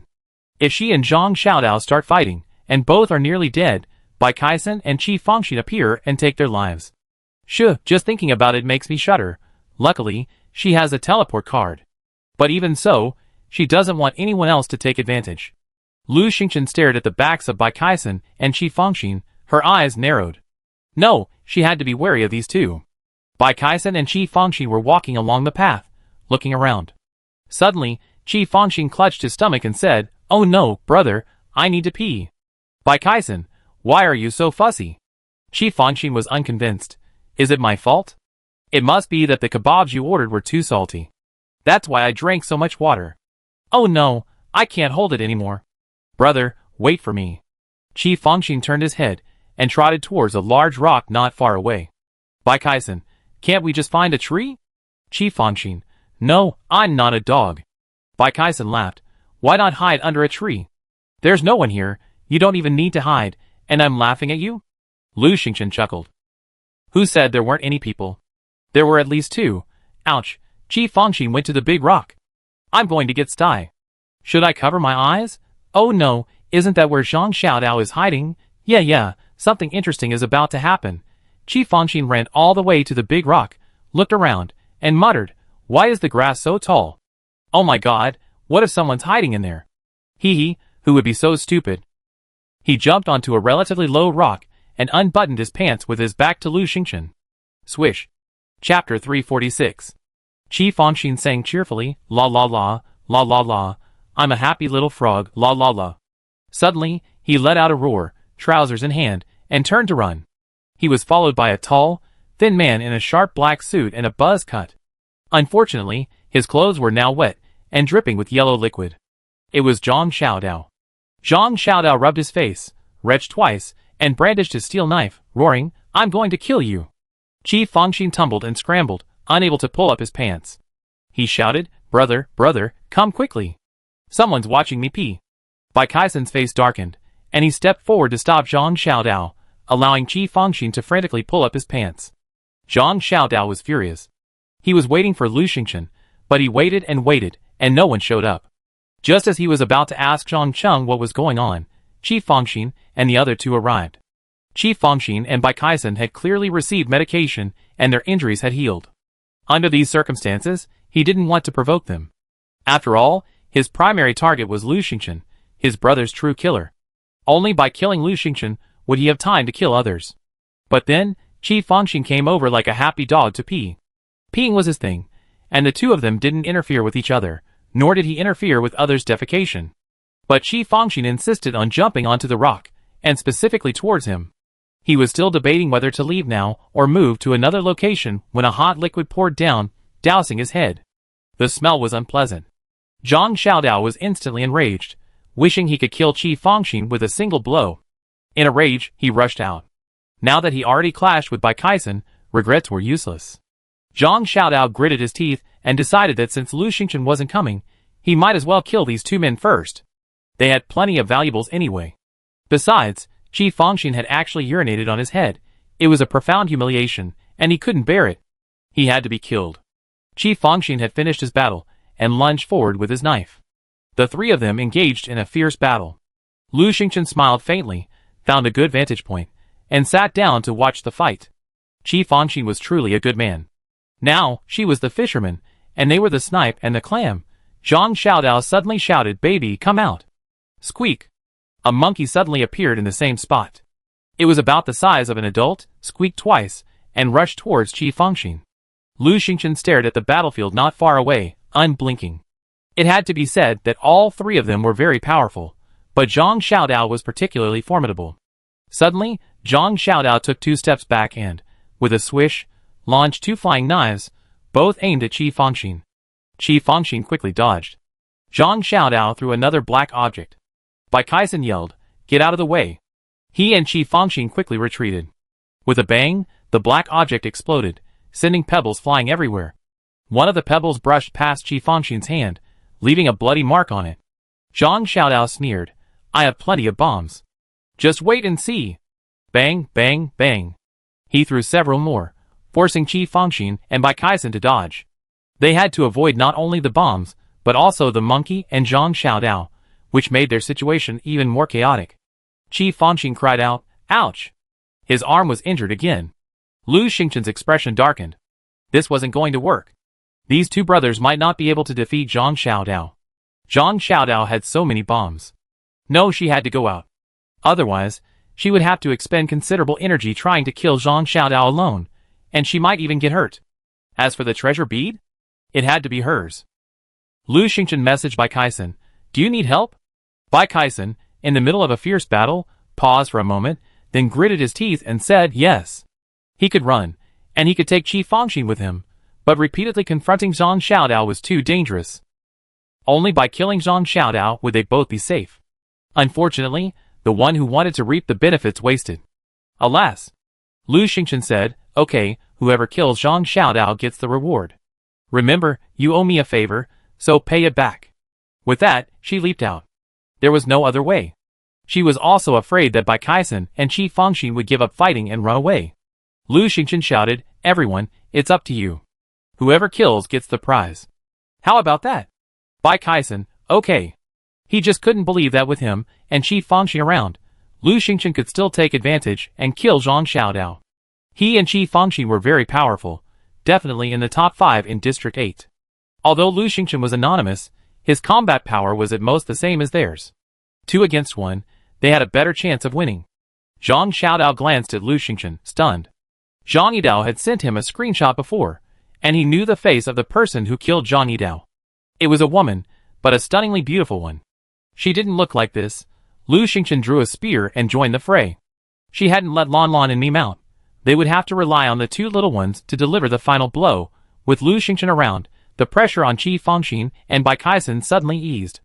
All three were experts, and Zhang Xiaodao was quickly overwhelmed. Lu Xingchen's attacks were even more ferocious than Qi Fangxin and Bai Kaisen's. Even if he threw bombs one after another, Lu Xingchen could perfectly dodge them. Zhang Xiaodao was startled, immediately realizing that the last one to arrive was significantly stronger than Qi Fangxin and Bai Kaisen, with astonishing combat power. He was in no position to gain any advantage, and had to flee immediately. Lu Xingchen was also anxious. She stepped back, took out her silver hornbow, and loaded it with feather arrows.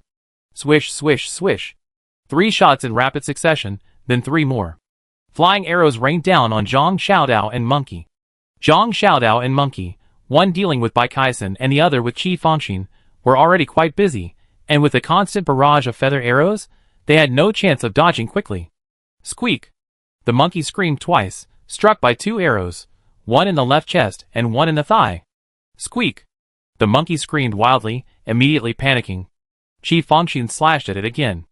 Zhang Xiaodao was also struck by an arrow. The feathered arrow lodged deep in his thigh. Hiss! Zhang Xiaodao gasped, his face pale. The arrow was poisoned. This woman is too dangerous. He had to escape. He quickly tapped a speed card on himself, then a defense card, and called out to the monkey, "Baby, run." Then, with a whoosh, he sprinted over 10 meters. Speed cards, after all, are fast. How could Lu Xingchen let him get away? He also tapped a speed card on himself and chased after him. Qi Fangxin was stunned for a moment. Bai Kaisen shouted, "What are you waiting for? Chase!" Zhang Xiaodao was already injured. If they didn't chase, Lu Xingchen would have an advantage. Qi Fangxin hesitated. Speed cards. They had run out. The boss had just given them each one. Bai Kaisen slapped a speed card on himself and yelled, "Think of the treasure orb. Kill Zhang Xiaodao, and you get the treasure orb." Qi Fangxin no longer hesitated, slapped a speed card on himself, and gave chase. Lu Xingchen stopped Zhang Xiaodao, and the two had already exchanged many blows. Qi Fangxin and Bai Kaisen quickly caught up, still 3 against 1. Zhang Xiaodao was no match for them. He felt he couldn't even defeat Lu Xingchen one-on-one. Zhang Xiaodao was horrified. He was ranked 8th, incredibly powerful, very strong in Zone 1, even among all 10. But who exactly was Lu Xingchen? How could she be stronger than Qi Fangxin and Bai Kaisen? Even at his best, he might not be able to defeat her. There's no way a powerful figure here wouldn't have a name. There's no way she wouldn't be on the leaderboard. Chapter 347. Zhang Xiaodao, what's your name? He had no idea that the person before him was the anonymous man he was looking for, the one who had killed his brother. Lu Xingchen smiled faintly. Anonymous. Zhang Xiaodao, huh? Lu Xingchen swung his spirit snake whip, striking Zhang Xiaodao's left arm, leaving a deep scar. Zhang Xiaodao frowned in pain. Although he had used the sprint card, his leg wound limited his mobility, making him no match for Lu Xingchen. With the 3 of them joining forces, Zhang Xiaodao was even more vulnerable. He played another defense card, took a detoxification pill, and hurriedly applied golden healing potion to his legs and arms. There was no way he could escape. 3 people were surrounding him. All 3 were in sprint mode. With the sprint card, bombs were of little use. Zhang Xiaodao gritted his teeth and released the little monkey again, shouting, "Baby, transform." The little monkey squeaked a few times, then flashed with light. It suddenly grew larger, reaching a height of about 3 people, its hand the size of a palm leaf fan. With a wave of its hand, it struck Qi Fangxin. Lu Xingchen quickly retreated. If her guess was correct, the little monkey would be weakened after its transformation. She only needed to wait it out. The monkey's transformation gave Zhang Xiaodao a moment to catch his breath. The little monkey blocked Qi Fangxin and Bai Kaisen's path. Zhang Xiaodao turned and ran, and Lu Xingchen chased after him. Bai Kaisen was anxious. "Fangxin, I hold the monkey back. You chase. Don't let that guy steal the treasure-hunting pearl." Qi Fangxin hesitated. "Brother, can you do it alone?" Bai Kaisen gritted his teeth. "Okay, go ahead and get the treasure-hunting pearl." Qi Fangxin quickly gave chase. Lu Xingchen followed him like a shadow. With a swish, she stopped Zhang Xiaodao and lashed out with her spirit snake whip. Zhang Xiaodao was secretly surprised. Lu Xingqian was faster than him, indicating superior agility. At that speed, he couldn't escape. Zhang Xiaodao softened his tone. Friend, you're very strong. How about we team up and hunt treasure together? Lu Xingqian smiled faintly. I prefer to hunt treasure on my own. Zhang Xiaodao gritted his teeth. Okay, you're overestimating yourself. Lu Xingqian sneered. Even at the end of his strength, he still pretended to be stubborn. Now that Bai Kaisen was blocked by the monkey, she needed to make a quick decision. Lu Xingqian shouted, Lan Lan Mame, come out. Then she put on her breathing mask. Swish. Beautiful Lan Lan and Mame appeared beside her. Zhang Xiaodao's eyes widened. You have two pets? And one is? Qingwan? Lan Lan was already vaguely resembling Qingwan. So beautiful. Zhang Xiaodao regretted it all. That person hadn't used her full strength against him just now, and even had countless hidden cards. Even if he faced her alone, he might not have one. Had he known this, he should have stayed out of sight. Lu Xingqian wanted a quick victory and shouted, Lan Lan me, attack. Zhang Xiaodao gritted his teeth and pulled out his last 3 bombs. Even though he had plenty, he couldn't stop using them. Lu Xingqian's face changed. Lan Lan, let him smell your wings. Lan Lan would have done the same thing even if Lu Xingqian hadn't said it. Dejected, it immediately rushed forward, spread its huge wings, and shouted, Little bamboo pole, come here and smell your grandfather's beautiful, fragrant wings. It flickered twice. Zhang Xiaodao was startled, a foul odor hitting him, and he couldn't help but vomit with a wow. It was a stress reaction, he couldn't help it. Lu Xingqian swung his spirit snake whip, wrapping it around his wrist. As it tightened, Zhang Xiaodao's hand weakened, and the bomb fell. Lu Xingqian quickly tucked the bomb into his hand, and tossed it into his storage backpack. Then, the spirit snake whip continued to swing. Qi Fangxin's voice rang out, wait, I'm here to find the treasure orb. Lu Xingqian was speechless. Qi Fangxin, just come if you say so. Why are you shouting? They were at a corner, unable to see each other. If Qi Fangxin hadn't called out, she wouldn't have known he brought him. Lu Xingqian said to Mime, go stop him. She'd soon be ready to harvest, so how could she let someone else mess things up? Mime immediately turned and rushed out, running head-on into Qi Fangxin. Qi Fangxin stopped and said, Hey little lamb, so tender. Slurp. Wait a minute. I get you a grill, and we can chat. Mime, enraged, butted her head against Qi Fangxin's stomach. Qi Fangxin was caught off guard and fell flat on his face. On this side, Lu Xingqian and Lan Lan had already completely defeated Zhang Xiaodao, leaving him powerless to fight back. Lan Lan channeled her anger into fighting power, scratching Zhang Xiaodao's face and body in a mess. Zhang Xiaodao panicked. You're looking for the pearl, right? I give it to you.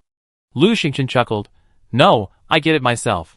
She drew her bow and arrows, and swish, swish, swish.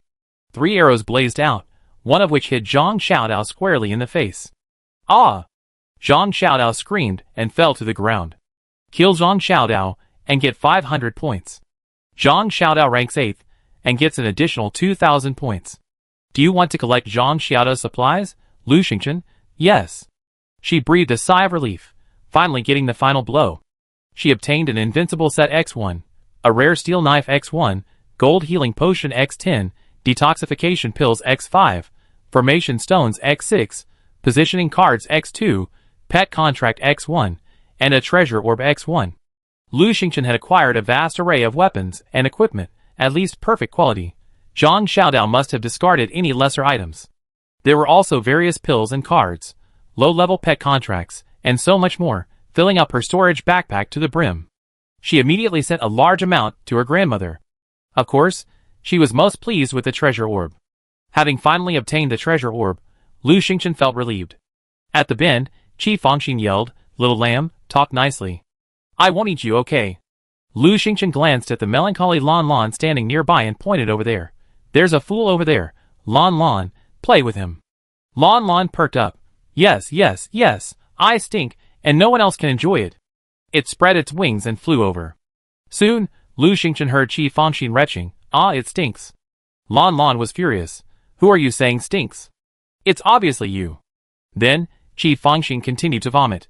Lu Xingqian happily packed up his supplies and turned to run. What if Qi Fangxin and Bai Kaisen tried to steal the treasure hunting orb? Lu Xingqian ran to a secluded spot and took out the treasure hunting orb. Treasure hunting orb. Following this orb will allow you to find treasure within a zone. Usable time, 12 p.m. The time has changed. 12 o'clock noon? There's still an hour left. She needs to rest and clean up. Lu Xingchen quickly called back Lan Lan and Meme.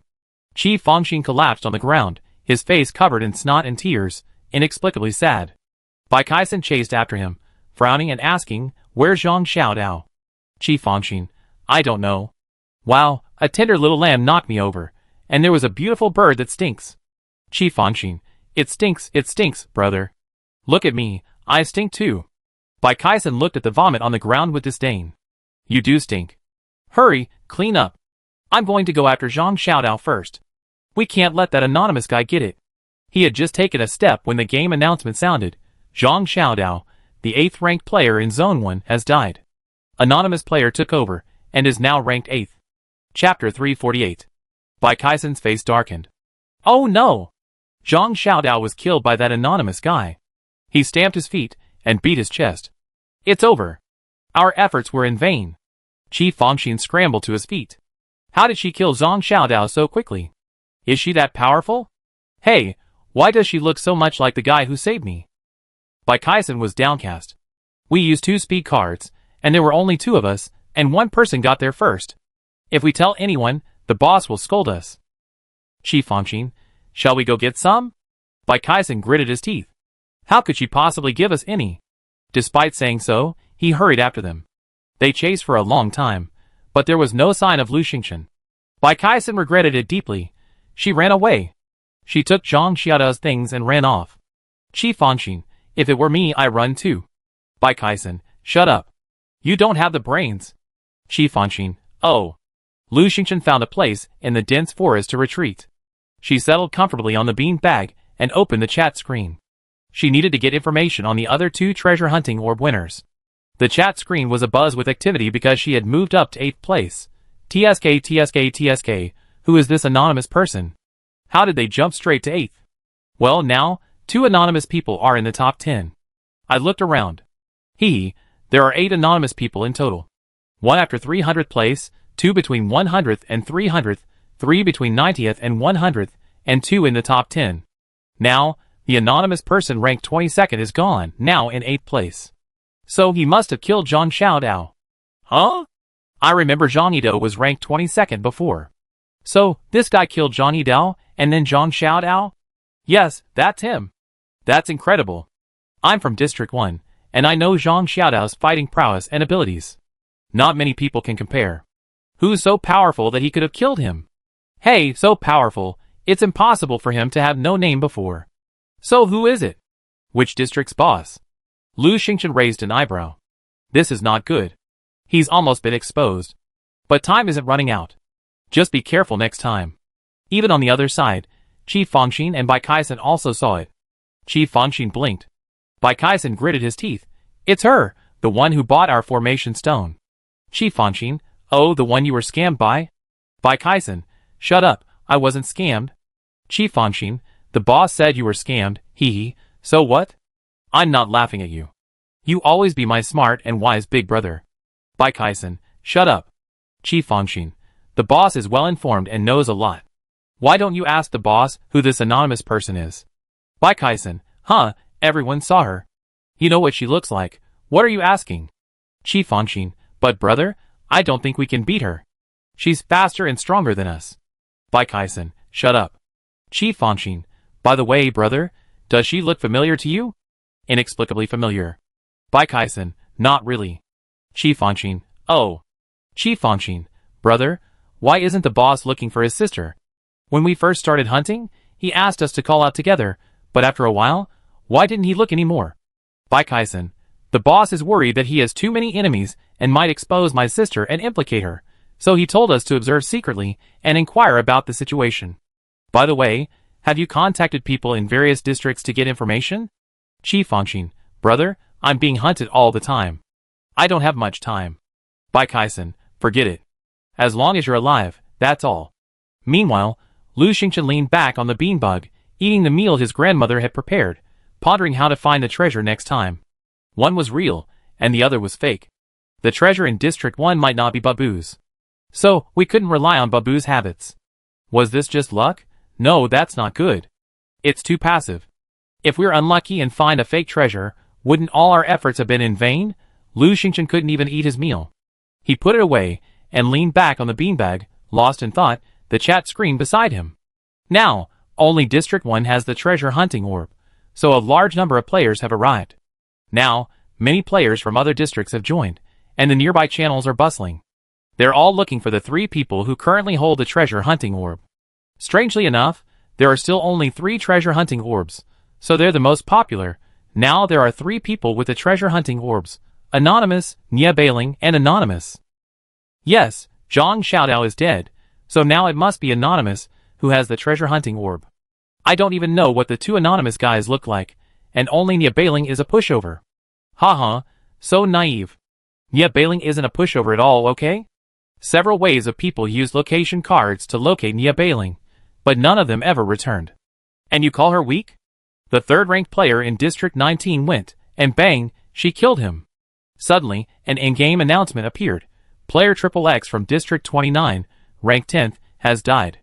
Player Nia Bailing from District 33 has taken over, and is now ranked 10th. Players were immediately excited, and the map-wide chat room was abuzz with activity. Look, look, Nia Bailing is already ranked 10th. With her skills, you still say she's weak? Amazing. Isn't Nia Bailing the top player from District 33? She should be. Besides being anonymous, you can see which district the top few dozen players are from. Clearly, there's only one person from District 33 on the list, and that's Nia Bailing. I've seen Nia Bailing. A girl not even 20 years old, so strong. She's pretty. Check out the screenshot. Someone posted a screenshot, a blurry side profile of Nia Bailing. Nia Bailing's long hair was pulled up in a high ponytail, and she was dressed in a red dress. She held an oxhorn bow in her hand, and a quiver on her back. She was bold and energetic, full of vigor and spirit. Zhou Jin, my junior sister, isn't she awesome? Hee hee. Zhou Jin. By the way, my junior sister Nia Bailing's father is Nia Feng. Are there any former juniors? Come get together in the same area? He still got some compliments. In the commando group chat, Wei Ying suddenly said, Nia Bailing's outfit looks familiar. Does it resemble Xingchen? Wei Lin, yes. I remember Nia Bailing didn't have a high ponytail before. Gao Dafu, Tisk, no. Nia Bailing's red outfit isn't a set. The colors are different, just put together. Wei Ying, hey Xingchen, you must be Nia Bailing's idol. Oh, by the way, where are you Xingchen? Lu Xingchen, Area 1. Oh, and the treasure hunting orb in Area 33 hasn't appeared yet? Wei Ying, of course. We, the Wei family, have been guarding the main island of Area 1. We've searched everywhere, but can't find it. However, we've occupied a spot, so it's pretty safe. Gao Dafu, Xiao Lu, are you also in Area 1?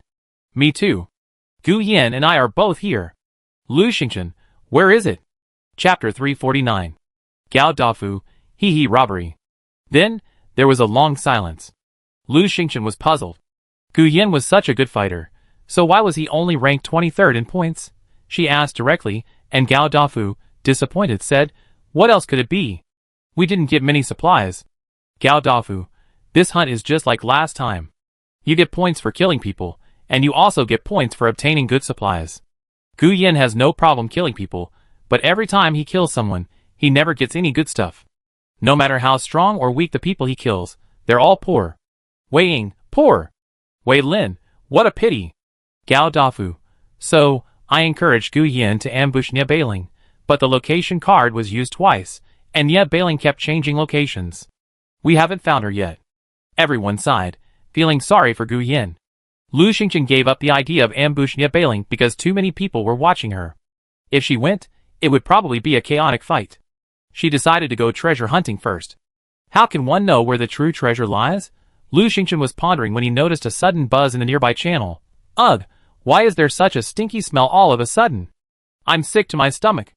I smelled it too. I was eating bread, and it suddenly turned rancid. You just smelled it? I've been vomiting for a while now. Where did the smell come from? Well, actually, I just saw a beautiful little bird. It flashed by, and then I smelled the stench. I was sick to my stomach. You mean the bird smelled? How could that be? How could a bird stink? There must be a manure pit nearby. Lu Xingchen sat up straight. It's over. Could it be that Lan Lan, heartbroken and disheartened, has gone out to seek revenge? Lu Xingchen, Lan Lan, where have you been? Come back. Lan Lan flew back with a whoosh, perched on a branch, and retracted her wings. Ga ga ga. It stinks, it stinks, it stinks. It was indeed it. Lan Lan, now that everyone stinks, I feel much better.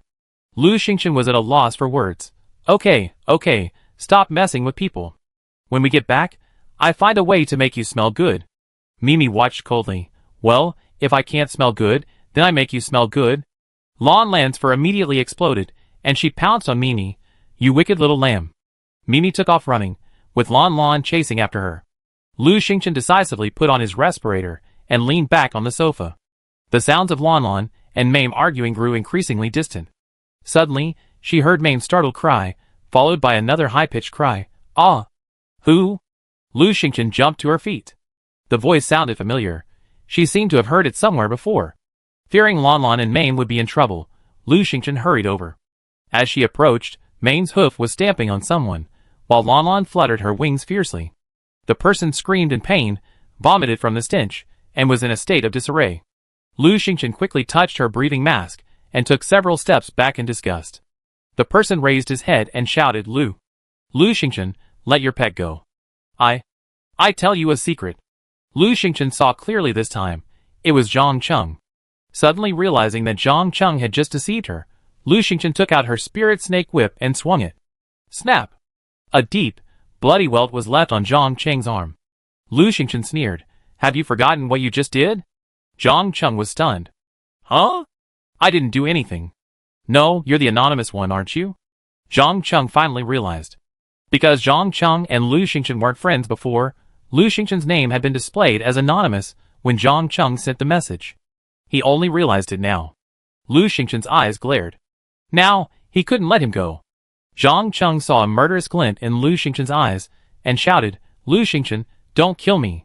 This is about Nye Bailing and the treasure bead. Lu Xingchen, what secret?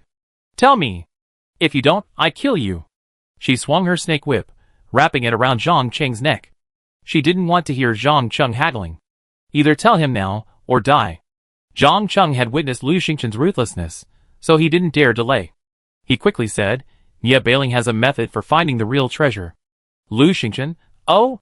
Her spirit snake whip tightened slightly, and Zhang Cheng immediately said, in addition to obtaining the treasure hunting beads, she also obtained a treasure appraisal card. It said that it can verify the authenticity of the treasure's location twice. This way, she can definitely find the real treasure. There's such a good thing? Lu Xingchen, really? Zhang Cheng, absolutely true. Lu Xingchen glanced at him. I remember you and them were in the same group. What? Did you split up? A flash of resentment flashed in Zhang Cheng's eyes. Actually, Nye Bailing, Nye Feng, and Zhou Jin have a better relationship. I've been on the sidelines. They only come to me when they need cannon fodder. Zhang Cheng gritted his teeth. That group has already pushed me out twice. Just now, when I was in danger, they abandoned me again. I was captured by Zhang Xiaodao, so I had no choice but to help him trick you and lure you here. Lu Xingchen looked at Zhang Cheng. Zhang Cheng, to be honest, I've been looking for a chance to take revenge on Nye Bailing and her gang for a long time. Lu Xingchen, I've been looking for you. Initially, I wanted to help you seize Nye Bailing's treasure-seeking pearl. Now, I can help you seize her treasure. Lu Xingchen paused. What do you want? Just revenge? Zhang Cheng replied without hesitation. Yes, I want revenge on them. Lu Xingchen examined him. You want me to let you go? Zhang Cheng smiled bitterly. Lu Xingchen, I'm just an insignificant soldier. You won't gain anything by killing me. Lu Xingchen smiled faintly. But you just tricked me. If I hadn't been alert, Zhang Xiaodao might have killed me. I want revenge too. Zhang Cheng was stunned. He closed his eyes, despairing. All right, kill me. Lu Xingchen looked him over. Poor Zhang Cheng, abandoned time and again by Nye Bailing, must he have given up on himself? After a moment's thought, she pulled out a poison pill. It was real poison, obtained from Zhang Xiaodao. Lu Xingchen, eat it, and help me get the treasure. If I succeed, I give you the antidote. What if it doesn't work? It goes without saying. Zhang Cheng tossed the poison pill into his mouth without hesitation. Lu Xingchen, where's Nye Bailing? What are your plans? Zhang Cheng stood up and straightened his clothes. I contacted Zhou Jin and told him I had a lucky escape. He told me to go back. Lu Xingchen raised an eyebrow. He really values you. Zhang Cheng sneered. Haha, let's go treasure hunting right away. They just lack cannon fodder. Zhang Cheng looked up and said, I tell you when I get back and Bailing identifies the true treasure location. It would be best if you can get there early. If we happen to run into them during your battle. A fierce look flashed in his eyes. I cooperate with you to kill Bailing or Zhou Jin. These were the two people he hated the most. Chapter 350. Lu Xingchen looked at Zhang Cheng. This proposal was feasible. Kill Bailing beforehand to avoid trouble during the treasure hunt. However, this wasn't a foolproof approach. The two discussed for a while, and Zhang Cheng quickly left. Lu Xingchen continued to lean back on the beanbag. She still had a lot of faith in Zhang Cheng, but since it was better to rely on herself than on others, she asked Mimi to follow Zhang Cheng to see if they could find Bailing. It wasn't appropriate for Lan Lan to be there. It was too smelly. A gust of wind might have caught her. Lu Xingchen waited for Mimi's news. Bored, she glanced at the nearby channels and saw someone she knew. Qi Fangxin. Ah, what a beautiful day.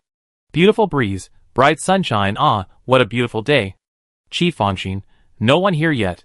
Where are the people? Anyone nearby? Gao Dafu. Qi Fangxin. I see you again.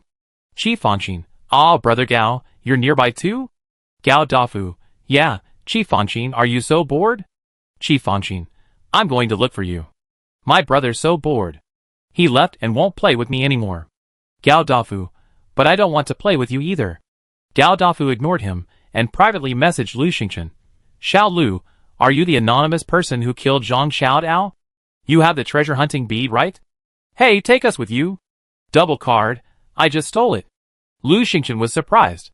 What luck. She actually got a double card. Before, she had doubled the treasure with the double card.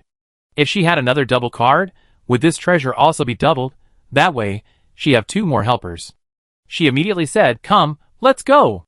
She immediately formed a team. Gao Dafu and Gu Yan were nearby, and they arrived soon. Reassured by the news that the treasure hunting beads wouldn't be available for another half an hour, Gao Dafu quickly took out a folding sofa bed, placed it on the ground, and lay down. Gu Yan stood guard not far away. Lan Lan, restrained by Lu Xingchen and unable to wreak havoc on anyone, had long been bored. Seeing Gao Dafu's soft, cozy sofa, she immediately leaned against him. Gao Dafu was flattered. Little Lan Lan, long time no see. You're so beautiful again. Ugh, you stink. Lan Lan remained motionless. You stink too. Gao Dafu suddenly remembered the chat on the nearby channel. His eyes widened as a thought struck him. He nervously lifted the sleeve Lan Lan had touched and brought it to his nose to sniff. Then he rose to his feet and began to dry heave. Lu Xingchen, Lan Lan, come back. Really? I finally managed to keep it by my side, and it still won't behave. Lan Lan remained motionless. It stinks. What's the point of going back? Gao Dafu, perhaps reflecting on the past, immediately abandoned his own sofa bed, rolled over to a tree, and vomited non-stop, clinging to it. Lu Xingchen raised his hand, and forcibly tucked Lan Lan into the pet bag. He couldn't leave her outside anymore. Gao Dafu returned a long time later. He quickly folded up the folding sofa bed, and looked at Lu Xingchen with tears in his eyes. Little Lu, I stink. Lu Xingchen sighed, we're the same. I stink too. Didn't you see she was wearing a respirator? She didn't even dare wear her invincible suit, fearing Lan Lan would taint it. Although it was impervious to dust and fire, the stench was so overpowering. What if it broke through? Suddenly Mimi sent a message, Master, bad news. Someone took Zhang Cheng away. They disappeared in a flash, and I lost them. Lu Xingchen was surprised. What did that person look like? Mimi, I didn't see clearly. Lu Xingchen immediately privately messaged Zhang Cheng. Have you seen Bailing? After about 7 or 8 minutes, Zhang Cheng replied, yes, location. We're here. You can come over. Lu Xingchen checked and saw that the location was not far from her, a 30-minute walk. Lu Xingchen immediately told Mimi the location, telling her to be careful and quietly go to the vicinity to check. No need to get close, use super hearing. Lu Xingchen explained the situation to Gao Dafu and Gu Yan, then said, I go first. You wait. I contact you if there's anything. She didn't want to go with too many people. It would make them too conspicuous. If anything happened, she could just gather them directly. She walked slowly, listening to Mimi's report.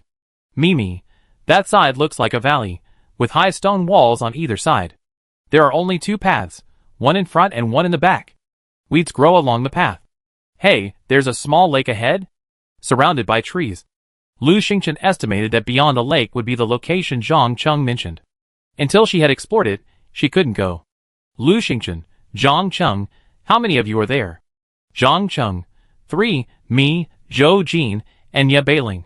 Ye Feng isn't here. Lu Xingchen, only 3? Huh? Why are you typing all the time? Aren't you comfortable talking? Zhang Cheng, of course not. They're all here.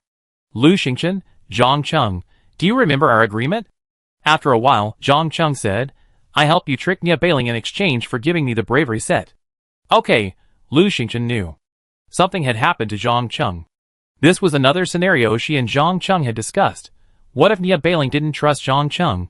It seemed like Ye Beiling had set a trap for her. Lu Xingchen quickened her pace, asking Mimi, what's going on? Mimi, we're getting close to that location. Lu Xingchen, don't move. Use your super hearing. She was only slightly slower than Mimi, and would soon reach that location. Mimi, there are people, but they don't talk much. Only occasionally someone says, shut up. Lu Xingchen, okay, wait. She hurried along, making plans. It was almost midnight, and Ye Beiling must be anxious. The only problem was, she didn't know how many people Ye Beiling had with her. It was definitely more than 3, and there was also a master she didn't know about. If it weren't for that master, Ye Beiling wouldn't have been able to rank in the top 10. As she hurried, she monitored the nearby channels. Qi Fangxin, hey? Looks nice here, all those fruits? Ah. Cough cough cough. Mimi, master, I heard someone say this place is nice. Hey, it seems he fell in somewhere. Qi Fangxin, ah, it hurts. Who is this? So unethical, digging a trap here. Ugh, it's poisonous. Mimi, master, that person fell into a trap, someone's cursing. Lu Xingchen paused. Poor Qi Fangxin, didn't she step on a trap beforehand? TSK, what a misfortune. Lu Xingchen had already reached Mimi, tucked Min into the pet bag, and quietly walked towards Qi Fangxin's location. Qi Fangxin was loud enough, so there was no need to worry about him getting lost. Qi Fangxin kept yelling, ah, help, brother, happy, help me, I fell in the well. Chapter 351. Lu Xingchen quickly arrived near Qi Fangxin, hiding in the shadows and observing. The sound came from a deep pit. Swish.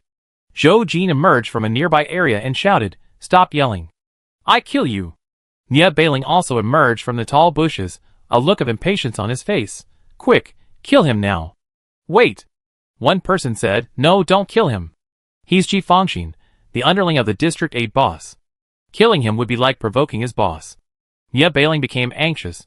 Brother Jiang, Lu Xingchen is coming soon. We have to deal with him quickly. Lu Xingchen raised an eyebrow. Oh, as expected, these were prepared for her.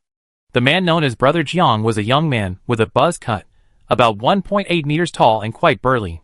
He had a small scar on the right side of his cheek, near his ear. He looked quite calm. Qi Fangxin suddenly yelled, ah, it's you, Jiang Helen, you bastard. You framed me. Just wait. I go up and kill you. Ah, I have my brother and the boss kill you. Qi Fangxin's voice was so high-pitched it carried far even from the pit. Ye Beiling grew even more anxious. Brother Jiang, we have to kill him. He's too loud. Jiang Helen's face darkened. Qi Fangxin, this is a misunderstanding. We pull you out right away. Get out of here. Qi Fangxin, I don't believe it, you bastard. Lu Xingchen, Qi Fangxin was such a fool. It was obvious Jiang Helen didn't intend to mess with him, yet he was still making threats in the pit. But Jiang Helen? Isn't that the guy ranked 7th on the list? He's quite impressive. It seems Ye Beiling only made it to the top 10 thanks to him. A formidable foe, taking on Ye Beiling, Jiang Helen, and Zhou Jin alone was a bit of a challenge, mainly because she was worried Ye Beiling might have all sorts of bizarre gadgets. After all, he was already in the top 10, so he must have collected a lot of treasures. Qi Fangxin shouted on a nearby chat, brother, save me. That Jiang Helen kid wants to kill me. Bai Kaisen, where is he? Summon me. Lu Xingchen, struck by a thought, privately messaged Bai Kaisen, don't let your silly brother summon you. He dragged you into the pit. Bai Kaisen, you? Are you nearby? Lu Xingchen, yes, I happen to be passing by, right next to you. How about I summon you? Bai Kaisen, are you so kind? Lu Xingchen, come or not. If you're late, your good brother will be courting death. He was courting death, wasn't he? Even in the pit, he still wasn't behaving well, constantly cursing at Jiang Helen, who was hesitant about whether to kill him. Bai Kaisen, okay, summon me. Lu Xingchen, give me 3 summon cards. Bai Kaisen, 3? Lu Xingchen, of course you're asking me to summon you? Your brother's going to die if you don't come. At this moment, Nie Bailing was trying to convince Jiang Helen to kill Qi Fangxin. Bai Kaisen swallowed his anger and said 3 summon cards. Come on, summon me, thank you. Lu Xingchen immediately clicked the summon button. Bai Kaisen appeared beside her, and the two of them hid in the bushes. Qi Fangxin was still shouting, Jiang Helen, my brother, and I won't let you go. Bah, have you forgotten how you got that scar on your face? Jiang Helen's last bit of patience ran out, and he shouted, Qi Fangxin. Bai Kaisen frowned as he looked at the people present. There were too many people, and he couldn't do it alone. He was still hesitating when Lu Xingchen shoved him hard on the back, pushing him out. Now that they were here, she had to get Bai Kaisen to join the fight. Bai Kaisen rushed out, just as he reached the trap. Looking down, he saw Qi Fangxin trapped deep inside. This wasn't just any trap, it was a well. It was too deep. Qi Fangxin seemed injured and couldn't get out. Seeing Bai Kaisen, Qi Fangxin was overjoyed. Brother, get me out. Bai Kaisen, shut up. Jiang Helen's face changed, and he couldn't help but look around. Bai Kaisen sneered, our boss will be here soon. Jiang Helen couldn't help but take a step back, a flash of surprise in his eyes. He turned to Nie Bailing and said, let's go. Nie Bailing frowned, this time more stubbornly. No, Lu Xingchen might be here soon. We've been preparing for so long, we can't give up halfway. Jiang Helen, then let them go. Nie Bailing, kill them, quickly, immediately. Next, kill Lu Xingchen. Qi Fangxin, Lu Xingchen? Lu Xingchen. Bai Kaisen was also surprised. Lu Xingchen? Nie Bailing suddenly swung out a whip and, with a snap, lashed at Bai Kaisen. She was losing her patience. For some reason, Jiang Helen, usually ruthless and decisive, became indecisive when he met Qi Fangxin. For a long time, he refused to kill. Nie Bailing didn't care. She always got good things from killing people, and she had tasted the sweetness. Qi Fangxin was useless. As long as she killed Bai Kaisen, she could wait for Lu Xingchen without worry. Bai Kaisen spun away, weapon drawn. Lu Xingchen didn't wait any longer. She drew her bow and arrow. Swish, swish, swish. 3 feather arrows flew towards Nie Bailing. Nie Bailing heard the sound of wind and quickly dodged. However, her attributes were far inferior to Lu Xingchen's, and she was caught off guard, so she only dodged 1 arrow. The other 2, one in her shoulder and one in her thigh, struck her. Ah! Nie Bailing screamed, almost sensing it, and shouted, Lu Xingchen is coming. Jiang Helen stepped back, warily looking in the direction of the arrows. Swish, swish, swish. 3 more feather arrows flew out, heading directly for Jiang Helen. Jiang Helen dodged several times, avoiding each one. Lu Xingchen immediately understood that Jiang Helen was very strong, and the arrows couldn't hurt him for the time being. She couldn't let Nie Bailing escape. She immediately summoned Gu Yan and Gao Dafu. These 2 summon cards were given to her by Bai Kaisen earlier, and she didn't feel bad about using them. Swish, swish. 2 times, Gu Yan and Gao Dafu arrived. Lu Xingchen pointed at Jiang Helen and said, Gu Yan, this is Jiang Helen, rank 7th. Here I give you. I wish you success in your ascent. Gu Yan's eyes lit up. Thank you. He rushed forward with his heavy sword, slashing at Jiang Helen. Gao Dafu was even more excited. Haha, 7th? I want to be ranked first, too. Gu Yan, whoever gets it first gets it. Gu Yan, oh, you're overestimating yourself. Jiang Helen was furious. After all, he had once been the top of District 7, only to be suppressed by Lu Haoyuan after the merger with District 8. Who the hell were these 2? They wanted to kill me to get to the top. He roared and charged forward. Lu Xingchen released Mimi and rushed towards Zhou Jin, while she, holding her spirit snake whip, walked towards Nie Bailing. Bai Kaisen was stunned for a moment, glanced at Lu Xingchen carefully, and then silently rescued Qi Fangxin. Qi Fangxin had a broken leg, and Bai Kaisen applied medicine to him. Qi Fangxin ignored the pain, glanced at Lu Xingchen, and whispered to Bai Kaisen, Brother, Lu Xingchen, Lu Xingchen. Bai Kaisen gritted his teeth and said, I know. Qi Fangxin, I thought she looked familiar before, and you said she wasn't, right? Look again, look more closely. Does she look like the boss? Bai Kaisen, shut up. What are you still looking at? No need to look. Chapter 352. Gu Yengao and Dafu surrounded Jiang Helen, while Lu Xingchen charged straight at Nie Bailing. Nie Bailing retreated several steps, and Zhou Jin rushed forward. Nie Bailing and Zhou Jin began to attack Lu Xingchen. Bai Kaisen quickly said to Qi Fangxin, "Protect yourself." With that, he stepped forward to stop Zhou Jin. Lu Xingchen swung his spirit snake whip, striking Nie Bailing. Nie Bailing was no match for Lu Xingchen. After just a few rounds, she was forced back repeatedly, sweating profusely. Lu Xingchen swung his whip, and Nie Bailing suddenly activated a defense card. A light shield appeared around her, and she suddenly leaped to the left, pulling out a figure. Lu Xingchen's whip swung like a spirit snake, narrowly missing the figure. Woo-woo! The figure, gagged and bound, struggled desperately. It was Zhang Cheng. Nie Bailing pushed Zhang Cheng forward and said coldly, "Kill him? Go ahead and kill him. If you're brave enough, kill him first." Lu Xingchen swung his whip, bypassing Zhang Cheng. Nie Bailing ripped the rag from Zhang Cheng's mouth, seething with rage. "As expected, you betrayed us, Zhang Cheng, you shameless traitor." Zhang Cheng, "Ah, Lu Xingchen, help." Nie Bailing glared at Lu Xingchen resentfully. "Lu Xingchen, you're disgusting. You're trying to turn my friend against us." Lu Xingchen was surprised. "He's your friend?" Zhang Cheng's rag was gone from his mouth, and he sneered. "Nie Bailing, that's really interesting." "I'm your friend?" Nie Bailing was furious. "Of course not. Zhang Cheng, you studied martial arts with my father for a while. You're considered my father's disciple, my senior, and my friend." "What? You deny it now? To please Lu Xingchen, you've even disowned my master and me?" Zhang Cheng scoffed. "Do you consider me a disciple, a friend, a senior brother? Then why were you the first to push me out of danger? Why did you use me to shield me from sharks? Why did you push me into danger again and again?" Nie Bailing's eyes widened, her rage growing even more intense. "Zhang Cheng, don't you even look at what you have? Do you have enough strength? Do you have enough supplies? If we hadn't taken care of you, you would have died long ago. You're such an ungrateful villain." Zhang Cheng was also furious. "So you can sacrifice me at will? Nie Bailing, what else? Besides this life, what else do you have to offer?" Nie Bailing, "You ungrateful scum, you ungrateful bastard." Nie Bailing was truly furious. She looked at Zhang Cheng with disdain, her vicious words pouring out.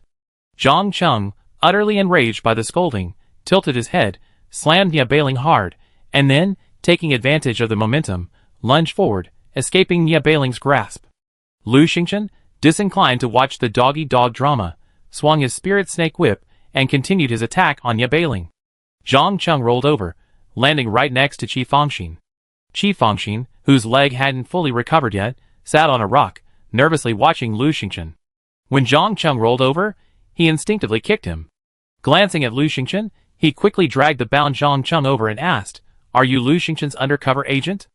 Zhang Cheng's eyes rolled. "Yes." Having seen Bai Kaisen helping Lu Xingchen, he quickly determined Qi Fangxin's position. Zhang Cheng hurriedly said, "Can you help me untie the ropes?" "I go help Lu Xingchen." Qi Fangxin nodded repeatedly. "Okay, no problem. Lu Xingchen's friends are my friends, and Lu Xingchen's undercover agents are my undercover agents." He untied Zhang Cheng without hesitation. Zhang Cheng rubbed his wrist, and looked at the fighting Nie Bailing and Zhou Jin. These two were his targets. Today, he had to kill one of them.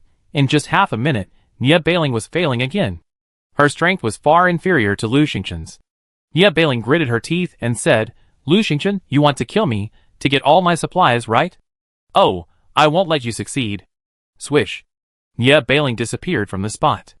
Invisibility card. Lu Xingchen understood instantly and immediately activated a defense card for herself, incredibly fast. She had been vigilant, watching Nie Bailing's moves. She had known she had a lot of items, but she hadn't expected her to have an invisibility card. Lu Xingchen floated and stood in front of a large tree. Her eyes were fixed on the several people on the battlefield. Nie Bailing's invisibility made it easy for her to attack others. Suddenly, a gentle breeze blew around her, shaking the leaves near Zhang Cheng and Qi Fangxin. Lu Xingchen instantly launched his harpoon, sending it flying with a bang. With a ding, it seemed to strike something, making a metallic sound. Qi Fangxin shuddered in fear and quickly jumped to the side. Zhang Cheng's face also changed. Lu Xingchen shouted, "Everyone, be careful. Ye Bailing has gone invisible." Zhou Jin was overjoyed. Haha, unexpected, right? Bailing has an invisible card. Just wait. Chief Fangxin, brother, Kaisen, you're such a loser. If you can't kill this guy instantly, you should at least make him speechless, right? By Kaisen, shut up. He was restless, observing Lu Xingchen the entire time. Otherwise, dealing with Zhou Jin would be a piece of cake. Lu Xingchen's heart stirred, and she called into the commando group chat. Gu Yin, Gao Dafu, put on your respirators. I'm going to release Lan Lan. Gao Dafu, Lan Lan. No, I can take off my boots if I have to. Gu Yin, release.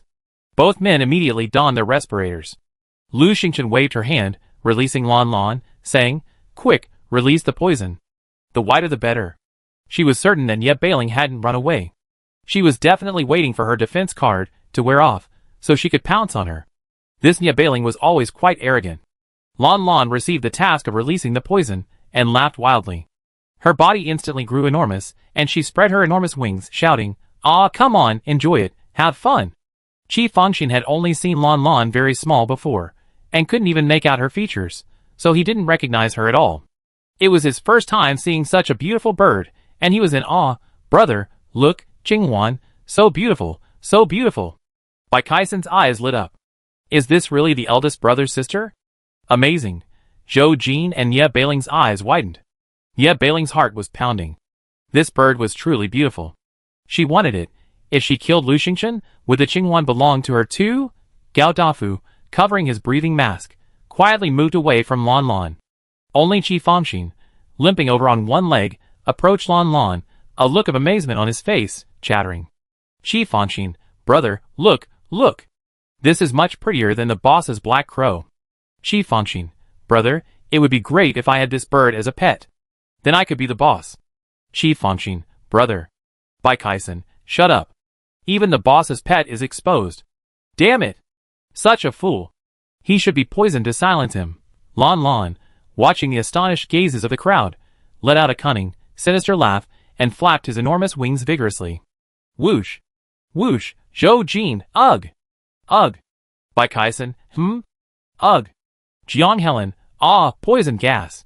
Zhang Cheng, who was farther away, What's that smell? It stinks. Qi Fangxin, who was closest, Who pooped? Ugh. Ugh, it's it. What a familiar smell. Qi Fangxin ran out, holding onto a tree trunk and retching. Chapter 353. Zhang Cheng and Bai Kaisen, alert, and Jiang Helen quickly pulled on their breathing masks. However, Jiang Helen was still affected, allowing Gu Yin to slash his arm. Shocked, he immediately tapped a defense card, used gold healing potion, then used a speed card and ran. He regretted it deeply. He shouldn't have been so arrogant. He hadn't expected Gu Yin, ranked only 23rd, to be so brave and even stronger than him. If it weren't for that fat man's interference, he might have been injured long ago. No, he had to run. Jiang Helen tapped his speed card, put his feet in the air, and in a flash, he disappeared. How could Gu Yin let him run? He tapped a speed card and gave chase. Gao Dafu, not caring if it was a waste, also used a speed card and continued his pursuit. And Lu Xingchen heard the sound of suppressed retching from a tree. It was Ye Bailing. She lashed out with her whip, immediately lashing out and shouting to Lan Lan, be careful. Focus your attacks.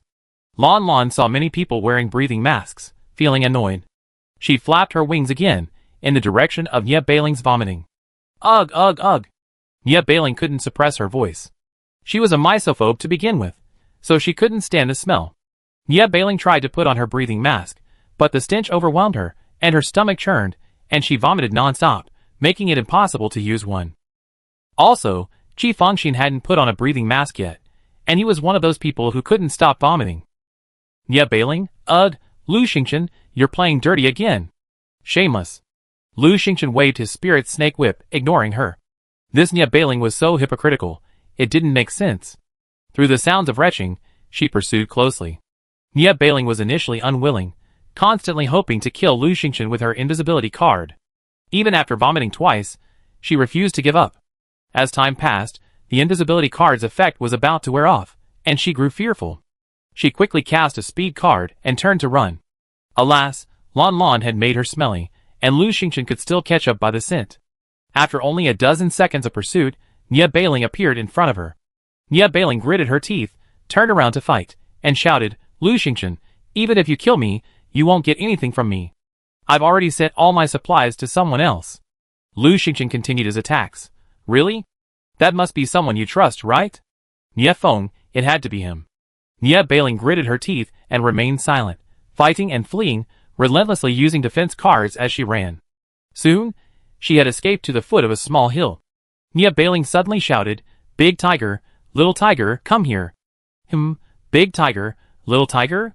Lu Xingchen was stunned for a moment as she saw two ferocious tigers scurrying down the mountain. They were none other than the Little Mute and Little Chatterbox, whom Lu Xingchen had met earlier. She hadn't seen them since the treasure hunt, and she hadn't expected them to be here. These two are really running around. Little Mute and Little Chatterbox rushed out and said to Nia Bailing, What? What for? Is there food?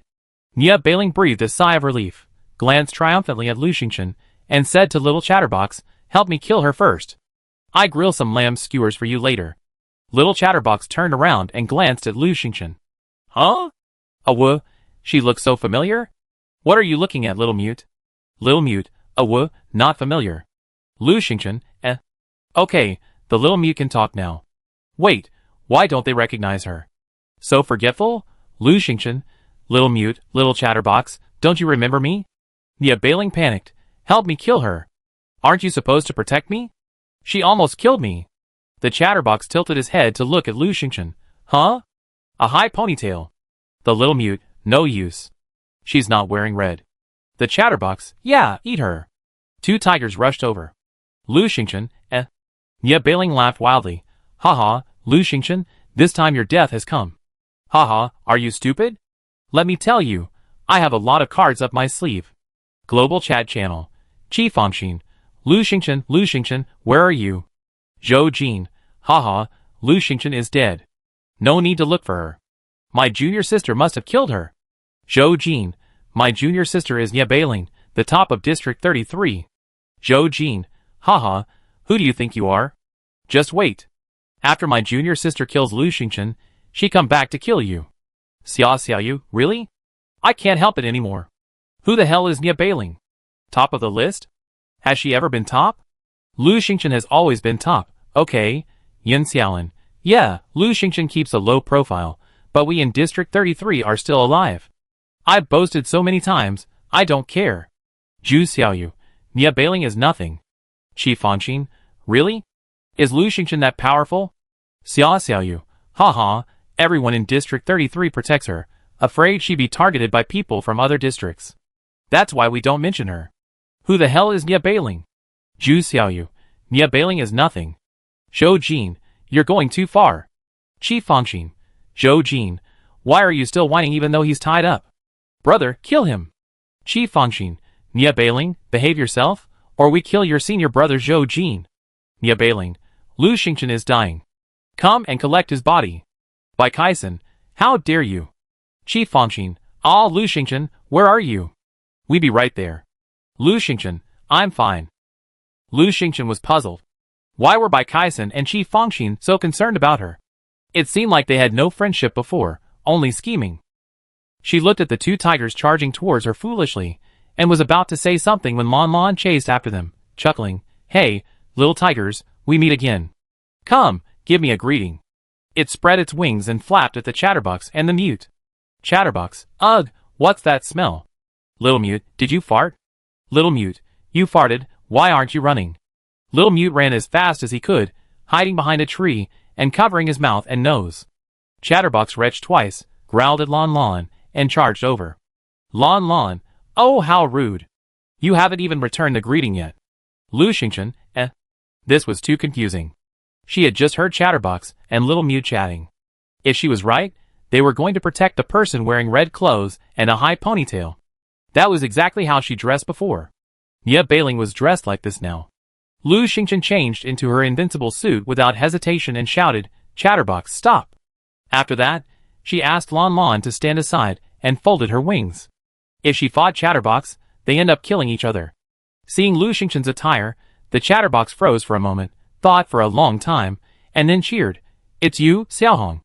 Wuh. It turned around and said, Little Mute, look.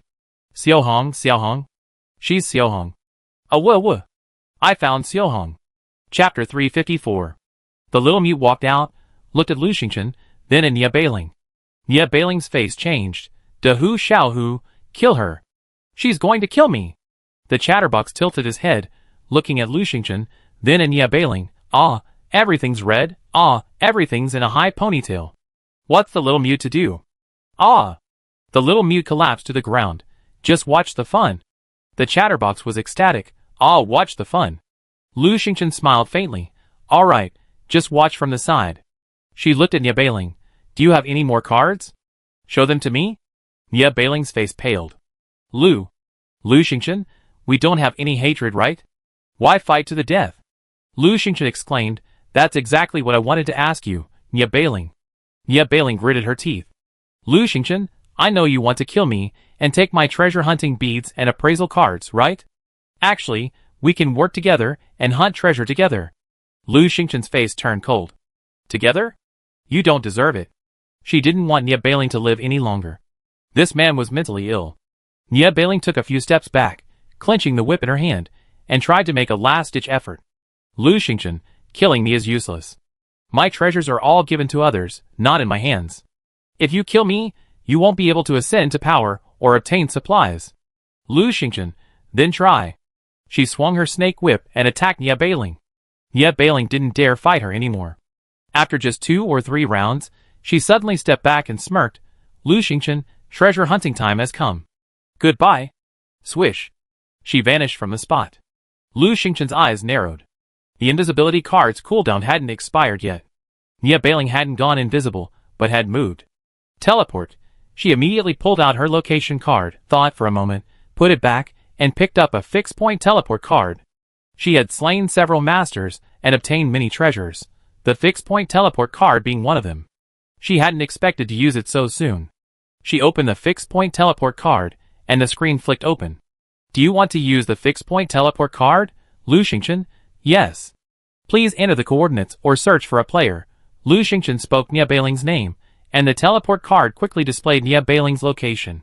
It wasn't far from here, only about 10 minutes away by speed. Nie Bailing was unlucky. A random teleport only allowed him to teleport this far. The location teleport card prompted, teleport to this location? Lu Xingchen put Lan into the pet bag and said, yes. Swish. Lu Xingchen vanished. The chatterbox suddenly sat up.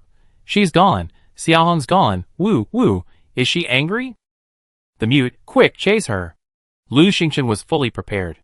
She teleported to Nie Bailing's side, and immediately swung her spirit snake whip around, wrapping it around Nie Bailing's neck. Nie Bailing had just sat down on a rock to rest after surviving the ordeal, but within seconds, Lu Xingchen appeared beside her. She had never expected it. A fixed-point teleportation card was so rare. She had never even heard of it. Lu Xingchen strangled Nie Bailing's neck, choking her to breathe, speak, or even move. Then he took out a rope and bound her limbs, then stuffed a poison pill into her mouth. Seeing her struggle to swallow the poison pill, Lu Xingchen stuffed another rag into her mouth before releasing the spirit snake whip. Nie Bailing took a few steps back and collapsed to the ground. She tried to cough but couldn't, her face flushed red, and it took her a while to recover. Lu Xingchen glanced at her, took a screenshot, and sent a direct message to Nie Feng. Nie Bailing is dying. Screenshot. Nie Feng, Lu Xingchen, don't kill my daughter. Nie Feng not only privately messaged Lu Xingchen, but also flooded the map channel with messages. Lu Xingchen, don't kill my daughter, don't kill Nie Bailing, she's innocent. Nie Feng posted more than one message. Xiao Yu, haha, how ridiculous. Who here isn't innocent?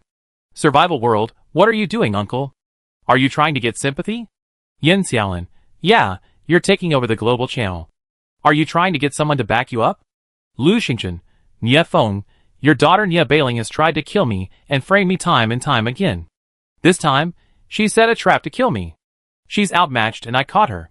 Instead of trying to reason with you, why don't you just give me all the supplies Nie Bailing sent you? Nie Feng, okay, no problem. I give you all the supplies. Lu Xingchen only sent a single global channel message before going straight to a private chat with Nie Feng. Lu Xingchen, hurry, all the supplies, or I kill her. Nie Feng, okay, right away. Nia Bailing whimpered, glaring at Lu Xingchen. Lu Xingchen gave her a sidelong glance. Your father will deliver all your supplies soon. Don't worry. At that moment, the game announcement sounded. Jiang Helen, the 7th-ranked player in Zone 1, had died. Player Gu Yin has risen to 7th place. As soon as the announcement was made, players were excited. Who is Gu Yin? How could he possibly kill Jiang Helen? Jiang Helen is the leader in the top 7 districts and has an invincible suit. Gu Yin is the boss of District 33, and his martial arts skills are very high. He's not at the top, but second. He's so impressive at just second? Who's at the top of District 33? Nia Bailing? Lu Xingchen, haha, what the hell is Nia Bailing? She's not even on the list, okay? In the commando group chat, Gao Dafu stamped his feet and beat his chest. Oh, why not me? It would be so great if I could make the list. Gu Yin, you don't even know how to let me. Gu Yin, why would I ask you to do anything? You're so tough? There are so many people eyeing the top 10 who want to kill them and take the top spot. Gu Yin privately messaged Lu Xingchen, thank you. Are you looking for Nia Feng? Lu Xingchen, yes, I held Nia Bailing hostage, and Nia Bailing gave all the supplies to Nia Feng. Gu Yin, coincidentally, I killed Jiang Helen and got this loot card. Here's to you. Lu Xingchen received a loot card. Loot card. While fully controlling a player, you can loot all supplies in that player's backpack, as well as those sent by others. Uses too. This is a good thing. Lu Xingchen's eyes lit up. While it's a good thing, it's actually kind of useless. Since they already have all the players under their control, they can just kill them and get all their supplies. Why bother using a plunder card? However, it's useful to Lu Xingchen. She's currently controlling Nia Bailing and using her as bait, so she can't kill her for now. Lu Xingchen immediately used the plunder card on Nia Bailing. Plunder card. Now that you have complete control over Nia Bailing, do you want to plunder her? Lu Xingchen, yes. Use the plunder card on Nia Bailing to obtain 1 treasure hunting orb, 1 treasure appraisal card, 1 invisibility card, 1 speed card, 1 bravery set, 1 soft whip, 1 ox horn bow, and 55 feather arrows. Sure enough, Nia Bailing didn't transfer all the supplies. The invisibility card had been used once, but there was still one more chance. Luckily, Lu Xingchen brought it to her. Otherwise, once Nia Bailing's cooldown was up, she could have used the invisibility card again. After using the looting card, Nia Bailing was left with nothing, even her equipment and weapons stripped away. Nia Bailing was furious. Lu Xingchen, what are you doing? Lu Xingchen glanced at Nia Bailing. Not bad, just a set of clothes with no attributes. That was fine. The looting card was very kind. Lu Xingchen sent a private message to Nia Feng. Come, I summon you. Summon them, control them, and directly plunder them. Wouldn't that mean I could get all the supplies? Nia Bailing's face paled. Lu Xingchen, even if you get all my supplies, you won't let me go, right? Lu Xingchen gave her a deep look and smiled. How could that be? I mean what I say. She sent a message to Gao Dafu. Come, I kill Nia Bailing for you. I give you a chance to break into the top 10. Chapter 355. In the commando group chat, Gao Dafu was incredibly excited. Kill Nia Bailing? Really? Lu Xingchen, yes. Gao Dafu, okay, I'm coming. I'm bringing Gu Yin with me. He cover for me. Lu Xingchen, what a prospect. Can't you handle Nia Bailing? Gao Dafu, hey, Nia Bailing is already 10th place anyway. What if she uses an invisibility card? Lu Xingchen said quietly, don't worry. Right now, she doesn't have any stat boosting equipment, no weapons, and no cards. Right now, she has nothing. Lu Xingchen, the looting card. Gao Dafu took one look and became excited. Haha, great. Come on, call me up. Lu Xingchen, wait a minute, wait until I'm done with the formalities. Nia Feng was getting anxious. After Lu Xingchen asked for supplies, he went silent. He was worried something might happen to Nia Bailing, so he kept private messaging Lu Xingchen. Nia Feng, Lu Xingchen, summon me quickly. I give you all the supplies, just release by Ling. Please. Lu Xingchen, okay. She immediately summoned Nia Feng, and he swooped over to Lu Xingchen's side. Lu Xingchen quickly disarmed him, bound him, and then used plunder. Plunder card. Now you have complete control of Nia Feng. Do you want to plunder? Lu Xingchen, yes. Using the plunder card on Nia Feng yielded 11 summon cards, 10 detoxification pills, 2 rejuvenation pills, 5 earthworm grass, 6 golden poria cocos, 1 rare long sword, one rare long spear. Lu Xingchen obtained countless supplies, including herbs, pills, equipment, and weapons. The weapons and equipment were especially impressive, each one worth a good price. Lu Xingchen was dazzled, almost overwhelmed. Now, her own backpack was full again. Even if she expanded it, she still couldn't fit so much stuff. Lu Xingchen immediately gave everything to Grandma. Nie Feng's armor and weapons had been looted, leaving him wearing only a piece of clothing with no attributes. Nie Bailing knew what had happened immediately. Her eyes flushed, and she screamed, "Lu Xingchen, you shameless." When Lu Xingchen used the looting card, he even looted the rag in Nie Bailing's mouth, so Nie Bailing had already been able to speak. Nie Feng was stunned for a moment, then suddenly realized what had happened. He turned to Lu Xingchen and said, "Lu Xingchen, you've taken all our equipment. How are Bailing and I going to survive? If we leave like this, we'd be like lambs among the flock, at the mercy of others." Lu Xingchen raised an eyebrow. "I told you, give me all your supplies and I return your daughter." Nie Feng swallowed his anger and said, "Okay, release Bailing." Nie Bailing screamed like crazy, "Lu Xingchen, you die." She directly cursed in the global channel, "Lu Xingchen, you actually stole all my and my father's supplies, you heartless, treacherous villain." She cursed in the global channel several times in a row. Someone was annoyed. Who is Lu Xingchen? So kind? She didn't kill the players when she saw them, but only stole their supplies? She's a good person, right? Haha, I think so. It would be much easier to just kill them. Why is she still here cursing? That's right, Nie Bailing is 10th, right? Why don't you kill her and move up? Oh my, Nie Bailing is so scary. She curses when someone steals her things. Has she never stolen anything from anyone before? Come on, Nie Bailing has killed so many people, every one of them was taken. Then why is she scolding me? Such hypocrisy, does her father even know? Nie Feng's face paled. Lu Xingchen, I've given you all the supplies as agreed. Will you release Bailing? Are you trying to break the contract? This time, Nie Feng repeated his words on the global map channel. Nie Feng and Nie Bailing were now completely powerless. Lu Xingchen ignored Nie Feng and simply slashed at Nie Bailing. The rope snapped, and Nie Bailing was free. Lu Xingchen stepped back. Alright, you're free. Then, she immediately summoned Gu Yan and Gao Dafu. As soon as Gao Dafu appeared, he let out a roar and rushed towards Nie Bailing, swinging his sword with a series of deadly blows. Nie Bailing was shocked. Lu Xingchen, you're not keeping your word. Lu Xingchen sat on the rock and clapped his hands. What's it to me? Didn't I let you go? Why aren't you leaving? It was a wonder he could leave. Gu Yan didn't need to take action. Gao Dafu alone was enough. Nie Bailing had no equipment, no weapons, no defense cards, no teleportation cards, and was all alone. How could he be a match for Gao Dafu? Nie Feng, still tied up, was heartbroken and screamed, Bailing, Bailing. He turned around and, with a plop, knelt down before Lu Xingchen, cowed out repeatedly.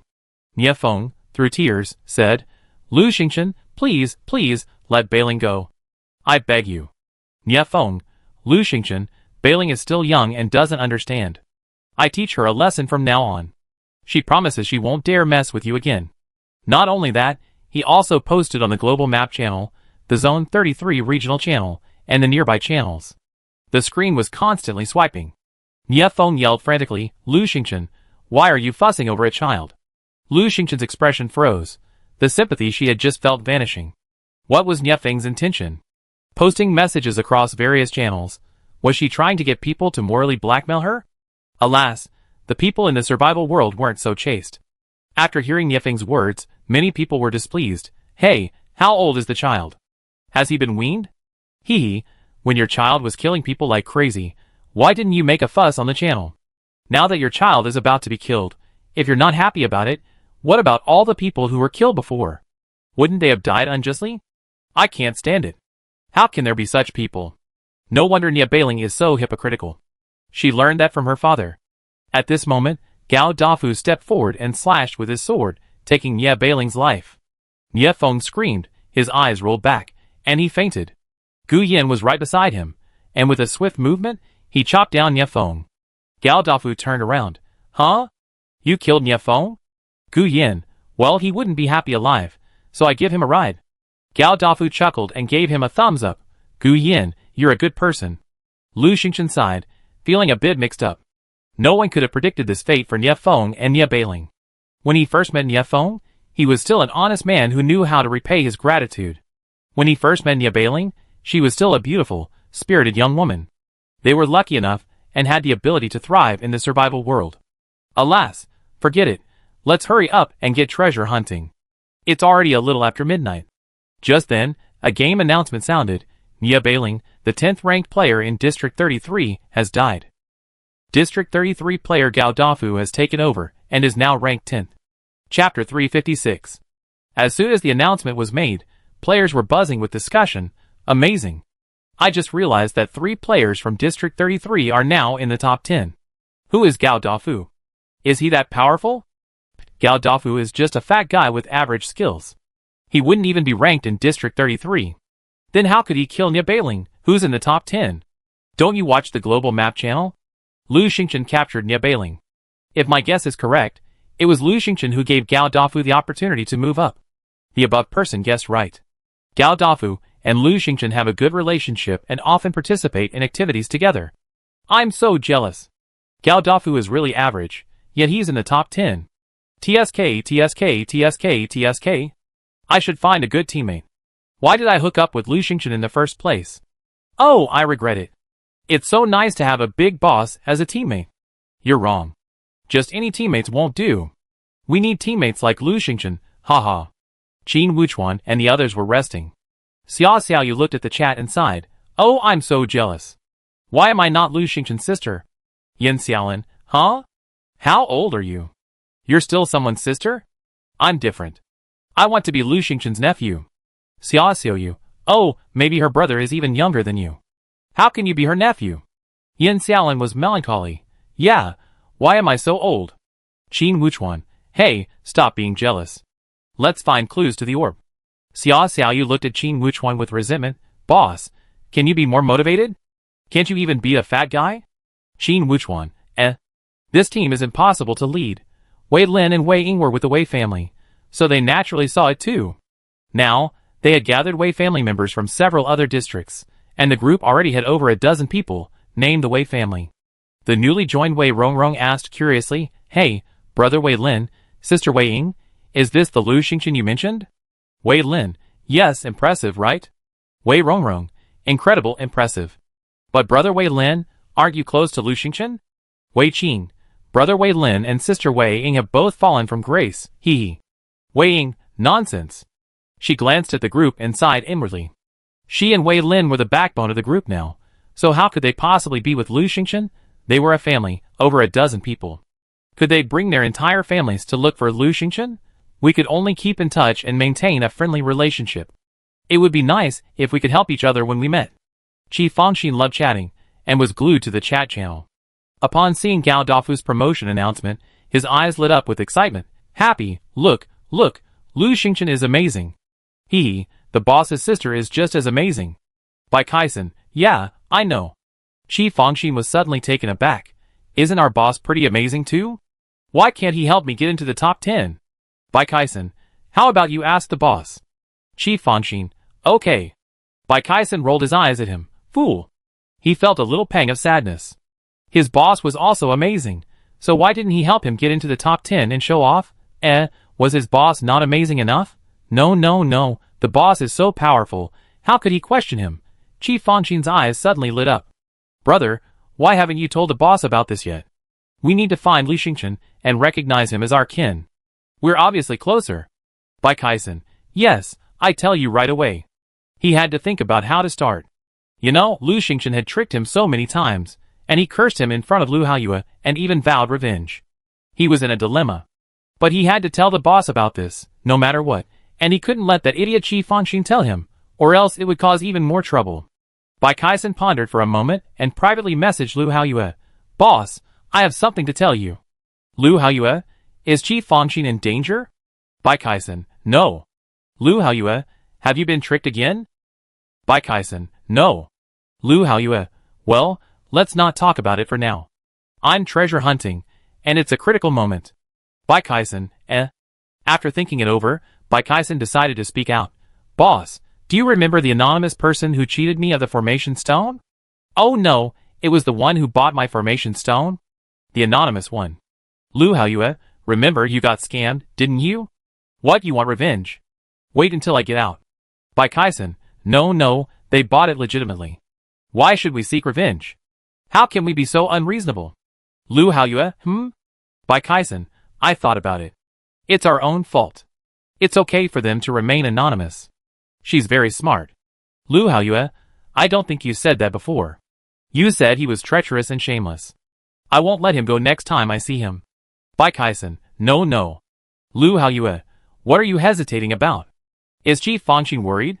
I don't have time to chat with you, I'm busy. By Kaisen, then we saw her again. Lu Haoyue, I know you've been tricked again. What, are you still blaming me? Stop talking nonsense. Wait until I get out and kill him together. By Kaisen shuddered with fear. Isn't it bad? Lu Haoyue, he's tricked you so many times, and you're still defending him? By Kaisen, when did you become so sanctimonious? Chief Fangxin's voice boomed. Brother, it's been so long, why haven't you explained it clearly? Just say it directly, boss. We found our sister. We saw Lu Xingchen. Lu Haoyue's voice suddenly became excited. Really? How did you confirm that? She looks just like the portrait I drew? Chief Fangxin, come on, boss, who could look like your portrait? Isn't that a monster? She looks a bit like you, and she's really amazing. She's at the top of District 33. Lu Haoyue's voice immediately tinged with laughter. Really? Great. Little Xingxing has made it. Chief Fangxin, oh, I remember. I anonymously searched for Xiaoyaya in the chat channel. Aw, boss, you're not Xiaoyaya, are you? Lu Haoyue, He immediately noticed something was wrong. Anonymous? Chief Fangxin, haha, yeah, she's the one who's been cheating my brother out of his anonymity so many times. Lu Haoyue, oh. After a long moment, Lu Haoyue let out a laugh. Not bad. My sister is really smart. By Kaisen, you should learn from her in the future. By Kaisen breathed a sigh of relief. Okay. Lu Haoyue's voice suddenly turned cold. I remember what you called her? By Kaisen's heart immediately rose. Boss, that's not true. Forget it. Lu Haoyue sneered. Haha. Chief Fangxin didn't care about that. He was heartless. Lung continued to fuss. Boss, when are you coming? Hurry up. I need to find my sister and recognize her.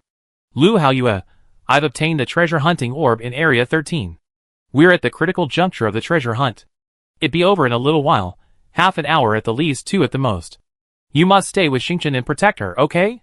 Chief Fangxin muttered, but I need my sister's protection. Bai Kaisen pushed him aside. Get out of the way. He packed up and said, let's go find my sister. At this moment, Lu Xingchen was using the treasure hunting orb to search for treasure. Treasure hunting orb. Following this orb will allow you to find treasure within an area. You can use it now. Do you want to use it? Chapter 357. Lu Xingchen, yes. Please select the treasure location. Note, once selected, it cannot be changed. Swish. A map of Area 1 appeared, revealing 3 treasure locations. One on the far left, one on the far right, and one in the center, just like before. 1 real, 2 fake. Lu Xingchen took out the treasure identification card without hesitation and used it. The 2 glowing spots on the map went out, leaving only the one on the far left. Okay, the treasure is there. Lu Xingchen examined the location carefully, frowning slightly. This place is quite far away.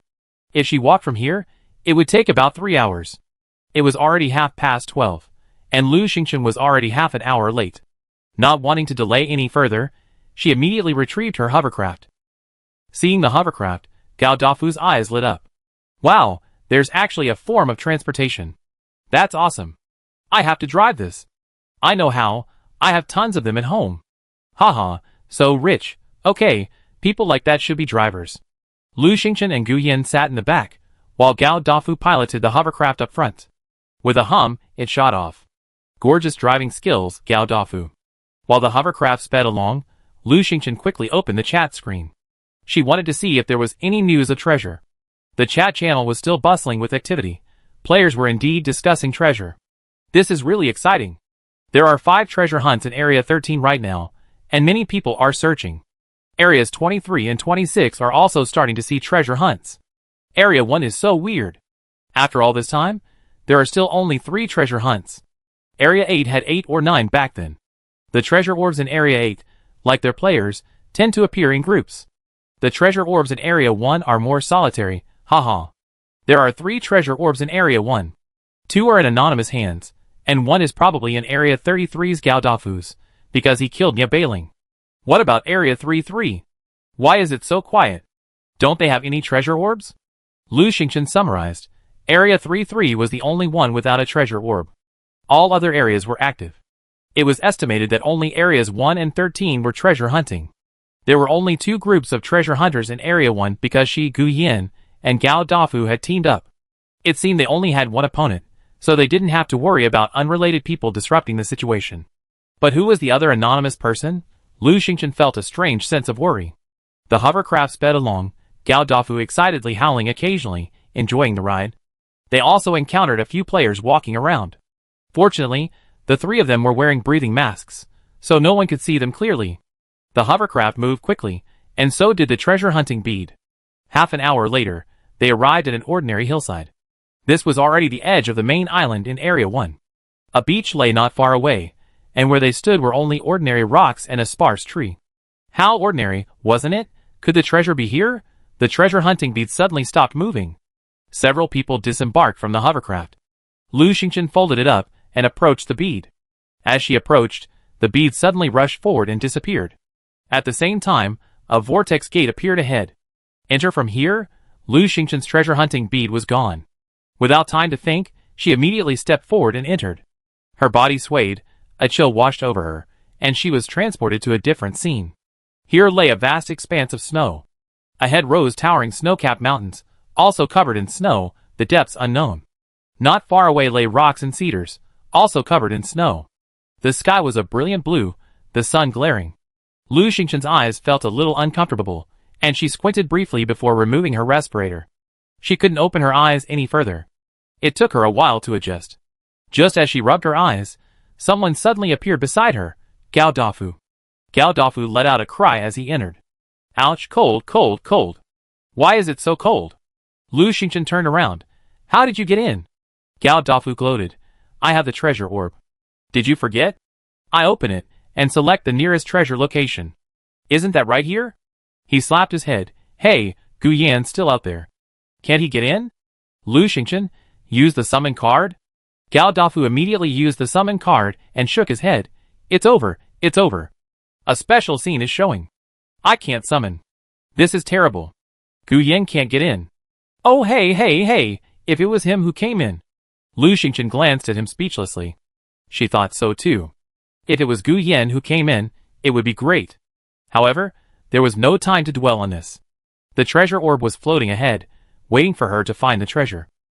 Lu Xingchen immediately followed the treasure orb forward. It was cold here, but she couldn't feel it in her invincible suit. But Gao Dafu was freezing. He had brought a lot of stuff, but no cotton clothes. So, he followed Lu Xingchen, sneezing and blowing his nose, shivering like a cuckoo. Unable to bear it any longer, Lu Xingchen sent a message to her grandmother, who soon sent her a thick cotton jacket. She gave the jacket to Gao Dafu, who bundled up into a ball, finally warming up. The 2 of them followed the treasure hunting bead for about 10 minutes, when it suddenly stopped, as if stuck. The bead circled for 3 or 4 minutes, drifting back and forth, left and right, before regaining its bearings, turning a corner, and drifting to a high snow-capped mountain. Gao Dafu was puzzled. Has this treasure hunting bead lost its memory, or has it lost its way? Lu Xingchen frowned. That's strange. She had used the treasure hunting bead several times before, but it had never been like this before. How could it get lost? It was unbelievable. Concerned, she asked Gao Dafu to take out his own treasure hunting bead and test it.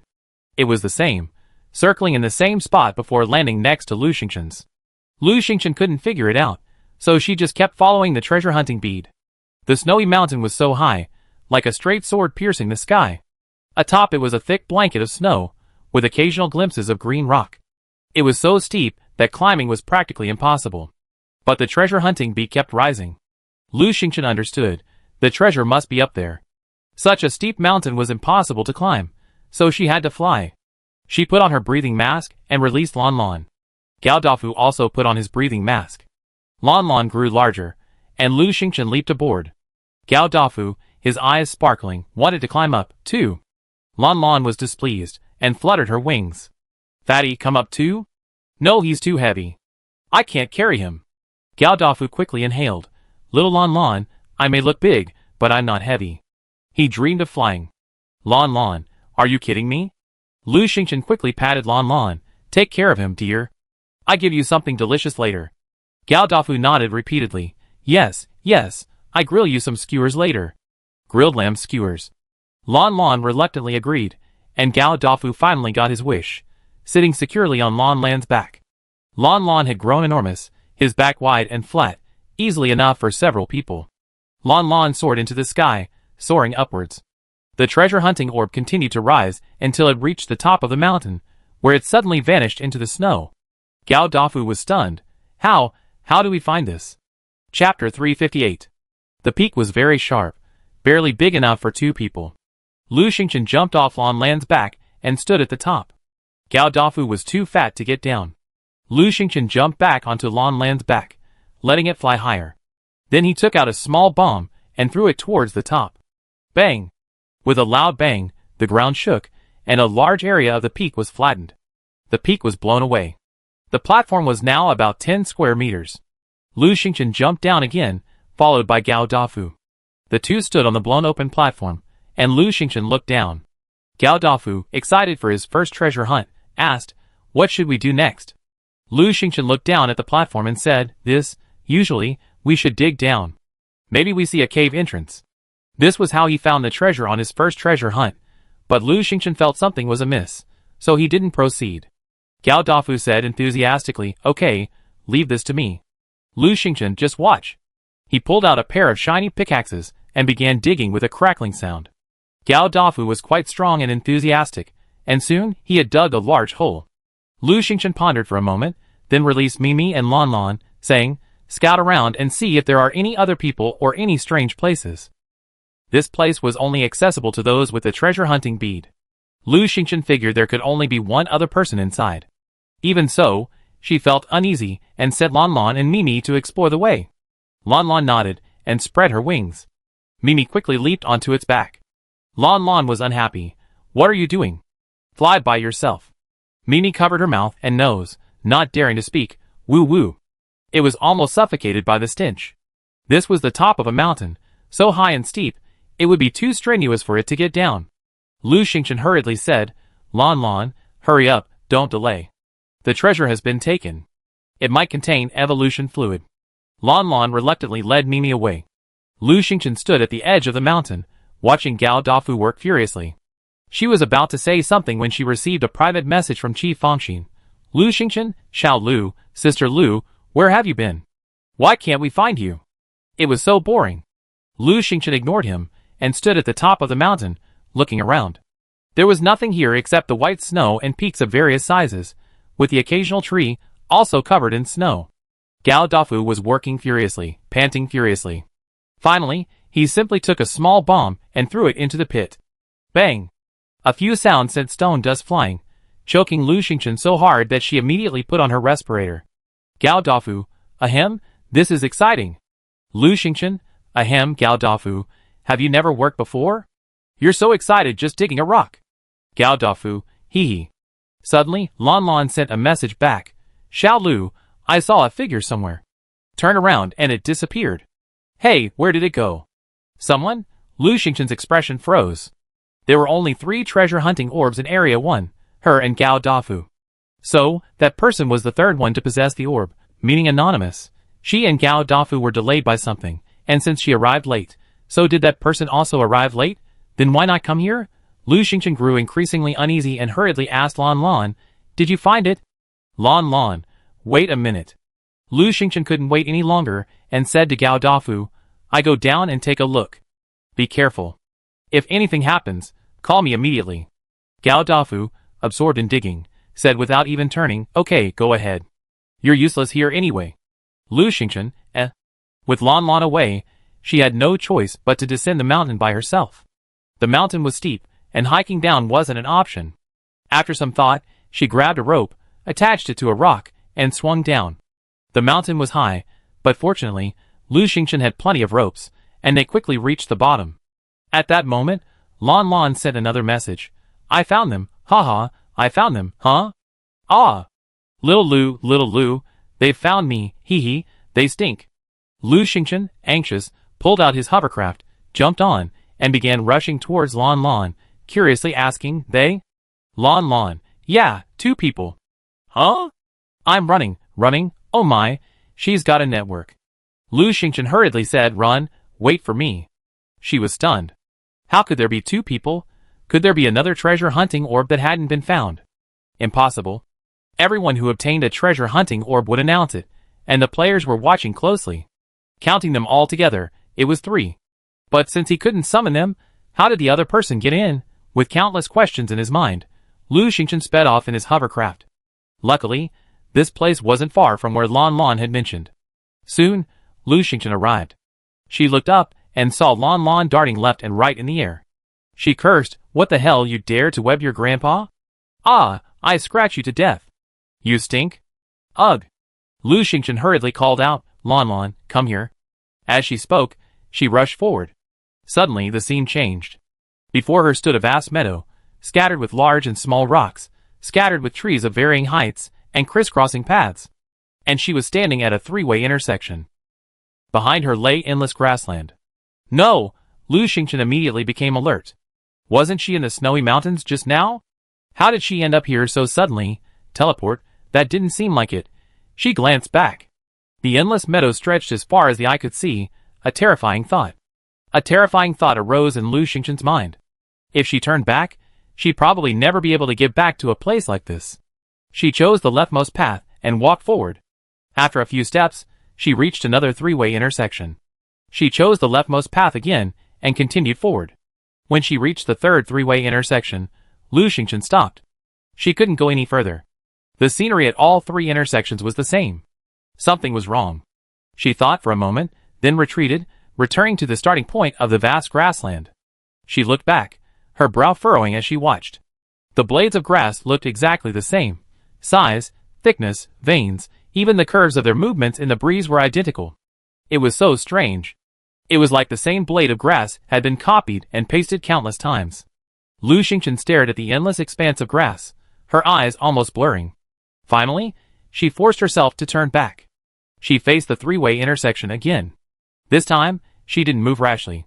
She simply observed carefully, memorizing everything around her, even the size and location of every stone, before moving forward. At the second fork in the road, she looked again and confirmed that they were all the same. If she kept going forward, making choices, she would encounter the same fork over and over again, endlessly, with no end in sight. This couldn't happen. She immediately stepped back and examined it carefully. After staring for an indeterminate amount of time, her eyes suddenly widened. Could it be a maze? Chapter 359. Lu Xingchen recognized it as a maze because she saw 6 identical banyan trees, 2 near the intersection, 1 about 10 meters ahead, another in the middle, and 3 more trees spaced the same distance apart. Their placement was identical to the one she set up the formation. If she hadn't had a good memory, and hadn't observed it carefully, she wouldn't have been able to discern it. It was good enough to recognize the location of the formation stones. Lu Xingchen wouldn't break the formation, but she could damage it.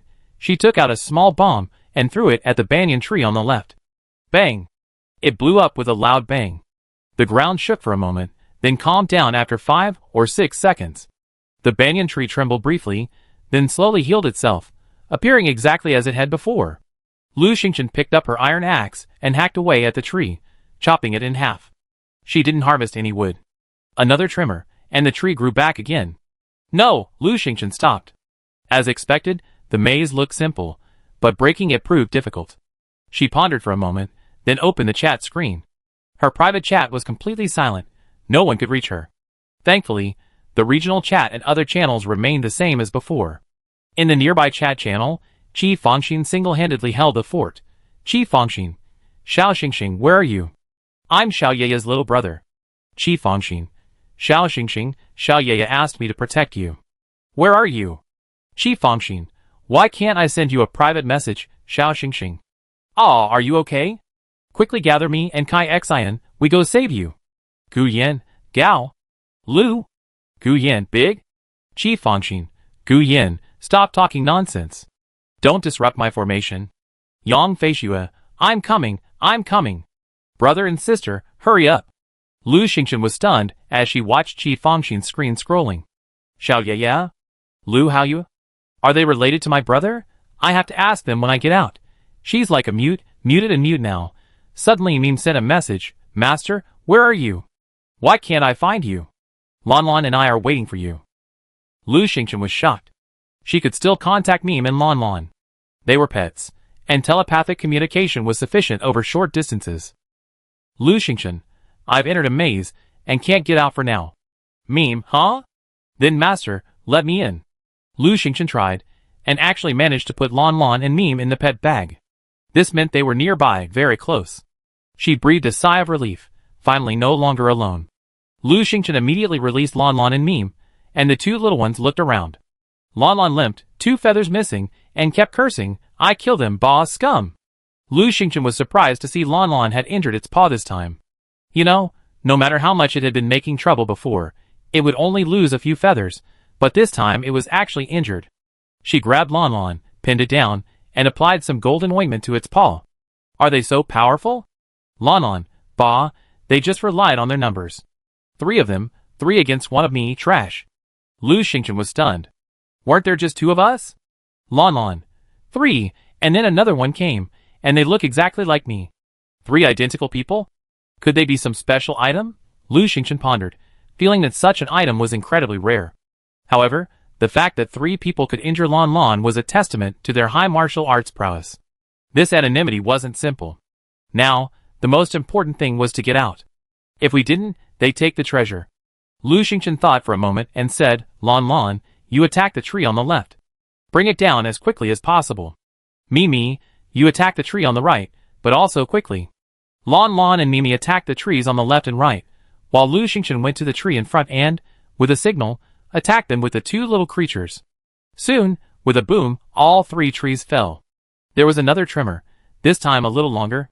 After about half a minute, the 3 trees returned to their original state.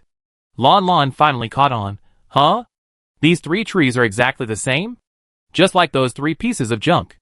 Lu Xingchen, haha, not 3, 6. They're sextuplets. She pointed at the 3 banyan trees in the distance.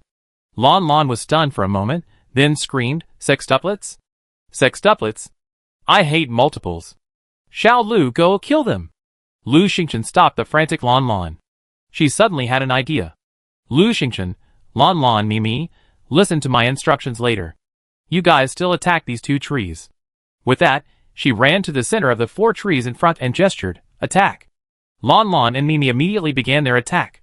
Lu Xingchen took out the bombs and small bombs he gotten from Zhang Xiaodao and threw them at the 4 banyan trees one by one.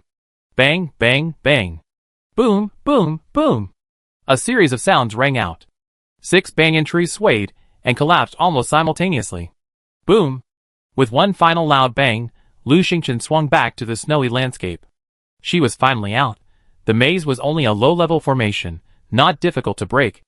As Lu Xingchen emerged, she glanced up and saw a figure flash by on the slopes of a nearby snowy mountain. Lon Lon yelled, it's him, it's them, the triplets. Lon Lon had learned this by heart, calling the same people triplets. Lu Xingchen immediately patted it, quick, take me up. Lon Lon instantly grew larger. Lu Xingchen and Mimi jumped onto its back, soaring into the air.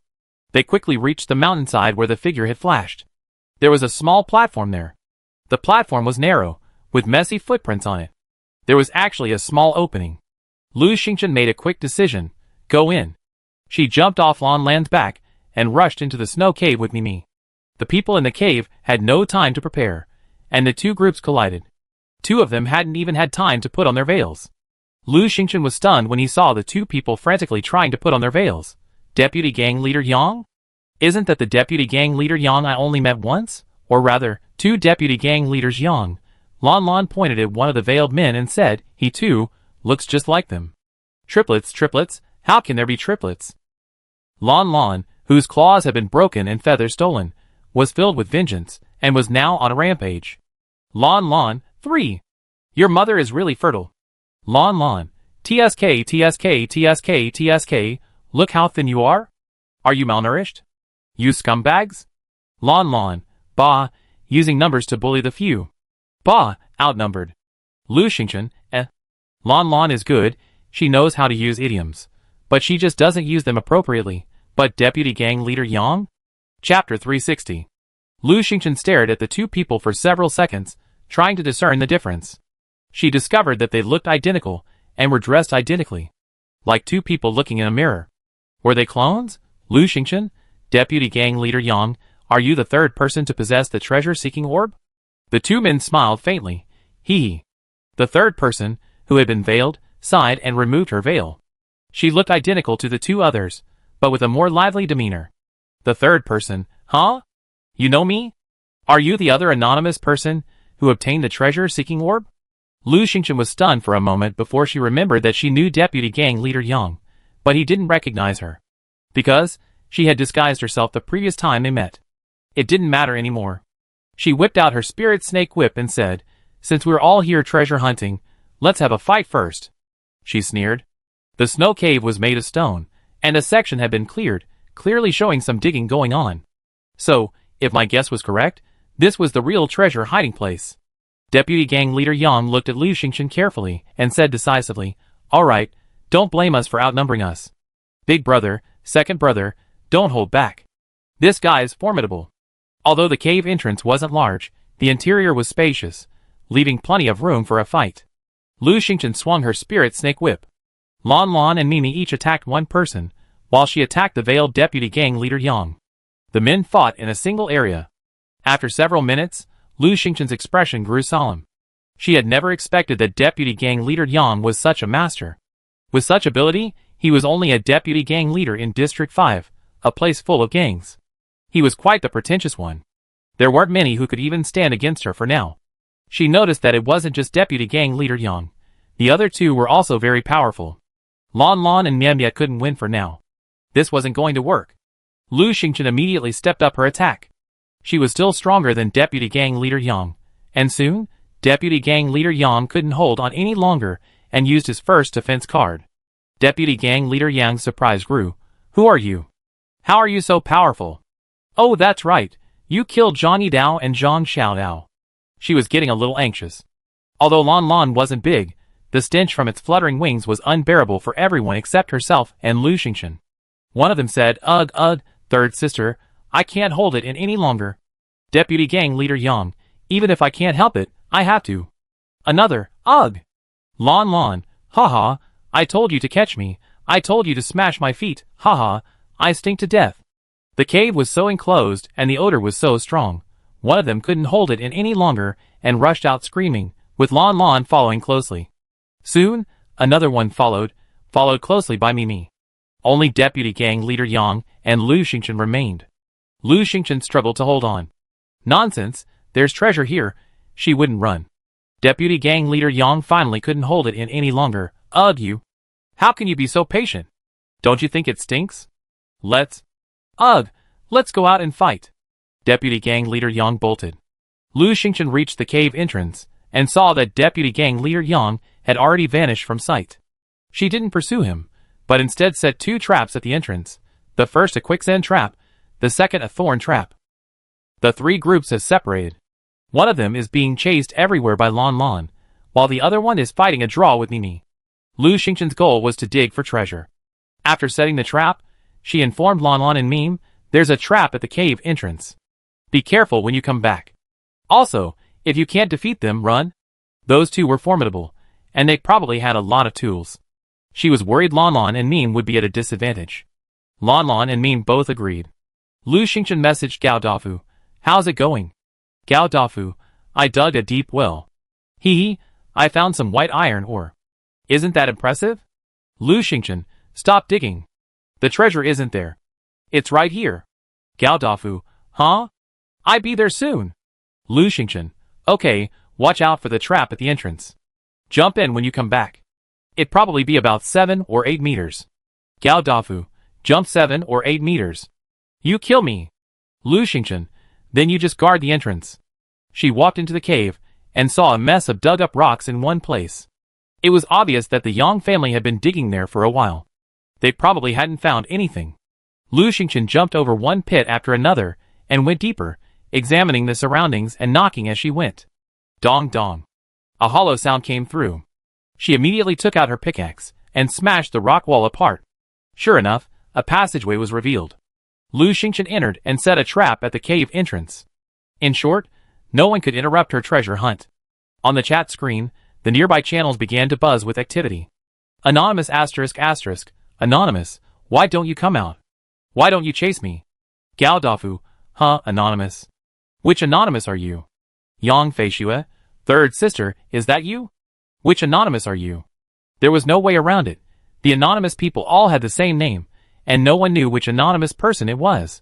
That anonymous person, Deputy Gang Leader Yang, kept calling out for Lu Xingchen. Lu Xingchen was busy treasure hunting and didn't bother to pay attention. After a while, the anonymous calls stopped, and the nearby channel returned to silence. Gao Dafu hurried to Lu Xingchen's location, keeping an eye on his surroundings. Finally, he followed Deputy Gang Leader Yang's and the others roped to the platform, only to be met with a comical sight. Deputy Gang Leader Yang was trapped in a quicksand trap, and the other two, one holding the other, were sweating profusely as they pulled her out. Deputy Gang Leader Yang was halfway inside, his expression solemn. The other two were anxious. Third sister, why are you so heavy? Third sister, I can't pull you. Nearby channel, Yang Feifeng, Yang Feishue. Yang Feiyu, Yang Feishue, Yang Feishue, come quickly, your third sister's fallen into a trap, come quickly. Yang Feishue, huh? No way. Wait, I be there soon. Gao Dafu, wait, why are there so many people around here all of a sudden? This is terrifying. Isn't it true that only one treasure hunting bee can be brought in? Why do you all look so much alike? Gao Dafu, Lu Xingchen, say something, I'm scared.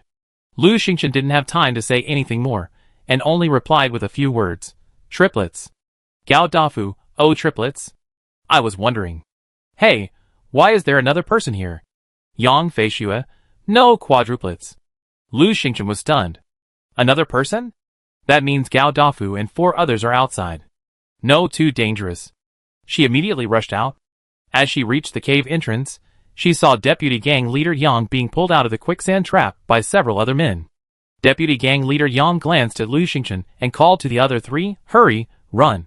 Swish, swish, swish. The 4 of them sprinted down the platform like a gust of wind, dashing towards the exit. Lu Xingchen stared at the short figure at the end, stunned. Why did this person look so much like a dwarf? Yang Feishue.